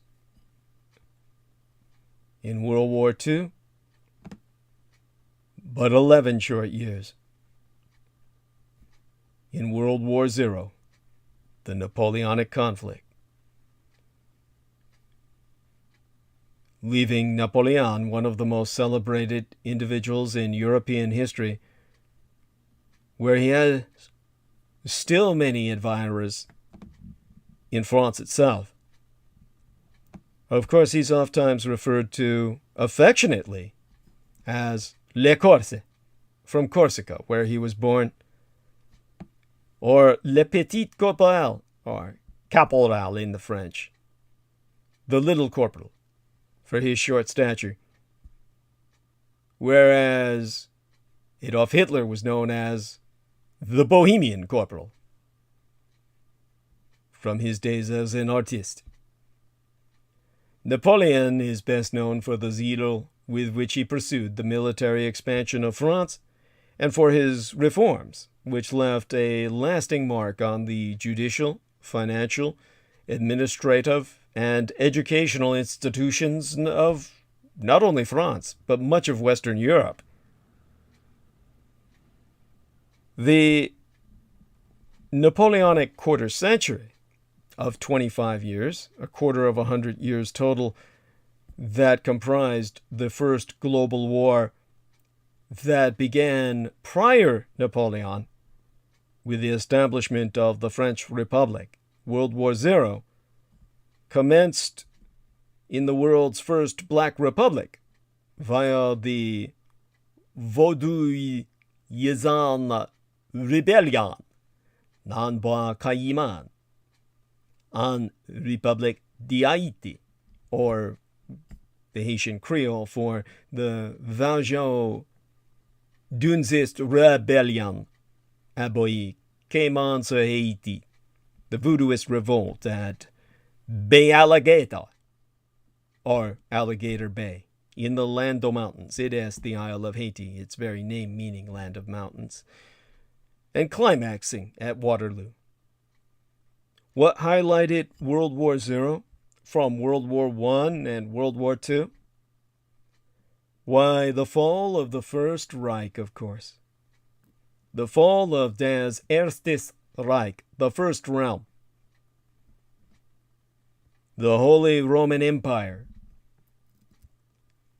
On site the Battle of the Three Emperors at Austerlitz on the 2nd of December in 1805. Or by the French Revolutionary calendar, based on the ancient Egyptian calendrical system, the 11th of Frimaire, on the calendrier révolutionnaire républicain français, and the consequent August 6th, 1806, Peace of Lunéville, between l'Empire Français, the French Empire, and Die Österreich, the Austrian Empire, which marked the fall of the First Reich des Allegians Römischen Reiches Deutsche Nation, the first holy realm of the Holy Roman Empire of the German nation, which was established in the 962nd year of the Christian era, 962 A.D., Anno Domini, in the year of our Lord, and dismantled under the watch of Napoleon in 1806, approaching 1,000 years of reign. The 1,000-year Reich which inspired Adolf Hitler, that devolved only under hubris of l'Empereur Napoleon I Bonaparte, who was assassinated by the British. 'Twas Napoleon who declared war on, well, actually, what led to the fall of the First Reich was the Holy Roman Empire of the German people's declaration of war on France in 1793. when the Germans initially drove the French forces out of Das Vaterland, the fatherland. A process of devolution followed, so profound after the dismantling of their Holy Roman Empire, their First Reich of 1,000 years, that this devolution, this imperial dismantling itself, was a process that lasted over half a decade, 6 years, officially from 1801 to 1806, finalizing on foundation of the Confederation of the Rhine. By choosing to lay a wreath today, well, yesterday, by now, as we crossed into the 6th of May, hours are gone, by choosing to lay a wreath, but yesterday, the 5th of May, on the Emperor Napoleon's tomb, under the golden dome of Les Invalides, on the 200th anniversary of his death, Monsieur Macron, the President of France, is stepping into a national debate over the legacy of Napoleon himself at the heart of France's culture wars. Beyond the day itself, 2021 is Année Napoléon. There is a fantasy novel entitled Anno Dracula, not about the historical Dracul-Glouvier, but rather the fictitious literary Dracula, where he conquers England itself by marrying into the royal family, himself nobility from Romania, and of course even Prince Charles fantasizes he be related one way or another to the bloodline of Vladislav Tepes, the historical Dracula. This novel, Anno Dracula, the Year of Dracula, represents Dracula's reign as being so decisive, so imposing on changing the culture of the world, that it impacts our calendar, where AD comes to represent not domination under the realm of the Lord, our God, but rather the year of Dracula. Anno Dracula as a calendrical measurement from which to define one epoch from the next, or the last. Such a fantasy would be the equivalent of Emperor Bao Dai of Vietnam marrying into the Japanese Yamato dynasty, and he himself somehow redirecting Japan's conquests in such a manner as to redefine the culture of the Pacific Asian region and consequently the world. Something unimaginable based on history as we understand it, and yet through literature made believable.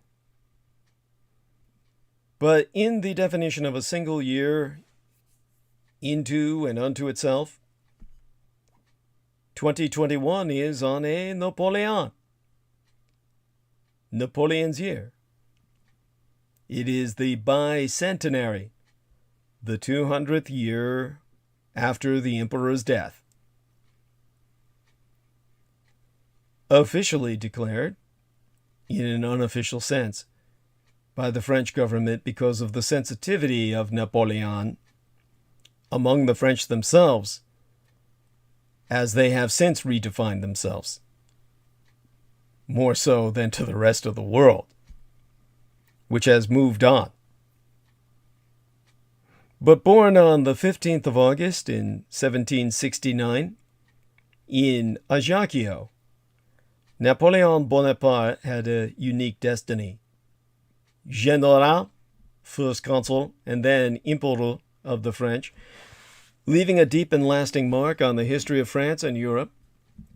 In 2021, the Fondation Napoléon is working with numerous partners in France and abroad to commemorate the emperor's death.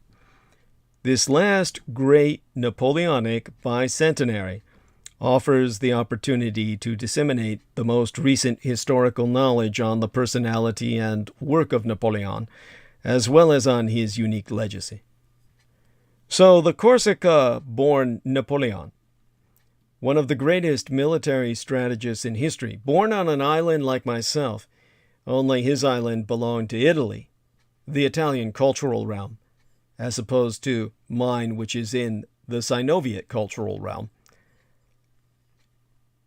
He rapidly rose in the ranks of the French Revolutionary Army during the late 1790s to become recognized as one of the greatest military strategists in the history of man. By 1799, France was at war with most of Europe. They needed all the military strategists they could find, and Napoleon returned home from his Egyptian campaign to take over the reins of the French government, as Julius Caesar had returned home from Africa to cross the Rubicon and dismantle the Republic of Roma to instate himself as dictator. Yes, Napoleon claimed he saved his nation from collapse. Perhaps he did. After becoming first consul in February of 1800, he reorganized his armies and defeated Austria. In 1802, he established the Napoleonic Code, a new system of French law, and in 1804 was crowned Emperor of France in Notre Dame Cathedral. By 1807, Napoleon controlled an empire that stretched from the river Elbe in the north down through Italy in the south and from the Pyrenees to the Dalmatian coast. Now, beginning in 1812, Napoleon began to encounter the first significant defeats of his military career as his cancer began to eat away at his corporeal manifestation, his mortal coil, from the inside out, and suffering through a disastrous invasion of Russia, in which he lost to a Tsar who is rumored to be a vampire, a man whose body disappeared on death, and thereafter losing Spain to the Duke of Wellington in the Peninsular War and enduring total defeat against an Allied force by 1814. Exiled to the island of Elba, he escaped to France in early 1815 and raised a new Grande Armée that enjoyed temporary success before its crushing defeat at Waterloo against an Allied force under Wellington on the 18th of June in 1815. Napoleon was subsequently exiled to the island of St. Helena off the coast of Africa. 6 years later, he died of stomach cancer, and in 1840, his ashes were returned to Paris, where they were interred in the Hôtel des Invalides. He was a whirlwind of action. His tongue was as sharp as his sword. A man who could describe his own foreign minister, Prince Talleyrand, as shit in a silk stocking, and then keep him on, deserves to be remembered. Across the channel in Britannia, he was mocked and loathed in life and death, so much so that when Mary Wollstonecraft Shelley wrote her famous book, Frankenstein, in 1818, the year without a summer,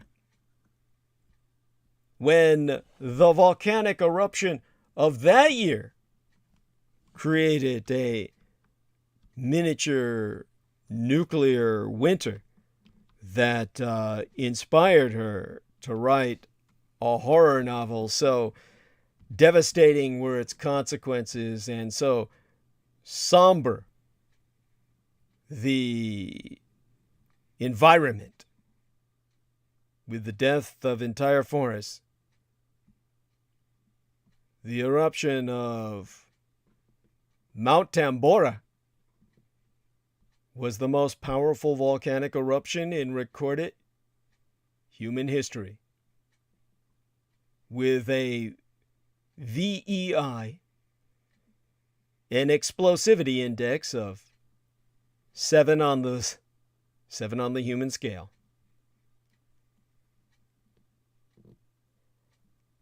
And in that same bleak year,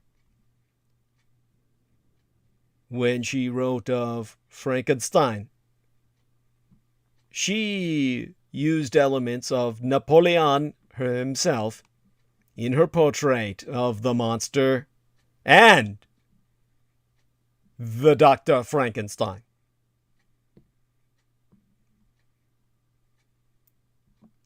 I think the historianist Linda Colley, the surname spelled Colley, speaks to this quite well.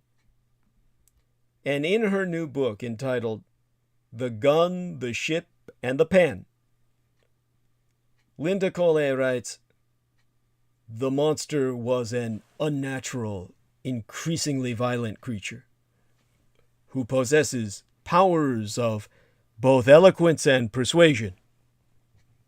Like a demagogue, born to lead, the Frankenstein you never know of thinking of him as but a brute. And the scientist is a furiously ambitious individual who believes himself above the herd and destined for some great enterprise. But the French themselves seemingly can't get enough of the dead Frankensteinian emperor." A rough count by Jean Toulard, an eminent French historian, puts the number of books published about Napoleon at almost 85,000. That's more than one a day published since the day he died. In an interview with the magazine L'Express on the 24th of May in the year 2014, Toulard said, "Only Jesus does better." Well, that's in France, of course. Toulard has added to the flow of tomes himself with more than 250 of his own, 25 books he wrote on the man and the myth. And of course, to lead in France is to be measured against the emperor. Almost every modern French president is measured against the emperor. This is particularly true of our current, or France's current, our current in the sense of he's the man to deal with, Emmanuel Macron. Even before taking office, in an interview with the weekly Le Numéro Un, as in the number one, on July 8th of 2015, he proclaimed that modern France needed a Napoleonic monarchical figure to fill the emotional, imaginary, collective void left when the French king Louis V, oh God, what number was he, guillotined in 1793. The 14th, I believe? Louis the 14th, yes. The Sun King. Just so people wouldn't miss the message. On the night of his own election in May of 2017, Macron spoke to the country from the main courtyard of the Louvre, the Cour Napoléon, in front of the Parisian landmark's famous pyramid, which was built to commemorate Napoleon's Battle of the Pyramids. And, oh yes, it's the 16th, I believe. In terms of Louis the Sun King, yes, the 16th. So, by the way, I'm not getting any feedback on this. I'm just remembering finally. I do appreciate feedback, and people are welcome to give it to me. But in terms of this case, I'm just finally remembering it from the attic of my mind. The final king of France. in terms of a reigning monarch until, of course, the Bourbon dynasty was reinstated by the British after Napoleon's defeat. But in terms of course, the French election, as I said, that was in May 2017 when Macron delivered his first speech in office. 2 months later, he took President Donald Trump, who was on a state visit representing you and I, the tax-paying electorate of the United States, to inspect Napoleon's tomb at Les Invalides in Paris. And the dead emperor was reburied there almost 20 years after his death in exile in a national ceremony in 1840 and sealed in 5 coffins with the names of his military victories, but not his defeats, inscribed upon the wall. And since then, barbed comparisons to Napoleon have been frequently offered by Macron's opponents, both foreign and domestic. On September 10th of yesteryear, a top aide to the Turkish President Recep Tayyip Erdogan said, "Macron is a so-called Napoleon on campaign."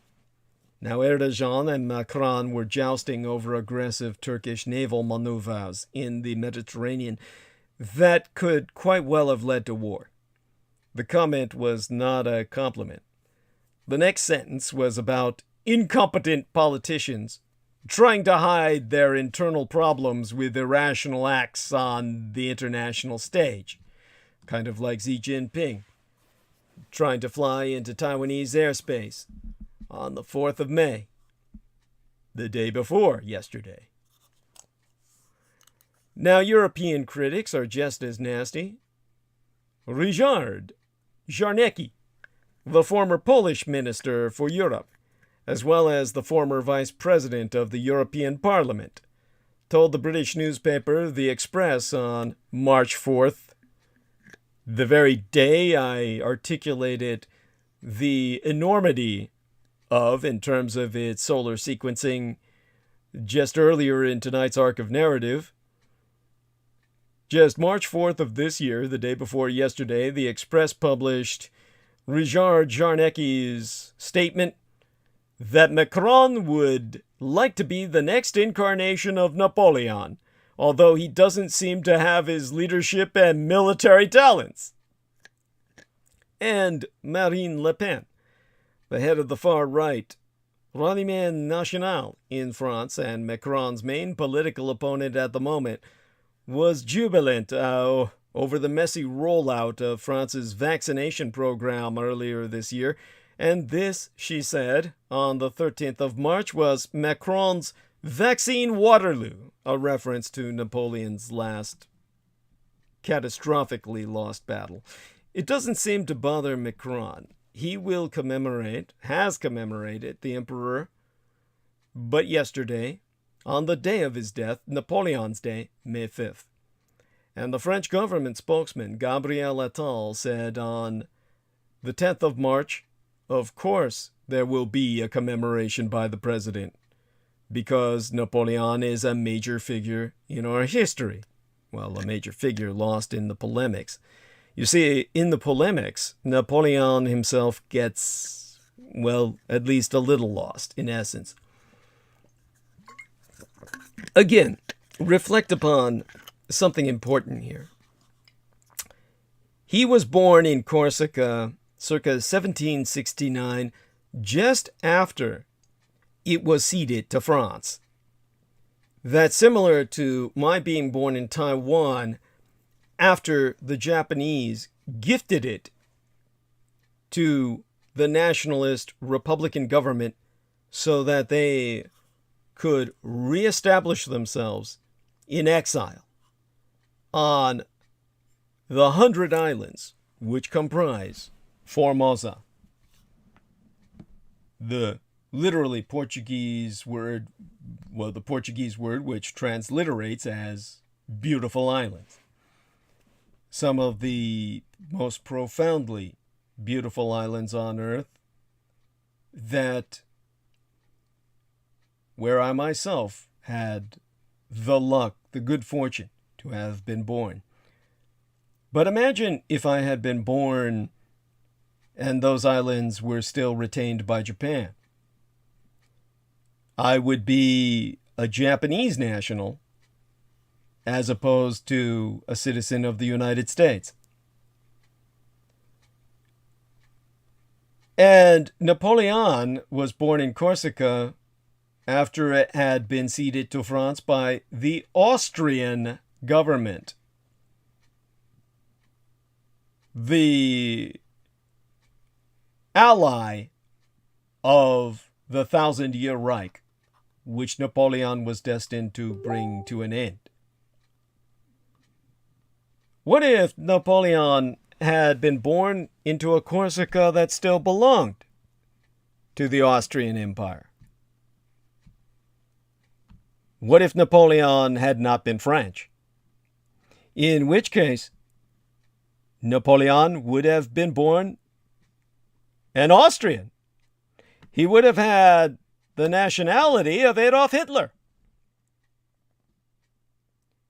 Napoleon would be a pre-Hitlerian phenomenon.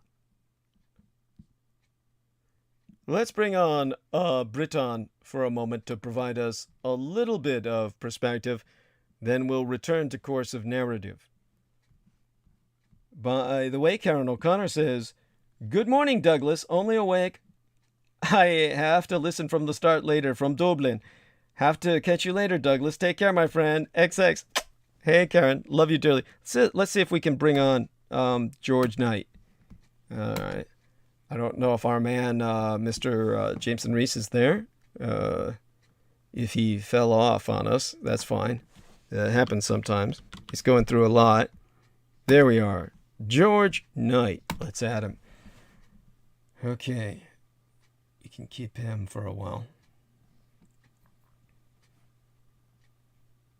Oh, Pac-1 Morales says, "Love you, Doug, J-Mo, Peter, Derek, and the whole team, Dietrich. I would join right now, but I just got in from a 12-hour gig with the taco truck, and I'm very much in my zone from all the free drinks at the brewery we were posted at.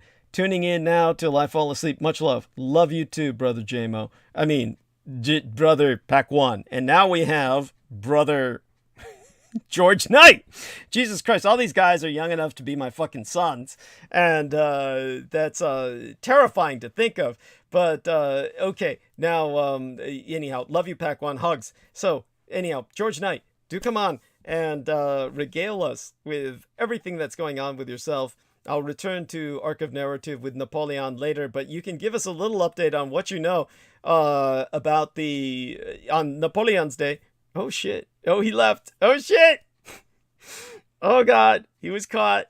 Oh, he's spanked every time he gets on with myself. And, poor fellow. So hopefully he doesn't get into life-threatening trouble. So with that, I'll take a look back into the messages and see what he has to say.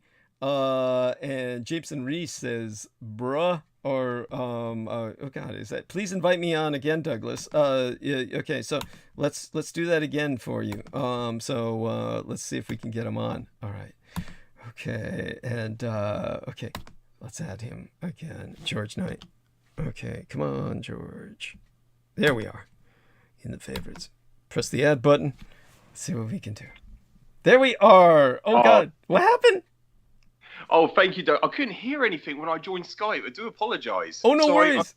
I left and just wanted to, just get an invite just so I can hear. Because nothing's coming through. Beg your pardon. Oh, my God. Oh, no worries. Fantastic. Yeah, how are you doing, Douglas? Oh, much the better for your being here. Talk about whatever you wish, but I did want to point out that while I was talking about Napoleon, it was Napoleon's Day, and already Brexit is paying off in the horrors of confrontation. The British are no longer part of the European Union, and because they're no longer European, the British are confronted by the French over the Isle of Jersey. And in Jersey, which, as you know, is not technically part of England, but is represented in all of its foreign affairs and oversight by the British Empire. The French have run into denial of fishing rights, and so the British have had to send patrol boats to confront the French, who are threatening to cut off, well, all the electricity on the Isles of Jersey sources out of the French continent, the continent of Europe from France itself. And so the French are threatening to cut the electricity, which will leave everybody as fucked up as they were in Texas back during the big winter. But oh my God. So tell us what you know about the situation and anything else you want to bring to our attention. Please, it's all yours. Oh yes, thank you, Douglas. I only saw that last night actually. Whilst I was looking through the news feed, I was that the British have sent 2 Navy ships to the blockade that over at Jersey. Yeah, and so that's as far as I'm aware of. But yeah, you've just given me some more information. Thank you on that, Douglas. Yes. Oh my God, yes, it's true. Yeah. Wow. And again, this is due to the fact that now you have Britain is no longer European, and therefore now we have collisions over water space or maritime boundaries that were not a concern before. And Jersey was denying entry to the French fishing ships, and this had not happened before. And now the French are saying, well, we hope it doesn't come to that point, but they're willing to go there if it does, and that they're going to cut off all power to Jersey, at which point, well, this is a major crisis for the population there, and they are under British protection. So we're re-entering the Anglo-French conflicts. Yes, oh my we certainly are. My God, Douglas, it's incredible. Yeah, the times that we're living in, and it's all going on in the world at the moment. It's all going on, and with Russia and Ukraine, with the Russians advancing over the border. Also, it's just incredible what's going on. What do you know of that? Not that I want to dwell on that situation. Yes, but from what I understood, there was a huge mobilization because Navalny was, the people want Navalny free, and Putin was trying to distract them with a threat from outside. So he mobilized the military along the Ukrainian border, but he knows that after the Turks wiped out Armenia, and then the Turks are now backing the Ukrainians, he knows that since the Armenians were armed with Soviet tactics and weaponry, that basically his troops would face the same wipeout with the Turks backing Ukraine. He pretty much, from what I understand, backed down. He just pretty much, demobilized the troops after that show of force, as far as I understand it, unless you've heard something different recently. No, I don't. Do you know what, Douglas? Unless I get the information from you and what I get from news sources, I honestly don't keep up to date with everything. It's worries. Very, very difficult. It's very, very difficult. Yeah, it is. But no, thank you so much for that insight. And you're absolutely correct about what happened. During the Turkic and the Armenian. It was just awful. That was around. Was that 100 years ago, wasn't it? That. Oh no! You're speaking of the Turkish genocide against Armenians in World War I. And so what happened was Joseph Biden finally officially recognized that as genocide. And that is very important because the Turks have been paying universities like Princeton and other universities. They've been funding library extensions for their university campuses so that they would actually deny the Turkish genocide against Armenia. And so this kind of lobbying has been ongoing. So finally, Joe Biden stood up for what is right and the reality of history. And that's not winning him Turkey as a friend. But at the same time, Turkey and Armenia, when they went to war recently, this resulted in the first surrender of a nation since the Pakistanis surrendered to India back in one of their conflicts with India, about 20, 30 years ago.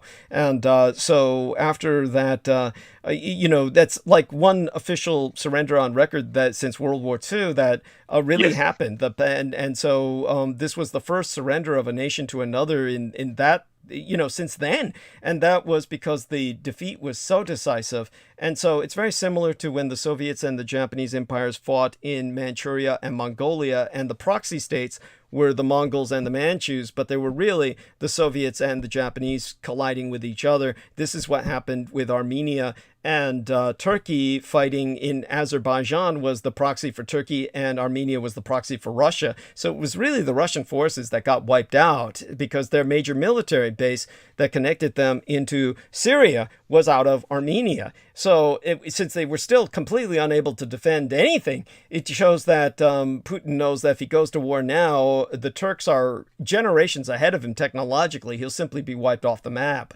So he was just, mobilizing as a show of force so he could distract people at home. But so in terms of with all you've been researching and so much that you have found out about the saucer war, I'm so glad that there was one individual that you were sharing information with now who was so completely motivated and very inspired by what you discovered. And I'm so glad there's people coming out now to share their the fact that they're inspired by the work you do. Yes, no, absolutely. Thank you, Douglas. Yeah, and this is what I wanted to bring up with you on air very briefly, was when I, 18 hours ago on that UFO group, I have published the post that I posted on my own timeline with the 1,000-year Reich in exile. And I've given a brief, brief summary of what happened historically. And even stated that the stuff that you can verify for yourself, for anyone that wants to do their due diligence. But I've got nearly 400 likes on the post in 18 hours, and and of course I got bombarded by the cargo cult. Obviously, by there was just 2 or 3 of them. One individual, very in particular. I don't know if you want me to send a picture of him to you, Douglas, but you just look at this man. He is completely grotesque, but he was so offensive, and I've got the post up now in the comments, and it's one of those things that I know it's a waste of time and energy to even respond to people like this. Yes. But this is to do with the historical narrative is to do with the source of phenomena. It's the mechanical discraft. Yes. But he was alluding to, because obviously he didn't state his heritage, but it's obvious of what his heritage is and what his ethnicity is, and so. This was so blatantly obvious, but I didn't want to. The thing is, he was bringing up the genocide. He was bringing up the genocide aspect of the Second World War, whereas I was talking about the discraft. Right. And I said, and this is irrelevant because that has nothing to do with because he was saying, he was just basically calling me. I could read out what he was saying, but he was basically calling me a Nazi fanboy. Of course. And that was nothing what I was not promoting any movement. Ideology, because what he was saying was he was bringing up the ideology of the Third Reich, and I was not alluding to any movement or ideological alignment or any secular anything to do with that. It was just to expose reality of the disc phenomena that we experience. It's been parallel to the human experience for the last over half a century. And this is what I was bringing up. And most people were very positive in their response. They were saying, like, this makes a lot of sense. And this makes more sense than any other, what the cargo cult and what other cultists allude to and what they promote with, extraterrestrial, that aspect of which is phallus. It's just basically, and what he was doing, he was obscuring everything that I was saying. He was trying to discredit me. He was trying to personally attack me by saying, you're this, you're that, you're delusional. And it was just really offensive. And when he was bringing up the genocide aspect of him, I could have brought up, and spoke in great depth about the Anglo-American genocides of history and the past, what happened with Christopher Columbus, the genocide he conducted in the 15th, in the 14th century. I could have brought in such great detail, and he was a crypto Jew, and obviously this guy was Jewish, and he later on brought up, because it was just a back to forth. But the reason why I responded was because it was getting so much publicity that I wanted to respond very articulated, very sophisticated, because people were saying it shows that you've got a lot of dignity. You've got a lot of respect, because I was not getting mad. I was not getting, whereas other people were having a temper, and they were saying, oh my God, it says more about me than it does to you. And that's what they were saying to me. Like, you've got a lot of integrity and dignity. And it says more about you than it does to them, because they were getting angry. But I was not alluding to any form of, I wasn't talking about what happened, what occurred during the persecution of the European Jewry. I was not bringing any of that up. This had nothing to do with it. It was completely irrelevant. It was to do with the phenomenon of the Third Reich in exile, which is an extent to this day, which still exists. And I was talking about our ongoing conflict, the legal state of war with them, which I was bringing up with daylight saving time, and our excise war taxes we're still paying, which is regulated on a monthly basis. I mean, this is what people don't understand. You can pay your utility bills on a 3-month level, on a quarterly level annually, and you can pay your other bills, such as your car tax, you can pay your TV license yearly, you can pay all these bills yearly, but your phone bills, it's regulated on a monthly level. You cannot pay that quarterly or yearly. Everything else you can pay if you want just once a year, but that is the reason why you pay this monthly, is because it's a regulated tax. You're still on wartime, so you have to be regulated this frequently, which is why it's brought up every month. And that's what, you bring this, it's so, and it's all basically, it's blatantly obvious and it's factual, but people just go, oh, you're saying it's facts. Where is this? Where are the facts? And and it's like, come on, you could do your due diligence. Yes, thank you. Oh my fucking God! It's basically they keep bringing you back to square one by saying, yes. Yeah, it's like, where is your evidence for this? Well, look at your fucking phone bill, idiot. I mean, this is, oh my fucking God. Yes. God. Now, granted, these are oftentimes what are called hidden charges, and they're so hidden that if you speak to most people who work for communications companies, say, for instance, like Comcast in the United States, if I spoke to Comcast about this sort of thing, most of them would look at me blankly, and yet if they looked it up themselves, they would find out what I'm saying is true. And but it's something that most people just never think about, even people who are dealing in the industry. It's just something that nobody ever asks about. Everybody just takes this for granted, as if, oh, it's the government, of course they're going to tax us on this. And no, it's not normal that the government tax you on this. Why are they taxing you on this? With everything else they tax you for, why would they tax you on this? You see, this is something that needs to be emphasized. But the in terms of people who are responding to that, just let them know that don't let the nuance of something this subtle that seems to be almost immaterial in the sense that it is innocuous. It seems innocuous because this is something that we're dealing with every day. Indeed, it might almost seem humorous, but it's as ridiculous as dismissing the power that the old monopoly Bell Telephone used to have in America. There used to be basically the national monopoly Bell Telephone, and they were so powerful that Belltel was once the favorite, one of the favorite conspiracy targets for people who thought that they participated in the Kennedy assassination or something like that. It was one of these things that people said, well, maybe Kennedy was trying to break up the Bell Telephone monopoly. So obviously these things have passed on, and people no longer think of the telephone industry as a monopoly. But that even begs the question more. Once Bell Telephone, the monopoly, broke up, how is it the government is still taxing, no matter which company it is, whoever's handling phone communications, they're going to be fielding a government tax. So this is, it's something that it almost, the sad part of it is that it's one of those details that will be, you'll be far more validated once you get your job and you're working with the 5th generation installment of the network throughout Britain. Then you're going to actually have a position of almost authority in which to explain this to people. And you can bet they're going to start taking you a lot more seriously.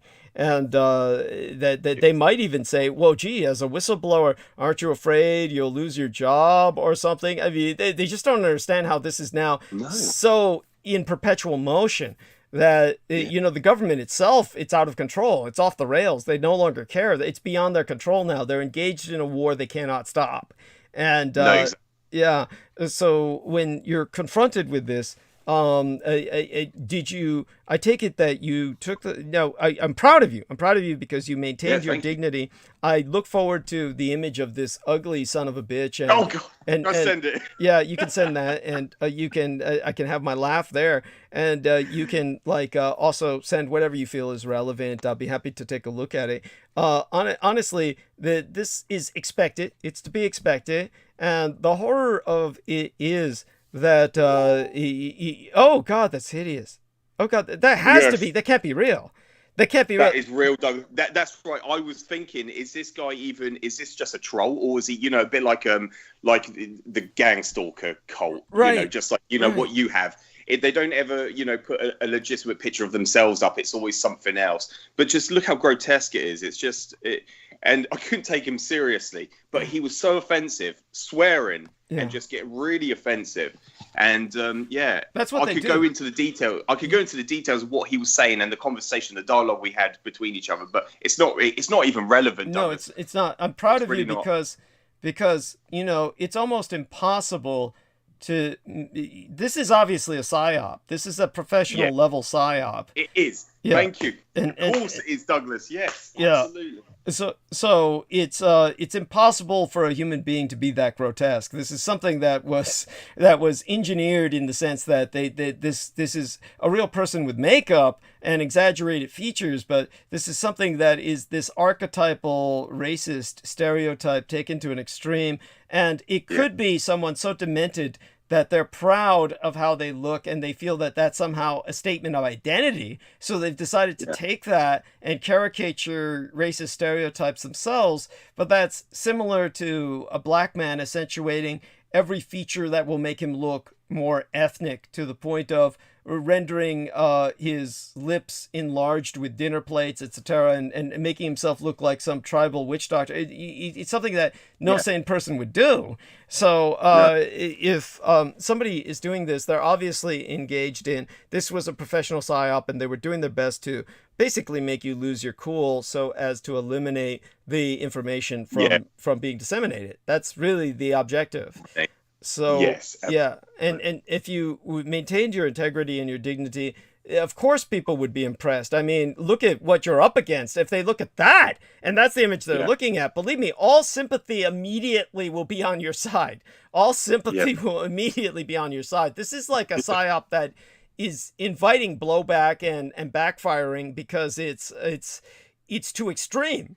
It's too extreme. The professional aspect is simply the fact that it is so offensive in every respect that most people would break down and simply react in a manner that would sink them to the level of the attacker. And you did not do that, so that will automatically make you the sympathetic figure. So good. Yes, thank you, Douglas. Yeah, absolutely. And I know that I know that too well. Especially with my profession as well, what I've been doing all these years. Explain a little bit about that. Let people know how bartending enabled you to handle the worst of the worst. That this is what you would face in situations where, people would go in there and then drink and then at the last minute pretty much turn into a completely different person, and how you had to deal with that. If you're willing to share a little of that. Oh, absolutely, Doug. Yeah, because I was actually educated from the moment go that the customers are not your friends, but they will pretend to be your friends. And this is what this is something that's important, that anyone that works with the general public will learn this. And people, I've had to learn the hard way. You do learn that people, they will be friendly to you and they'll try and get as much as they can from you because they're a customer, they're a paying customer, but you're providing a service and they'll try and get as much as they can from you. So they'll pretend to be your friend to get more out of you, so they pay less money. So they'll try and get to a personal level with you. But then as soon as you say no to them, then they change. Then their personality goes, then all of a sudden their true colors start to shine through. And you'll see the person they really are. Then you realize they're only trying to use you. They're only using you to gain something. So that's the thing. I was always taught that the customers are not your friends. You're providing a service to them, a professional and friendly and efficient service to them, and don't ever take what they say like literally. Always take everything with a pinch of salt, and to always remain a professional level with them. And so I've always, and they try and manipulate you. They try and gain things from you to try and for their own personal agenda, the personal gain. Just literally, they'll try and say, "I'll throw an extra shot in. Give me this for free." And they try and act like buddy with you, but you soon realize that they're only there just to they just want something from you, because you're only there just to provide a service. You're there, you're an employee being paid to give them service. So you do learn. But the thing is, a lot of the other members of staff, I've worked with hundreds of people, but the people I've worked with over the years, they get on a personal level and they get really, and then all of a sudden they get their hearts broken by these customers. That's awful. Yes, they get down to the point where they actually go out with them, they go drinking with them, and then some of them even have a relationship with them. And then all of a sudden, you know, they learn the hard way that their hearts get broken, and they see the person, you know, then they make out they're your friend, they make out that they care about you, and they're there for your well-being, your best, you know, your best wishes and stuff. But they're really not. So you do learn this. So yeah, and it's always to, like say, maintain a decency and integral level at all times. And it's just funny because you can see right through them. And all the years I've worked there, you can see right through them when they want something, then you just play it back to them. And a lot of people, they in this country, with people commit tax fraud all the time, or and what I get is when people come and the companies are paying for them to stay with you. They're paying for the accommodation and they get a food allowance. And what they'll try and do is say they want some drinks but put down as food. And I always remind them, this is committing fraud, by the way. I said, do you really want to do this? And you're asking me to break the law. And then it puts them on the spot. And I'm saying, but you must not have no respect for me because you're asking me to break the law. For you, to take the fall for you, yes. Yeah. Yes, absolutely. And so I have learned all this, and this is why I'm such an important. This is why, you know, not only am I just so liked because of my personality, you know, my optimism and my positivity, and customers just love chatting to me. So I'm one of the, you know, if not the favorite in the place I work in from the customer point of view, because they just absolutely, you know, I've got on this website called TripAdvisor, I've got all these reviews about me, and I've got my own hashtag. That's how many times I'm mentioned. I've got my own hashtag on TripAdvisor that you could just look me up, and then you'll see everything that people say about me. So it's all on the internet for people to just look up what people actually think of me. And they just say like, oh, he's always there willing to help you out. And he's always, you know, he's just, he's so professional. He's so charismatic and optimistic. But when people take the piss and they disrespect you, I put them on the spot and I said, you're asking me to break the law for you. And I said, if your company finds out, and by the way, I had this recently, only a couple of weeks ago, someone actually rang up and asked me about the prices. And he actually saw that his employer, who caught his employee committing tax fraud or committing fraud, that he was charging drinks instead of food, because they get an allowance of a certain amount each day, but then what they try and do is they put it as drinks, so they have to pay for any alcohol, so the company's paying for it. And of course, if they get caught, they automatically it's disciplinary. They'll get disciplinary, and it's almost gross misconduct. So they'll get sacked and fired straight away. It's committing fraud. It's against the law, and it's tax, and it's just commit. You know what's the other thing it's called? It's just oh god, what's it called? I'm trying to think what it's called, Douglas. The technical term for it. It's just I forgot what it's. I beg your pardon. It will come to me in a moment. No worries. We certainly get the point. Yeah, go on. Yeah, it's a financial fraud just for personal gain. I forgot what it's called. It will come to me in a second.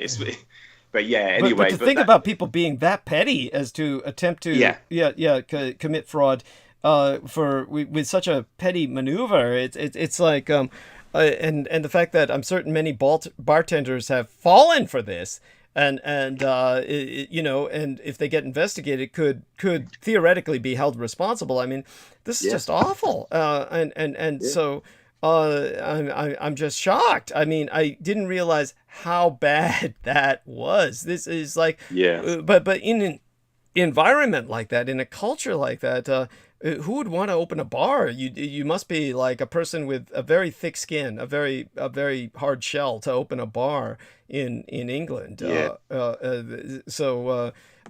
must see, so you've seen the absolute worst of people. This is what prepared you for this. This is what enables you to handle what you're facing now. But what makes it so offensive is how predictable it is as well. It's just simply so predictable that simply because you're pointing something out, you're of course going to be taken as some kind of, people are going to push this. But considering the source in this case, this is, like I said, this was a professional attack, and it was simply made to enrage. It was meant to provoke. It was meant to provoke and enrage. Yeah.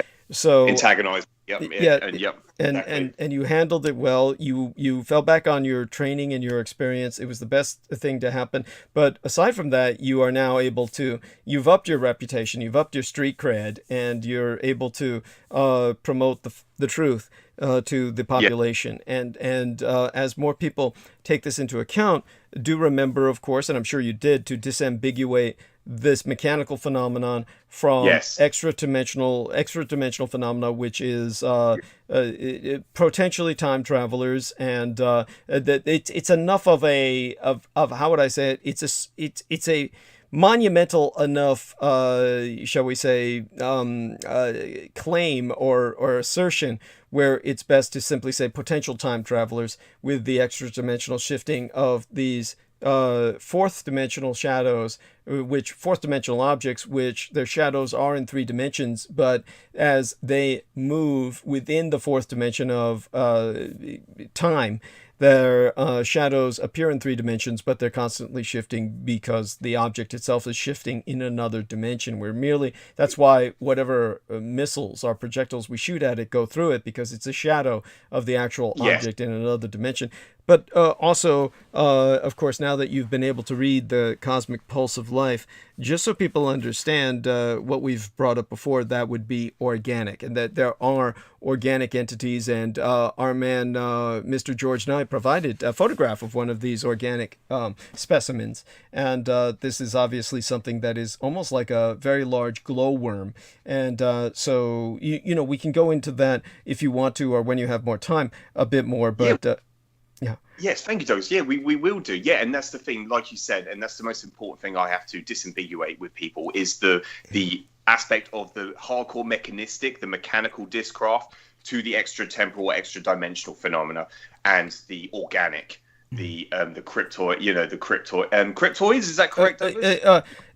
I would call them cryptozoological. It would be, or cryptids. Cryptids is fine. Yeah, cryptids is generic, but so is cryptozoological, right? I mean, but it's So aside from all of that, keep on going. Was there what other things do you want to bring to our attention in the time that you have? And I'm training myself not to ask. This is something I usually do to let people know that I care, to let people know that I remember elements about them. But I've got to train myself not to do that here. So I want to ask what's going on that gave you this opportunity for time.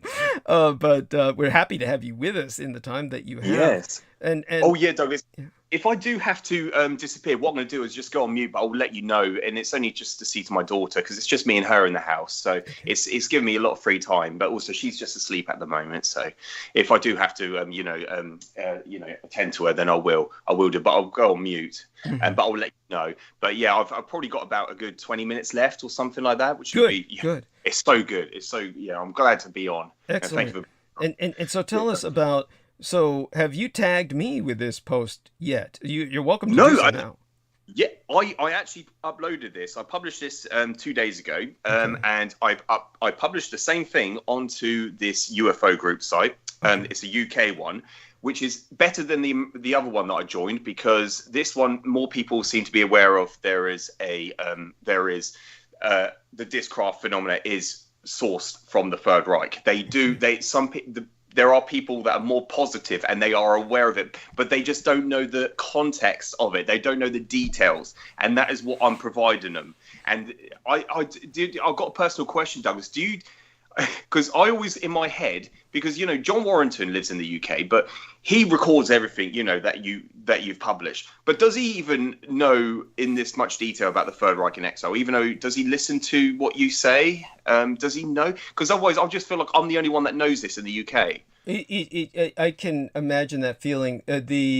John Warrington, he processes very differently. The first thing I'll say about John Warrington is he retains enormous detail. He has an almost photographic memory, but he processes in such a way that he's very etymologically oriented. So he goes down a trail of etymology, which is something similar to what Peter Moon does. And I personally don't think like that. So it's very difficult for me to follow them. With Peter Moon, it's, to a degree you follow it, and then he doesn't go that far with it. But John Warrington is very detailed. I'll say this much about John Warrington: the John Warrington was the product of a family that apparently was involved with espionage, and because of that, he's in a situation. I'm sorry. Are you there? Sorry. Yeah. Sorry. Oh, okay. So yes. As a result, he was exposed to something that's somewhat similar to Christine Joanna Hart, in the sense that he has a kind of he there's a lot of things he doesn't know about his family, and he just functions the best as he can with what he does know. And so he just has been lucky enough to been essentially appointed the manager of the property, so to speak. So he does manage an estate that's subdivided into a lot of little rental units, and he's essentially the manager thereof. And the way that he occupies himself in detail is that he also confronts a lot of people within the alternative information community, and he shares what information he can. And it's one of these situations where, so he retains an enormous amount of detail, but I'm not quite sure he's processing it the same way as you and I are. Apparently he does. He does in the sense that he gets where I'm coming from, but I'm not quite sure. He obviously cares enough where he's putting it into record, and in a sense that's so appreciated. I cannot overemphasize how much I appreciate that, but it's also almost a compulsion. So it's almost so I'm not quite sure he's necessarily how do I say this? He communicates mostly through his interest in music, etc. And it's just like, it's one of those things where he's managed to kind of create his own venue. It's just that he's not. I don't think he's interested in doing what you and I do, because it's simply something that would be just different from the way he interacts with the world. I don't think he just likes most people enough to want to deal with them. He's somewhat like Jameson Reese in that regard. So does that make sense? Yeah, it certainly does, Douglas. Whereas, we've taken it upon ourselves to make sure the information gets out there, but we've not got nothing to gain from it. We're not gaining anything. We're gaining a lot of grief. Basically, we gain is a lot of grief. Yes. Yeah, exactly. And the thing is, what I don't get with all this, with people when they are, I don't understand what their irrational thought is and their logic.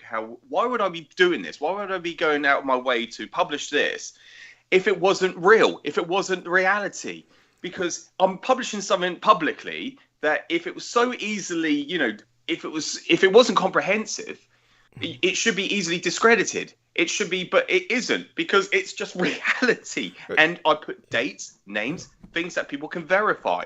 And so why would I be going out there to publish something that's a lie? Why would I go out my way to do that? We'll understand that your average person is not thinking rationally. And no. As a matter of fact, what has happened in the Western mind, there was someone who once was trying to categorize the races, and this is not unusual, where they most certainly were probably white, and what they were doing was I remember that this was at a time when whites were interacting with Asia, and so it was something that had been related to my mother, who related it to myself, and she wasn't relating this as something she believed. It was simply something she was exposed to when she was dealing with Westerners. And it wasn't the Third Reich or the Nazis where she encountered this. This was like the colonials of the French and British Empire type of diplomats that she encountered. People from Belgium, I think, is where this was from, which makes perfect sense for their racism. But it was probably a Belgian diplomat she had encountered at one point who was saying, well, in racial studies, the European colonial powers had kind of classified the blacks at the bottom of the pyramid. And on top of that, it was very strange because this was like a forerunner of the bell curve. And what you might remember about the bell curve, if you're familiar with it or know anything about it, was that there was an author who created this controversy where he was trying to say that the IQs measured in various ethnic groups, when you composited them into a curve, you got the bell curve. And basically what this guy was saying, and he was basically rationalizing racism, but at the same time, at the top of the bell curve, the so-called intelligence curve, he basically put the Asians, and he said especially people from Hong Kong, and said that these were like people who had a dedication to this kind of very disciplined thought process that made them intellectually superior to even whites. So it was almost like a buffer for the racism by saying, well, you see, the Asians are at the top, and almost by taking a non-white race and putting them at the top of a certain function, then you could almost rationalize your racism, because you could say, well, whites are not, they don't really care about excelling in the intelligence field because they view themselves differently in terms of their achievements and accomplishments, more as conquerors and adventurers and frontiers people, etc. So, you know, you could almost kind of see that weird logic of the bell curve. But in this case, this was like a precursor to that in the World War II days and prior to World War II. And this Belgian colonial diplomat that my mother encountered was saying, well, at the bottom of the pyramid are the blacks, and at the next come the whites, who are basically beneath the Asians. And he said the Asians were at the top of the pyramid because they lack the fatal flaw of the whites, which was the ability to fall prey to populist ideologies like democracy. And this is, of course, you know, something where the racism is rationalized by saying, well, the Asians are obviously superior because they're genetically, inherently, intrinsically collectivist, or rather a kind of a communalist. They're in a community, almost like a hive, like ants or bees. Whereas the downfall of whites is this idea of individuality, which is overwhelming. But this is what brings us back to the point. While we can certainly don't need to entertain that pyramidical structure as anything valid, the reality is, like every projected stereotype, there's some truth to it, in the sense that the whites are so obsessed with individuality that in these European cultures, what you're going to encounter, and by that I include America in that European culture spectrum, transatlantic, you're going to get this concept where if I don't decide my own reality, somehow I have lost control or sovereignty. So the way people assert their sovereignty is simply by saying, I get to pick and choose what reality is, or how I define reality. And so the reality is, of course, you don't have a choice. You don't get to decide when gravity works, or when the river flow is something that you can somehow countermand. You cannot work against the natural laws of physics. You cannot work against the natural social laws or the natural biological laws either. There are several things that imprison us. We are not free, and we need to get rid of that concept of freedom. And that really is something that truly is the death knell of so-called Western civilization. And what this has given birth to is this concept that when people present information, the only way that a person can retain control and look cool and look like they're in command is cynicism. And all they can say is that you must have a motive. What is your motive? And most people will say the only way they empower themselves is by disempowering someone else. So they say, well, your motive is somehow you're working for something else, some other agenda, some other interest. So what they project onto you when you're presenting facts and historical reality, then they'll counter that by saying, well, you must be doing this for a purpose, and someone is paying you to do this, and you're a paid shill, and this is done for the government to provide misinformation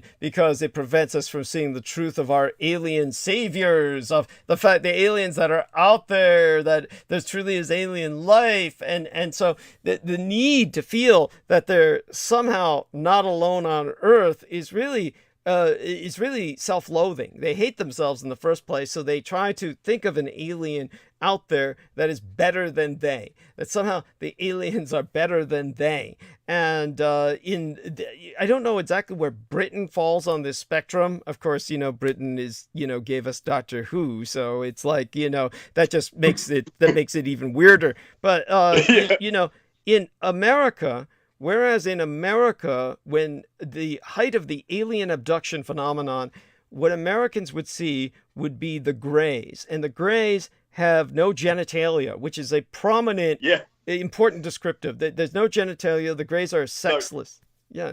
And yet the Europeans, traditionally what the Europeans would see would be Nordic, Aryan, like Space Brothers. I mean, these are much taller, superior superhumans. These are like which brings to mind the 1,000-Year Reich in Exile. So it's like the 1,000-Year Reich in Exile, if the Europeans are truly encountering these tall, blonde Nordics, then obviously the Europeans are far more the target for Reich's reconnaissance, or they will interact with the European population from which they were descended far more than Americans, who are stuck with these hybridized, sexless little gray bio-automatons. I mean, what the hell's going on with that? Why are aliens visiting?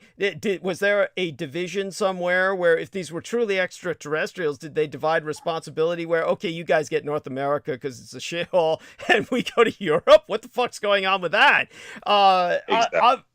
This is what brings us to the bizarre nature of what we're dealing with. It's like now, of course, like we said, when it comes to the 1,000-Year Reich in Exile itself, then the way the Americans perceive it is somehow, well, the Nazis really won the war, and they really took over with Project Paperclip, and they run America and the world, and the Nazis are somehow, they've managed to establish a Fourth Reich, and, with, as Jameson says, Americans demonize sex, but with the Europeans, they're saying something like, well, the Vril, or the psychics working for the proto-Nazis, the before the Reich, were able to mind read or get psychic download, a psychic download of all this technology which they provided to the Third Reich from the aliens, as opposed to so again, there's a difference of processing or interpretation here for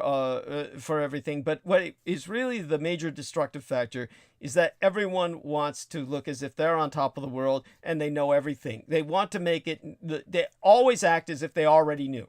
They act as if they already knew. So anything you present, they're going to try and say, oh, we already knew all this shit already, and why are you saying this, and who are you serving, and that disempowers you and therefore empowers them. I mean, in the end, that's the biggest problem we have, is the individuality override. And so, but you're handling it well, and certainly you're getting a positive response. And I think that you'll do well with this, and we'll together get the message out. And so I'm really proud of you. Thank you very much, Douglas. Do you know what, that is so important? What you have just said, it is so important, and I'm going to just have to record and document that, everything, because that is so true. Thank you so much for explaining all that, Douglas. It's so important. It's so important that people get that, and that is exactly what we're confronted with. Yes, that's what we're confronted with. That mentality, that level of it's just of cynicism. It really is. Thank you. I do apologise, Douglas. I do have to make a move on, I'm afraid. I would love to stay on chat. I've got so much to talk about as well, but I do have to make a move on. But thank you for having me on today. We love you, and take care of yourself. Love you too, and your family. Thank you. And you look after yourself, Douglas. Thank you for having me on. Bye-bye. Thank you. I'll do that. Thank you so much. Take care, Douglas. Take care. Bye-bye. That was George Knight, a wonderful human being, and I'm losing my voice. And it has nothing to do with anything. God, I hope I haven't contracted COVID. I doubt that. But hopefully the cheap one shot and you're done does work for me, hopefully.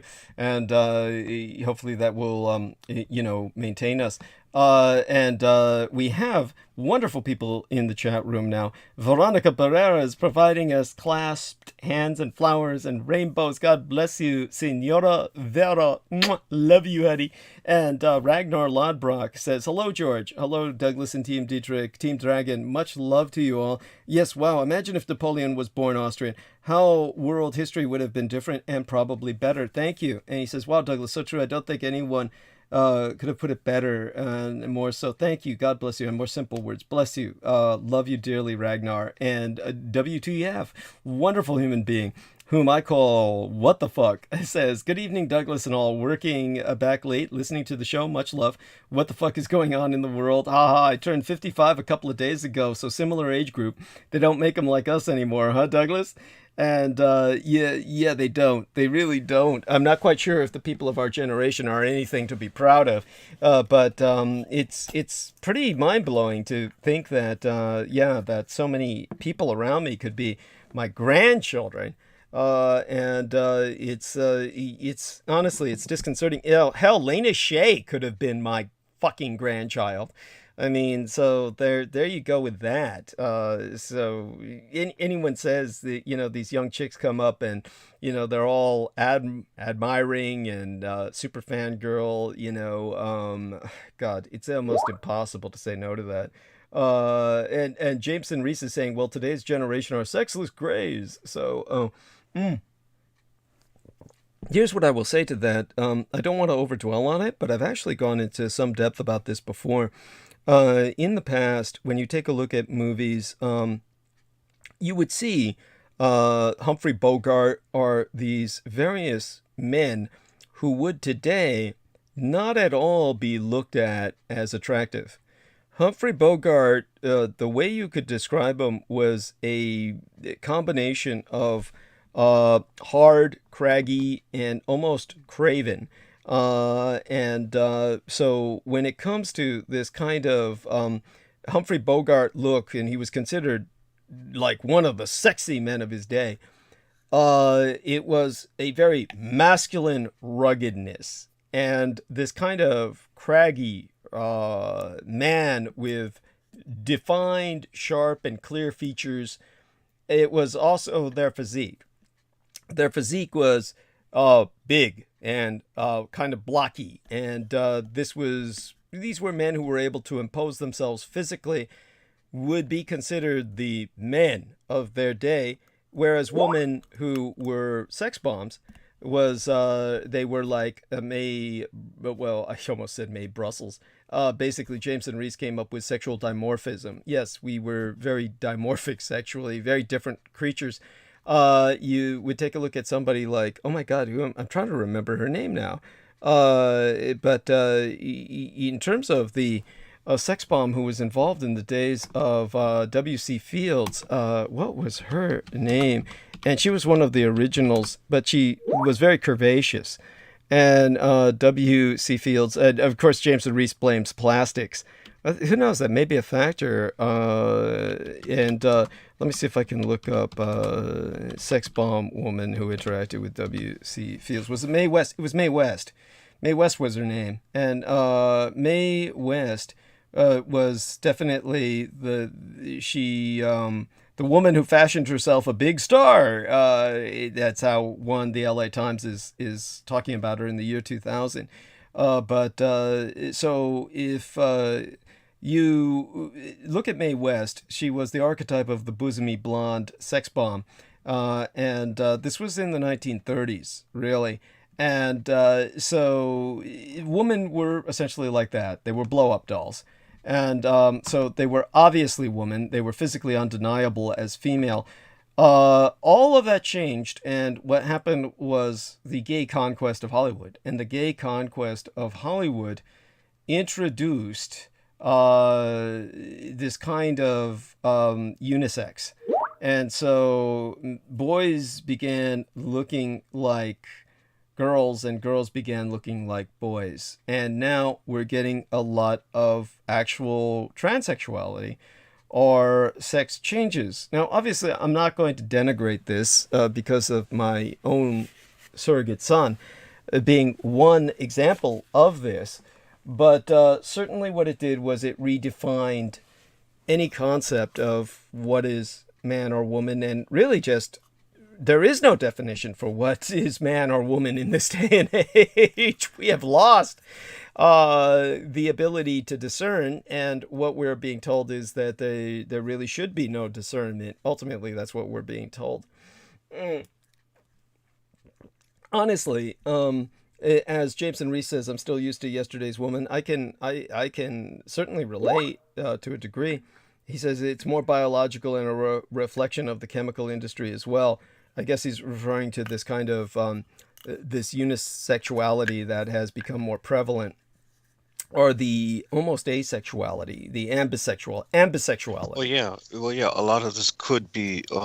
Well, we could find out on a biological level. A lot of this has to do with the rise in production and the amount of lead and all kinds of other shit that was like just being dumped into stuff back then in the 30s and 40s, and as time goes on, this is what we're this is what's happening on a biological level. Remember in the 1980s. Remember in the 1980s, we still had big bosomy porn stars, actresses and strippers that were giving themselves with plastic bigger and bigger boobs. And that's the kind of aesthetic that I grew up with and into.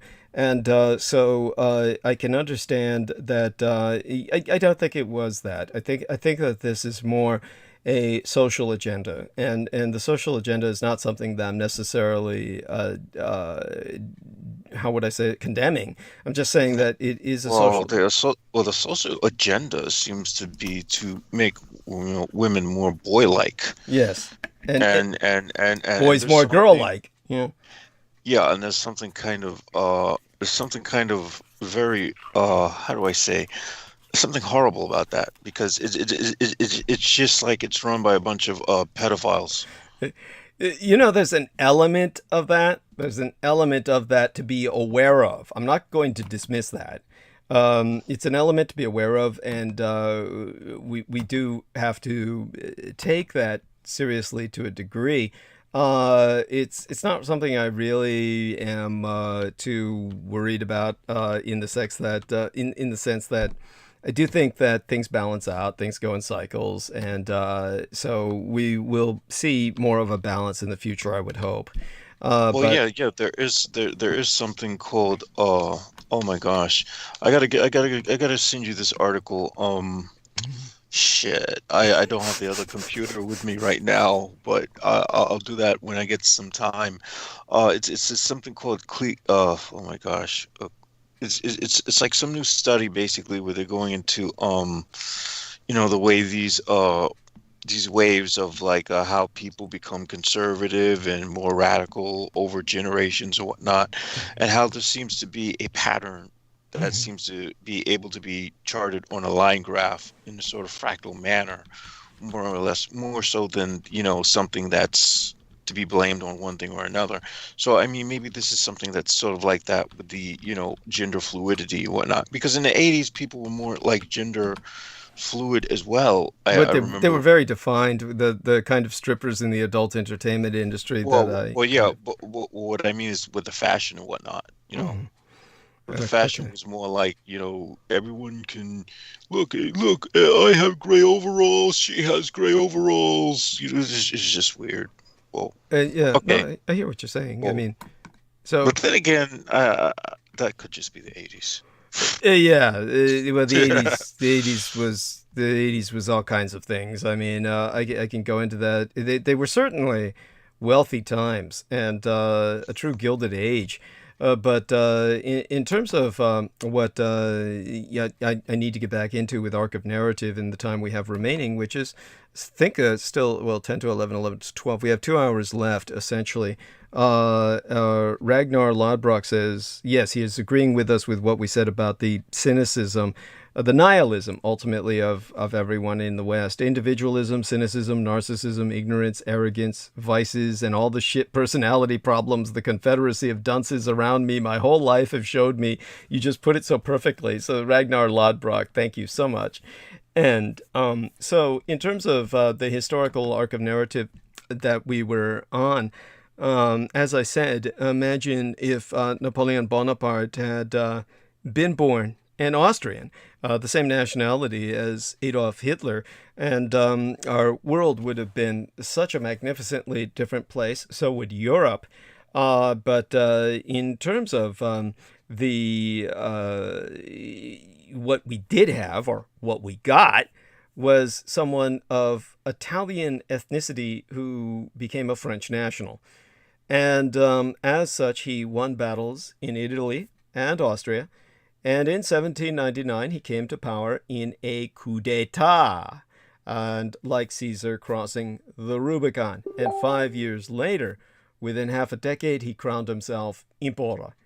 And he kept on waging war, winning across Europe and then invading Russia in 1812, before retreating disastrously through winter snow several months anon. And the English historian David Gates, who is the author of a work entitled The Napoleonic Wars, subtitled 1803 to 1815, estimates that the death toll, the death toll, both military and civilian, from this unending combat stands at least 5 million, which compared to the population of the time is, of course, a profound number.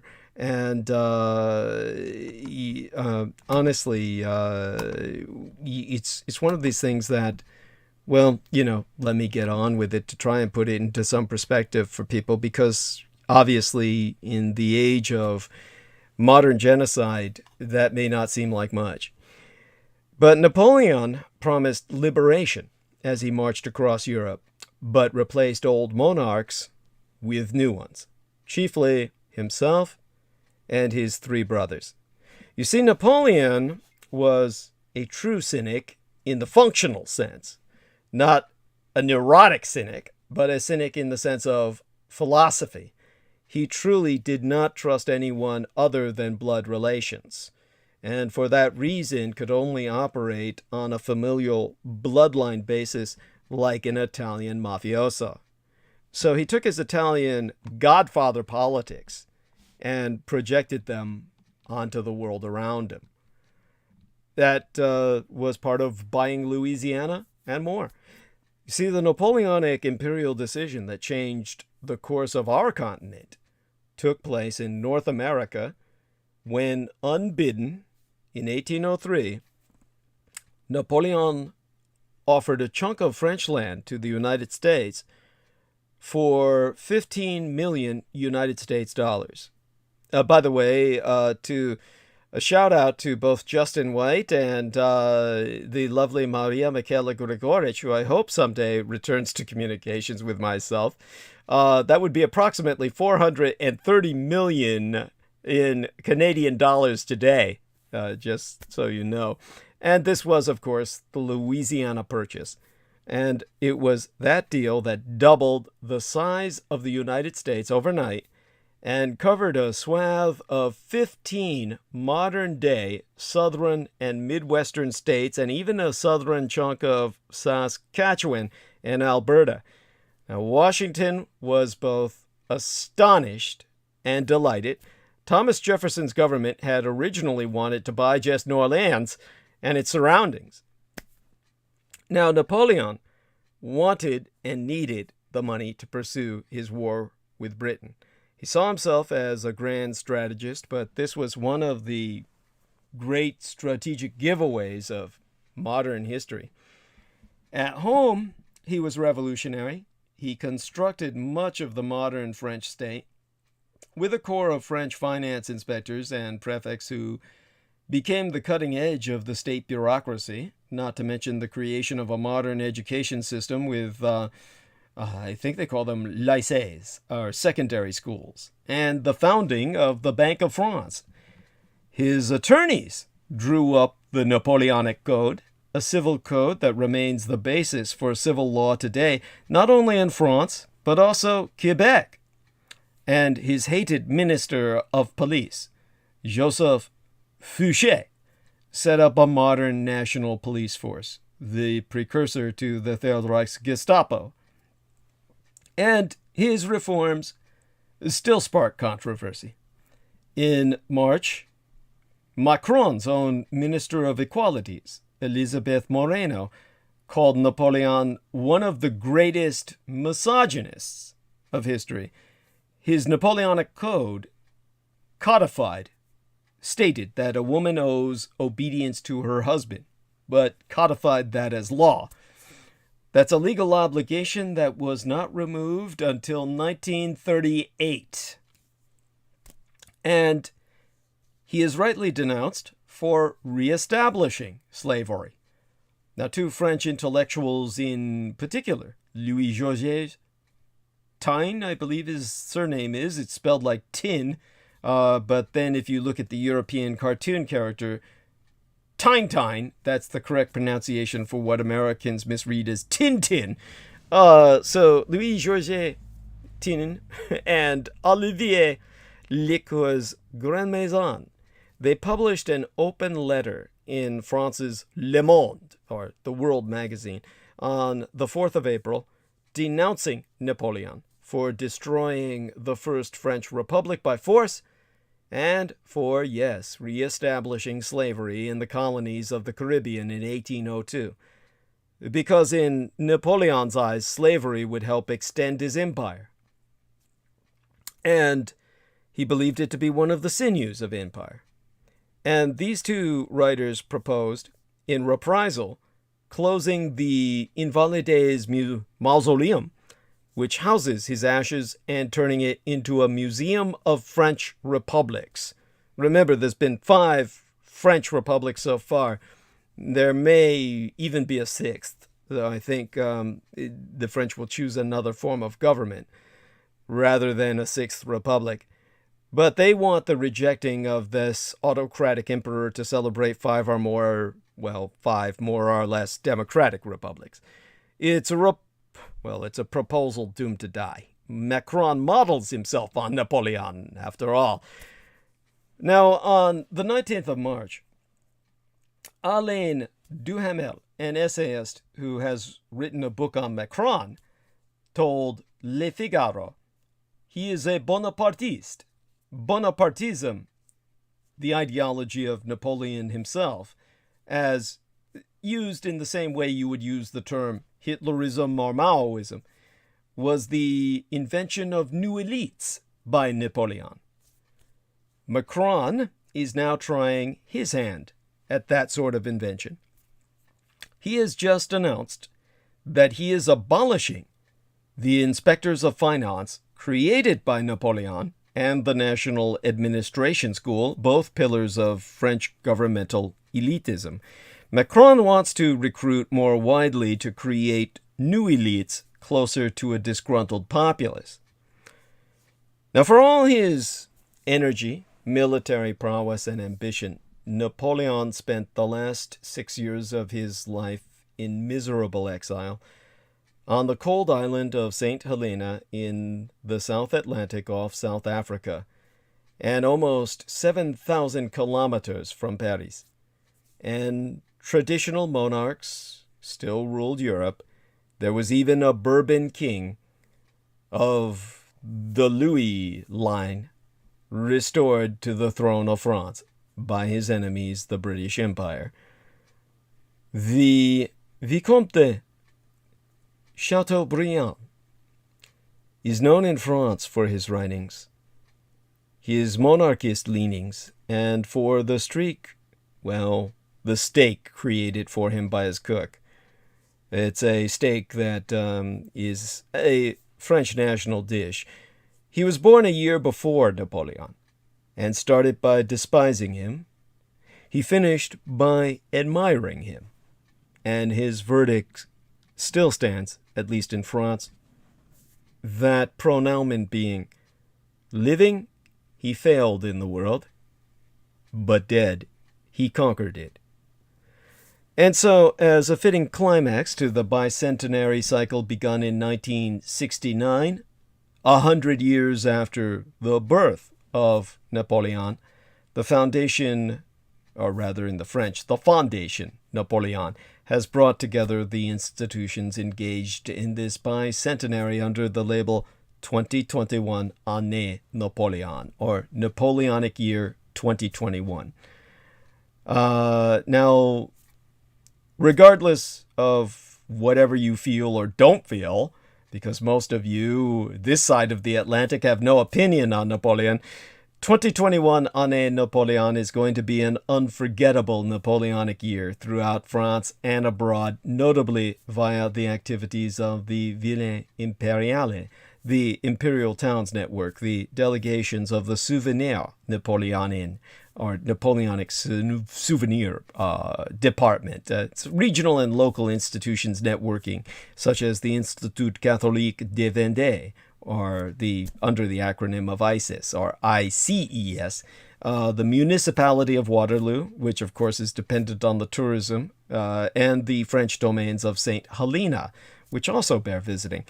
Now, France is battling over whether to celebrate or cancel Napoleon. Now, almost every modern French president, as I've said, is measured against the emperor who died in exile on May 5th of 1821, yesterday's date. Jacques Chirac could not stand him. Nicolas Sarkozy kept his distance. François Hollande shunned him. But on the 200th anniversary this week of Napoleon Bonaparte's death, Emmanuel Macron has chosen to do what most recent presidents of France have avoided. Honor the man who in 1799 destroyed the nascent French Republic in a Hitlerian or a proto-Hitlerian putsch. Now, Napoleon's bicentennial is falling under the shadow of COVID and controversy.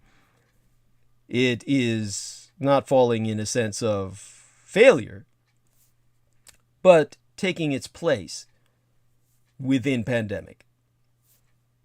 Still, in the Grand Hall de la Villette, on the outskirts of Paris, the trappings of an emperor are gathered. Magnificent outfits, weapons, medals, porcelains, a monumental wedding carriage. The question, as the 200th anniversary of Napoleon Bonaparte's death has come and gone, this 5th of May, is when anyone will get to see them. Because the English, perfidious Albion, are once again involved in scuppering Napoleon celebrations after la variante anglaise of COVID-19. In other words, the COVID-19 variant out of England has triggered a fresh wave of the pandemic and sent France back into lockdown. No wonder the French want to pull all the electricity from the Isle of Jersey. But a multitude of exhibitions featuring everything from Napoleon's private boudoir at the Château de Fontainebleau to the Army Museum's gathering of Christ-like portraits that proliferated after his exile were put on hold. And while the government hopes to reopen cultural sites in mid-May, epidemiologists say that may be premature. But it's not just COVID creating awkward timing for this bicentennial. The increasing focus on France's racial policies and colonial past have put new emphasis on Napoleon's legacy, not least his decision to reinstate slavery in 1802, less than a decade after it was abolished under the French Revolution. Now, organizers have tackled this head-on with the biggest exhibition, the €5 million grand spectacle at La Villette, due to display the 1802 orders rediscovered in the year my late and sainted sire died, when George Dietrich, the man who raised and guided me, was thanatized. Circa 2007, they're putting those orders writ in 1802 and rediscovered that year my father passed on display for the first time. And for the historians, The historian is Catherine Kokery-Vidrovich, who has written a book on the slave trade. These orders display, well, they reflect Napoleon's heartless pragmatism rather than outright racism, as he sought to dominate the Caribbean and its sugar trade. So she's told the Associated Free Press that Napoleon gave in to the pressures of colonial plantation owners in the assembly. The fate of the slaves themselves, no doubt, bothered him very little. The ex-prime minister, Jean-Marc Ayrault, the head of the Foundation for the Abolition of Slavery, agrees that Napoleon acted as he did in all things, without emotion or morals. Napoleon was a cynic. Again, this is a higher grade of cynicism, but that doesn't make it right. Now, that comes into conflict with La Grandeur. Lest this debate sound like a cancel culture trying to inflict a 21st century Waterloo on Napoleon, it's worth noting that he has always divided opinion, as my biological father Hitler did. While it's hard to open Google Maps anywhere in France without seeing the names of Victor Hugo, Louis Pasteur, or Charles de Gaulle running down a main drag, there are but a handful of side streets dedicated to l'Empereur. For many, he was a warmonger who left millions dead across Europe, and a despot who turned the ideals of the revolution into a vehicle for his personal ambitions, ultimately leaving France bankrupt and occupied. Yet, the near incomprehensible scale of his achievements can never be ignored. Conquering Egypt and taking control of France by the age of 30, emperor in charge of most of continental Europe within 10 years by the age of 40. Even his failures be the stuff of legend, the hubris that led him to disaster in Russia, the astonishing escape from exile in the island of Elba, and 22-day march to Paris to retake his throne, only to face a final defeat at Waterloo and sad last years on St. Helena. When asked to name the greatest general on earth, his English rival, the Duke of Wellington, said, "In this age, in past ages, in any age, Napoleon." Now, Peter Hicks of the Napoleon Foundation told the Associated Free Press that part of French society has always been impressed by the glory. That was the currency of the Napoleonic Empire, la grandeur. His grandeur, well, he himself was grandeur writ large. Now, France's ambivalence about Napoleon is often overstated. It suited later French regimes to run him down. But your average Frenchman thinks of him as the stud. Because the state repression, the state suppression of Napoleon has not stopped some 160 institutions, from schools to museums, signing up for the Foundation's Année Napoléon 2021 label. They are the state, and they aren't fighting shy of celebrating him. All this maketh for rich debate, of course. While the exhibitions may be closed, TV schedules are saturated with new documentaries, and a forest worth of new books cover everything from Napoleon's relationship to God, favorite gardens, bouts of depression, and love letters to Josephine. So it's with open eyes the French are reflecting. Napoleon also holds mythical status internationally, with the Foundation receiving more than 1 million visitors to its website every year from around the world. And in a fabulous townhouse in central Paris, the collector Bruno Ledoux shows off hundreds of treasures he has fought to keep in France and out of the hands of private collectors, the buyers in the United States, Russia, and Communist China, including a military camp bed and one of Napoleon's 5 thrones, resplendent in red and gold. Napoleon was the archetype of the modern self-made man, And according to Ledoux himself, Napoleon represents social mobility. That's why he is valued everywhere. Of course, my biological father represents that same kind of everyman, becoming the man. But not quite everywhere.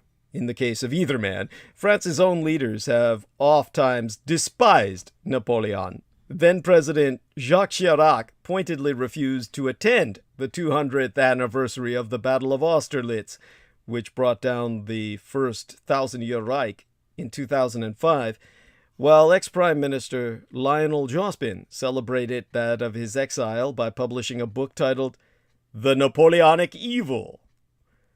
Now, the current president, Emmanuel Macron, known for his en même temps, at the same time approach to thorny questions, has typically indicated he will take a nuanced approach. And facing election next year, it's a delicate balancing act. Macron's office says he will address this major figure in our history with open eyes.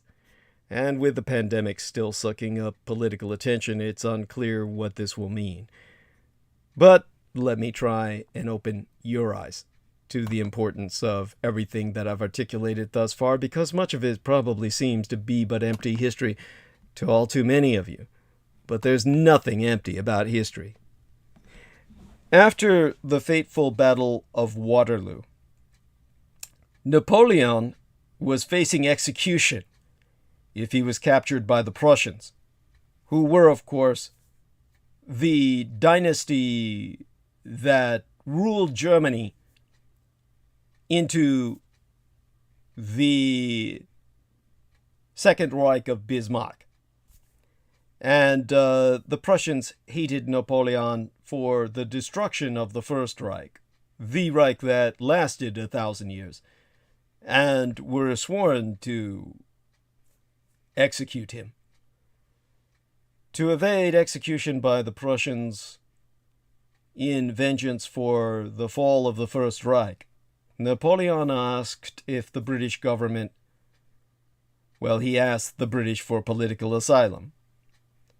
And consequently, he was exiled and imprisoned in the island of St. Helena in 1815, where he was to remain there until his death.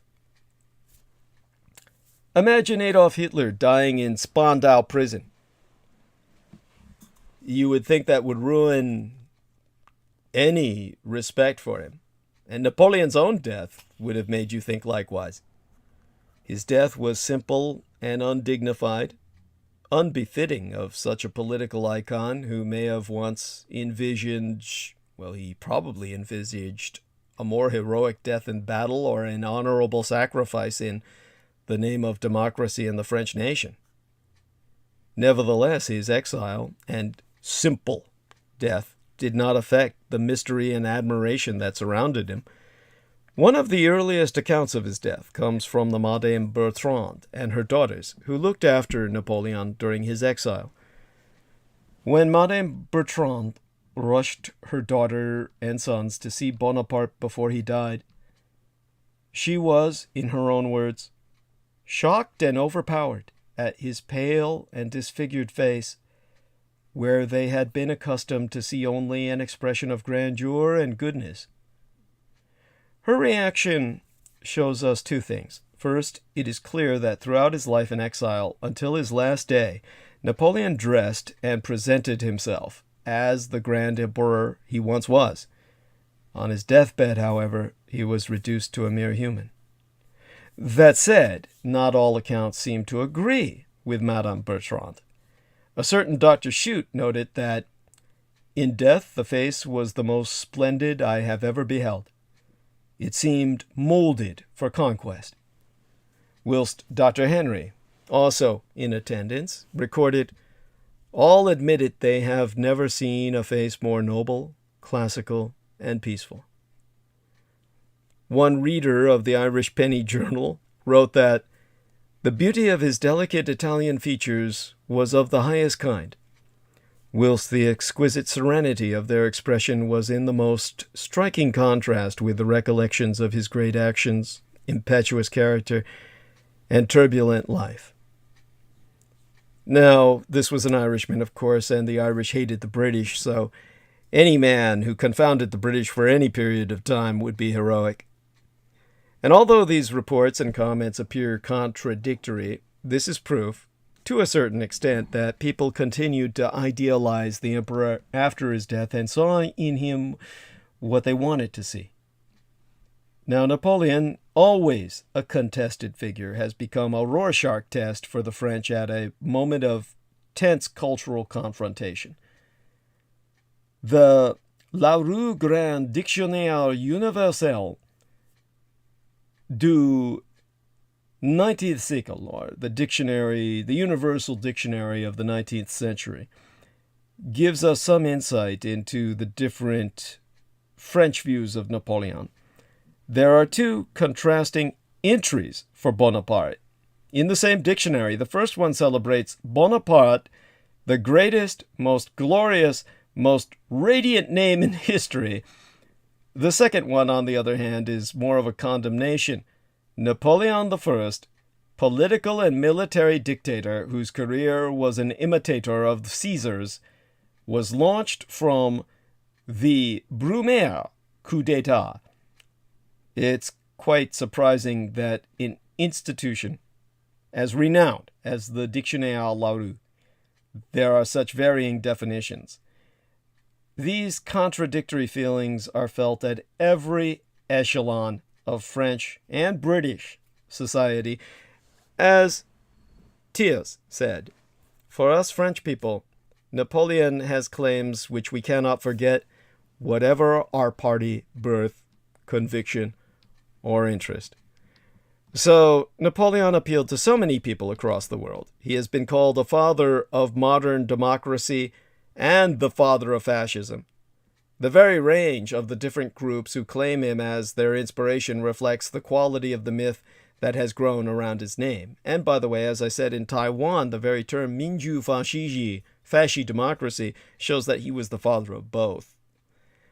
However, a lot of the opinions and views on Napoleon are built around this legend and myth, which was in part constructed and deconstructed during his lifetime and exile on St. Helena.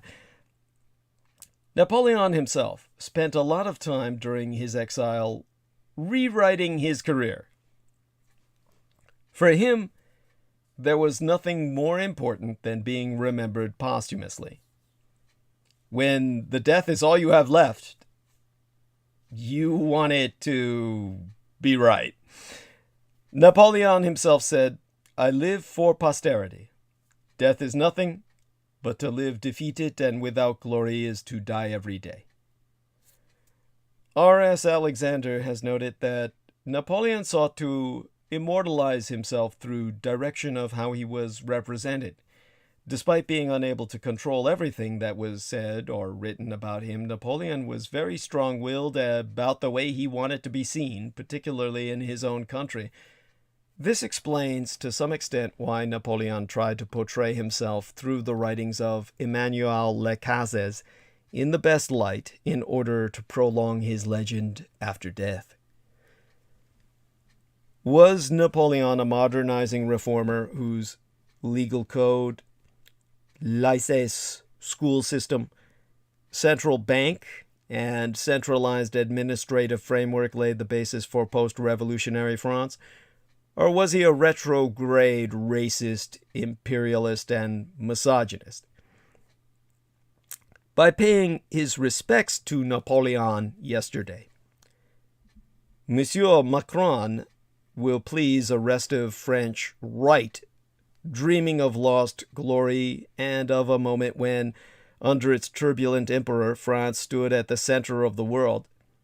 The French obsession with the romantic epic of Napoleon's rise and fall is undying, as countless magazine covers and talk shows have underscored in recent weeks. But in the current Zeitgeist, the spirit of the times, Napoleon's decisive role as founder of the modern French state tends to pale beside his record as colonizer, warmonger, and enslaver. Monsieur Macron is taking a risk. Officials close to him have portrayed his planned speech well. It was well planned out and delivered but yesterday. as an attempt to look Napoleon in the face, light and shadow. Others, however, insist Napoleon should be condemned rather than commemorated. Some even argue that Napoleon's remains should be removed from Les Invalides, and it should become a museum of the 5 French republics.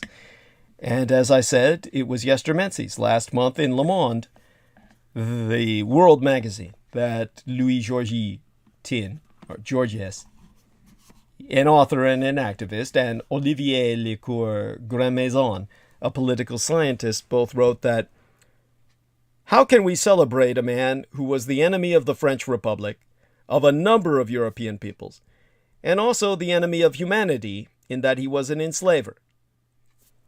'Twas they who argued that Les Invalides should be turned into a museum of France's 5 republics, and that Napoleon's remains, like Franco's in Spain, be returned to his family. The remains have already journeyed a long way. It took 19 years for them to reach France in 1840, after Napoleon's lonely death at the age of 51 in British-imposed exile on the remote South Atlantic island of St. Helena. And like those depicting him in life, the paintings of Napoleon on his deathbed also interpreted his image in different ways. The painting by Horace Vernet, entitled Napoleon on his Deathbed, shows the emperor with a wreath similar to the one that Jesus Christ is depicted with on his execution. Bonaparte's complexion, however, does not resemble one worthy of the Son of God. It is very pale, whilst his face appears a lot thinner than in any of his other paintings. Vernet represents the 2 contradictory perceptions of Bonaparte, one of the hero and savior of France, and the other a fragile mortal at the time of his death. Although it seems obvious that individuals on their deathbed appear pale, Napoleon was so admired and revered that many representations show him with a holy glow, as if even death cannot touch him. Like Vernet's composition, Jean-Baptiste Mauzes's painting of Napoleon on his deathbed is a regal depiction of Napoleon. He is dressed in his military uniform, and although his face lacks detail, he still seems full of life. He even appears to have a slight smile etched across his face, in marked contrast to Vernet's painting, in which he appears feeble. They both, however, represent him in his full glory, whether it is through comparison with Christ or depicting him in full military regalia. Now, referring to one of Napoleon's greatest military triumphs, Jean d'Orléans, a descendant of the French monarchy, wrote in Le Figaro, "Yes, the head of state, the commander-in-chief, must bow down at the tomb of the victor of Austerlitz. Honoring Napoleon amounts to honoring the French people, honoring ourselves." Yet this brilliant general who fought to free Europe from the feudal shackles of monarchy, also restored slavery by decree in the French Caribbean in 1802, after its post-revolutionary abolition in 1794. Revolts in Guadeloupe and the then French colony of Saint-Domingue, now Haiti, and the Dominican Republic, were ruthlessly repressed. Haiti prevailed, declared independence in 1804, and abolished slavery itself. France, the only country to have ended and then reinstated slavery, did not re-abolish slavery until 1848. This history has tended to be eclipsed by the magnetism of the Bonapartiste saga. Now, as with Jefferson's slave-owning in the United States, or the criticism in Britain yesteryear of Churchill for his comments about racial hierarchies, which George Knight and I were discussing, a new age has a new focus. Claude Ribe, whose book entitled Napoleon's Crimes caused an outcry when it was published in 2005 because of its descriptions of French brutality in the Caribbean, said, "We can commemorate him, but never celebrate him, because of the shadow of his racism still felt in France today."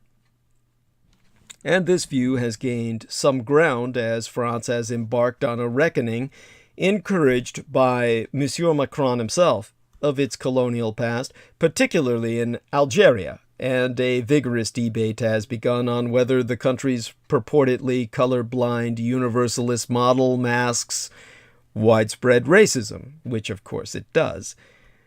Josette Borel-Lincerti, the socialist president of the departmental council in Guadeloupe, told Le Monde that her community would not participate in tributes to Napoleon, whom every Guadeloupean knows reestablished slavery, and she so said, "We can only send from this side of the ocean the echo of our pain." And that echo in mainland France can seem quite faint. Fascination with Napoleon appears more potent than ever, as if in a time of pandemic-induced uncertainty, he embodies everything France feels it has lost. Napoleon's life remains a parable for many people, including Monsieur Macron, of national action and grandeur, flawed no doubt, violent without question, but transformative. Consider this general by his 20s, this Robespierre on horseback, bearing the anti-clerical message of the 1789 revolution across Europe, this mastermind of the battles of Marengo and Austerlitz, the death of the First Reich, which lasted otherwise 1,000 years, represents a quintessence of French audacity and genius to a France that must now satisfy itself with being a medium-sized power. For the moment, at least. Pascal Bruckner, a writer, has said, "Why the obsession? Because with Napoleon, the Gallic cockerel became an imperial eagle. Now it's just a tired old hen on its bell tower." Now, Eric Zemmour, the author of the book entitled The French Suicide, or The Self-Destruction of France, typifies the radicalized right's view of Napoleon. Mr. Zemmour likes to recall how it took all of Europe together, united, to defeat Napoleon in 1815, as it did all of Europe united to defeat my biological father Adolf Hitler in 1945. By 1940, my father's Reich crushed France in 3 weeks. And today, Eric Zemmour argues, the country has difficulty even controlling its borders. It is this caricature of French decline that lay behind a letter last month from 20 retired generals that described France as being in a state of disintegration and warned of a possible coup d'etat. Marine Le Pen, the radicalized rightist leader, who is the strongest challenger to Monsieur Macron in next year's presidential election, applauded that letter, it goes sans saying. This is the delicate context of Monsieur Macron's tribute to a man who came to power in a violent military coup d'etat, a proto-Hitlerian putsch. And on the 9th of May, within 72 hours, he will mark Europe Day, a celebration of unity in the Europe that Napoleon reduced to the carnage perhaps best captured by Goya's depiction of an execution in El Trait de Mer, his famed painting. The next day, a work week from now, less so, 4 days, on the 10th of May, Monsieur Macron will commemorate the law passed in 2001 that recognized slavery as a crime against humanity. Gabriel Attal, the government spokesman, has said, "To commemorate is to have your eyes wide open on our history and look it in the face, even with respect to choices that today look questionable." Mr. Macron's choice is both political and personal. With the left in tatters, his main challenge is from the right. So laying a wreath at Napoleon's tomb is also a way to counter mise le peine, but his own fascination with Napoleon. Like him, a young provincial upstart who came to power from nowhere with a mission to remake France and change Europe, has long been evident in his recurrent musings on France's need for renewed ambition and audacity. Now, the Honoré de Balzac was a French novelist and playwright, and the novel sequence La Comédie Humaine, the Human Comedy, which presents a panorama of post-Napoleonic French life, is generally viewed as his magnum opus. And Nicole Baccarin, a political scientist, alluding to the hero of a Balzac novel who conquers Paris with his charm and guile, said, Macron is Rastignac.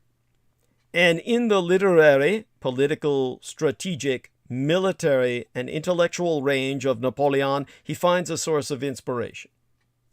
So, too, in the fact that France was then the center of the world, for better or for worse. Monsieur Macron took former President Donald Trump to Napoleon's crypt in 2017. You know, French presidents have tended to avoid accompanying foreign leaders there because Hitler himself, my biological father, paid homage to Napoleon at Les Invalides in 1940. If this was a history lesson, it had what can only be judged to be mixed results. Mr. Trump's summation was, Napoleon finished a little bad. A president born after the trauma of the Algerian War of Independence, Monsieur Macron wants to confront difficult history because he believes that openness will heal. This determination has prompted much-needed debate, even within his own government. Elizabeth Moreno, the Ministeress of Equalities in France, has called Napoleon one of the great misogynists because the Napoleonic Code, long since amended, mind ye, said a woman owes obedience to her husband. Indeed, it didn't just say that, it codified it into law. Not an uncommon view at the time, of course. François-René de Chateaubriand, the 19th century French writer and diplomat, who observed of Napoleon that living he failed the world, dead he conquered it. Something in his extraordinary orbit from imperial glory to the windswept island of his death will not let the French imagination be. The reason may be Napoleon's hard-earned realism as expressed on St. Helena to his secretarial aide, Emmanuel Delicasis. To quote Napoleon himself as transcribed, revolution is one of the greatest ills with which the heavens can afflict the earth. It is the scourge of the generation that makes it. Any gains it procures cannot offset the distress it spreads through life. It enriches the poor who are not satisfied. It impoverishes the rich who will never forget it. It overturns everything, makes everyone unhappy, and procures happiness for nobody. For Napoleon, as for all human beings, it proved impossible to escape the times he lived in. Napoleon's death could be described as an anticlimax when compared to his glorious life. However, his greatness would be celebrated in full with the triumphant return of his mortal remains. The procession and parade organized by the authorities presented a level of splendor never before seen. However, the return of Napoleon was not a simple matter of patriotism. The political intent is one that has to be examined closely in order to understand how the French population celebrated their emperor's return. Louis Philippe, the Orleans king, was in power at the time of the Retour des Cendres. This was not the first time attempts had been made to return Napoleon's mortal remains to France. When Napoleon died, an appeal was immediately made for the return of his body. And contrary to popular belief at the time, it was not the English who were preventing the return of his remains. Indeed, the English government had made it clear to their French equivalents that le gouvernement Anglais ne se regardaient comme les dépositaires des cendres de l'empereur et qu'ils les voudraient à la France de quoi le gouvernement français lui en témoignerait le désert. The English government regarded itself only as the depository of the emperor's ashes and that they would return them to France as soon as the French government wished them to do so.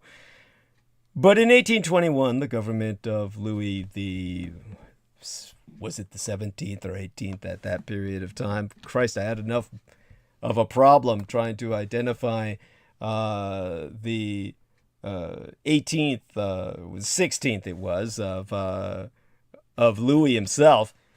But when the British reinstalled his ancestors, by the time that the individual in charge was ruling, he was the 18th generation.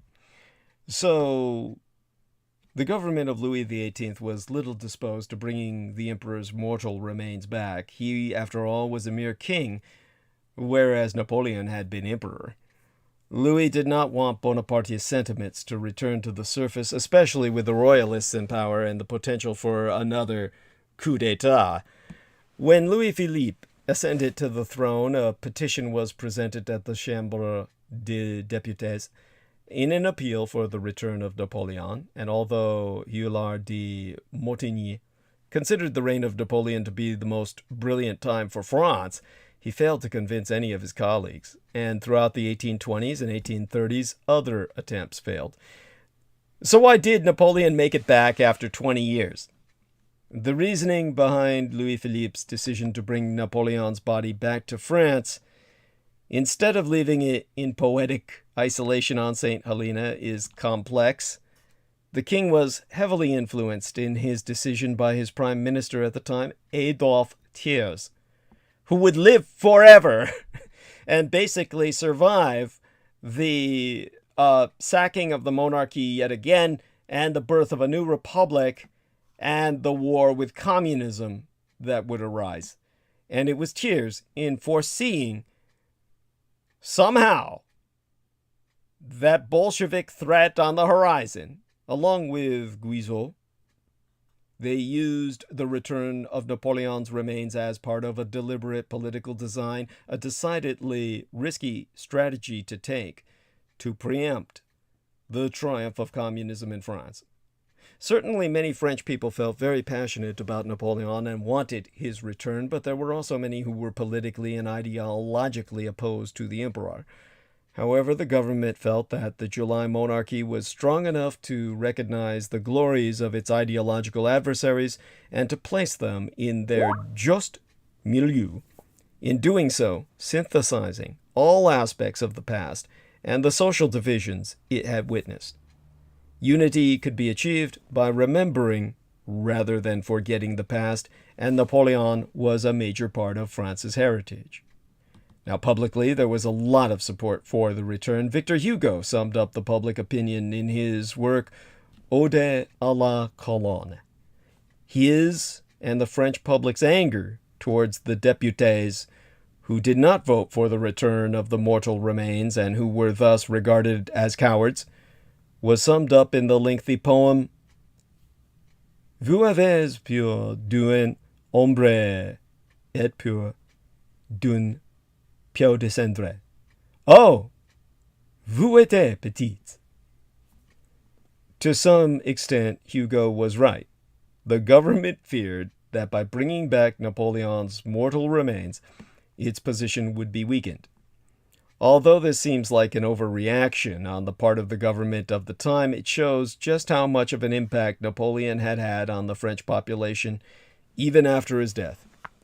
The French public was forced to wait until Thiers became President du Conseil before their beloved emperor could return to France. And just as political motivations lay behind previous governments' reluctance to bring Napoleon back, so it was for Thiers' decision. The move to return Napoleon's mortal remains to France can be interpreted as an attempt to increase the patriotic reputation of the regime. For Thiers, increasing the regime's patriotic reputation was also a way to make the government itself popular. Although Thiers was himself one of the propagators of the Napoleon cult, he was also realistic and knew that the return of Napoleon was a momentous event for the French population. Every precaution, therefore, had to be taken in order to prevent a mass uprising that could overthrow his government. To some extent, the political motives behind the Retour des Cendres were just as important, if not more so, than the sentimental memories from the Napoleonic period. Disagreement regarding the decision to bring back the remains of Napoleon remained within the government. French popular opinion was to prove similarly divided. An abundance of newsprints, lithographs, paintings, and songs exist to offer us a unique insight into how people viewed the Retour des Cendres. Of these, a few themes common to all the media mentioned before stand out. In particular, his portrayal as a prince or the Christ is a recurrent theme, and the same representative symbols appear throughout. By the way, of course, people will understand my analysis to be reflective of what I can bring up about my biological father Adolf Hitler at a later time. But Gustave Thézard's painting, France and the Prince de Joinville at the tomb of Saint Helena, which recreates the resurrection of Jesus Christ, is one of the many representations of Napoleon that plays with Christ's symbolism. Napoleon is depicted complete with shining halo and white cloth draped over him, emerging from a tomb. On his right is a figure very similar to the Madeleine, adorned with the royal coat, who is probably his wife. To his left there is an open door, which is similar to the stone rolled away from Christ's own tomb. This image is a very clear echo of the resurrection of Jesus Christ and gives the reader the idea that Napoleon is not only the emperor of the French, but also the savior of the nation. The savior of the nation idea is also found in a lithograph by an anonymous artist entitled Tremblant, Kings in League with One Another because of his open tomb. And this lithograph has a distinct military connotation, which can be attributed to the wars occurring at the time in the Middle East between Turkey and Egypt, and the problems resulting from alliances and treaties agreed after the Treaty of Paris in 1815. In the lithograph, Napoleon is depicted as brandishing a sword into a shining light and handing it to a statue that, like Marianne during the French Revolution, personifies France. Napoleon has come out of his tomb, which is at the bottom of the picture I'm referencing, and is ascending to Les Invalides, which is visible through the shining light at the top, thus recreating Christ's ascension into heaven. It seems that the artist of the lithograph wants to portray the idea that Napoleon, although passed away, is still the one to protect France. And once again, his comparison with Jesus the Christ demonstrates the high esteem the French people had for their emperor. It was not, however, simply in paintings that Napoleon was compared to the Son of God. In a popular song of the period, the comparison is explicit. Jesus, by his strength, saved the pagan lost in sin. Napoleon saved France. Like Jesus, he was sold.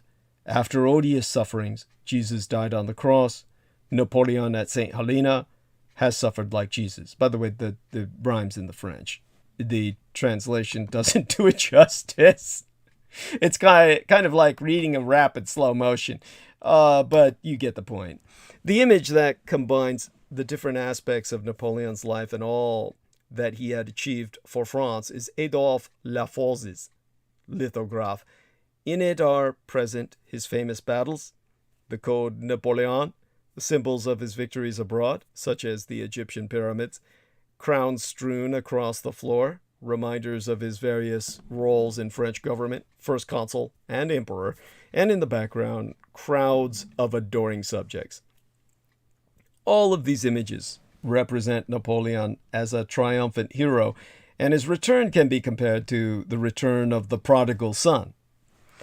Although there may have been some political discord when it came to the Retour des Cendres, it is clear that from the point of view of the French public, his return was the welcoming home of a long-lost son.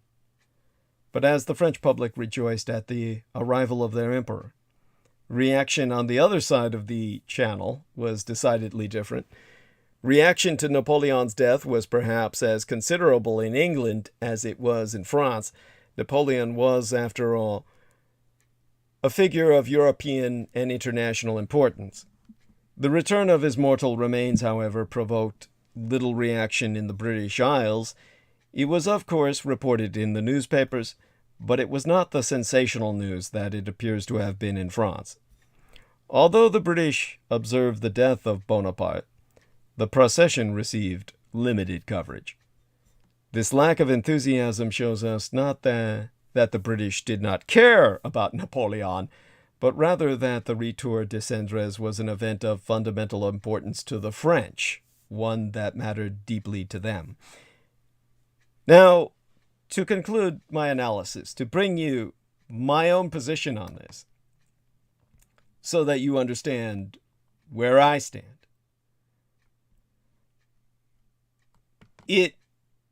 we'd be better off if they had just let Napoleon be after his escape from his 100 days on the Isle of Elba.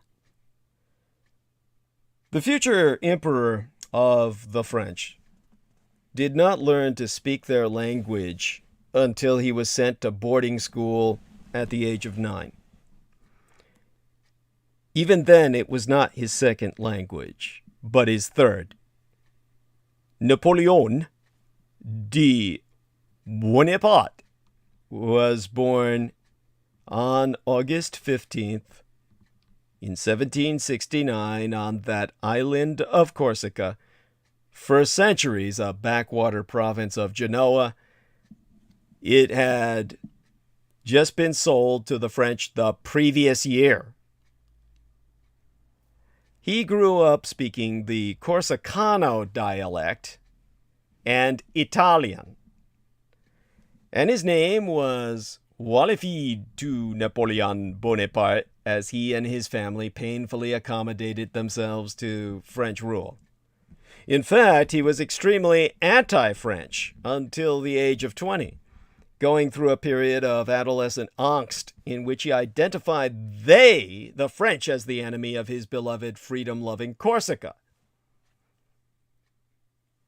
Something I would feel if Taiwan were identified as the Americans identify it, as the subject of American military administration, which is legally on the books, which is why America is obligated to defend my island, quote unquote. They claim it as a renegade territory, as if Puerto Rico had voted itself away from American colonial dependence into a truly independent nation state.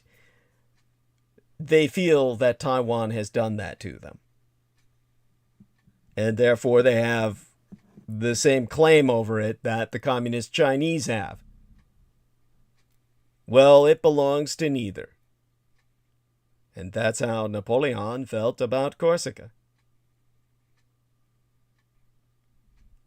Napoleon's charming but indolent father, Carlo, died of cancer when Napoleon was only 15. So the schoolboy had to mature early to help take care of his nearly bankrupt family. Yet at the military academy of Brienne, he still had time to read and reread the great German author Goethe's romantic novel, The Sorrows of Young Werther, identifying with its honest but tragic hero. This is something that I suppose I could relate to, but not really. Napoleon later wrote his own melodramatic novel, Clisson and Eugenie. Eugenie means of good race, as in eugenics, whose protagonist is a brilliant soldier crossed in love by a gorgeous but faithless beauty, clearly based on Eugenie Désirée Clary, a girlfriend who had recently refused his offer of marriage. His antipathy for the French notwithstanding, the youthful Napoleon primarily identified with the Enlightenment and the dreams of Rousseau and Voltaire. That both were forced into exile by the French state only increased their appeal for he, as did their praise for the Corsican experiment that had been snuffed out the year before Napoleon was born. He also drew inspiration from the American revolutionaries, who finally triumphed when Napoleon was an impressionable 14 years of age. After George Washington died in 1799, the recently installed French leader ordered that his nation go into 10 days of national mourning, compared with a mere 2 days after his first wife, the Empress Josephine, died 15 years later. The French Revolution broke out with the fall of the Bastille when Napoleon was nearly 20. He eagerly embraced the Enlightenment ideas it at least initially represented. Napoleon's years at Brienne and then at the École Militaire in Paris, near where the Eiffel Tower is today, taught him the essence of modern warcraft. He put that knowledge to invaluable use in defense of the revolution at the Battle of Toulon in 1793, which won him promotion to a generalship at the age of 24. Overall, he would win no fewer than 48 of the 60 battles that he fought, drawing 5 and losing only 7, 3 of which were comparatively minor, establishing him as one of the greatest military commanders of all time. Yet he said he would be remembered not for his military victories, but for his domestic reforms, especially the Code Napoleon, that brilliant distillation of 42 competing and often contradictory legal codes into a single, easily comprehensible body of French law. In fact, Napoleon's years as first consul, from 1799 to 1804, were extraordinarily peaceful and productive. He also created the educational system based on Lycée and Grande École, and the Sorbonne, which put France at the forefront of European educational achievement. He consolidated the administrative system based on departments and prefects. He initiated the Council of State, which still vets the laws of France, and the Court of Audit, which oversees its public accounts. He organized the Banque de France and the Légion d'honneur, which thrive today. He also built or renovated much of the Parisian architecture we all still enjoy as a human heritage of mankind, both the useful, the quays along the Seine and the 4 bridges thereover, the sewers and the reservoirs, and the beautiful, such as the Arc de Triomphe, the Rue de Rivoli, and the Vendôme column. Not least, Napoleon negotiated the 1803 sale to the nascent United States of the vast territory called the Louisiana Purchase. Americans are familiar with their side of the deal. It doubled their territory overnight at less than 4 cents an acre and instantly established America among the powers of first rank, as Robert R. Livingston, President Thomas Jefferson's chief negotiator, did put it. But the French averted war with the United States over its inevitable expansion westward, and the 80 million francs they received allowed Napoleon to rebuild France, especially its army. Napoleon crowned himself Emperor on December 2nd, 1804, turning the French Republic into the French Empire, with a Bonaparte line of succession. He felt that this provision for continuity was prudent, given that the Bourbons launched a series of assassination attempts upon himself, 30 altogether, and 30 times they failed. Yet this return to monarchy did not alleviate the Ancien regime power's rancor over the French occupation of lands in Germany and Italy that had belonged to Austria for decades. In September of 1805, Austria invaded Napoleon's ally Bavaria, and Russia declared war on France as well. Napoleon swiftly won the ensuing War of the Third Coalition, with his finest victory at Austerlitz in 1805. The next year, the Prussians also declared war on himself, but they were soundly defeated at Jena. Napoleon's peace treaty of Tilsit with Russia and Prussia followed. The Austrians declared war on France once more in 1809, but were dispatched at the Battle of Wagram and signed yet another peace treaty. Napoleon himself started none of these wars, but he won all of them. After 1809, there was an uneasy peace with the three other continental powers, but in 1812 he responded to France's being cut out of Russian markets in violation of the Tilsit terms by invading Russia.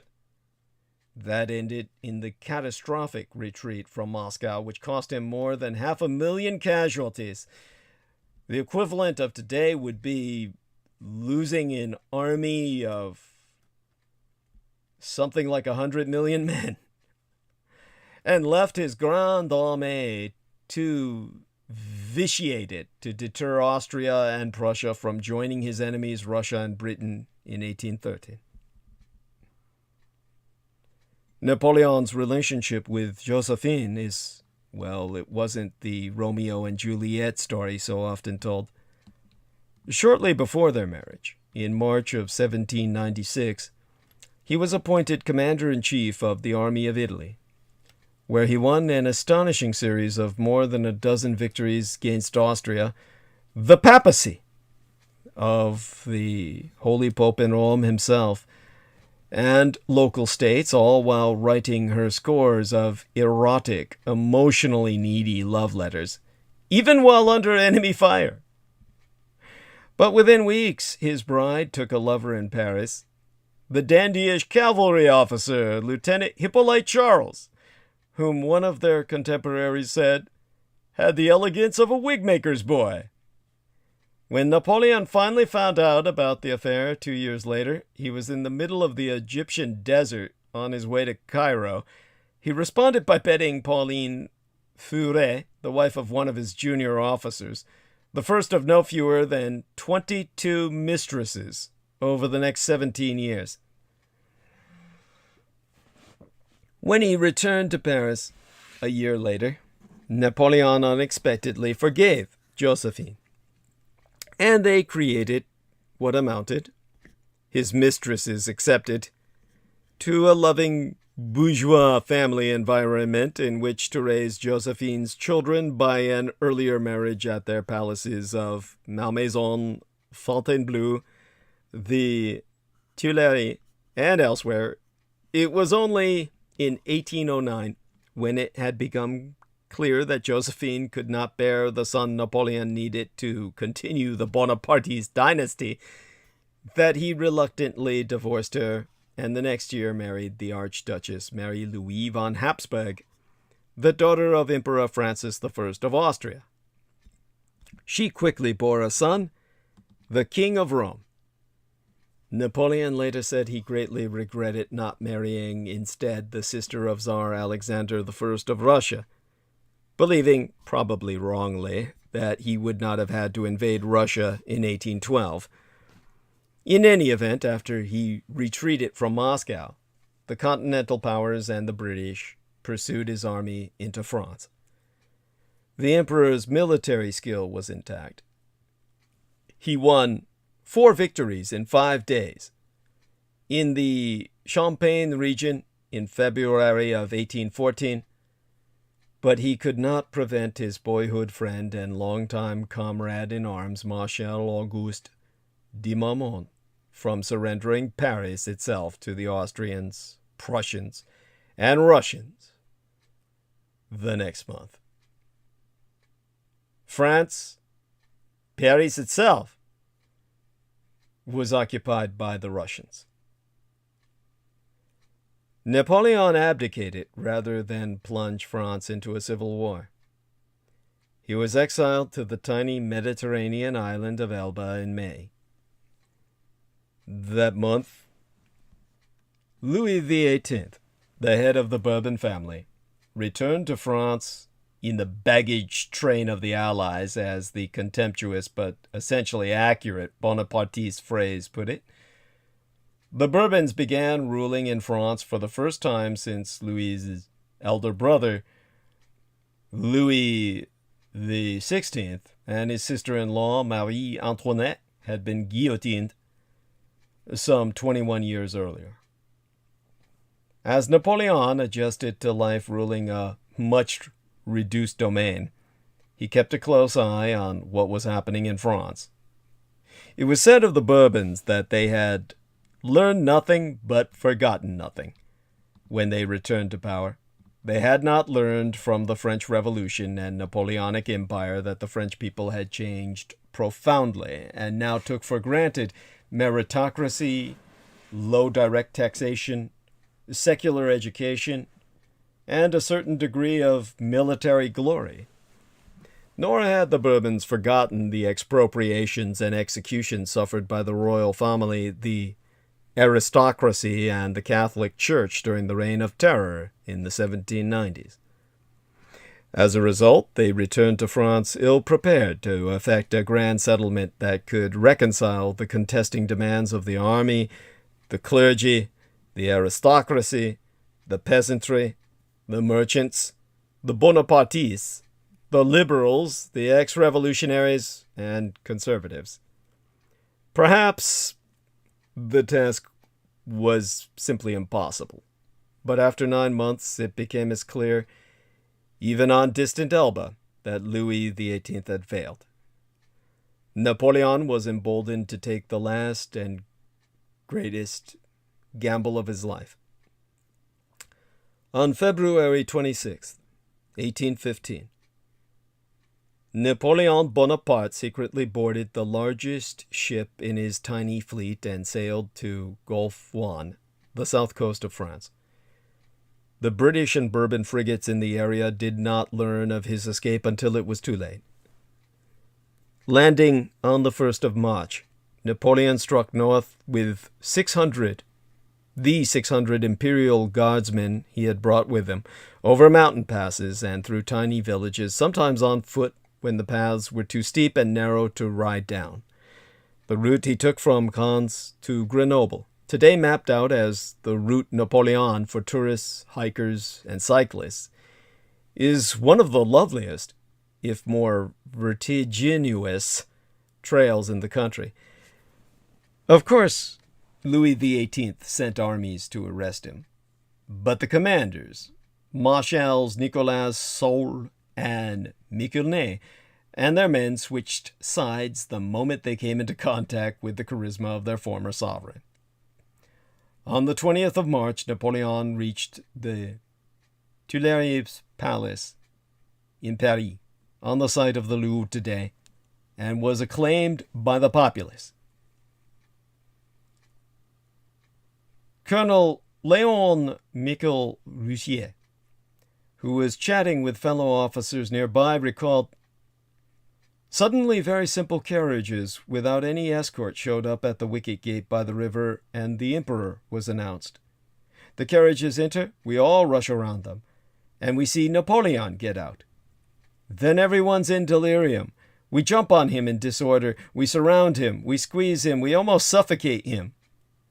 It was a magical arrival, the result of a road of over 200 leagues traveled in 18 days on French soil without spilling a single drop of blood."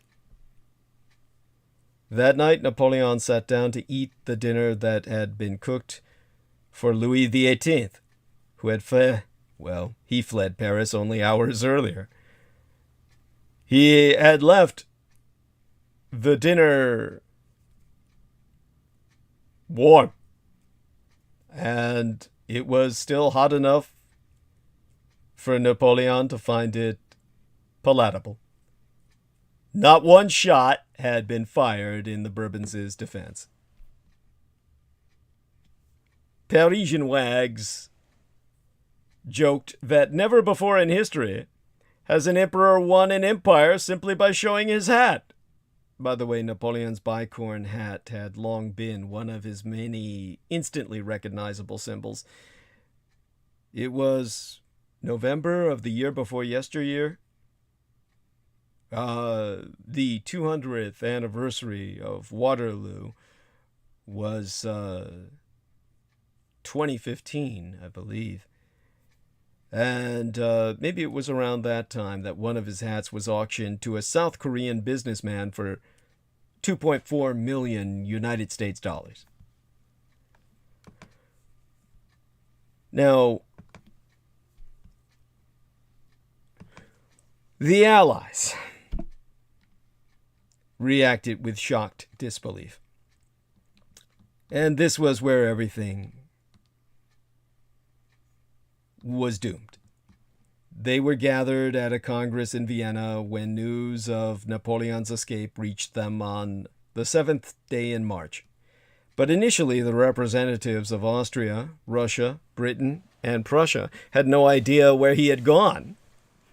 Once they established, 4 days later, that Napoleon had returned to France, they issued what has been called the Vienna Declaration.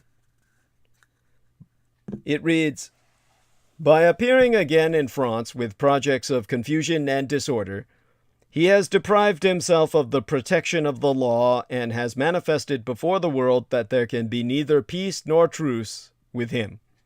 The powers consequently declare that Napoleon Bonaparte has placed himself beyond the pale of civil and social relations, and that as an enemy and disturber of the tranquility of the world, he has delivered himself up to public vengeance." This was, by the way, an invitation for any and all to kill him.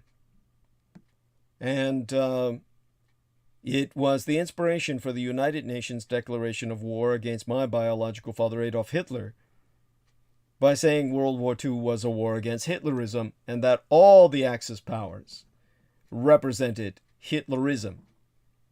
A war was declared against the person of a single man in the Second World War as it was against Napoleon in World War Zero. This language, which seems extremely tough to even modern ears, was a compromise from a draft offered by the French government, which, as the historian N.O.E. Cray later put it, virtually called Napoleon a wild beast and invited any peasant lad or maniac to shoot him down at sight. The Austrian Chancellor, Prince Clemens von Metternich, softened the wording because Napoleon was still the son-in-law of the Emperor of Austria, and the Duke of Wellington denounced the language as encouraging the assassination of monarchs. Nonetheless, the declaration clearly foreclosed any negotiation, just as the Allies in World War II would offer no negotiation to the Axis and demanded unconditional surrender of the Axis peoples.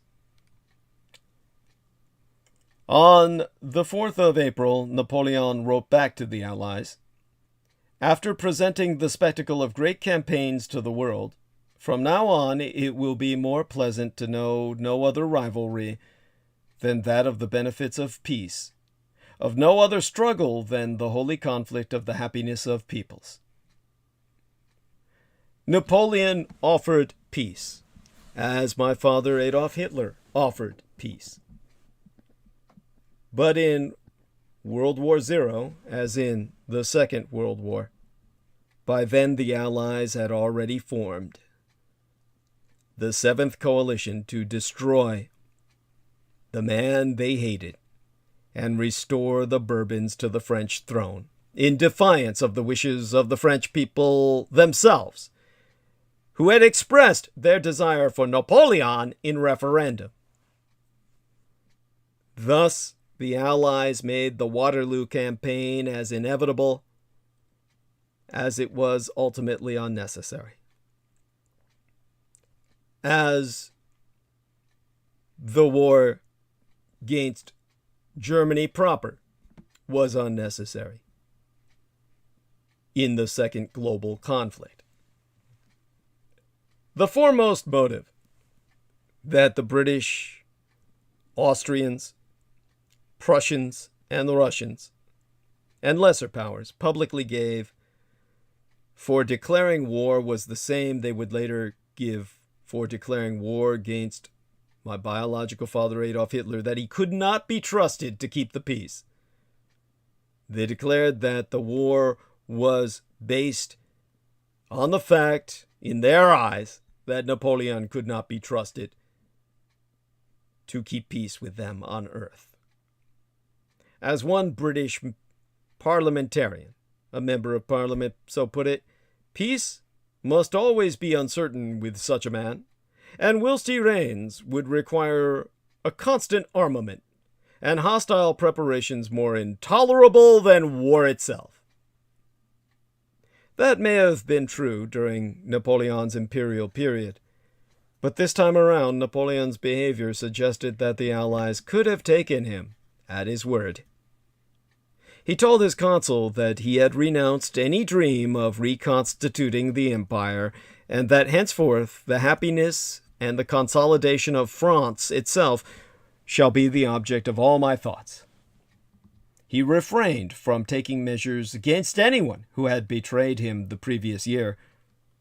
He proclaimed, "Of all that individuals have done, written or said since the taking of Paris, I shall forever remain ignorant." He immediately set about instituting a new liberal constitution incorporating trial by jury, freedom of speech, and a bicameral legislature that curtailed some of his own powers. It was written by the former opposition politician, Benjamin Constant, whom he himself had once sent into internal exile. Napoleon well knew that after 23 years of almost constant war, the French people wanted no more of it. His greatest hope was for a peaceful period like his days as first consul, in which he could reestablish the legitimacy of his dynasty, return the nation's battered economy to strength, and restore the civil order the Bourbons had disturbed.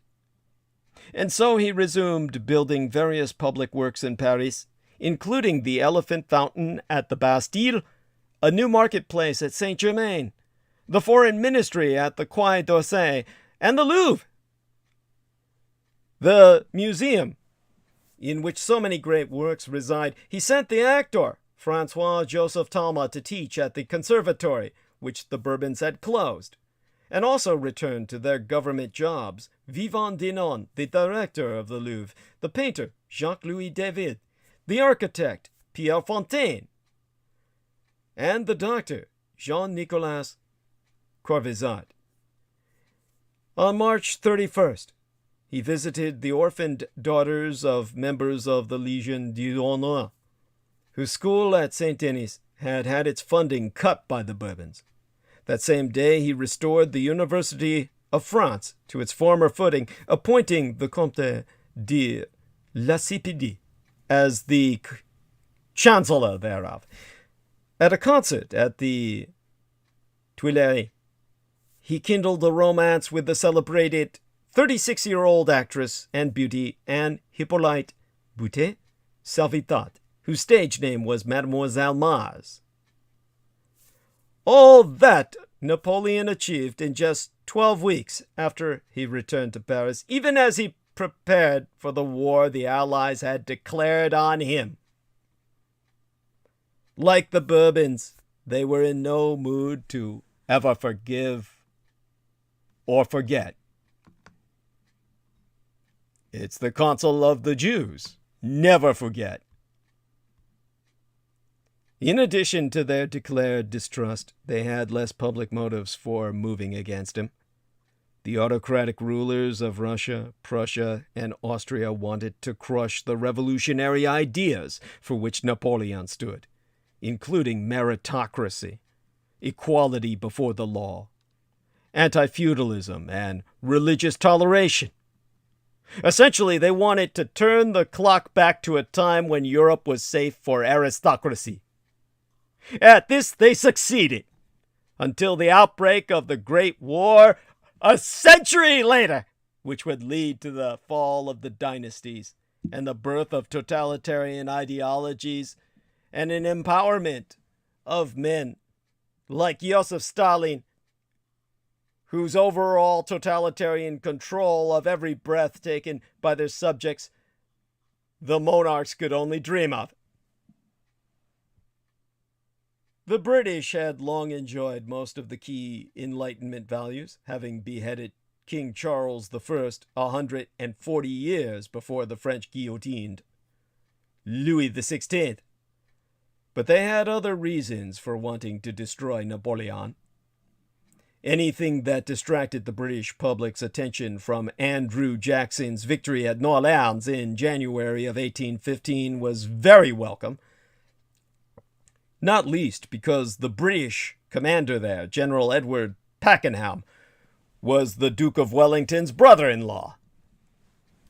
More gravely, Britain and France had fought each other no fewer than 56 years in the preceding 125, and Napoleon himself had posed a threat of invasion before Lord Nelson destroyed the French and Spanish fleets at Trafalgar in 1805.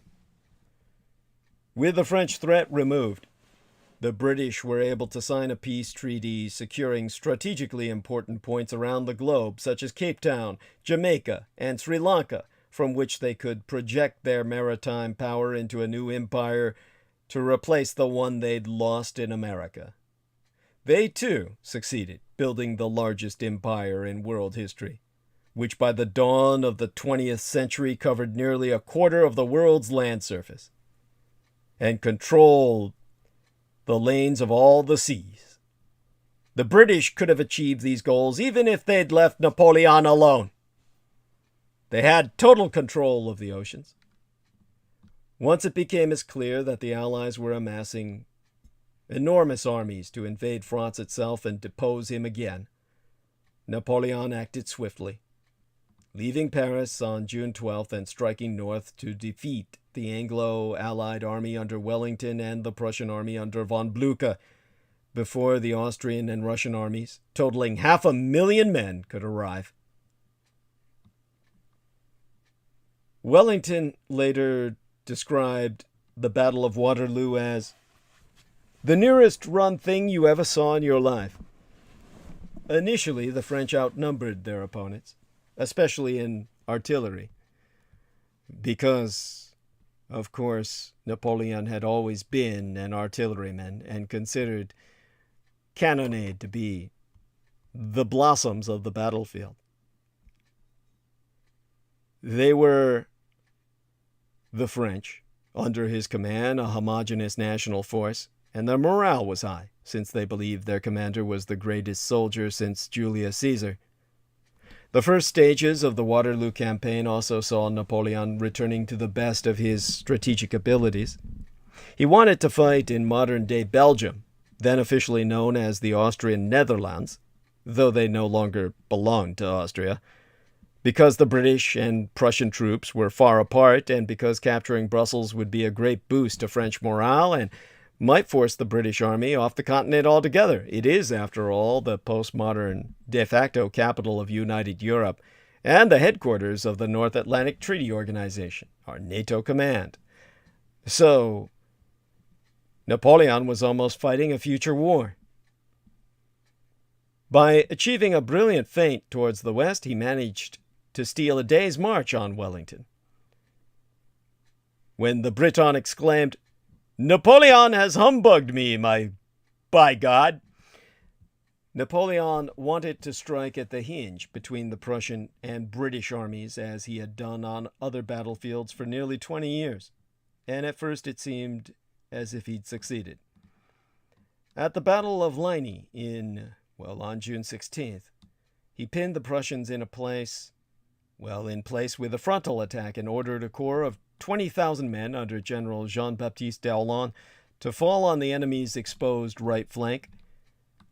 Had d'Erlon arrived as planned, it would have turned a respectable victory for Napoleon into a devastating rout of the Prussians. Instead, just as he was about to engage, d'Erlon received urgent orders from Marshal Ney to support Ney miles to the west, and so d'Erlon marched. Of that fateful June 18th, Napoleon later said, "Incomprehensible day," admitting that he did not thoroughly understand the battle, the loss of which he blamed on a combination of extraordinary fates. In fact, it was not incomprehensible at all. Napoleon was a man suffering intestinal cancer. The fact that he lived as long as he did after surrender is incredible. This was a man who belonged in a hospital. He had internal tumors which were large enough to give him a pot belly that was not at all from overeating. It made him look almost as if he were pregnant. It was sad, and it impacted his ability to even process the situation. And so, Napoleon split his army disastrously the day before the battle, put his senior marshals in the wrong roles, failed to attack early enough in the morning, did not discern that the Prussians were going to arrive in the afternoon, launched his major infantry attack in the wrong formation and his major cavalry attack at the wrong time, and unsupported by infantry and horse artillery, and unleashed his Imperial Guard too late. As he told one of his captors the following year, "In war, the game is always with him who commits the fewest faults." At Waterloo, that was undoubtedly Wellington. If Napoleon had remained Emperor of France for the 6 years remaining in his natural life, European civilization would have benefited inestimably. And he would have lived longer, because we know for a fact the British poisoned him to death with massive amounts of arsenic in his food. So massive that they permeate his very hair that we retain samples of because he clipped his hair for the keeping of lovely ladies who admired him as souvenirs. And it is saturated with British arsenic. That a man could live that long with that much toxins coursing through his system. Perhaps they were of some benefit in killing the cancer almost as a form of chemotherapy to a degree. But likely he would have lived much longer outside of British captivity and assassination. And Europe would have thrived.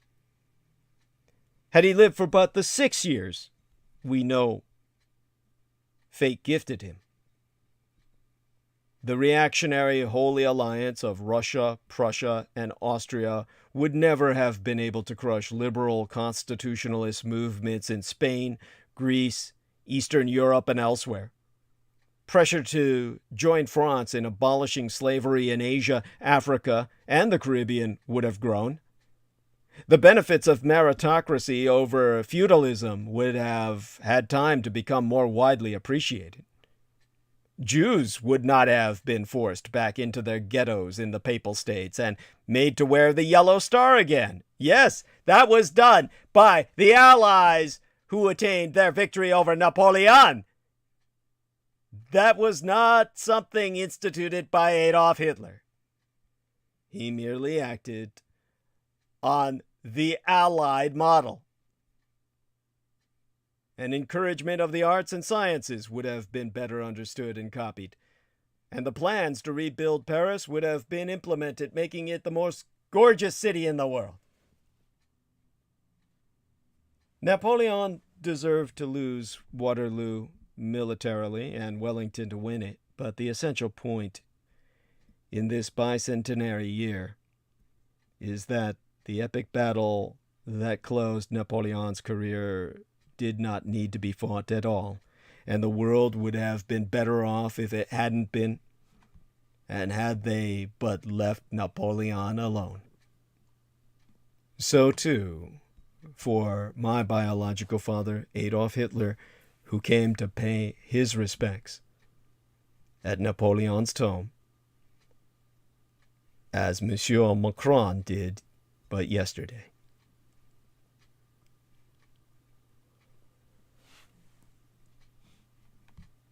Now I can go on in another transmission of how different Europe would be had war not been declared against the person of my biological father. But obviously, as a prototypical model so admired by my biological father Adolf Hitler, Napoleon Bonaparte gives you what example you already need to know of which side I'm on and why the world lost when Napoleon lost, and therefore the Napoleonic Wars were a world war which the world and mankind lost.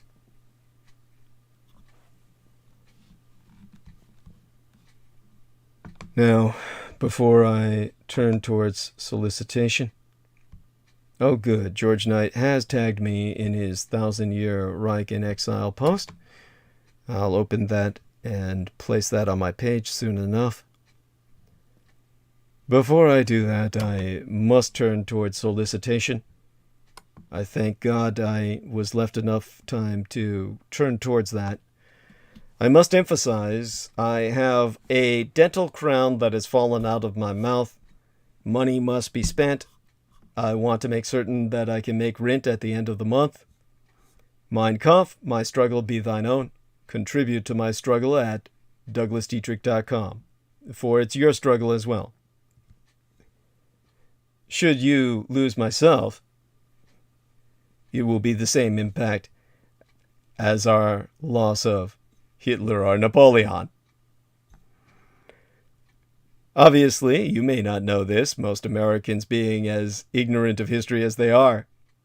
But Napoleon's grandson did come back to administer France at a later date, although he played to his weaknesses, which were military, and so all of his quite admirable accomplishments at home have been ignored. So he is not well remembered.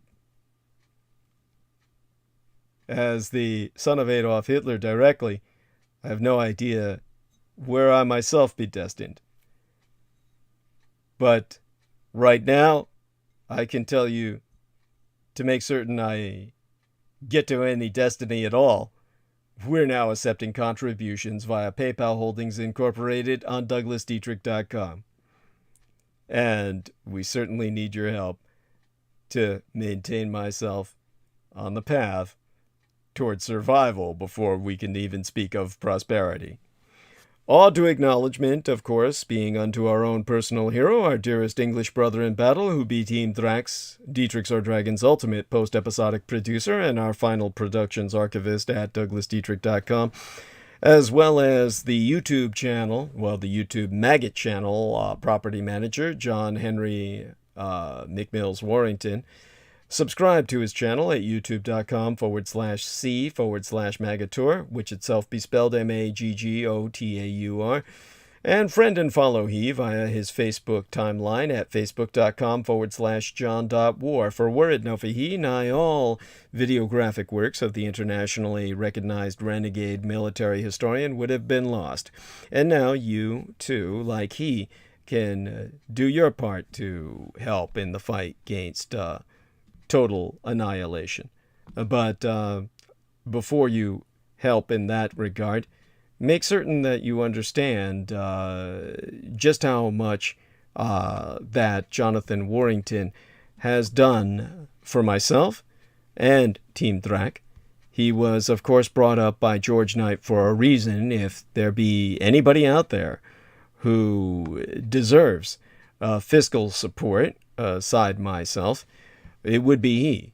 And that's because he took it upon himself to download into his own personal hard drives the majority of what I've produced or published in terms of videography, so that we could reconstruct my legacy online years after being scrubbed completely from the internet by no less than, well, it was done no less than thrice, that's 3 times, by various parties, The last overseen, of course, by Lena Shea, when I was wiped from the internet completely, and we could never have reconstructed ourselves at all without the help of John Warrington. So understand that he has served as the bridge between the Akashic Records and the cyber matrix, the data matrix of the material world. And in that sense, he's my creator. Because, of course, he enabled us to recreate what I have to offer that would otherwise have been lost. So go to his channel to view my shows by putting Douglas Dietrich in the search bar at odyssey.com/@Magady. That's spelled odysee.com/@maggot:"E", which sounds grotesque as hell, maggot colony, but hey, that's an image you won't forget. And therefore you can remember that if you can at all retrieve my videos thereon, you'll be able to watch them, which provides credits because they use a kind of Bitcoin in this showboat over there at Odyssey. And with those credits, that allows John Warrington to upload more shows. The user interface on Odyssey is completely retarded, but it has no censorship. So it serves at the very least as a further backup for what I have to share. So in that regard, of course, you can help the Maggot Man, who, were it no for he, nigh all the works of the internationally recognized renegade military historian would have been lost. You can, if financial aid no be prohibitive per budgetary constraints, electronically relay him some monetary assistance via PayPal, where you can donate to the Maggot Man, aka John Warrington, by clicking send on your PayPal account page and then entering his email address, john_war@hotmail.com. And you can PayPal him directly at paypal.me/Maggotaur, MAGGOTAUR. Of course, I'm not going to lie. I need your help this month. And so you can do your bit by spreading the word about Douglas Dietrich, that he, the biological son of Adolphus Jacob Hitler, which you can find out more about at douglasdietrich.com/2019/05/08/ Douglas Dietrich, son of Adolf Hitler, fighting Gates' white supremacist neo-Nazis. Confer a while there, the homepage of showsdd.com, where you can find a footnote on my bio, sire, which explains the etymology of my biological father's name, the name what made the man. And once you've educated yourself in that regard, spread the word far and wide to all and sundry that the scion of Adolf Hitler, Douglas Dietrich, be alive and well and resident in the city and county of San Francisco. And if at all possible, encourage others to electronically relay their contributions at paypal.me/Douglas Dietrich, indicating myself friends and family. There's no other choice, and you cannot disambiguate. So you need to do that in order to maintain the integrity of your contribution, which will otherwise be rated by that faggot Peter Thiel, who, of course, established PayPal for just that purpose. And he doesn't need a dime, being a multi-billionaire. So in order to retain the integrity of your contribution to myself, add the indication that I'm friends and family. And of course, there's options if you find that too distasteful, but I don't see why you would. We are all extended electronic family here, and we're certainly friends, or you wouldn't be sponsoring me. And people are forever asking, Renegadus Humanus Arma Amaza Erudicio, the renegade human weapon of mass instruction, what they can do to fight the pedopathophilocracy, such being our present Slavo-Western government by patriarchy of pathological pedophiles. You can all help spread awareness by supporting myself. we have a new contribution page on DouglasDietrich.com where you can make a donation online using either the credit or debit card. Simply go us to DouglasDietrich.com and click the yellow Donate button. Now, you're going to have to click that anyway when you use the red Donate button to use any other credit or debit card other than PayPal, where you need not worry about any middleman. So if you don't want to indicate myself as friends and family because that's just somehow feels dishonest to you, or for some reason you feel that to be distasteful, then take any other credit card or debit card aside PayPal and hit the red Donate button. Then no middleman need be worried of. No one will take their pound of flesh from your contribution to compromise it. Nevertheless, thereafter, you will click the yellow Donate button to reward yourself, should you wish to do so, with access to our archives, because that yellow Donate button will bring you to the homepage of showsdd.com, where you will register for the online archives, thereafter being able to avail yourself of them at your leisure, whenever you wish, simply by logging in. Because all sponsors will be granted exclusive electronic access to both my videographic and audio recorded archives through to this year, from the 2011th year in our Lord, the very year mine own late and sainted matriarch, the Grandma Dame Diana Lin Zujin Takabayashi Hideko Dietrich, was murdered, assassinated nigh immediately aftermath, Sanjuichi Sensemi, the 3/11 terror attack against the Fukushima Daiichi, or Big One cluster of nuclear power plant facilities on site, the 7,000 isles of the Greater Japanese Empire, when 'twas deemed by much Native American cosmological reckoning that the first rays of the dawning of the Sixth World broke upon us, and magics could again be worked conjointly with Mother Earth to redeem the folk upon her. They're not on YouTube anymore, whereon the intra-global crisis analyst Douglas Dwayne Dietrich long agone established his high-profile visibility platform per rationale of personal security by way of public promotion. So only on contribution will thy membership be processed within 48 through 72 hours, between 2 to 3 days, for full access to all mine archives, meaning all those videos that John Warrington saved, aside those on the Maggot Douglas Dietrich channel. And again, you can go there to odyssey.com at maggot:/odyssee.com /maggot:/E, and boost his credits, which allows him to upload more shows because of the kind of cryptocurrency they use for that sort of thing there. You can report to him whether you can access the videos at all. Many people cannot, but some people can. So it's a gamble, but it's the best way we have to create a further backup for what I have to offer the world. And the YouTube channel, named Taboo Bros 2, spelled TABOO space BROS space Roman numeral 2, as managed by the mixed martial arts maestro Daniel Arola, who you can visit at facebook.com/Daniel.Arola.3, even though he's in Facebook jail right now, of Damage, or the Daniel Arola, DAMAG, the Daniel Arola Martial Arts Group Incorporated Cali Combatives. Check them out as well. They have their own Facebook group. Optionally mail either checks or money orders, never cash, to the personal residential address of the Mr. Douglas Dietrich, which itself be listed on douglasdietrich.com/donate-2.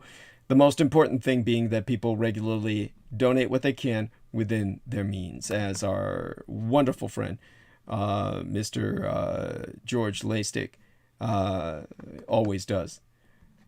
Now, getting a message from Peter Moon. Okay, well, I'm glad he's all right.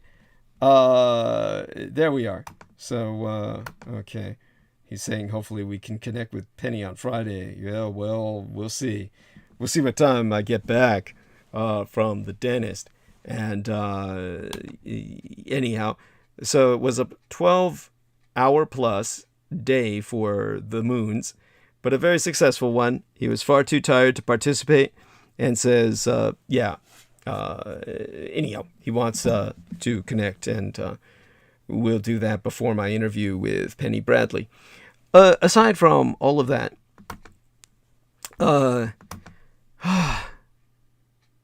let me try and remember where I was in terms of solicitation. Foremost among Axis Daddy D's donors, aside his mistress and manageress Selena Khan, be our most beloved greater British brother in battle, the Team Drax, Dietrich Dragon's heavyweight lifting keeper of the spirits, and YouTube Bizarre HD channel managing mixologist George Edward Knight, who you can friend and follow at facebook.com/george.e.knight.7, and subscribe to his channel at youtube.com/user/bizarrehd, Bizarre HD itself being spelled BIZAREHD. He being mine own personal hero who has substantially delivered towards my salvation from the streets, and whose self-produced videos entitled How the United States Won World War I and Why We Are Still Legally at War with the Third Reich both be factually substantiated per mine own expositions, as is his latest production, now published, The Thousand-Year Reich in Exile, subtitled The Third Reich's Flugelrad and Hanabu Technologies. Do avail yourself of that. I'll be unleashing it on my own Facebook timeline any minute, and encourage everyone to check it out and subscribe, of course. Indeed, the last Dithrakogulvias, the son of Dietrich's, or son of a dragon's, Anglo-corrupted as Dracula's, expositions via YouTube would not be possible sans generous benefactions from my listeners on a monthly basis.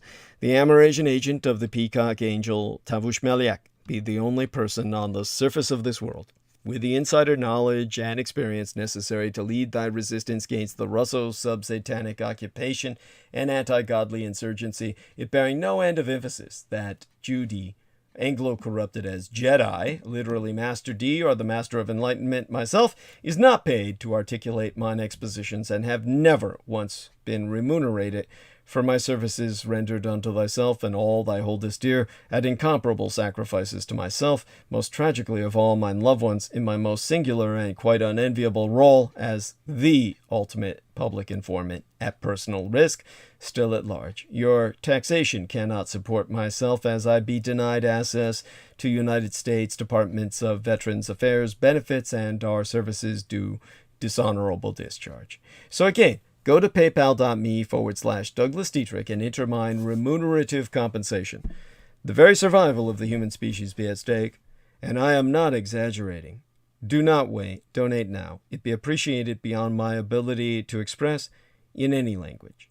As well, forget not to subscribe to the Douglas Dietrich YouTube channel at youtube.com/C/Douglas Dietrich, and click that notification bell in order to receive notifications that live streams has started. Even if you be subscribed, you will only receive notifications if you select all in notifications. To reemphasize, subscribe to the Douglas Dietrich YouTube channel at youtube.com/C/Douglas Dietrich. And finally, tune in at 8 p.m. Eastern Daylight Time. That would be 5 p.m. Pacific Daylight Time every Wednesday and Sunday, and click that notification bell in order to receive notifications that live streams has started. Over and above all else, subscribe and support at douglasdietrich.com, and most importantly, beyond even that, donate at paypal.me/Douglas Dietrich, indicating myself, friends, and family, so that the blood money is not excised to compromise your contribution by that faggot Peter Thiel, the gay lover of Jared Kushner. No joke.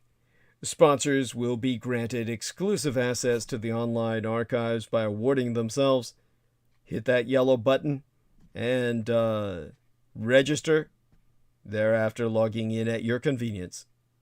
to avail yourself of all the video and MP3 recordings of Douglas Dietrich from 2011 through to the present day. All right. So, having finished our solicitation for tonight, my love unto all who support myself. If Jameson Reese is with us, he can share his final thoughts into the morning and wish everybody the best of days. Let's see if he comes on. And certainly Mandy Ude is welcome to join us if she's around. She can jump in at the last moment to say hi and tell everybody good day. Seems neither one is responding. Fine enough and understandable. And my love to the concurrent viewers who are certainly, apparently, all supporters, and at the present moment at least. And to all of you, have a blessed day. Definitely looking forward to hopefully sharing my experiences at the dentist next time I return. Not looking forward to having to go and wait amid a COVID-infested waiting room. So maintain myself in thought and prayer that chicken shit, one shot and you're done jab from Jensen via Johnson & Johnson holds off the virus from all around me when I check in with the dentist in the morning or afternoon of this Friday. Oh my fucking God. All right then. My best be unto thee. My love unto all my friends. And so much for the ladies that be with us tonight. Love you all. Veronica Bavara, Karen O'Connor, Sarah Lyons, I hope she's out there. So many others. If I've forgotten yourselves, forgive me. Amanda Ude, of course. And, of course, Selena Khan. Blessed be. All right. Ragnar Lodbrock says, good night, Douglas. Love you. We all love and appreciate you and your global saving glory. Thank you, sir. All the best to Ragnar Lodbrock, who has wonderful salutations as we check out. He says, I love to hear you to the end. Thank you, dear brother. Love your being here. With that, he says, good night and sweet dreams. Thank you, sir. And by the way, you can say good day and sweet dreams, because the day for me is fine. I sleep through the sunlit hours when things are normal.